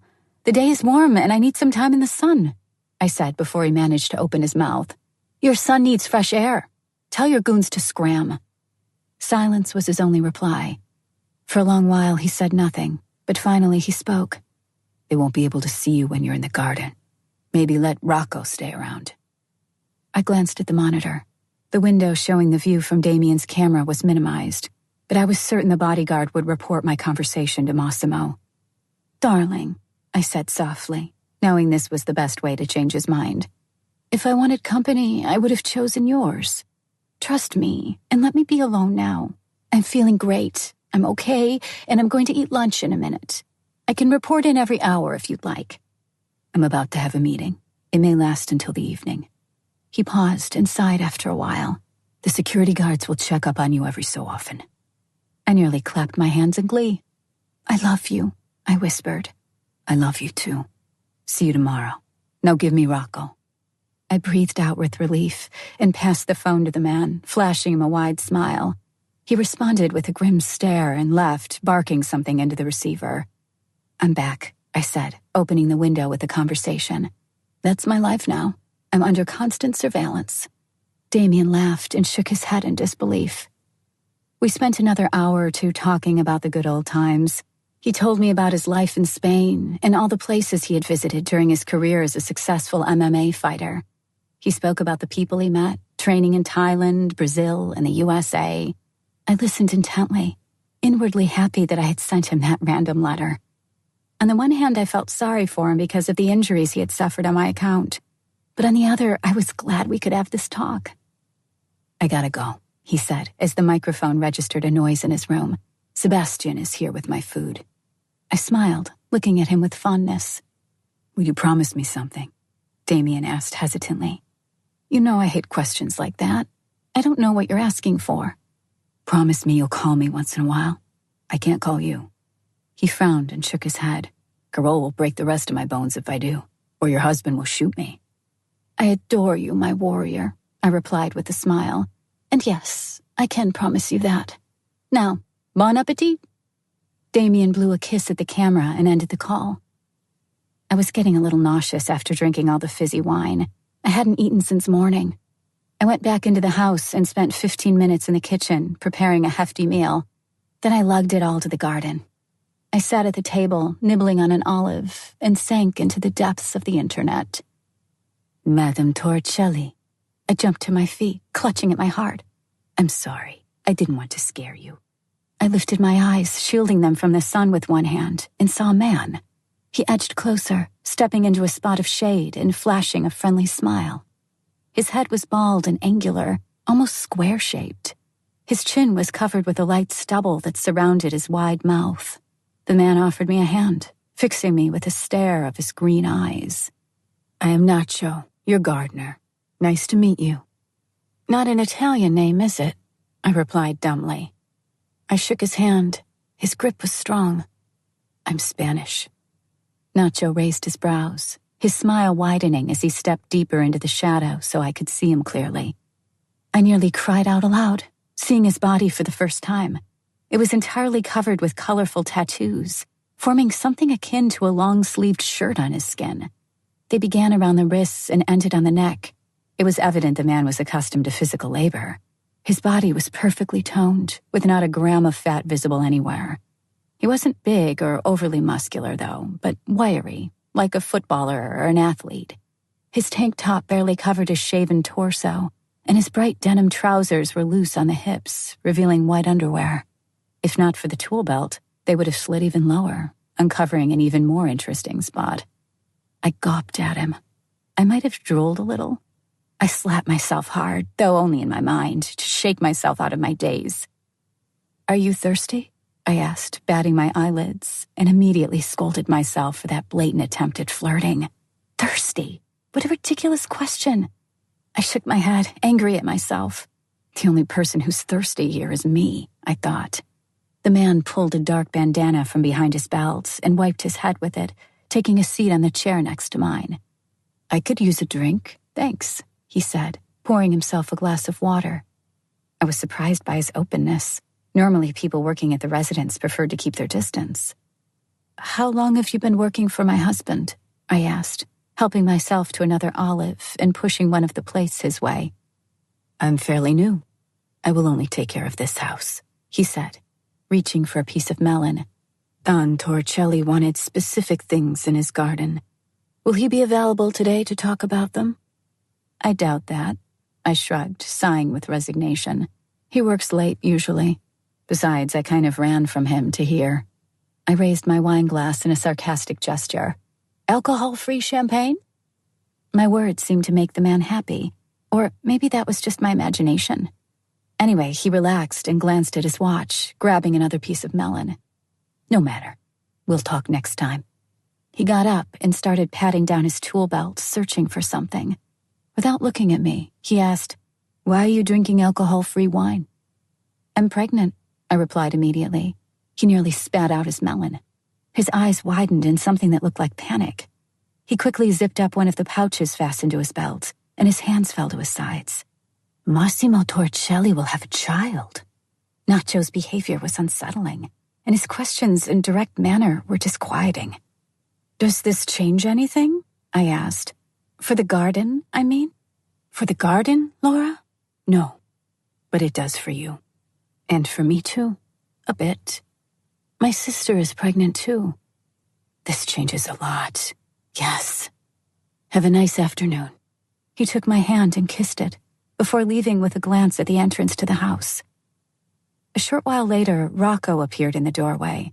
He sent me a curious look, looked around, nodded, and disappeared. What a strange man, I thought about the new gardener, returning to my meal and my Facebook. He was probably a junkie, or maybe his plants had some narcotic effects on him. Normal people don't behave like that, and they definitely don't talk nonsense. Chapter 16. I woke up at 11 a.m. on Christmas Eve. The sun shone through the window, bathing the bedroom in bright light. I chided myself for not closing the blinds. I crawled out of bed, oblivious to the time. Italians didn't celebrate Christmas Eve. Their holiday started a day later. Massimo had decided to change that tradition for my sake. I went downstairs and was surprised to see a large box perched on the kitchen counter. I opened it and rummaged through. There was a red envelope inside with a short letter saying, "The car will come for you at 3 p.m. I shook my head and returned to digging through the contents of the box. The word Chanel written on the top side of the box confirmed what I was expecting to find at the bottom. A black satin and velvet jumpsuit and a pair of beautiful black round-toe stilettos. I clapped my hands, jumping up and down and hugging the new things to my chest. The jumpsuit had a wide neckline that kept the shoulders bare, while its wide sleeves were topped with an elastic belt that kept everything in its place. The top wasn't tight-fitting. On the contrary, it was very loose. The waistline itself was narrower. This allowed the pants to spill down the buttocks in a very sexy way without stretching over them, but beautifully accenting all the right curves at the same time. It was perfect. I snatched up my cell and dialed the hairdresser, booking him for 1 o'clock. I put the jumpsuit on a hanger, ate breakfast, and took a shower. 15 minutes before the appointed hour, I was ready. Surprised, I discovered that the car was already waiting. I took my seat in the limousine and plucked my smartphone from my clutch bag, intending to call Mom. But what was I going to say to her? I'd have to apologize, or keep quiet, waiting for her to begin. I stared into the screen, hesitating, finally tossing the thing back into my bag. The car stopped at the driveway of the mansion, and I saw Massimo waiting for me at the door, leaning against the wall. The day was sunny, but not as warm as yesterday. In fact, it was cold. The thermometer had shown 51 degrees Fahrenheit in the morning. Seeing the car, Massimo set out for the limo. He opened the door for me and offered his hand. Overwhelmed with sudden emotion, I threw myself into his arms. With my face pressing into a sweater, I could feel him smile as he stroked my hair and kissed my neck.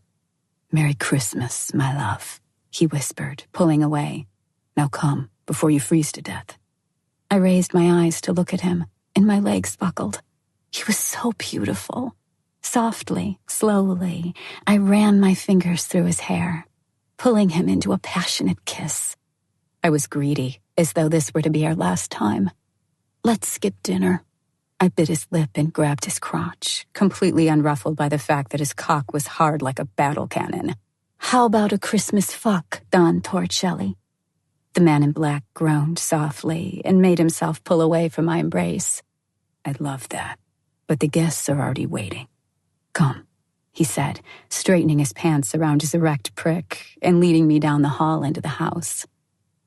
There were voices coming from the main dining room, conversations, laughter, and the sounds of Polish carols. That was unexpected, but pleasing. Despite having invited his Italian family, my husband wanted me to feel the atmosphere of a Polish holiday. I tightened my grip on his hand and sent him a grateful look.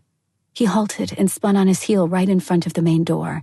Then he planted a gentle kiss on my forehead before revealing the room. The first thing I saw was the massive Christmas tree rising from a mound of colorfully wrapped gifts. Then my eyes flew over to the long table laden with candles and decorations. Finally, I turned my head toward the sounds of the conversation and froze. "Merry Christmas, darling." Massimo hugged me tightly and kissed me on the top of my head. I glanced at him, unable to believe what I saw, and then turned to the people inside the dining room. I kept darting glances from my husband to the festive tableau, and my eyes welled up with tears. Seeing my reaction, my mother set out toward us and took me into her arms. "I'm so sorry, darling," she whispered.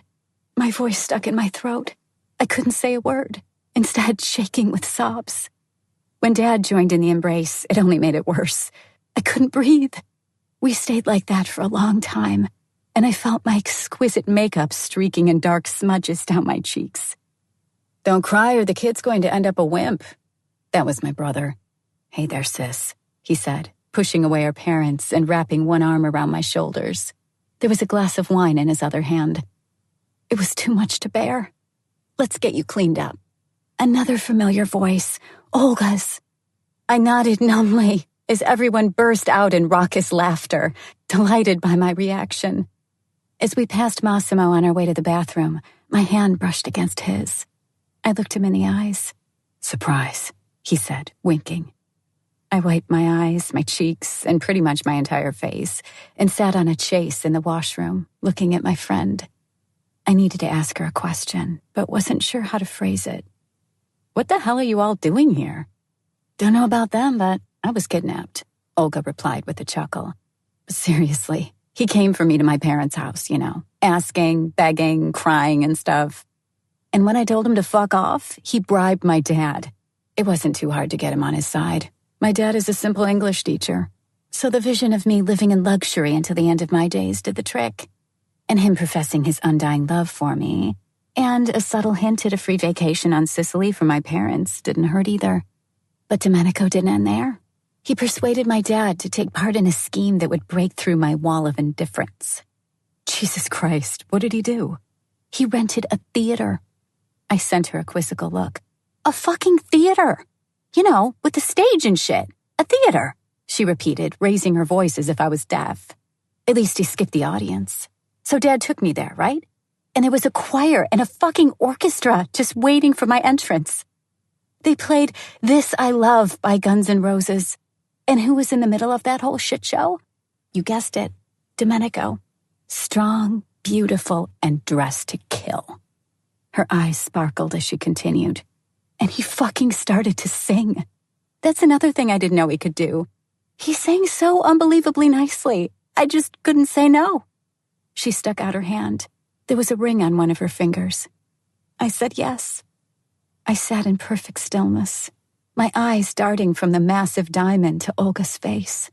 And to think Massimo had proposed to me in the bedroom. I had always dreamed of a spectacular proposal that would bring me to my knees. It took me a while to recover, but as soon as I did, I trapped Olga in a great hug. In all that scheming and planning, did he mention to your parents that he was a mobster? Yeah, that was the opener, she chuckled. He also added that he tried to kill me, demolished a whole house, and wrecked a really expensive car. But you know my dad. He's pretty flexible about stuff. Doesn't worry about dumb shit. She paused and then scoffed. Are you kidding me? Dad thinks Domenico is an artist, an Italian gentleman. He's not wrong, though. I pushed myself to my feet and offered my friend a hand. Cool stuff. Let's get back to the others. We returned to the dining room, where my whole family was deep in conversation again. As soon as I appeared in the doorway, Mom stifled a yelp, and her eyes watered. I walked over to her and begged her to not start crying, or I might follow suit. She calmed down, wrapped by Dad's arm, and wiped the tears away with a napkin. Massimo nodded to the waiter, and the dishes started arriving on the table. I was surprised by the chef's ingenious blend of traditional Polish dishes and Italian touches. The atmosphere grew more laid back as more delicacies were served. Whether it was an effect of the great wine, or if we'd simply needed some time to get comfortable in one another's company, I don't know. At one point, Cuba, Dad, and Massimo went out to an adjacent room. The stench of cigar smoke reached us a few minutes later. Just like in the movies, a glass of something stronger and a puff of cigar after dinner. Olga led Mom away to show her the house. Meanwhile, I took Domenico's arm, stopping him before he joined the other men. Let's talk, I said seriously, directing him to the sofa, before asking in a deep voice, Are you sure you want this, Domenico? Aren't you a little hypocrite? He fixed me with dead eyes, and his lips stretched into a thin, grim line. Need I remind you that you married my brother after knowing him for a month? A month and a half, I growled in response, dropping my eyes. But I didn't have a choice. Massimo kidnapped me, remember? But he didn't make you marry him. He didn't make you get pregnant. I sent him a scornful look. Well, okay, maybe the baby is his doing. But understand me. What am I supposed to wait for? I'm in love. I want Olga to be with me. I'm not losing anything. There's always the option to divorce later, but that's not the point. I know she's the one. His fists balled, and his eyes flared with anger. And what she did for me proved that she feels the same way about me. I nodded, agreeing to that at least. To be honest, I was probably the last person who should be telling him what to do, and I realized that. I stretched out a hand, wanting to hug Domenico. You there, I heard a voice and felt a hand on my shoulder. He's my fiancé. Olga sat in Domenico's lap and kissed him passionately, ignoring the presence of my mom. Where are your parents? I asked. They couldn't come. They stayed with Grandma. She shrugged. We spent the rest of the evening by the fireplace, singing carols. Me and my family the Polish ones, and the Italians their own, and opening presents. Olga got a car, a beautiful red convertible Alfa Romeo Spider. Olga couldn't help remarking that this particular car would probably get wrecked after the first spat. I smacked her in the back of her head. Anyway, I hadn't expected the presents from my husband to be cheap. But when I saw what he'd gotten my parents, I was left speechless. The Russian sable fur coat that Mom got stopped the blood flow to my brain. Hers too, I think. Meanwhile, Dad discovered that he was now the owner of a sailboat parked at the Masurian Lake District in Poland. He nearly broke down crying. He had always dreamed of one. I sent Massimo a disapproving look, shaking my head a little. "Isn't that a bit too much?" I whispered to his ear. "Nobody expected such expensive gifts, and we can't get you anything remotely this great in return." The man in black smiled lightly and kissed me on the forehead, pressing me against his chest. "Who else am I supposed to buy things for? Besides, I don't want you to return anything. Now, open yours." He prodded me toward the Christmas tree. I dug through the gifts, searching for the one signed with my name. I looked among the branches, but found nothing. Finally, I plopped down on the floor and pouted. Massimo got up with an amused expression and reached to a branch above me. There was a black envelope hanging from it. He offered it to me and waited. It was a bit surprising. Scary, even. I hated envelopes, especially from him. They reminded me of the night when he had told me I couldn't leave. I turned the paper in my hands, searching for an answer in Massimo's eyes. He must have read my mind and shook his head briefly. "You can open it. Don't be scared." A little half-smile appeared in his lips. I ripped the envelope open and pulled out a thin stack of documents. I scanned them with my eyes, but the writing was in Italian. "What is it?" I knitted my brows. "A company." He knelt beside me and took my hand. "I wanted to give you some independence, but still allow you to do what you love. We're going to create a clothing brand for you." I was speechless. "You will have an atelier in Taormina. Emmy will help you with picking the designers. You'll be able to—" I didn't let him finish, instead throwing myself into his arms, toppling him to the ground. I fell onto him and shut him up with a long, fiery kiss. Massimo's hands found my ass and clamped around it. Even my mom clearing her throat loudly didn't disturb us. This was the greatest gift I've ever received. It was something I couldn't have expected. A job. "I love you," I breathed when I finally pulled away. "I know." He took me in his arms and got us both to our feet. My parents watched us the whole time. They looked happy with what they saw. I thanked God everything was fine and that nothing unexpected had happened. I also knew that Christmas doesn't last forever.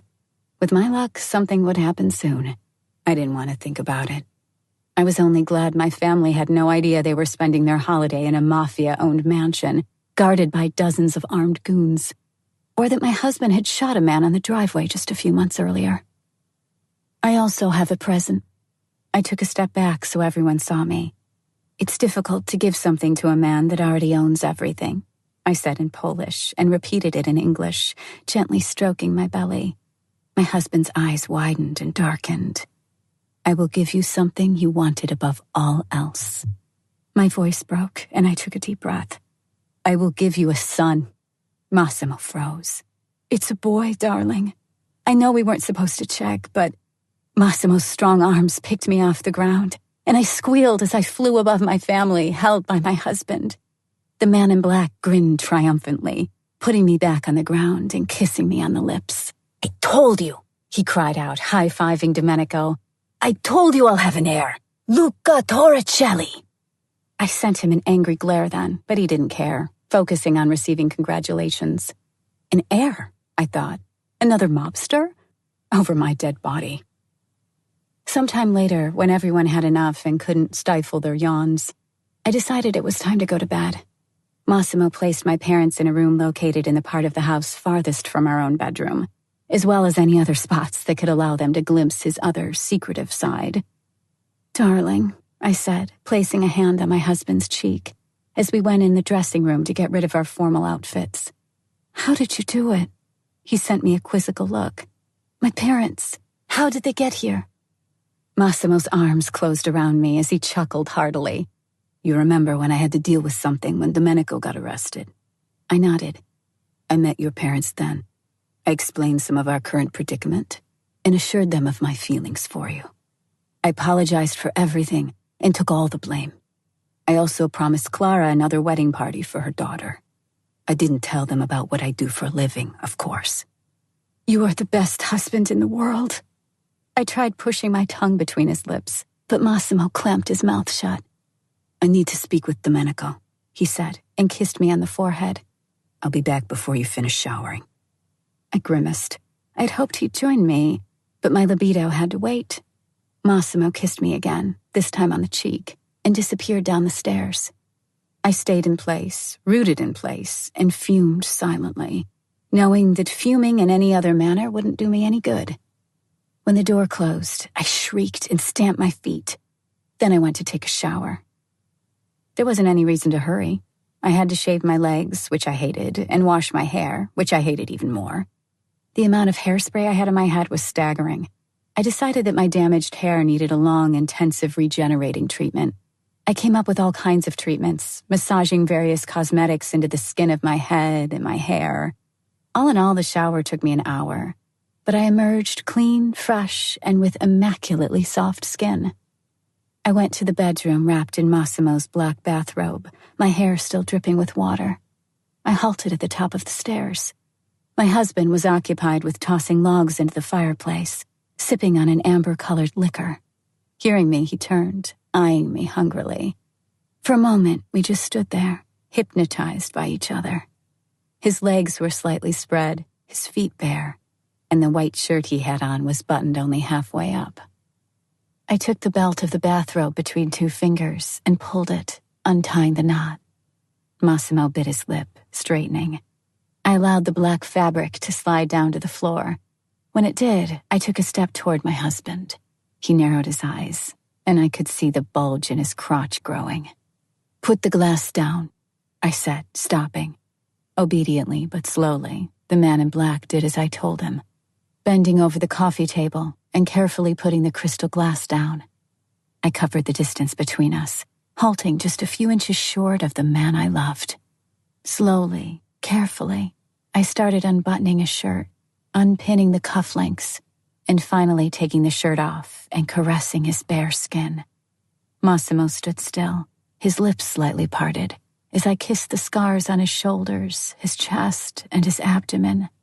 The kisses formed a trail leading down until I knelt facing him, my face level with a zipper. He swallowed loudly as I tugged at his belt. His hands hovered toward my face. I looked him in the eyes, fighting to unbuckle the belt and then unzip his pants. I was turning him on. Before the zipper slid fully down, Massimo's massive erect cock slipped from his pants. His hands quickly moved to the back of my head and impaled my mouth on his bulging cock.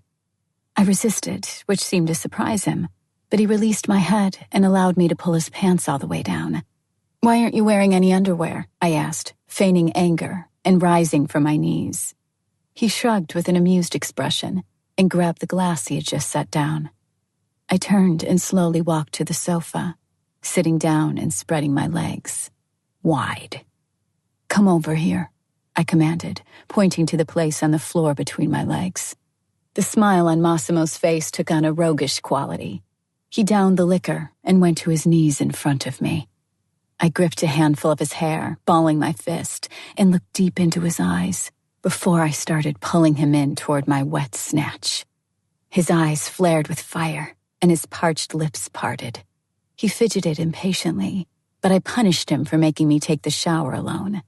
I trailed my thumb along his lips, sliding it inside his mouth. He gently jerked his head away.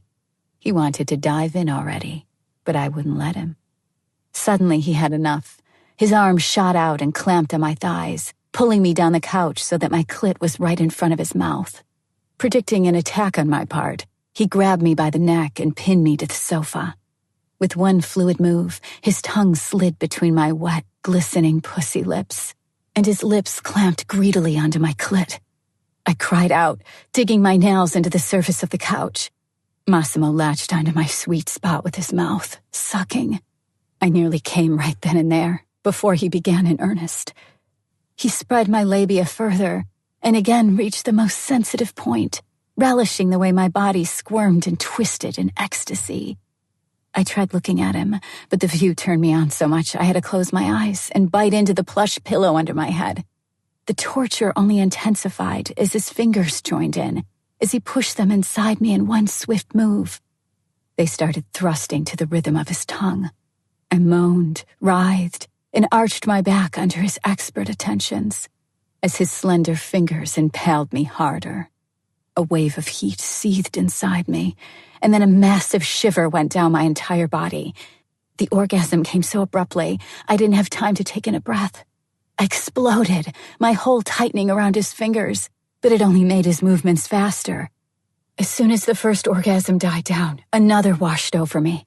After the third one, I had to push Massimo away. I couldn't bear a second more of this exquisite agony. The man in black pulled me a couple of inches toward himself, planting my feet on the ground before impaling me on his cock. He slid inside me without any friction at all. My snatch was so wet with his saliva, his massive shaft could easily penetrate it. I was half-conscious by that time. Massimo's hips started their slow dance, picking up the pace by the minute. His still wet fingers pinched my nipple. "I need to feel you better," he breathed, and pushed a thick pillow under my waist. My back arched. "That's perfect," he said, satisfied, and started fucking me so extremely fast and hard, I couldn't even cry out. The dying embers of the previous orgasms were stoked into a roaring fire with the thrusting of his hips. My eyes snapped open, meeting my husband's wild stare. His lips were parted, and his jaw clenched. He was an animal. Beads of sweat glistened on his chest as his breath rasped. The sight, the smell, and the motion made it utterly impossible for me to fight the impulses of my body. "Harder!" I cried, slapping his cheek with the swing of my arm. All muscles in my body tensed to their limit, spurred on by the massive wave of ecstasy washing over me again. My strike made Massimo roar like a wild beast. He came inside me, exploding in my cunt. His hips weren't slowing down. He bellowed and shook until he was spent, collapsing on me and growing still. Our chests heaved, trying to calm down our raspy breath. Massimo's sweaty torso pumped the air into his lungs as I ran my fingers through his hair and kissed his face, my lips brushing against his rugged jaw. I was taking in the sight of his unblemished, perfect skin. "Why don't you have any tattoos?" I asked, rolling onto my back. "I don't like tattoos. Why would I scar my body with them?" He shot me a strange look, and I'm a bit conservative when it comes to that. Tattoos are the domain of criminals. I wouldn't want to be reminded of the perspective of going to jail each time I looked at myself in the mirror. "Why did you hire a gardener completely covered in tattoos then?" "Gardener?" Massimo cut in, the mirth momentarily disappearing from his eyes. I frowned, confused by that sudden change. "Nacho, our bald, tattooed Spanish gardener at the new house. He asked for you yesterday." The man in black inhaled sharply and swallowed. He sat up and gripped my shoulders, turning me toward himself. "Tell me everything that happened. Don't leave out any details," he said calmly. But I felt a deep undercurrent of tension in his voice.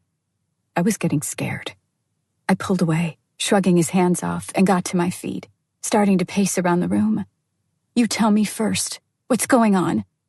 He stayed silent for a while, but his eyes followed my every step. He bit his lip. "I haven't hired a gardener yet," he said somberly, getting up. "Now tell me everything about your meeting with that man." My legs buckled. What did he mean he hadn't hired a gardener? I had talked to the man myself. Nice, handsome, a bit quirky guy with tattoos. Completely harmless, right? I sat on the couch, and Massimo knelt at my feet, listening as I recounted yesterday's events. As soon as I finished, he grabbed his phone and dialed a number. He spoke in Italian for a few minutes, shooting me nervous glances. Then suddenly he slammed the phone into a wall with such force that the device crashed into 1,000 pieces. "Fuck!" he cried in English. I cringed on the couch, afraid of his unexpected fury. He was fuming, shaking with anger. I got up and closed the distance between us. "What's going on, Massimo?" I put my hands on his shoulders. He was breathing heavily but didn't reply. He was thinking, trying to figure out a way to tell me something without scaring me. "The man you spoke to is Marcelo Nacho Matos, a member of the Spanish Mafia. And, he paused, trying to find the right words. I wouldn't like what he was about to say. "Laura, my love, the man you met yesterday is an executioner." "What do you mean?" A hitman. His jaws clenched. I have no idea why he spoke to you. Why you're even... He trailed off, and I shivered. Alive? I sighed. That's what you wanted to say, didn't you? That you're surprised I'm still alive. The Christmas spirit evaporated. I was sure Massimo was about to explode with the pent-up fury inside him. He passed me without another word and went to the dressing room. A moment later, he returned, wearing a dark sweatsuit. I took a seat on the couch, wrapped in a blanket, staring into the fire. Massimo walked over, sent me a gentle look, and sat next to me, setting me in his lap. I snuggled against his chest. His strong arms around me were making me feel safe. Why did he want to kill me? I asked, squeezing my eyes shut. If he wanted to kill you, you would be dead. I think he might have wanted something else. His arms tightened so hard I yelped in pain. I'm sorry. He loosened the embrace. I had a certain run-in with his people a couple months back. He paused, considering something. You will never again stay anywhere alone. I'm being serious, Laura. You will have a full security detail. No more trips to Messina without me. I should send you away somewhere. You have to be kidding, I cried out. Your people won't be able to keep me safe. Nothing ever happened to me when I was with you. And each time you leave me, something bad happens. I'm not going anywhere. I tried freeing myself from his embrace, but he kept his arms wrapped tightly around me. My eyes watered. What about my parents? The man in black inhaled loudly. We will take the Titan tomorrow, all of us. And when they return to Poland, Karol will protect them. I promise you I'll take care of them. His tone was deadly serious. They're safe. They're not hunting you. The Spaniards only wanted to hurt me. The only way to do that is through you. He turned my head and looked me straight in the eyes. I promise you, I'd rather lose all I have and sacrifice my own life than allow you or our son to be hurt. That calmed me down a little. Domenico knocked on our door and said a few quiet words in Italian. Massimo left the room. I went to bed, plagued by waking nightmares featuring this sexy Spaniard. I couldn't understand how this nice man I had talked with in the garden could be a hired killer. His sparkling eyes were so full of life and so happy. I analyzed our meeting, recalling his movements and his words, but no conclusions came. Why didn't he kill me? I asked myself over and over again. He could have done that at least a couple of times during our conversation. Why had he allowed me to see his face? Maybe he had thought I was stupid enough to keep it from my husband? Or maybe he wanted to kill me, and he would have done that if not for something I hadn't noticed. Maybe his conscience? Or what if he just really liked me? Tired with brooding over all that, and of hearing noises that weren't there, I finally went to sleep. I woke up on Christmas and found I was alone in bed. Nothing out of the ordinary. The sheets on Massimo's side were untouched, which could only mean that he hadn't slept in our bed, or hadn't wanted to share his bed with me anymore. I got ready for breakfast and headed downstairs, but didn't reach the bottom before the door opened and my husband entered the apartment. He looked completely drained. I halted, staring at him. I had to plan out the new security procedures and check the entire mansion, he muttered. Personally? When it comes to your safety, I do everything myself. He walked past me and disappeared upstairs. Give me 30 minutes. I'll join you at breakfast. I went to the dining room, where all the guests were already gathered at the table. Everyone looked happy. They were talking agitatedly in at least 3 languages. When I entered, all attention turned to me. Mom started piling food on my plate, and Dad began telling the story of Mom's pregnancy with me, for the 70th time. I had to listen to how she used to crave chocolate in the middle of the night, and how difficult it had been to get chocolate in communist Poland. So Dad had been doing all kinds of weird deals to get her the sweets she wanted, and as soon as she had taken the first bite, she threw up, saying that chocolate hadn't been what she wanted in the first place. Dad told the story in Polish, so Olga, clamped to Domenico's arm, translated it in a whisper. May we talk in private? Mom asked, leaving the table and walking to the opposite end of the large dining hall. I got up and followed her, stopping at her side. She took out a cigarette and looked outside the tall window leading to the terrace. Who are those people? She pointed to 2 security guards patrolling the path down to the beach, and 2 more posted in the garden. Security, I replied. Why are there so many of them? There's always that many, I lied, avoiding her eyes. Massimo is a bit paranoid. Besides, the property is huge, so there's not really that many.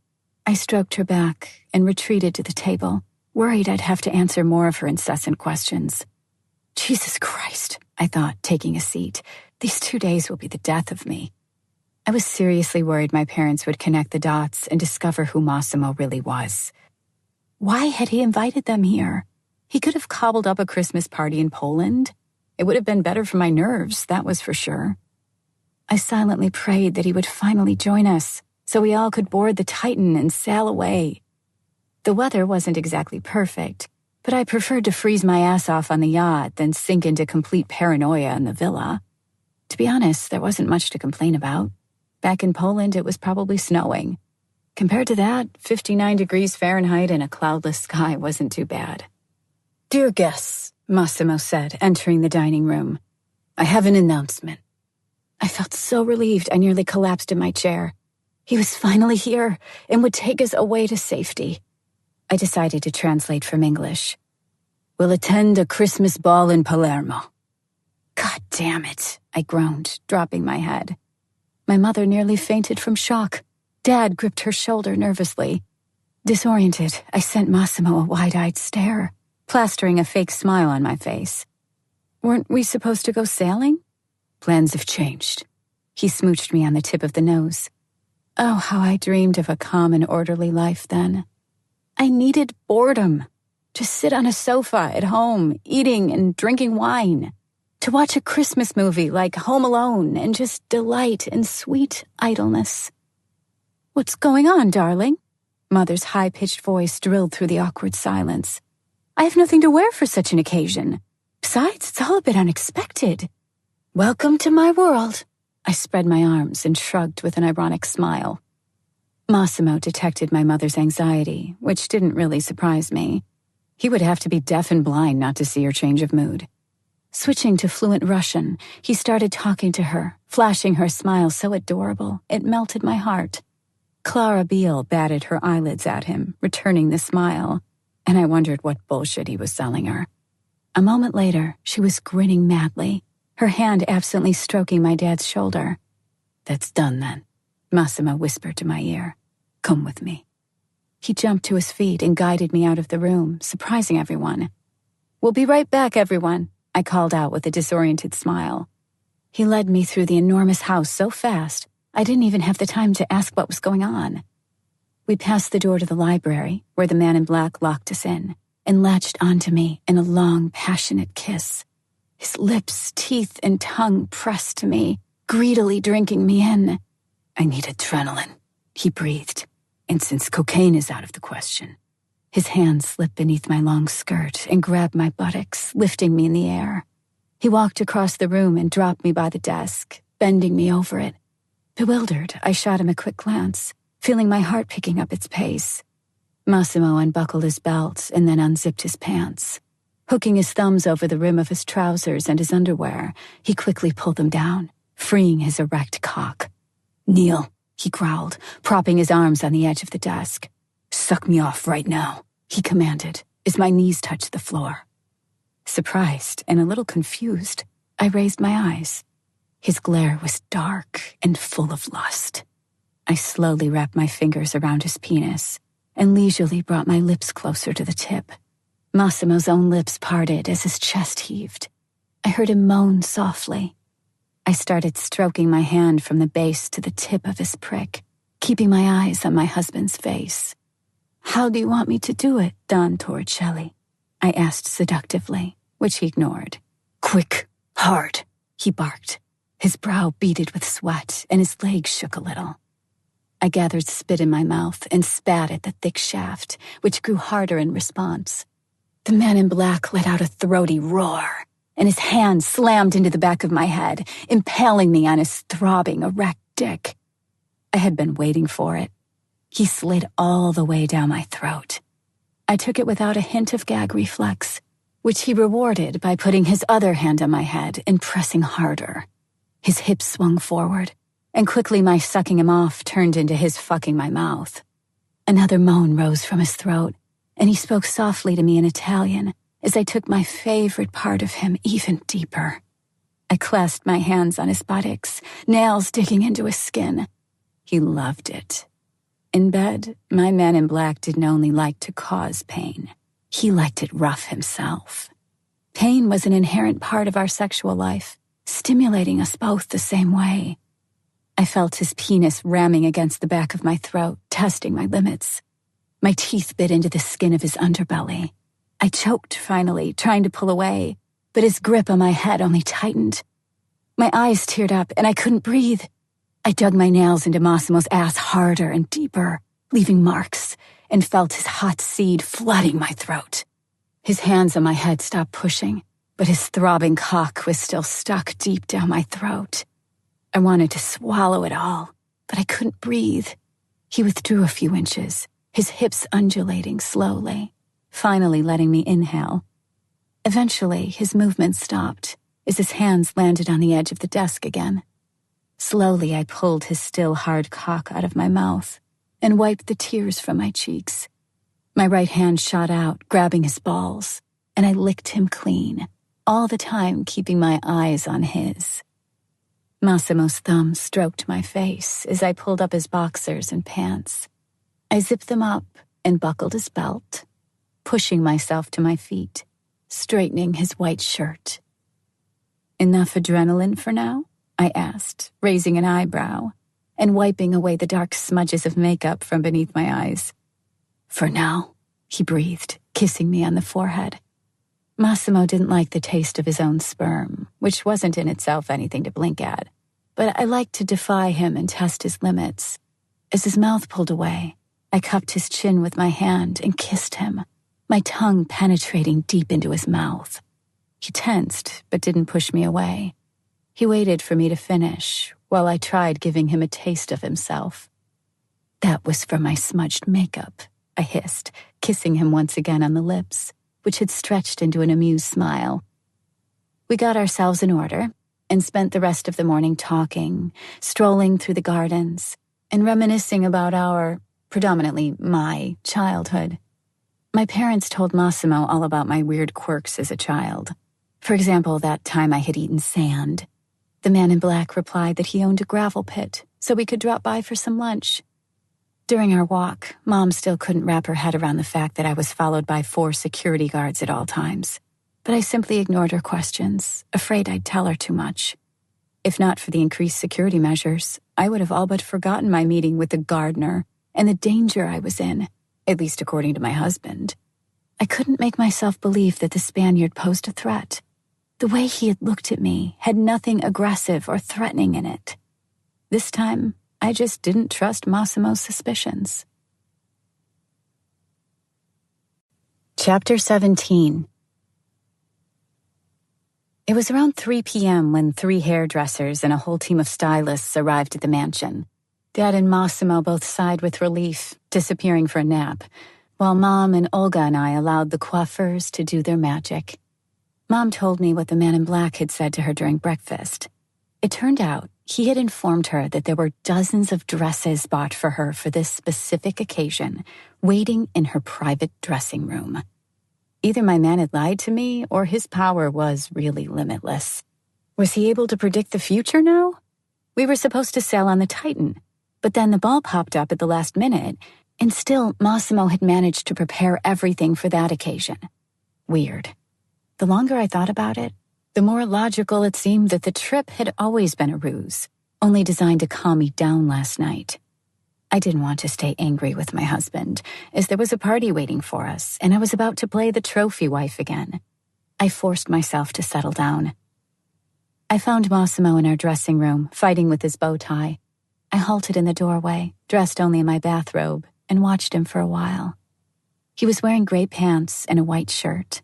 His hair was slicked back. Now he looked like a real Sicilian. He finished with a bow tie and turned to look at me. His piercing gaze observed my reflection in the mirror, and he softly bit his lip. With a quick whip of his arm, he snatched a blazer and threw it on. Then he straightened his sleeves, all the while fixing me with an intense stare. "I picked a dress for you," he announced. I inhaled his overpowering scent and felt my head swim. I couldn't stop thinking about all the ways in which I could manipulate him into staying with me here instead of going to the ball. "Can I go like this?" I asked, throwing off the bathrobe.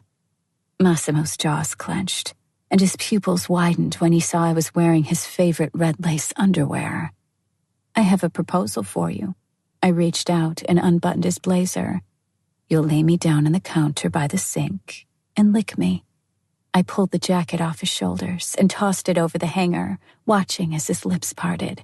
"And when I come, you'll turn me around, and watching my reflection in the mirror, put your cock into my—" I reached for his belt, but he grabbed my wrists and stopped me. "Where?" he asked sharply. "Where will I put it?" "My ass," I breathed, licking his chin and lip, slipping my tongue into his mouth. He growled and took me in his arms, kissing me deeply. I felt his fingers enter me, rubbing the wetness all over my clit. "I can't." The words were like a punch to the gut. He pulled away, passed me on his way out, and slapped my butt. "You won't need that underwear. Get dressed. We have 30 minutes. He licked the fingers he had pushed inside me just a moment before. I knew what he was doing. This wasn't the first time he'd tried it.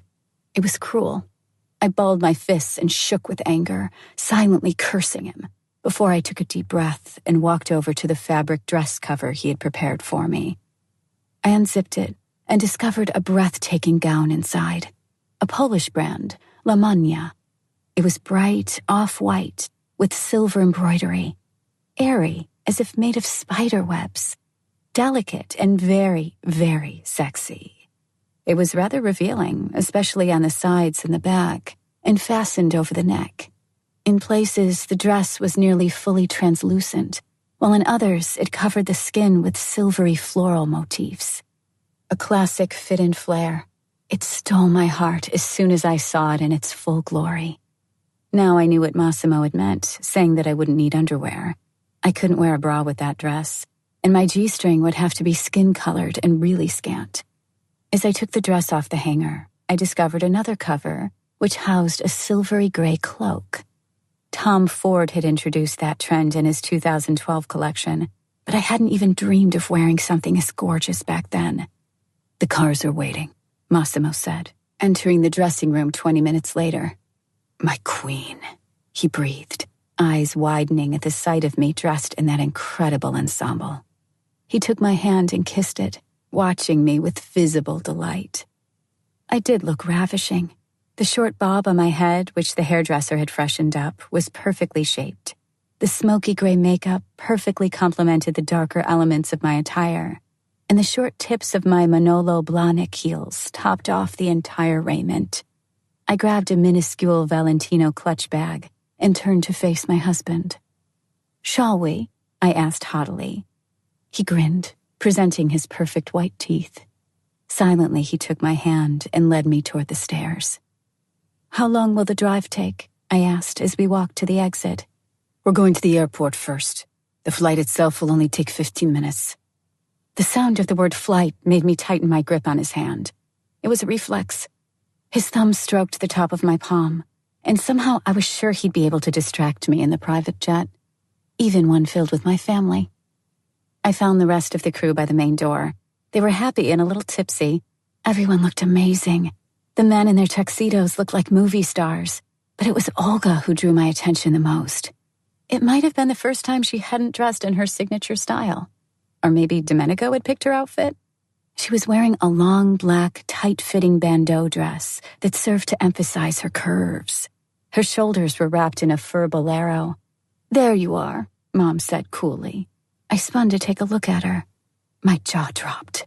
I was speechless. There she was, my mom, wearing a one-shoulder nude dress. I stared at her in shock, but it was my husband who had bought that dress for her. I sent him a slightly reproachful look, but he only shrugged and smiled, showing everyone to their cars. "When your parents are around, I feel like we're in high school again," Olga said quietly as we stepped out of the limo by a historical hotel in Palermo. "I have to be all prim and proper and never fucking swear." God damn it, everyone in the world understands when I swear in English. They're returning to Poland tomorrow, I chuckled and grabbed her hand. Believe me, I'm pretty fed up with the constant tension and fear that something will happen and they'll find out who Massimo really is. Oh, right, forgot to ask you, she said, lowering her voice. What's with the increased security around the house? Domenico wouldn't tell me.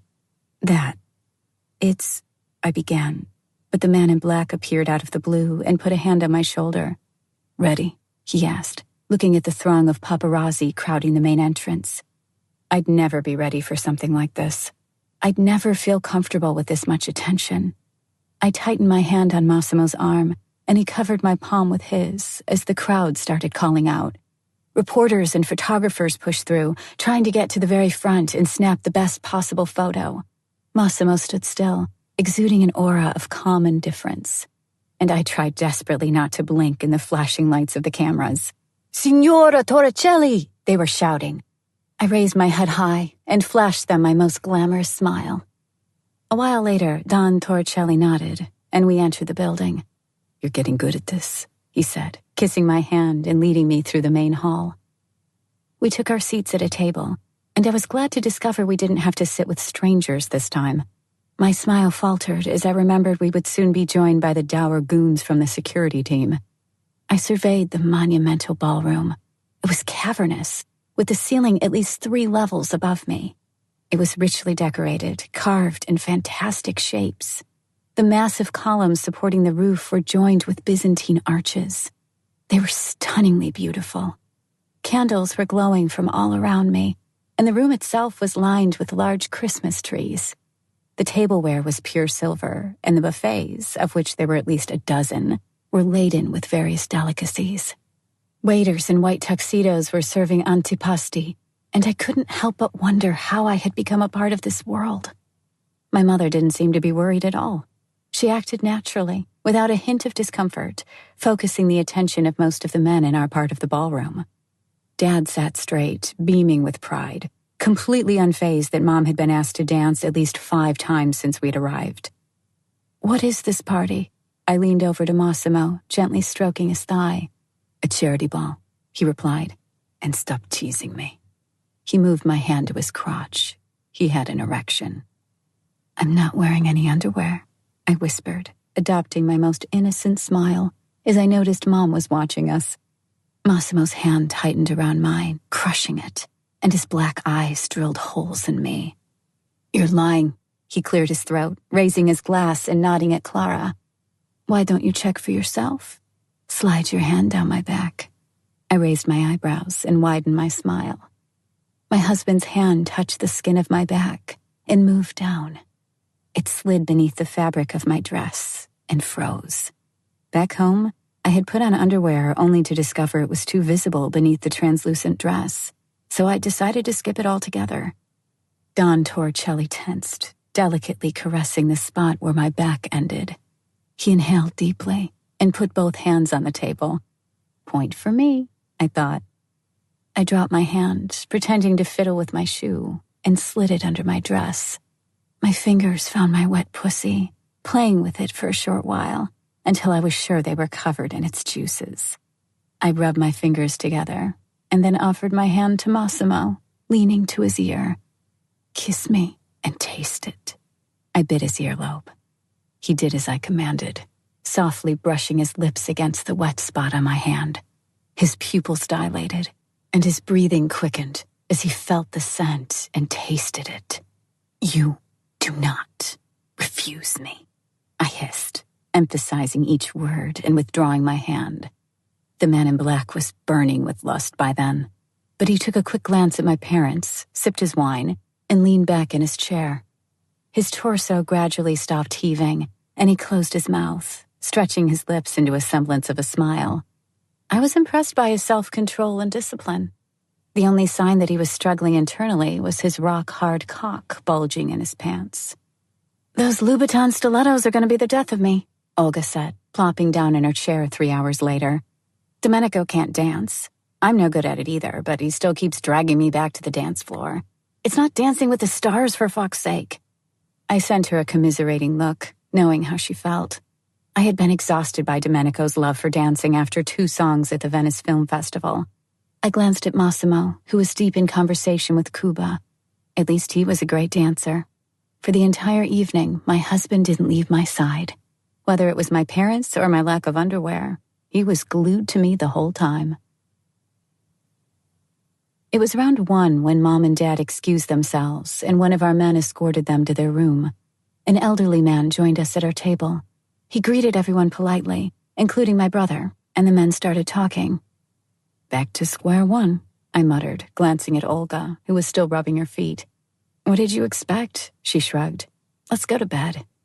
It sounded like the best option, so I turned to Massimo and asked him if we could go now. He only glared at me, annoyed, and returned to his conversation. "We're going," I said, getting up. The man in black nodded absently at 2 guards who were waiting by the wall, and they came over, taking positions behind me. I shook my head and grimaced before leaving. The 2 goons knew the way better than I did, and soon overtook me. I followed. A moment later, I realized something. I had left my phone in Massimo's jacket. My clutch was too small for it. "I'm just going to grab my phone," I barked at the bodyguards, who halted and turned around. One of the men launched himself after me, but I waved him away. "I'll just be a minute." Back at the ballroom, I discovered that our table was already empty. I hovered by my chair for a while, scanning my surroundings, until I noticed the waiter who had been serving our little group. I asked him if he knew where the men had gone, and he pointed me to a door on the opposite end of the hall. I thanked him and went there. It was completely dark behind the large wooden door, the way lit only by small lamps affixed to the wall every couple of feet. I followed the corridor until I found another door. Someone was talking behind it. I didn't think twice. I grabbed the handle and opened it. The door led to a small room. A group of men were sitting by a table inside. The ones I was looking for were among them. "Shit," I groaned, seeing Massimo bending over the table and snorting a long line of white powder. He rose, calmly placed the rolled-up bill on the tabletop, and sent me a cold stare. The others turned their heads too. "Are you lost, baby girl?" he hissed through clenched teeth. I felt nauseous. Accompanied by bursts of laughter, I approached him, sticking out my hand. "My phone," I barked. Massimo reached for his pocket and passed me the smartphone. "Fuck you done, Massimo," I spat, taking the device. The room went completely quiet. The men around the table were staring at the man in black expectantly. "Out," he growled, pointing at the door. One of the security guards opened the door for me. I glared at Massimo hatefully for a short while, clamping my jaw to keep from breaking down in tears. I spun on my heel, raised my head haughtily, and stormed out of the room, hearing Don Torricelli say something in Italian, eliciting another fit of laughter. I was fuming. He had to play macho with the other mobsters around, but why the hell did he have to take drugs? I ran across the ballroom, stifling a sob, and headed to the place where I had left Olga. At some point, I must have taken a wrong turn. "God damn it!" I swore, stamping my feet like an angry child. Sense of direction had never been my forte, but when I got mad, it usually reached whole new lows. I turned around, intending to go back, when I felt a sweetish taste in my mouth. Chapter 18. My head hurt. It felt like a hangover, but I hadn't been hungover for months. I slowly opened my eyes. The room I was in was unpleasantly bright. Light was not what I needed now, with the migraine pounding in my skull. Had I blacked out again? I couldn't remember anything from last night. A moan left my throat as I rolled over and covered my head with the duvet. I tried wrapping myself tighter in the sheets, and in doing so, I ran a hand down my side. I froze. Were those cotton boxers over my waist? I didn't own cotton underwear. My eyes snapped open, heedless of the pain in my head. I threw off the sheets and glanced at myself, panicked. "What the fuck?" I muttered to myself. "I don't know Polish." I heard a man's voice. My heart stopped. "But if you're feeling unwell, your pills are by the bed." I felt my pulse raging and my breath quickening. I squeezed my eyes shut and took a deep breath, rolling over. "Hi," Nacho said, smiling cheerfully. "Don't scream." I tried breathing in, but my body tensed and my lungs locked up. I couldn't inhale, couldn't breathe. Laura. The man sat on the edge of the bed, grabbing my hand. I won't hurt you. Don't be afraid. He offered me a pill. Open your mouth. I stared at him, wide-eyed and mortified, hearing only the whine in my ears. He stuck his fingers in my mouth and pushed the pill under my tongue, stroking my hair. I jerked my head away. They told me you'd react badly. His voice was calm and cheery. I closed my eyes, trying to relax. I don't know if I fell asleep or opened them just a few seconds later, but he was still there. Nacho, I whispered. Will you kill me? The name's Marcelo, but you can call me Nacho, yes? And no, I'm not going to do that. He checked my pulse. Why would I rescue you only to kill you? Where am I? The most beautiful place on earth, he said, still counting my heartbeats. And you'll live. His eyes were sparkling. I wasn't scared anymore. Where's Massimo? I asked. He laughed and offered me a glass of water. I lifted my head, and he poured some into my mouth. Probably raging impotently back on Sicily. He grinned and stretched. How are you feeling? His question was strange, out of place. I took the glass from his hand and put it away. You're a killer, but I'm still alive. A very astute remark.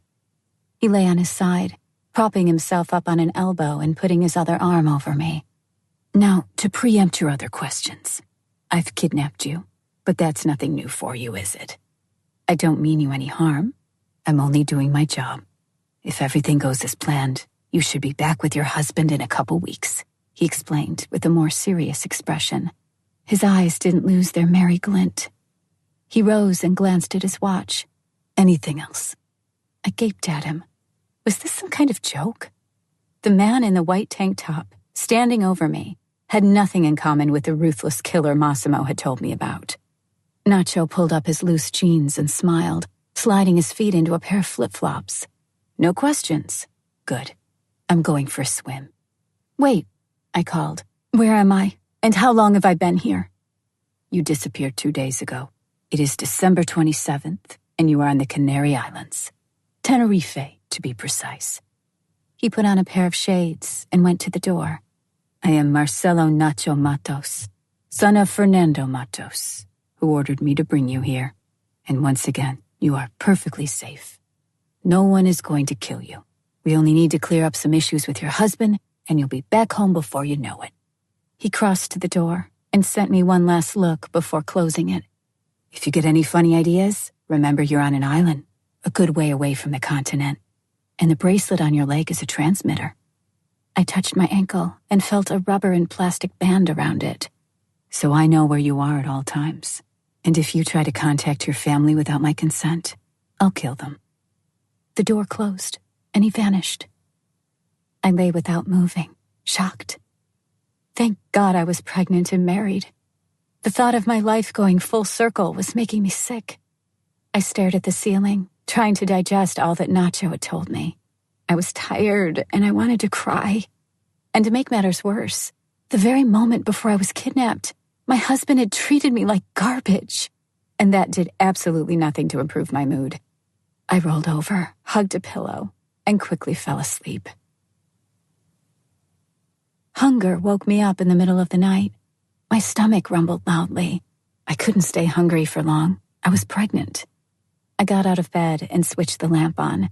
The room around me was modern, bright, and simple, with white walls and wooden, fabric, and glass details.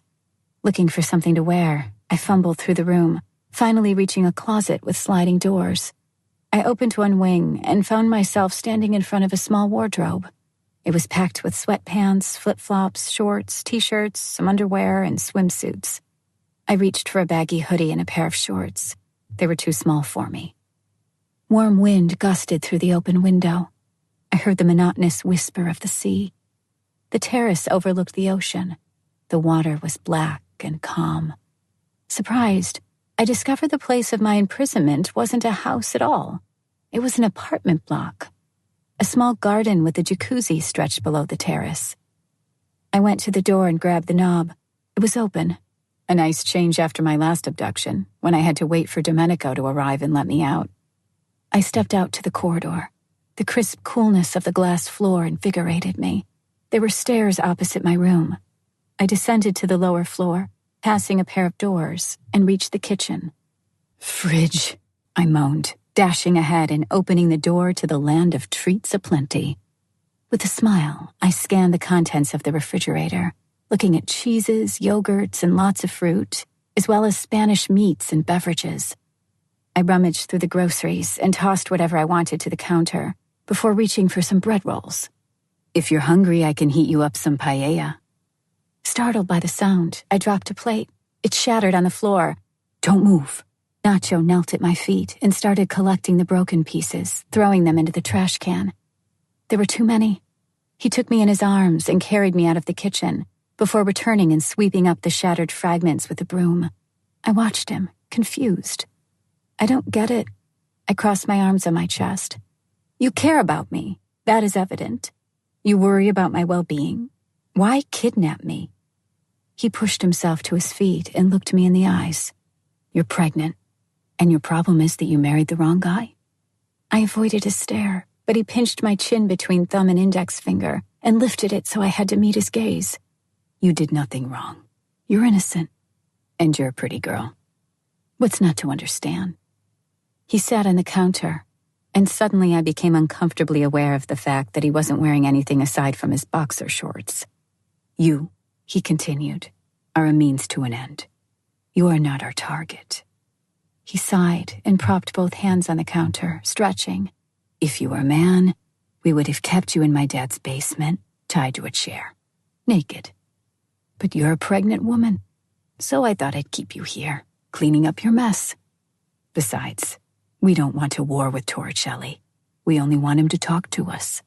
He jumped off the counter. So, paella? This is too fucking weird, I muttered, sitting on a bar stool, preaching to the choir. I would have preferred to run a kite surfing school instead of shooting people in the head. He took all the things I had prepared for my midnight meal and put them back in the fridge, instead pulling out a large pan. Seafood and rice with saffron. Made it myself. He flashed that disarming smile of his again. I watched him, taking in the colorful tattoos. They were everywhere. On his back, his arms, probably his butt, too. Only his legs were free of them. What does your woman say to all that? I asked, despite my better judgment. Nacho placed the pan on the stove. Don't know. I'm single, he replied without looking at me. But I have pretty high standards. I want my women intelligent, smart, pretty, fit, and preferably without an idea of who my father is.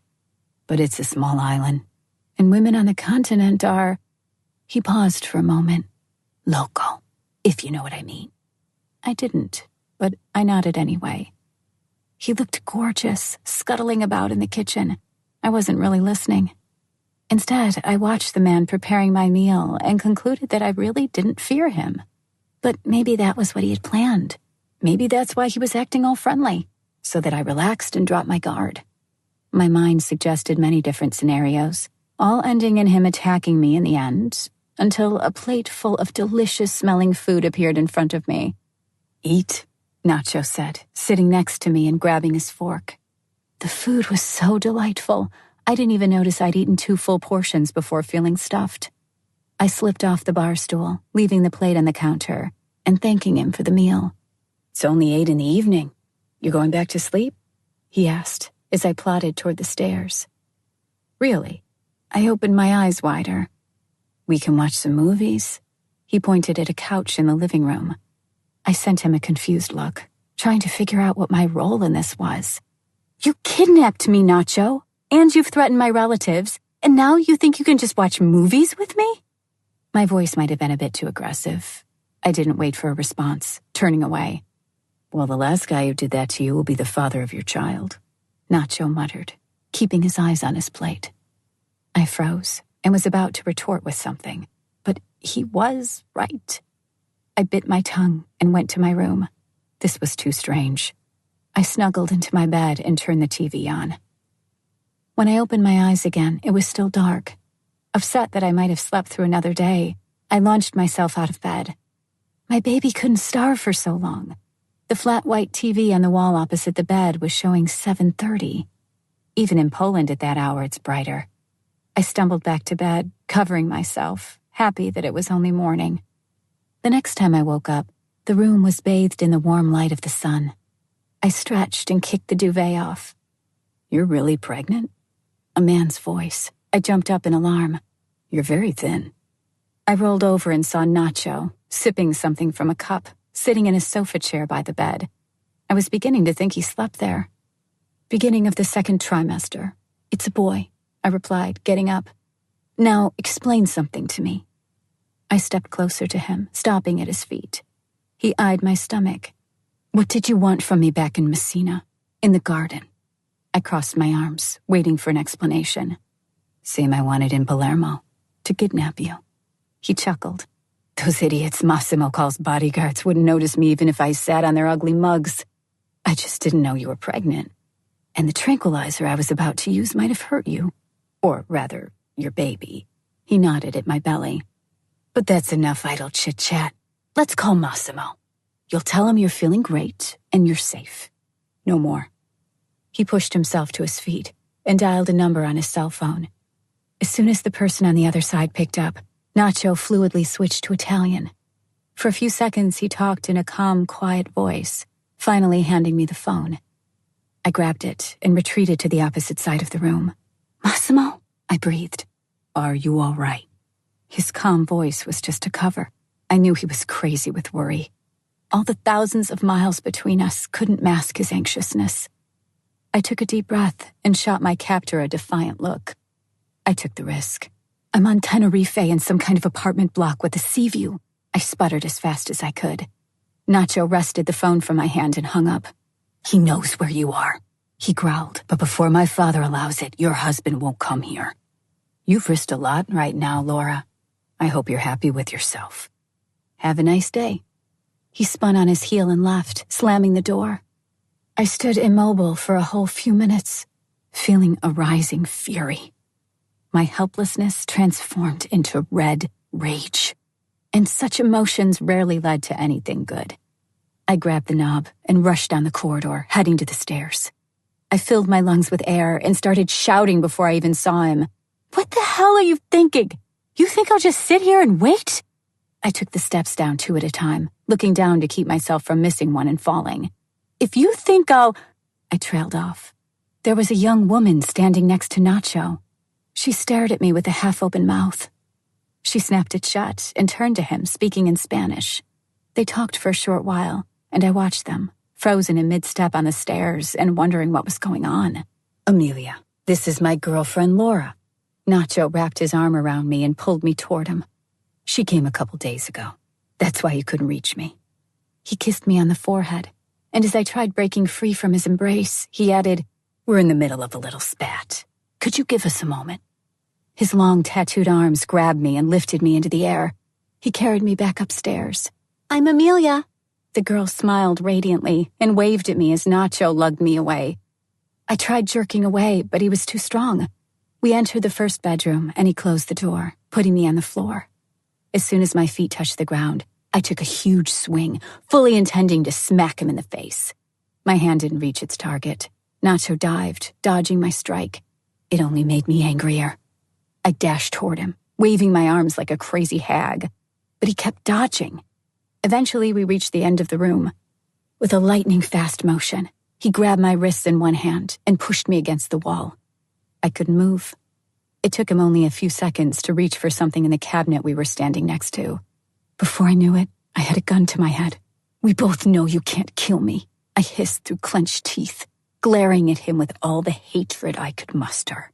"Sure," he said, uncocking the gun. "But are you willing to bet on it?" I considered the circumstances, quickly admitting defeat. My arms relaxed. Nacho released me and put the gun back in its drawer. "That is my sister down there. She doesn't know what I do." He took a few steps back. "I would like it to stay that way. She thinks I run one of Dad's companies and that you're my Polish girlfriend. We met a few months back at a party when I went to Warsaw on a business trip." "Are you out of your mind?" I cut in, and he took another step back. "I won't pretend anything, especially being your girlfriend." I stormed off toward the door. Nacho grabbed me and shoved me onto the bed, sitting astride my legs. And we slept together, and that's why you're pregnant now, he continued, unfazed. Our relationship is a bit of a necessity, but we do love each other very much. Get it now? I burst out in laughter, and he let go of my hands, confused. I crossed my arms, still laughing. Nope, I said, suddenly turning serious. I'm not going to make it any easier for you. The Spaniard lowered himself on his arms, as if he was going to kiss me. I stiffened, afraid and unable to run. His breath wafted past my parted lips, and a shiver went down my spine. I smelled the mint of the gum he was chewing and a fresh scent of cologne or maybe shower gel. I swallowed loudly, staring at him hesitantly. As far as I know, your parents have no idea what your husband does for a living, he breathed, fixing me with his green eyes, his mouth stretching into a sly smile. So we're in a similarly difficult situation. Yours may be a bit harder. So let's make a deal. I won't tell your folks your husband is a mobster, and you won't tell Amelia that her brother is a kidnapper and a murderer. He withdrew a fraction, paused, and then got up, offering me a hand. Deal? I sent him a resigned look, defeated. I shook his hand. Deal. He pulled me up. His eyes were gleaming with childish glee again as he straightened out his t-shirt. Great. Come then, honey buns. Amelia's going to want some breakfast. He grabbed my hand and guided me to the door. I tried yanking my arm free, but he tightened his vice-like grip. We're a couple now. Show me some love. We went downstairs, holding hands. Nacho kissed me right on the mouth as soon as his sister noticed our return. That riled me, but I had to keep up appearances. My parents couldn't learn the truth. That was too important to blow our cover right away. I offered the beautiful blue-eyed girl a hand. She was sitting on one of the bar stools. Laura, I introduced myself with a friendly smile. By the way, your brother is an asshole. Amelia grinned and nodded, apparently agreeing. She looked just like Nacho when she smiled. The main difference was that she had a head full of hair and no visible tattoos. Her clear-cut, severe features gave her the appearance of someone uppity and stuffy, but the cheerful glint in her eyes belied that. My brother is an egotistical asshole, isn't he? She got up and patted him on the back. He's just like father, but at least he can cook. She smooched him on the cheek. They both looked so adorable together. Nothing like stereotypical Spaniards. Are you two Spanish? I asked, a bit confused. You don't look Spanish. Mom was Swedish. Apparently her genes prevailed. And we're not from Spain. We're from the Canary Islands. Nacho corrected. Now, what do my ladies want to eat? He asked cheerfully, walking over to the fridge and gesturing for us to sit at the bar. The siblings spoke in English, so I didn't miss anything, even though they weren't talking about anything that might have concerned me. They spoke of Christmas and their friends, who were going to come visit for New Year's Eve. They were very laid back, which did wonders for the tense atmosphere. Your Italian was very impressive, honey, I said at one point without hiding the sarcasm in my voice. How many languages do you speak? A few, Nacho replied, stirring something in the pan. Oh, come now, brother. Amelia turned to me. Marcello can speak Italian, English, German, French, and Russian. And Japanese lately, Nacho added, rummaging through the fridge. That was impressive, but I wasn't going to let that show, so I only nodded sagely and continued listening to their conversation. Amelia had been right. Her brother was a great cook. 10 minutes later, the kitchen counter was filled with food. We both dug in. I only noticed she was pregnant too when I saw how much she was eating and noticed her belly. How far along? I nodded to her bump, and she put a hand on it in a gentle gesture. A month and a half to go, she replied, smiling radiantly. His name is going to be Pablo. I wanted to tell her about my own baby, but noticed Nacho, who was shaking his head slightly. I hope he takes after his mom, he said, taking a bite of tomato. His father is an utter dickhead and a troglodyte, and he looks like an ass. I snorted with laughter, but immediately reined myself in, apologizing to Amelia. What? That's the truth. She fell in love with that stick-thin dork. Even worse, he's Italian. I still don't know why father loves him so much. I felt my muscles tensing. Spending time with the two siblings wasn't a chore. Far from it. I felt like I was on vacation. But Nacho's words reminded me why I was here. I put down my fork and eyed him. I like Italians. They're great people, I said. Amelia nodded vigorously. The man leaned over the counter, glaring at me. Oh no, dearest. You like Sicilians. His smirk made me want to come up with a witty riposte. You're absolutely right. I love them, I retorted, sporting my own sly smirk. Amelia darted looks at the both of us, finally breaking the awkward silence. Want to go for a swim? She asked her brother, who nodded in response. Then she turned to me. Shall we go to the beach then? It's not too hot. We'll sunbathe and watch Marcelo surf. Surf? I was surprised by that revelation. Of course, my brother is an international surfing champion. Didn't he tell you? I shook my head. Well, then he'll have the opportunity to show off a little. The waves are high, and the wind is perfect. She clapped her hands. Great! We'll have dinner on the beach. I'll be here at 3. She kissed me on the cheek and then hugged her brother. Adios, she called, disappearing through the door. Nacho brooded over his plate, his knife clinking against the empty dish. We need to talk, I said over the annoying sound. How long will I be here? You said we would have to wait for your dad, but you didn't tell me when he was going to return, or why we had to wait in the first place. He didn't respond, but raised his eyes and fixed me with a somber stare. Please, Marcelo. My eyes teared up, and I bit into my lower lip, trying to keep myself from crying. I don't know. He hid his face in his hands, sighing. I don't have the slightest idea how long I'll have to keep you here. Father ordered me to kidnap you before Christmas, but you know how that ended. He nodded at my tummy. He had to leave then. And unfortunately, he's not the kind of man who tells others of his plans. I'm supposed to keep you here and keep you safe until he gets back. That's all I know. I dropped my eyes, wringing my hands. Safe? I asked, annoyed. You are the very person who's the greatest danger to me right now. And the only threat to you is Massimo coming here and taking me away. Your husband has a lot more enemies than he tells you about. He stood up and took the dishes to the washer. That conversation was taking us nowhere. I returned to my room, heading for the wardrobe, recalling Amelia's words. The choice of outfits became clear. The colorful t-shirts, flip-flops, hoodies, and shorts that had replaced my collection of expensive clothes were the logical choice for a surfer. And Nacho was one. He had probably bought all that himself, picking what he liked best. I sighed, deciding that it wouldn't do me any good to fight everything all over again. When I had last accepted the situation fate had thrown me into, life had become easier. I grabbed a pair of gray denim shorts, a rainbow-colored bikini, and a white t-shirt with a setting sun motif, tossed the clothes onto the bed, and went into the bathroom. I had discovered earlier that there was only one of those in the entire house, and that I'd have to share it with that man. Nacho had done his best to ensure my relative comfort. My things were grouped on one side of the sink, while his occupied the other.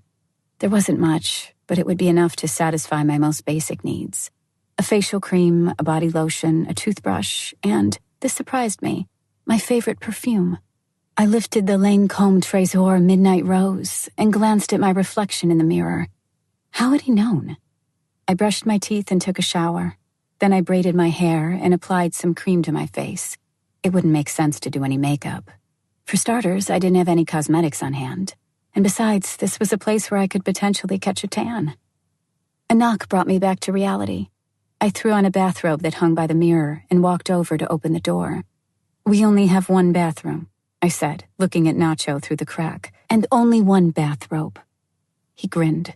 Get a move on. I closed the door again and returned to my preparations. I did not hurry.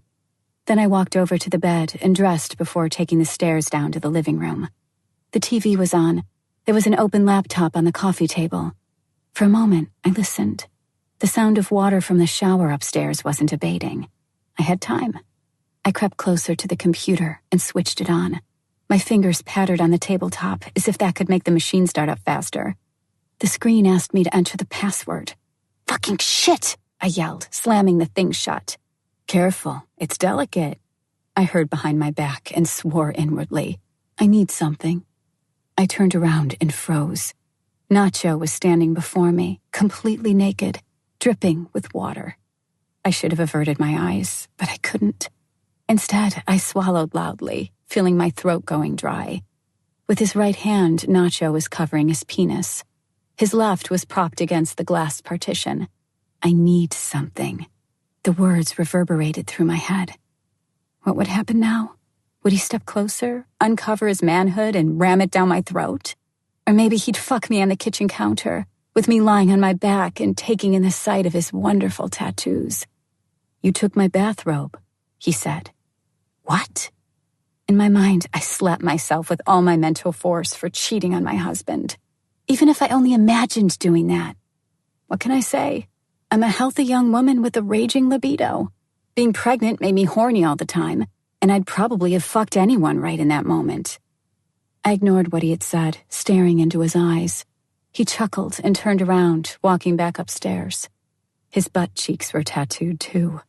I groaned softly despite my best efforts to keep myself in control, trying in vain to turn my head away. "I heard that," Nacho called, disappearing upstairs. I collapsed onto the soft cushions of the couch and buried my face in them. I hated that so many attractive men had so suddenly appeared in my life. Or was it my pregnancy? Maybe they weren't that attractive. How was it possible that the world had become populated by sexy, muscular men all of a sudden?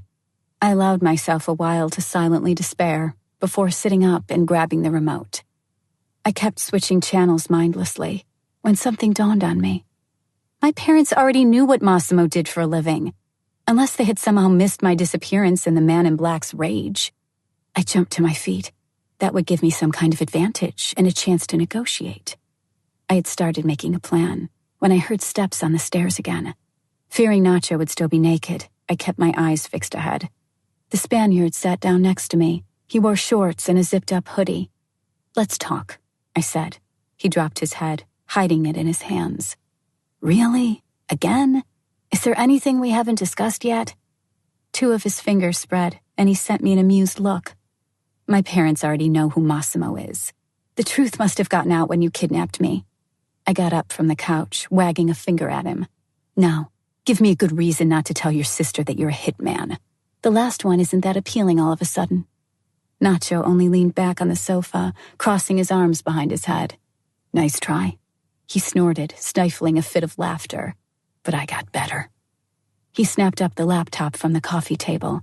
He entered the password so quickly I had no chance of catching it. "Let's call your mom." He turned the computer around, presenting me with the Facebook login page, and leaning in so close I could smell his fantastic fresh scent. "Log in and learn for yourself what your parents know. Will you take the risk?" I wasn't sure if he was bluffing, but this was at least a chance to talk to my mom and tell her that I was okay. I typed in the password. Mom was offline. "If what I know is true, before your husband sent them to the airport, he lied to them about why you couldn't see them off. Clara Beale going to the police would only make his life harder." He took the computer back and switched it off. "Anyway, great talk, but I gotta go," he said with a wink. "Remember not to tell my sister too much about our life together." How much does she know already? More or less everything, minus the pregnancy. I'm sure she won't notice.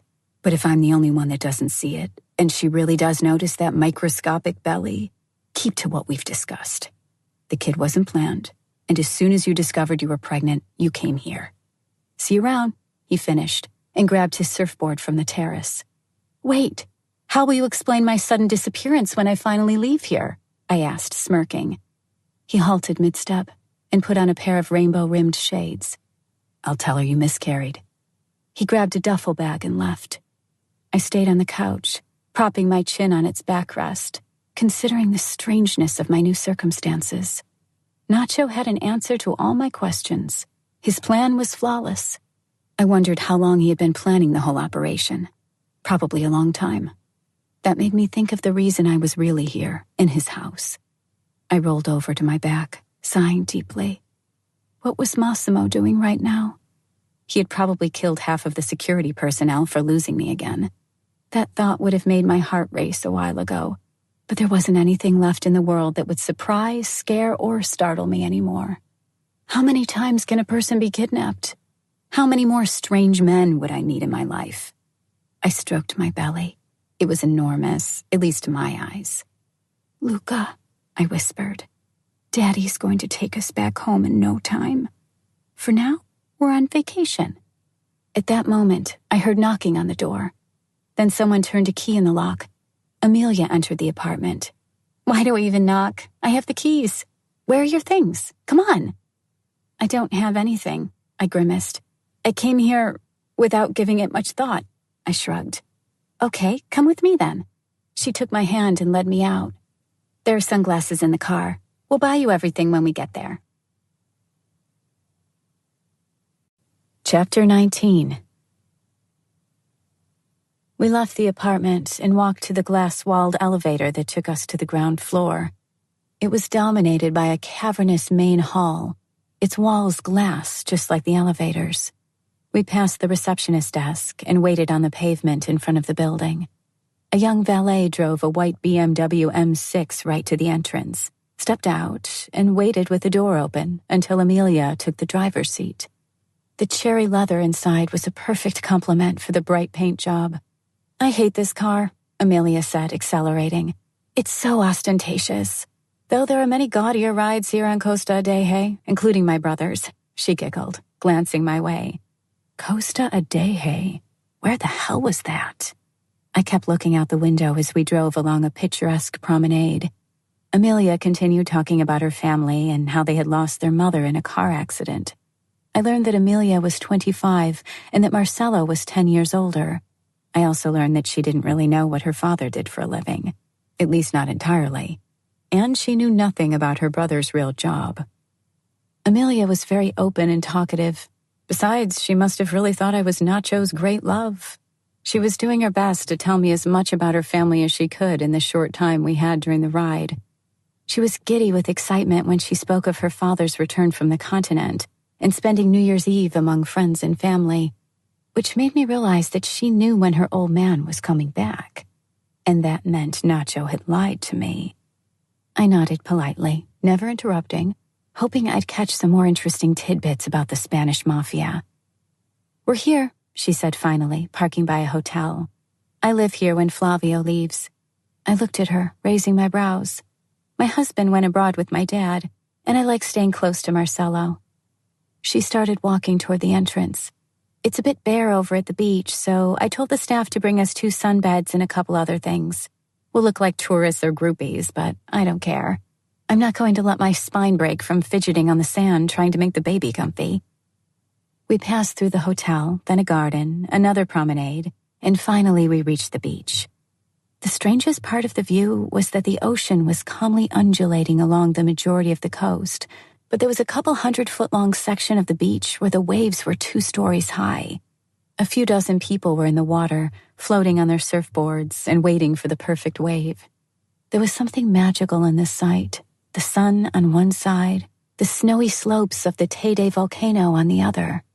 Small groups of people were clustered on the beach, drinking wine, laughing, and smoking pot. At least I thought that was it. I detested the reek of marijuana. It wasn't hard to make out the spot prepared for us. 2 large, soft sunbeds were standing a little to the side. There was a massive closed sunshade by them, a basket of food, a blanket, and a waiter, or a bodyguard, I couldn't tell. At least he had the decency to stay a couple of steps back, sitting in a small folding chair. He wasn't wearing an official outfit like the guys back on Sicily, but light linen pants and an unbuttoned shirt. He waved at us, but didn't move from his place, staring into the ocean. Or at us. He wore sunglasses, and I didn't see his eyes. Oh, good, Amelia said with a sigh, taking off her clothes and lying down on a sunbed in her bikini. Aren't you supposed to avoid the sun when you're pregnant? I asked, pulling down my shorts. Nah, you just have to keep the belly in shade. She covered herself with a thin shawl and sent me a look over her shades. Pregnancy isn't that bad. Worst case scenario, I'll get some blemishes. What's with the weird band? She asked in turn, pointing to my ankle, cuffed with the tracking device. It's a long, boring story. I waved a hand at her, reclining on my own sunbed. I shot her a glance and cursed inwardly. Amelia was gaping at me. She noticed. Are you pregnant too? I said nothing. Is it Marcelo's? I stuck a finger in my mouth, biting my nail. That's why I'm here, I groaned and closed my eyes, thanking God for the sunglasses on my nose. I got knocked out back in Poland. When I told him, he kidnapped me and took me here to care for me and the baby. I thought I was going to throw up. The lie was too close to the truth. I grabbed a bottle of water. Amelia was sitting with her mouth open, shocked. An instant later, her lips stretched into a wonderful smile. "That's marvelous," she exclaimed. "Our babies are going to be the same age. How far along are you? 4 months?" I nodded, not even listening. "Oh, that's so much Marcelo's style. He was always so responsible and caring. When we were kids, he used to—" I had to stop paying her any mind by that time, instead listening to the crashing waves, looking out to sea, and desperately trying to keep my eyes from watering. I missed Massimo. I wanted him to hug me, fuck me, and keep me in his arms forever. I only felt safe with him. There was no one else I wanted to share the happiness of having a baby with. Pretending to be someone else's woman was vile. It disgusted me. What angered me even more was that I was lying to someone sweet and innocent like Amelia for no other reason than to keep someone else's loathsome secrets. "Here's Marcelo," she called out, pointing to someone on the water. I followed her finger and saw a man standing on a surfboard. The one in that horrid teal wetsuit. She shivered. It was abominable, but at least it made him visible. Most other surfers wore gray long-sleeved wetsuits. Nacho had his chest bare and those colorful wetsuit pants. He zoomed along a wave, reaching out with a hand to keep his balance. His knees were bent as he adjusted his position on the small board, completely unfazed with a gigantic wave breaking over his head. Everyone looked on in admiration, clapping and cheering, as he suddenly turned and swung into the air, holding his surfboard above him in one hand. "Wow, I want to learn how to do that," I breathed, stunned by the display. "The waves are too big today. Besides, I don't think Marcelo would allow you to surf in your state. But you could always try paddleboarding. Even I do that sometimes, even though I hate salt water." I turned to the ocean, watching the tattooed, hairless man walking our way with the surfboard under his arm. He looked breathtaking in those tight-fitting pants, his skin dripping with water. If not for the fact that he was a kidnapper and a murderer, and I had a husband and was pregnant, I'd have fallen in love with him in that moment. "Hey there." He dropped the surfboard and walked over to me. I knew what he was about to do, and managed to shake off my stupor and turn my head to the side, so his lips landed on my cheek. He smirked, leaning to my ear. "Nice try," he whispered, and turned to his sister. "Congratulations, you're going to be a dad!" She gave him a great hug. His eyes darted to me. I shrugged. "I told you it was obvious, but you didn't believe me." I sighed and took a sip of water. "I'm so happy we're going to have kids the same age," she prattled on, showering him with kisses. "We should throw a party when Dad's back, or announce it on New Year's Eve." "I'm going to get it done. There's not much time, but we'll manage." "I'm so happy." She fished her phone out of her bag and took a couple of steps away, calling someone. "Should I tell her or will you?" I took my glasses off and rolled over on the sunbed. "You know what? It's your problem. I won't get involved. And anyway, how can you hurt your sister like that?" He looked at me with a puzzled expression. "Oh yes, you're hurting her. Do you have any idea how she'll feel when I miscarry and disappear? She's already treating me like family. You're heartless." "I kill people for money," he said in a cold, calm manner right into my ear. "I do not have a heart, Laura." I snapped my head back, looking him in the eyes. His gaze was unsettling, ice cold. Now I knew the man kneeling by me on the sand was just what Massimo had said he was. A cold, ruthless, cruel man. "Take some time to sunbathe. I'll go for a swim, and we'll go home. You won't see Amelia again." He grabbed his surfboard and left me alone, jogging toward the sea. Amelia showed up again. I suggested she hold off her plans for a bit longer, explaining that I had a heart condition. My pregnancy was high risk, and I could lose the baby at any time. She seemed very worried and a bit upset, but understood why I didn't want to announce anything just yet. I wasn't doing Nacho's work for him. I only wanted to save Amelia the heartbreak. She really did seem like an honest and good person. Nacho spent another 2 hours surfing. When the sun was starting to set, he planted his board by our sunbeds and dried off with a towel. "Shall we have dinner together?" Amelia asked, looking at her brother. "We're already engaged," he replied. I was getting dressed, and Amelia sat wrapped in her thin blanket, watching her sibling with a disappointed expression. It wasn't my fault that she felt this way. It was the Spaniard who should feel guilty. He ignored her pouting and tossed me a hoodie. "Put it on. It might be cold in the car." We said our goodbyes and walked Amelia to her apartment before going to the parking lot by the beach. Nacho packed the surfboard onto one of his friend's cars and grabbed me by the wrist, pulling me with him along the promenade. "Aren't you taking it home?" "I take you or the board. Come," he barked, opening the door to his car. "What is that?" I asked, gaping at the strangest car I had ever seen. "A '69 Corvette Stingray." He was annoyed. I could hear that. I got inside the beautiful black car. It was shiny, very rare, and had tires with white writing. Amelia had been right when she said her brother's car was even more ostentatious than her own. He gunned the engine, which let out a mighty roar. I felt vibrations throughout my entire body. I couldn't help but smile, and the Spaniard noticed. "The Sicilian probably drives some faggy Ferrari, eh?" He raised his brows, smirking, and stepped on the accelerator. The colossal V8 rumbled as we drove along the promenade. The sun had set, and I would have felt genuinely happy, if not for the fact that I was in a country I knew nothing about, with a man I didn't like at all. I glanced at Nacho, whose head was bobbing to the rhythm of "I Want to Live in Ibiza" by Diego Miranda. The song flowed gently, and he patted the steering wheel with his fingers, singing under his breath. Here was my captor, a kidnapper and a murderer, vibing to a song that seemed further away from what I'd consider his style than pretty much anything else. But what was the weirdest was that I just couldn't feel afraid of this man.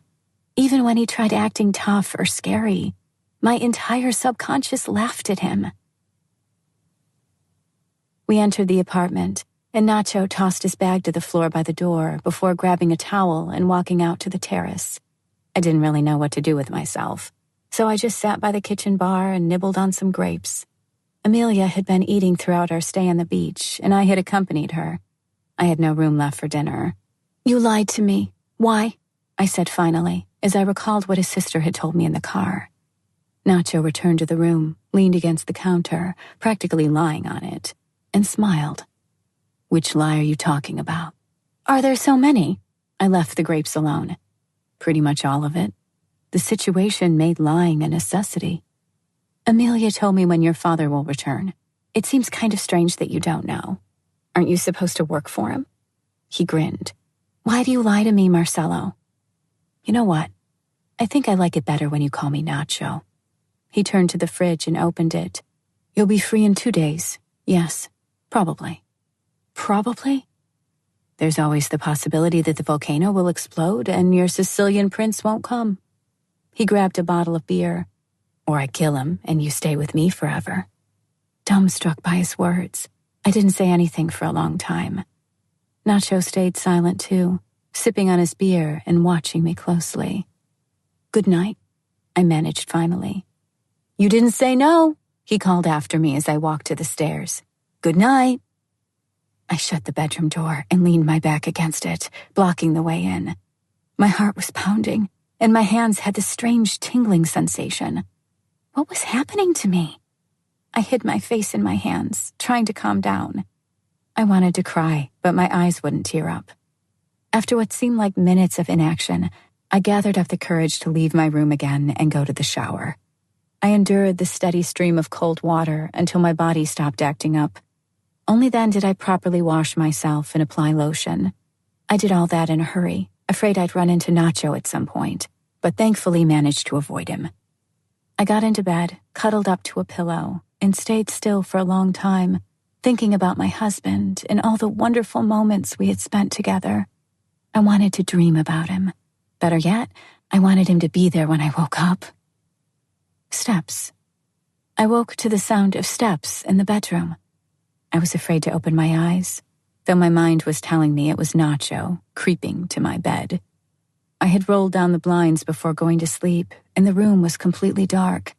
The floorboards creaked softly once more, and I stiffened, waiting for the Spaniard's next move.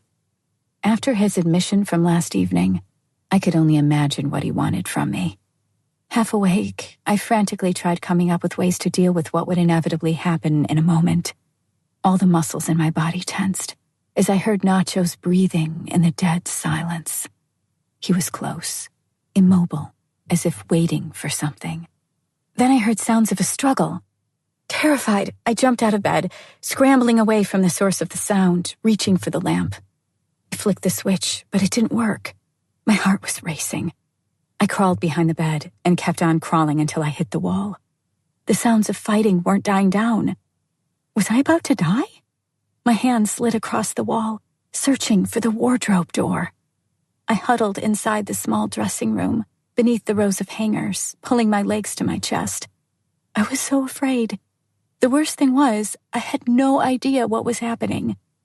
My forehead rested on my knees as my body started rocking back and forth. Suddenly, the sounds abated. I saw the pale beam of a flashlight and felt nauseous. "Laura!" Nacho's cry finally made my eyes water. "Laura!" I tried responding, but didn't manage to make a sound. My throat was too tight for that. That's when the door slid open and a pair of arms picked me up. I huddled against Nacho's neck, breathing in his fresh scent as my body began to tremble. "Your heart pills. You need them?" he asked, sitting me down on the bed. I shook my head and ran my eyes across the room, illuminated with the flashlight. It was wrecked. The lamp had been broken and thrown to the floor, the candles scattered, the rug ripped, the curtains torn, and there was a body on the floor. My head swam. I turned my head and threw up. I was dying. After a moment, the convulsions stopped, and I collapsed on the bed, lifeless. Nacho grabbed a blanket and wrapped me in it, taking my wrist and checking my pulse. Then he carried me downstairs and switched on the lights. "It's all right now." His strong arms were wrapped around me, giving me at least the semblance of safety. "He's dead," I stammered, sobbing. "Dead!" Nacho's hand stroked my hair, and I felt his lips on my head as we rocked on the couch. "He was about to kill you," he whispered. "I'm not sure if there's more of them. The alarm's been cut. I need to take you away from here. You'll go to Amelia. Tell her we had a fight. I'll come get you when I know what's going on." He rose, lifting me and placing me on the kitchen counter. "Father's security staff has her apartment under constant surveillance. Nobody will look for you there. Hey, I told you I'm here to keep you safe. Be back in a sec." I wanted to stop him, but couldn't speak. I was too drained to ask him to stay. It felt like I was still asleep, and everything that had just happened had been a nightmare. I rolled to my side, laying my head on the cold counter. Tears streaked down my cheeks. They cleared my head and calmed my breathing. Nacho returned after a while, dressed in a dark sweatsuit. Before he zipped up his hoodie, I noticed the harness with 2 guns beneath it. I didn't move or make a sound, even when he tried asking me things. "You're in shock, Laura, but it will pass." He let out a cry of helplessness. "You can't go to my sister in that condition. Come with me." He took me in his arms again, wrapping me tightly in the same blanket, and carried me outside the apartment, slamming the door shut behind us. He took the elevator to the garage. He placed me on the floor. He unzipped his hoodie, took out his guns, and cocked one. The route was clear. Nacho took me in his arms, carried me to the car, and buckled me in. The engine roared, and the Corvette shot out of the garage. I don't know how long we drove. I remember hearing the Spaniard talking on the phone several times, but I didn't know Spanish, just like I didn't know Italian. I had no idea what he was saying. I felt him checking my pulse every once in a while, flicking my hair from my forehead to check if I was still alive. I think I must have looked like I had died, completely numb and staring ahead without blinking. "Come to me," he said when we stopped, taking me in his arms again and starting to walk. At first, I could only see the sand, then the ocean, finally a small house on the beach. He walked up the 3 steps to the veranda and entered the building. I closed my eyes, feeling the touch of a soft mattress under my back, and then Nacho's arm wrapping itself around me. I fell asleep. "Make love to me." The sound of his voice was an invitation. "Make love to me, Laura." The colorful tattooed hands explored my naked body as the first rays of the sun illuminated the room. Through half-closed eyelids, I saw slender fingers tightening on my naked breasts. I moaned and spread my legs as he slid between them. Our lips met for the first time, and his soft, delicate mouth brushed against mine. He didn't use his tongue. He wrapped his lips over mine, delighting in the taste of me. That was slow torture, but also turned me on, making my underbelly buzz with excitement. I needed to let loose, diffuse the tension inside me. His hips rubbed against my thigh, and I felt his hard, ready manhood. Our fingers entwined and tightened. I slid my tongue into his mouth, and he returned the kiss. He was subtle, gentle, and sensitive. I lifted my hips slightly. He didn't wait for another sign. I felt him entering my wet pussy. I cried out, but my voice was stifled by his kiss. His body tensed. His face hovered above my neck, biting, licking, kissing, as he leisurely moved inside me. Nacho. Either you're having a bad dream or a very good one. I heard his warm voice and opened my eyes. He was lying next to me, half awake, with that charming smile on his face. His eyes closed and he rolled onto his back, taking his hand away. So, a good one or bad? I didn't respond. A good one, I'd wager. Me or Massimo? He asked, opening one green eye. He watched me, gauging my reaction. You, I breathed. He hesitated, taken aback. Was I good? He asked, allowing a grin to form on his lips. Gentle, I whispered, rolling to my back. Very gentle. I stretched. It was quiet for a while. I closed my eyes, slowly shrugging off the dream. Suddenly, the pleasant images vanished, replaced by a recollection of last night's events. It felt as if someone had punched me in the gut. My breath stuck in my throat. There had been a dead man in my bedroom. I swallowed. When I opened my eyes, I saw Nacho hovering above me. Everything all right? He asked, taking my wrist again. How did you know that man wanted to kill me? I stared into his eyes as he counted the passing seconds. Maybe because I found him by your bed with a syringe of something that would cause you to die of a massive heart attack? They were going to make it look natural. He released my hand and brushed the hair off my forehead. Did you know that man? How did you see anything in the darkness? And what were you doing in my room? I asked. That numbskull went to my room first. Amateur. Nacho shook his head. So when he left and I was still alive, I knew it was about you. I got my night vision goggles and went after him. Did you recognize him? I don't remember, I replied. He reached for his phone and showed me a photo of the dead body. I nearly fainted. It's Rocco, I stammered, covering my mouth with a hand. Massimo's bodyguard. Is my husband trying to kill me? My eyes watered. I couldn't believe that. I wouldn't. While I'd love that to be the case, I don't think so. Someone bribed him. I'll get to the bottom of this. He got out of bed and stretched, went to the window and opened it, letting in a waft of fresh ocean air.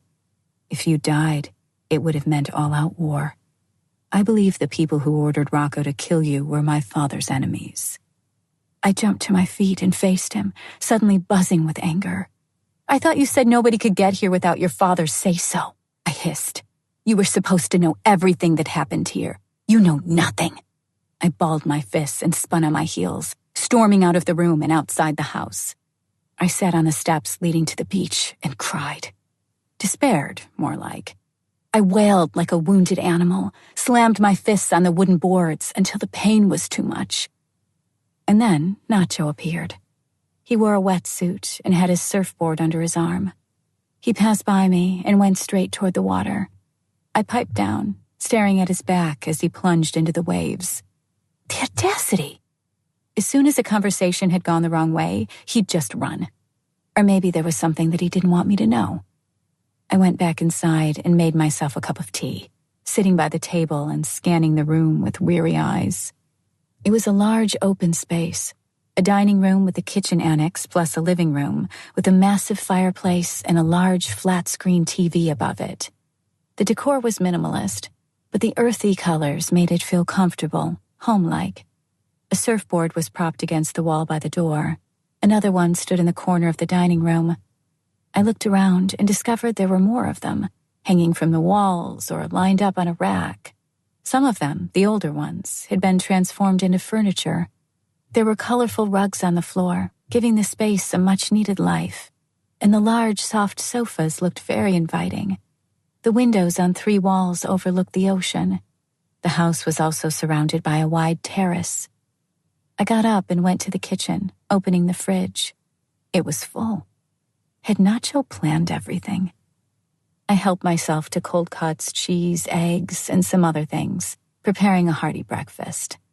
When it was ready, I ate and then went in search of the bathroom. It was right next to the bedroom where we had slept. I took a shower and wrapped myself in a towel before going to check out the wardrobe by the bed. The contents were neatly arranged. I grabbed one of Nacho's colorful t-shirts and put it on before going back to the bathroom. I needed to brush my teeth, but there was only a single toothbrush on the counter. I looked everywhere, but had to admit defeat. There's only one. I turned around and saw Nacho, dripping with water, standing in the doorway with only his boxers on. They were white and wet and completely translucent. He stepped closer as I turned back to the sink, stepping right behind me. "We'll have to share," he said cheerfully, and the intense look of his green eyes in the mirror finally made it possible for me to tear my own stare away from his crotch. I turned the tap on and started brushing my teeth, avoiding his gaze. "Like a married couple," he added, amused. I raised my eyes and saw him enter the shower cubicle, naked. The toothbrush fell out of my gaping mouth and hit the stone surface of the counter. A trickle of minty foam dribbled down my chin. I fixed my eyes on the black granite of the sink and rinsed my mouth. My mind was working frantically, trying to come up with an elegant way to extricate myself from this absurd situation. I put the toothbrush back in its place and went straight to the door. My hand was already on the doorknob when the sound of running water died down. "Do you know why you're running from me?" he asked, and I heard the tapping of his feet on the floor. "You're afraid?" I snorted and turned his way. He was right there, just a few inches away. "Of you?" I smirked, looking him straight in the eyes as he wrapped his hips with a towel. I was silently thanking God that he'd covered his dick. "Of yourself."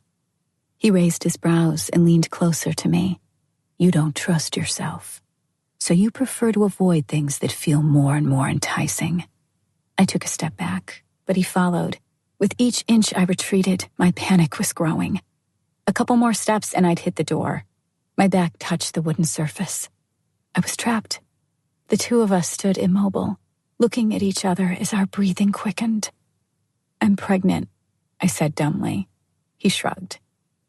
Nacho's arms landed on the wall on both sides of my head. His face drew closer to mine. The gaze of his sunny green eyes pierced me to my core, making me shiver. The uncomfortable silence was broken by the sound of the ringing phone. I shifted slightly, making way for Nacho to leave and pick it up.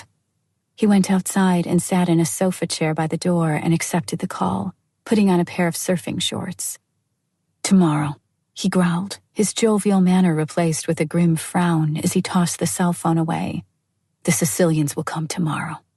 He paused for a long while, before reaching out with a hand, palm held upward. "Pass me the yogurt." I obliged, and he took the bowl of white stuff. I plopped down on a chair, stunned. Inside, I felt giddy excitement. I'll see Massimo tomorrow. He'll take me in his arms and carry me away from here. I exploded with glee, jumped to my feet, hugged Nacho briefly, and started to run around like a maniac. The Spaniard shook his head, pouring the yogurt over a bowl of cereal. I zoomed through the door and sprinted outside to the cool sand, jumping around like crazy, and finally collapsing on the ground and staring into the cloudless sky. He'll come for me and make all this go away. But would that be so easy? I sat up and looked at the house, watching Nacho as he ate his breakfast, leaning against the doorframe, with nothing but his surfing shorts on. His posture was relaxed, and he slowly chewed his food, keeping his eyes on me. Would I be able to just go back to normal now? After meeting this child in a man's body? We stared at each other, unable to peel our eyes away. My belly grumbled. I put both hands to it, stroking, calming the baby down. This was the first time my son had done that. I stood up, patted the sand off my skin, and went back to the veranda. Care for a swim? Nacho smiled, putting his bowl down. I'll teach you how to paddleboard. Amelia told me you wanted to try it. He placed his hands on my shoulders and squeezed. You're perfectly safe. Don't worry. Nothing is going to hurt you two. He had never mentioned the baby when referring to me before. I looked him in the eyes. He nodded slowly, with a smile on his face. I don't have a swimsuit, I shrugged apologetically. That's not a problem. There's nobody around. I shook my head, scowling. You can paddleboard in everyday clothes, or a wetsuit. I'll go grab you one. Besides, I've already seen you naked, he called out, disappearing in the house. I froze, rooted to the spot, suddenly disconcerted, and wondered when. When had he seen me naked? I stepped inside, rubbing at my temples, thinking. The first night, he said, reading my mind. What? I didn't know you weren't wearing any underwear. He hung the wetsuit on the backrest of the chair next to mine. You have a sweet pussy, he added with a smile, leaning over me briefly, before walking into the kitchen. This isn't funny, I shot up, pointing a finger at him. Not funny at all, Marcello. He placed a pile of dishes in the sink and turned to face me, crossing his arms. Who said it was supposed to be funny? He narrowed his eyes, paused, and then closed the distance between us in one great leap. He wrapped his arms around me before I could react. I couldn't look away. You were unconscious, but you were so wet. His green eyes scanned my face. He brushed his lips against the tip of my nose. You were asleep after what I gave you, but I made you come. I fucked you until morning. You're very tight, he said, pushing me back until I touched the fridge. I put it inside you slowly, softly. That's why I was like that in your dream. He rubbed his crotch on my hip. I listened, saying nothing, feeling a rising wave of petrifying fear. It was staggering, what he said. I froze, unable to move a muscle. My eyes watered. I had cheated on my husband. Not consciously, of course, but the fact remained. I wasn't pure anymore. And his son had been defiled. Massimo would die if he discovered that. Another wave of fear washed over me, and another, and even more, until I felt weak, about to faint. Nacho must have noticed my expression, because he released me and took a step back. I'm a pretty good liar, eh? He grinned. I swore I was going to kill him then. He didn't manage to duck this time, as my open palm swung through the air and slammed into his cheek. His head jerked back. You are, I growled, snatching the wetsuit from the chair and stomping off to the bathroom. I put on a sleeveless shirt and the tight-fitting wetsuit over it.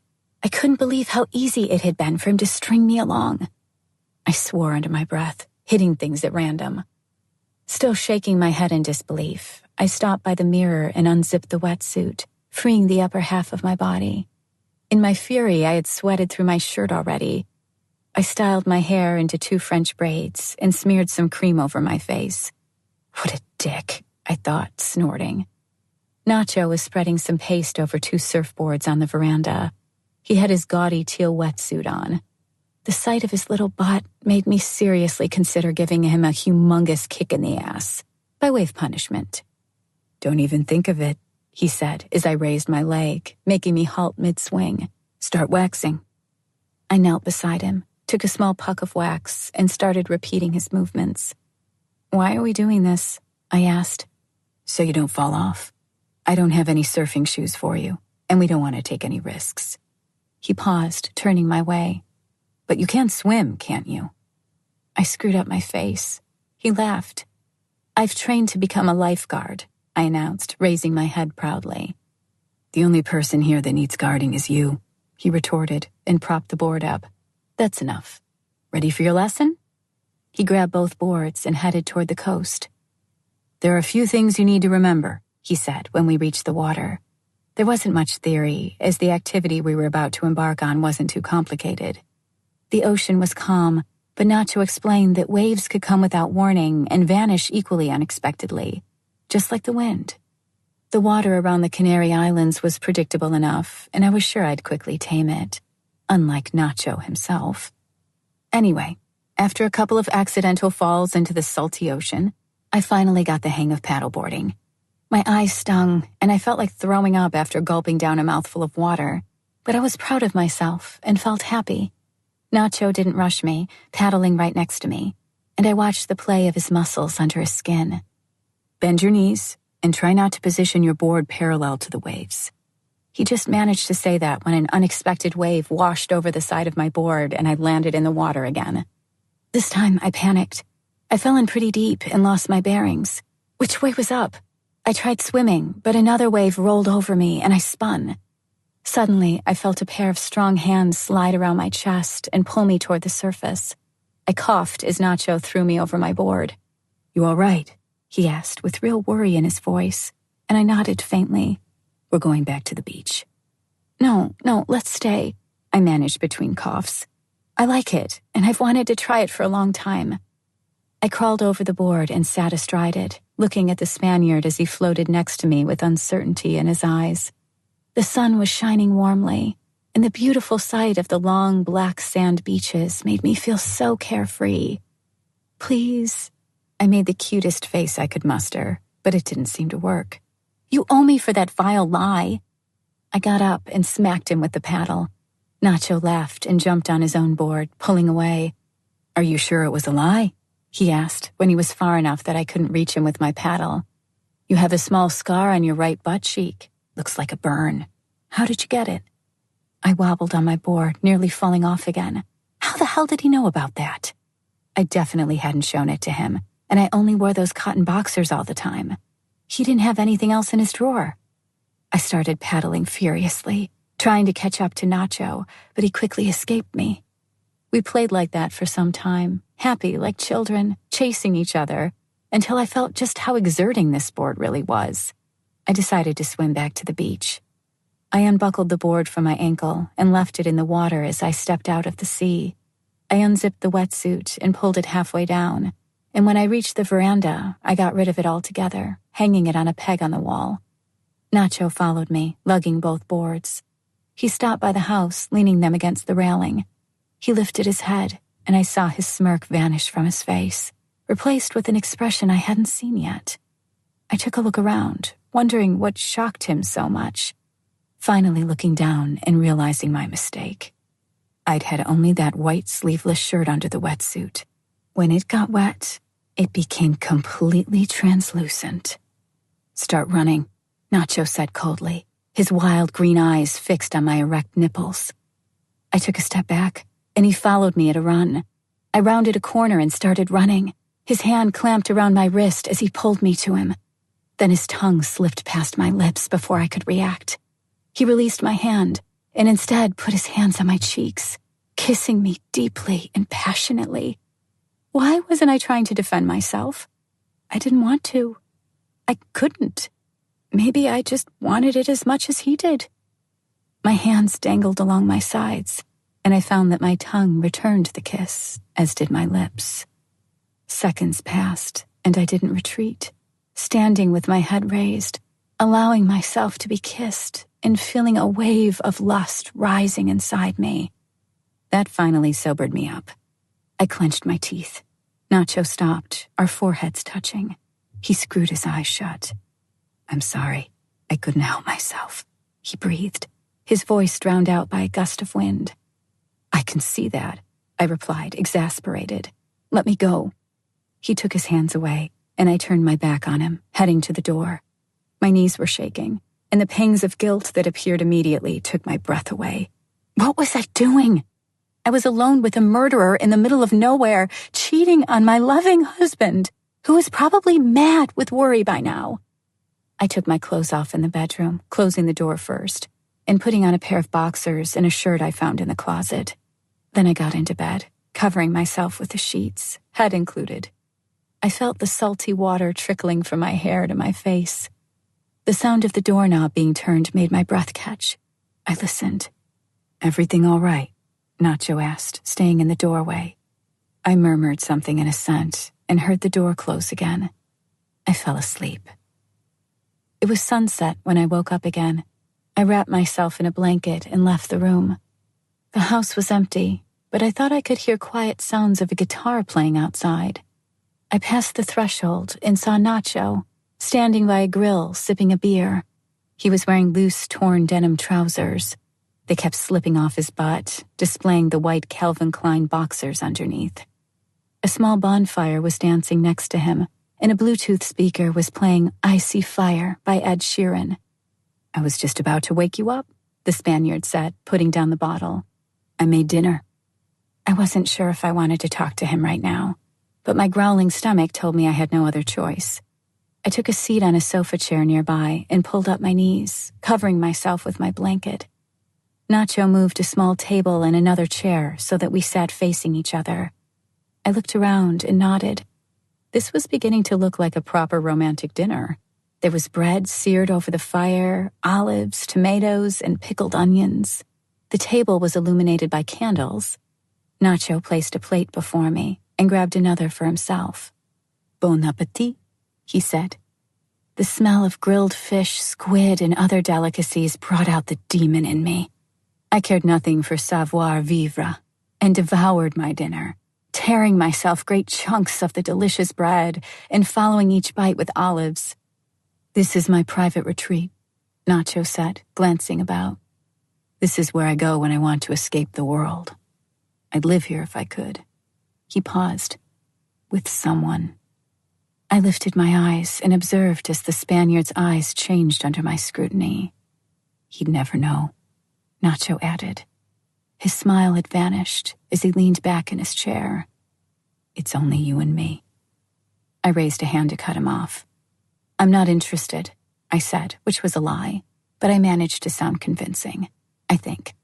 "I love Massimo. He's the love of my life and nobody will ever replace him. I can't wait for Luca to be born. Massimo will kill all of you if you try to take me away from him." I nodded vigorously, but it only seemed to amuse him. "Tell me, where is he now?" He raised his brows, waiting for an answer. With none forthcoming, he continued. "I'll tell you where your beloved husband is. He's off making money. Because, you see, what Massimo Torricelli loves the most is money. Not you, you poor naive girl.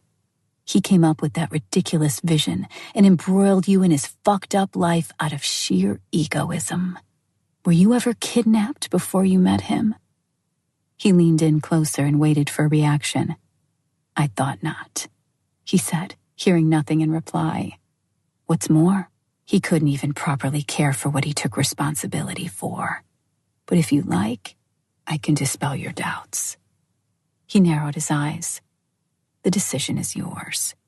I can show you materials that will show your husband in a different light. You are not going to lie to yourself any longer. Your life with him is one big lie. I can show it all to you, if you just ask."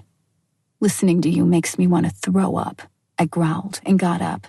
"You don't have anything that would make me love Massimo any less." I spun around and stormed off, heading to the door.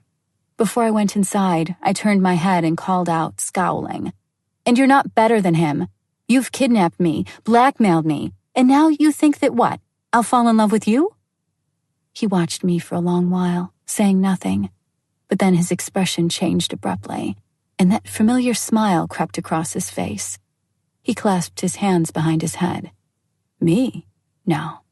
I just wanted to fuck you." He wiggled his eyebrows. I stretched out a hand and gave him the finger, passing through the door. "You're a fucking bastard," I told him in Polish.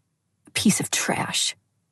I muttered some more obscenities and finally calmed down enough to take a shower and go to my bedroom, locking the door behind me.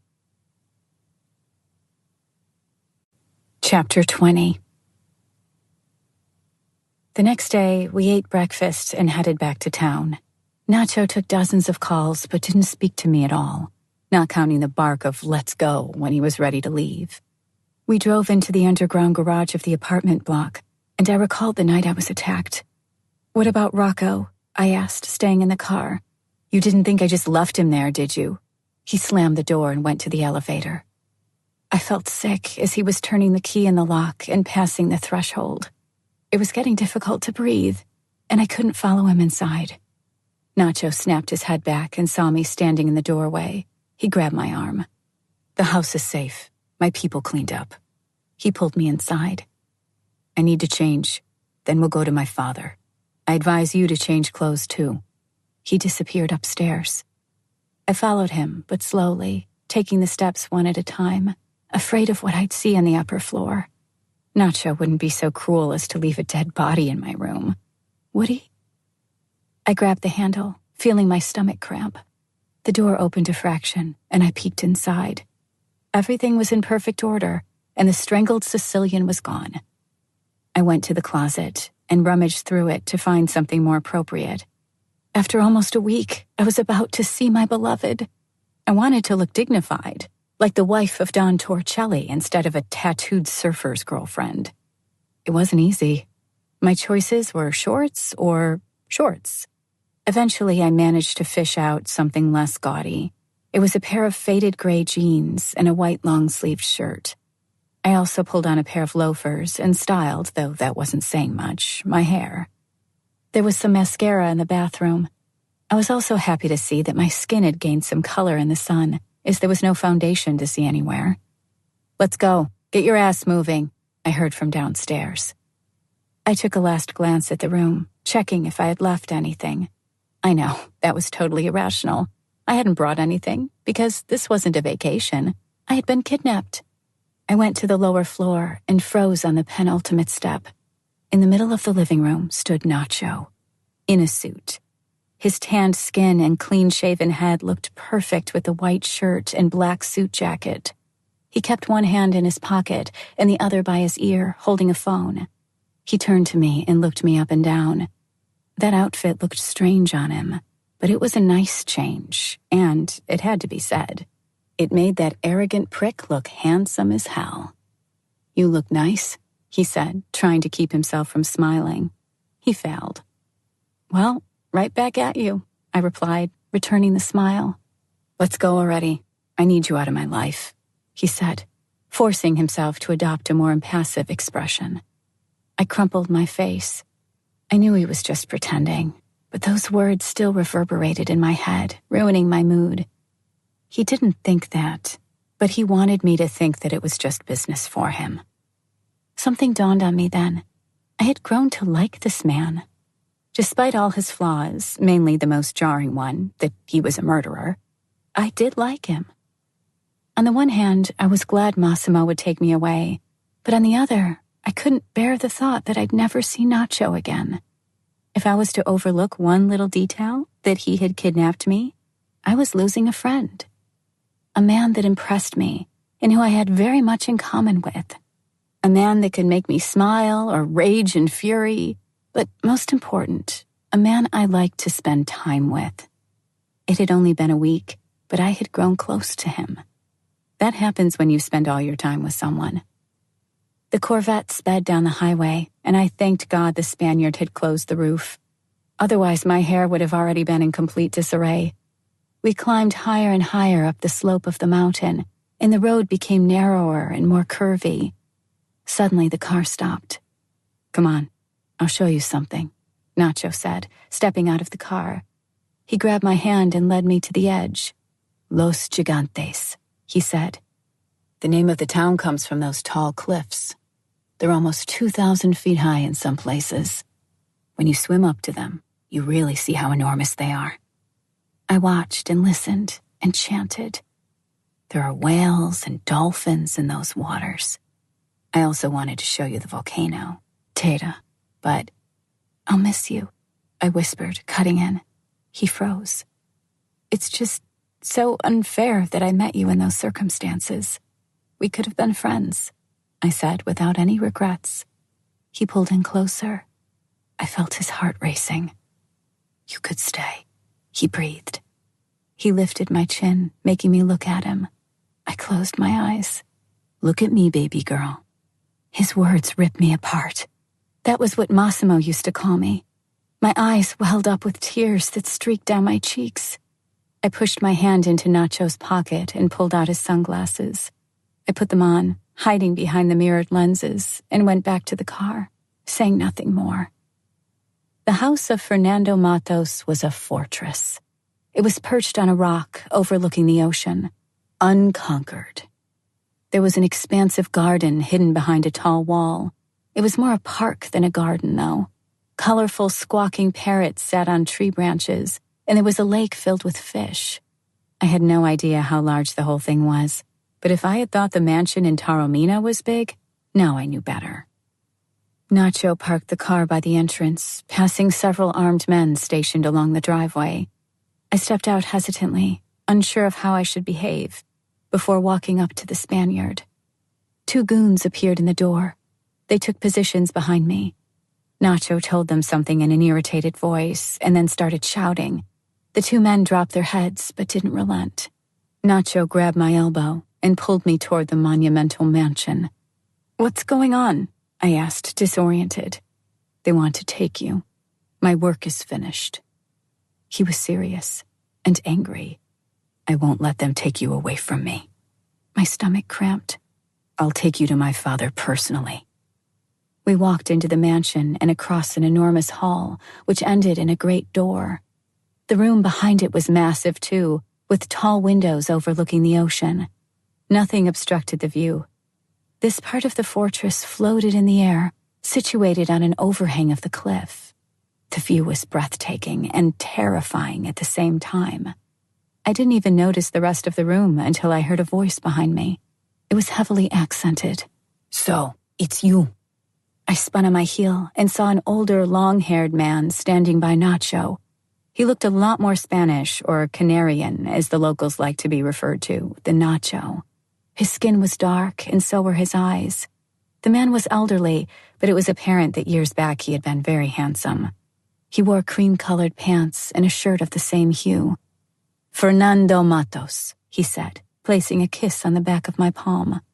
"Laura Torricelli, the woman who tamed the beast. Please, have a seat." He gestured me to an armchair, taking a seat in another one. Nacho nervously poured himself a glass of some colorless beverage from a carafe on the desktop before taking off his jacket, unveiling the harness and 2 guns. He downed the glass and poured another one. He then sat on the couch and started turning the glass between his fingers. "I'm very grateful for your hospitality, sir, but I'd like to go home now," I said in a calm and cultured voice. "Nacho has been a wonderful host, but if you're finished with your games, I would like to—" "I heard you were loudmouthed," Fernando interrupted me, pushing himself back to his feet. "Unfortunately, my dear, your husband didn't grace us with his presence. I heard his plane didn't take off." He spread his arms and turned to his son. "Leave us, Marcelo." Nacho got up and downed his drink, placing the glass on the desktop, grabbed his jacket, and left the cavernous room obediently. He didn't look at me. I was alone and afraid. The man facing me now was an enigma. The one that had left had at least given me an illusion of safety. "Your husband treated me like a nobody," the old man roared when the door closed. He propped his arms on both sides of my shoulders. "And one of you is going to pay for that." Suddenly, the door to the room opened again, but I wasn't able to turn my head. I was rooted to the spot, terrified. Fernando left my field of view and greeted somebody. Their conversation was in Spanish. I only understood one word, Torricelli. Then the voices died down, and I heard the clank of the lock. I was alone. I sighed with relief.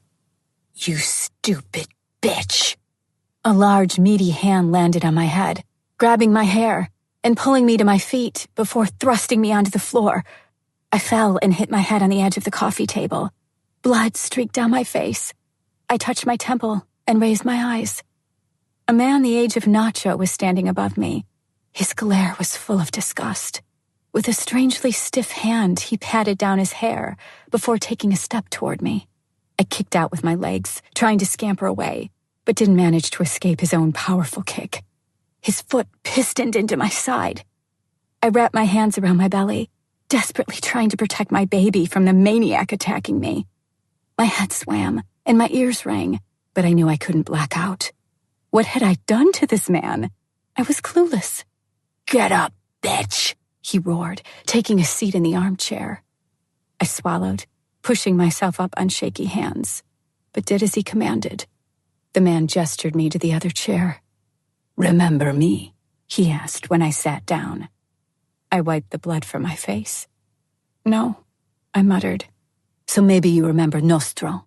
I raised my eyes, frowning. "A club in Rome, several months ago. It doesn't surprise me that you don't. Like all other whores, you were hammered." A bleary image of that night flashed through my mind. "Remember that, bitch?" He launched himself to his feet and slammed a fist into my face. He raised his one hand in front of my eyes, holding me by the hair with the other. "Your bastard of a man shot my hands through." His palms had identical circular scars on them. That's why I remembered. The Nostro, late evening. I had finished my pole dance, and one of the men there thought I was a hooker. He grabbed me. And then Massimo... I covered my mouth with both hands. Massimo had shot his hands through. The right hand will never be fully functional again, and the left is completely useless. The man looked at his hands for a while, turning them around. "Humiliated because of a whore," he snapped. "I've been thinking what I'd do to you for a long time, but I decided to off that motherfucker instead. Your husband." He punched me again, and I felt my lip bursting. Blood seeped down my chin. "He's going to kill me." I huddled in the armchair. "At first, I sent that idiot Anna to kill you. But even though she's a very good driver, she wasn't able to ram you off the road." The man leaned over me. "I didn't want to drag Mr. Matos into this. I wanted to deal with you myself. But that bitch fell for one of the damn Torricellis." He slammed a hand into the backrest of my chair, and I squeezed my eyes shut in terror. Luckily, before that I managed to set her brother against Massimo. She told him Massimo had killed her unborn child. I met Emilio myself and told him your beloved husband had a little too much to drink one time and boasted of making Anna abort her baby. That made things appropriately tense. He paced the room with a satisfied smirk on his face, speaking as if it were any funny story you could tell your friends over a dinner table. Then it got even better. They tried killing each other. Unfortunately, Massimo got lucky again, but at least he got rid of Emilio for me and disallowed Matos to take over part of Naples. The man paused, pouring himself a glass of the same colorless beverage Nacho had had, though his hands were stiff, and it took him some time.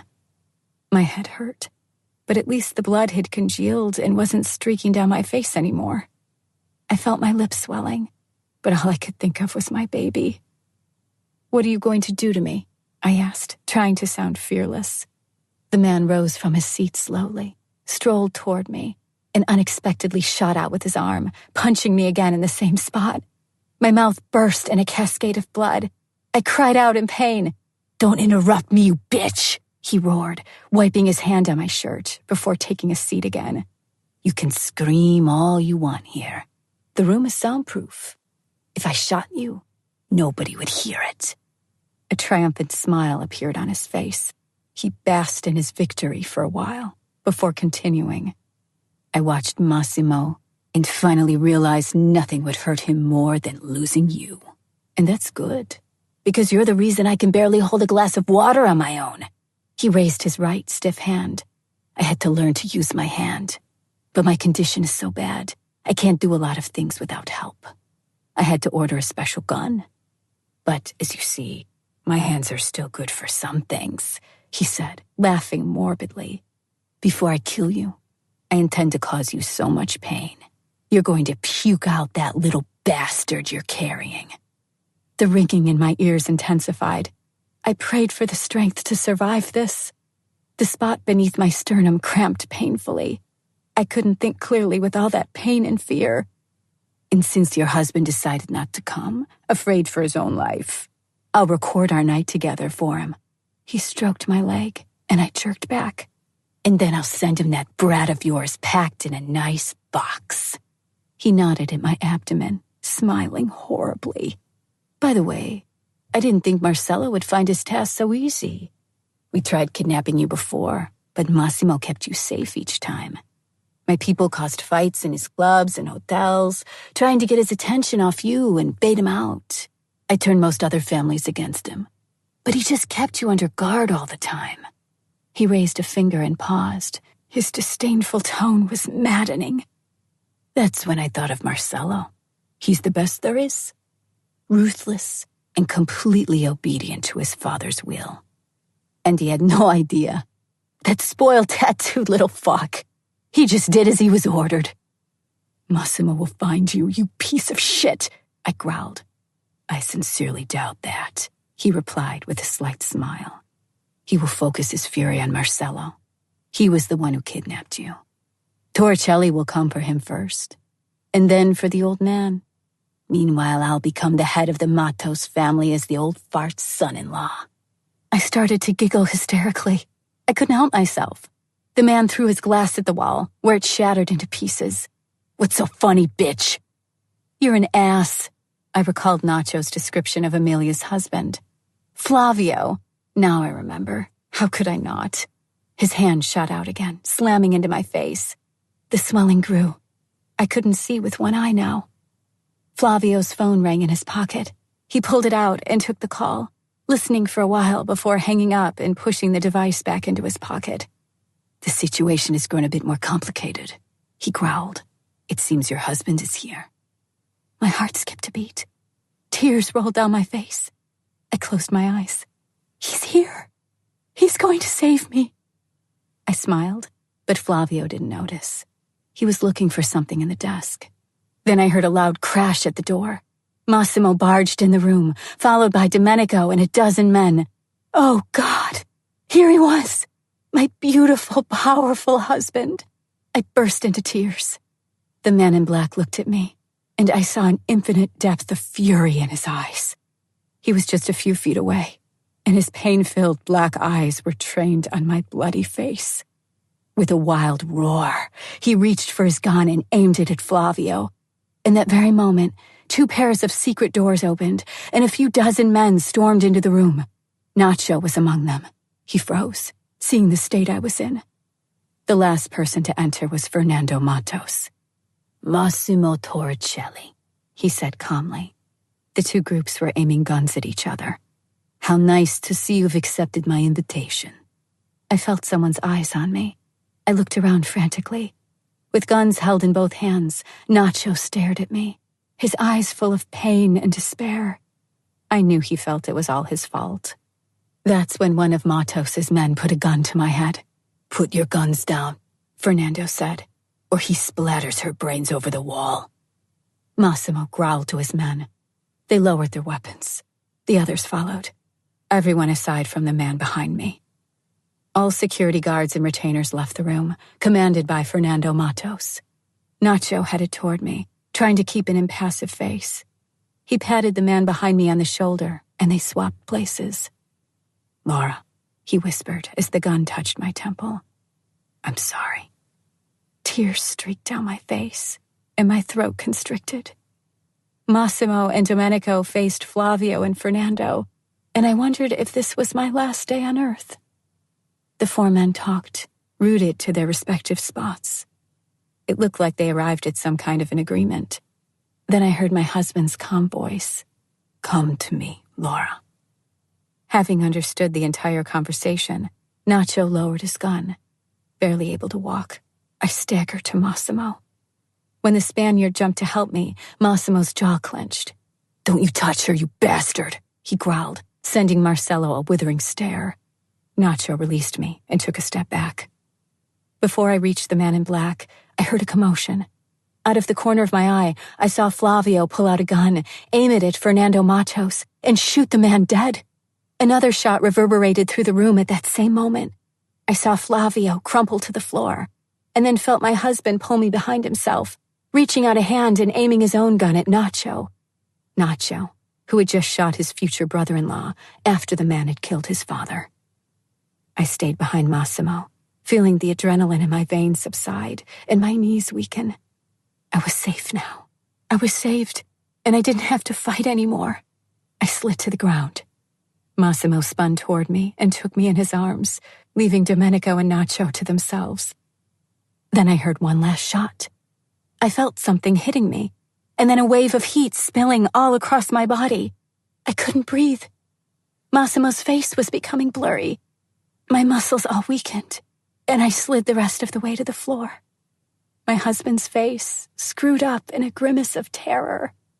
He was saying something, but I couldn't hear him. His lips were moving, and he lifted a bloodied hand to his face. My eyelids grew so heavy. I was drained, exhausted, blissful. Did my husband kiss me? Was he shouting now? The silence around me became complete, and nothing remained. I closed my eyes. Massimo. Domenico's voice brought me violently back to reality. They can't wait any longer. His voice was calm and measured, but it felt like a scream. I turned from the window behind which a group of doctors were looking at me expectantly. Save them both, I hissed through clenched teeth, shaking with fury and fighting not to cry. Both, or I kill every last one of you. My bloody hands reached for my belt to grab my gun, but my brother stopped me. Brother, he whispered, tears rolling down his cheeks. This has been going on for too long. They can't save both Laura and the child. We don't have any more time. I raised a hand, silencing him, and dropped to my knees, hiding my face in my hands. Would I be able to raise my son without her? Would I be able to live without her myself? My child, a part of me. My heir and successor. Millions of thoughts flitted through my mind, but none of them brought any measure of solace. I lifted my eyes and took a deep breath. Save.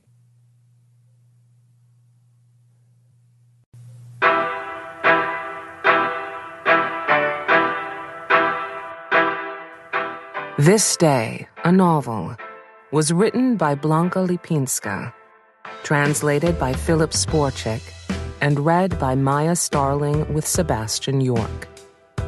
Editing and post-production by Danny Meltzer. This has been a presentation of Simon & Schuster Audio.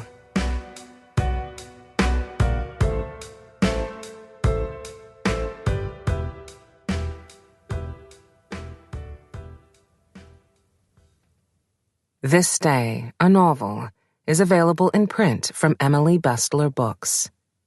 Also available from Simon & Schuster Audio. 365 Days, a Novel, by Blanka Lipińska, read by Maya Starling with Sebastian York.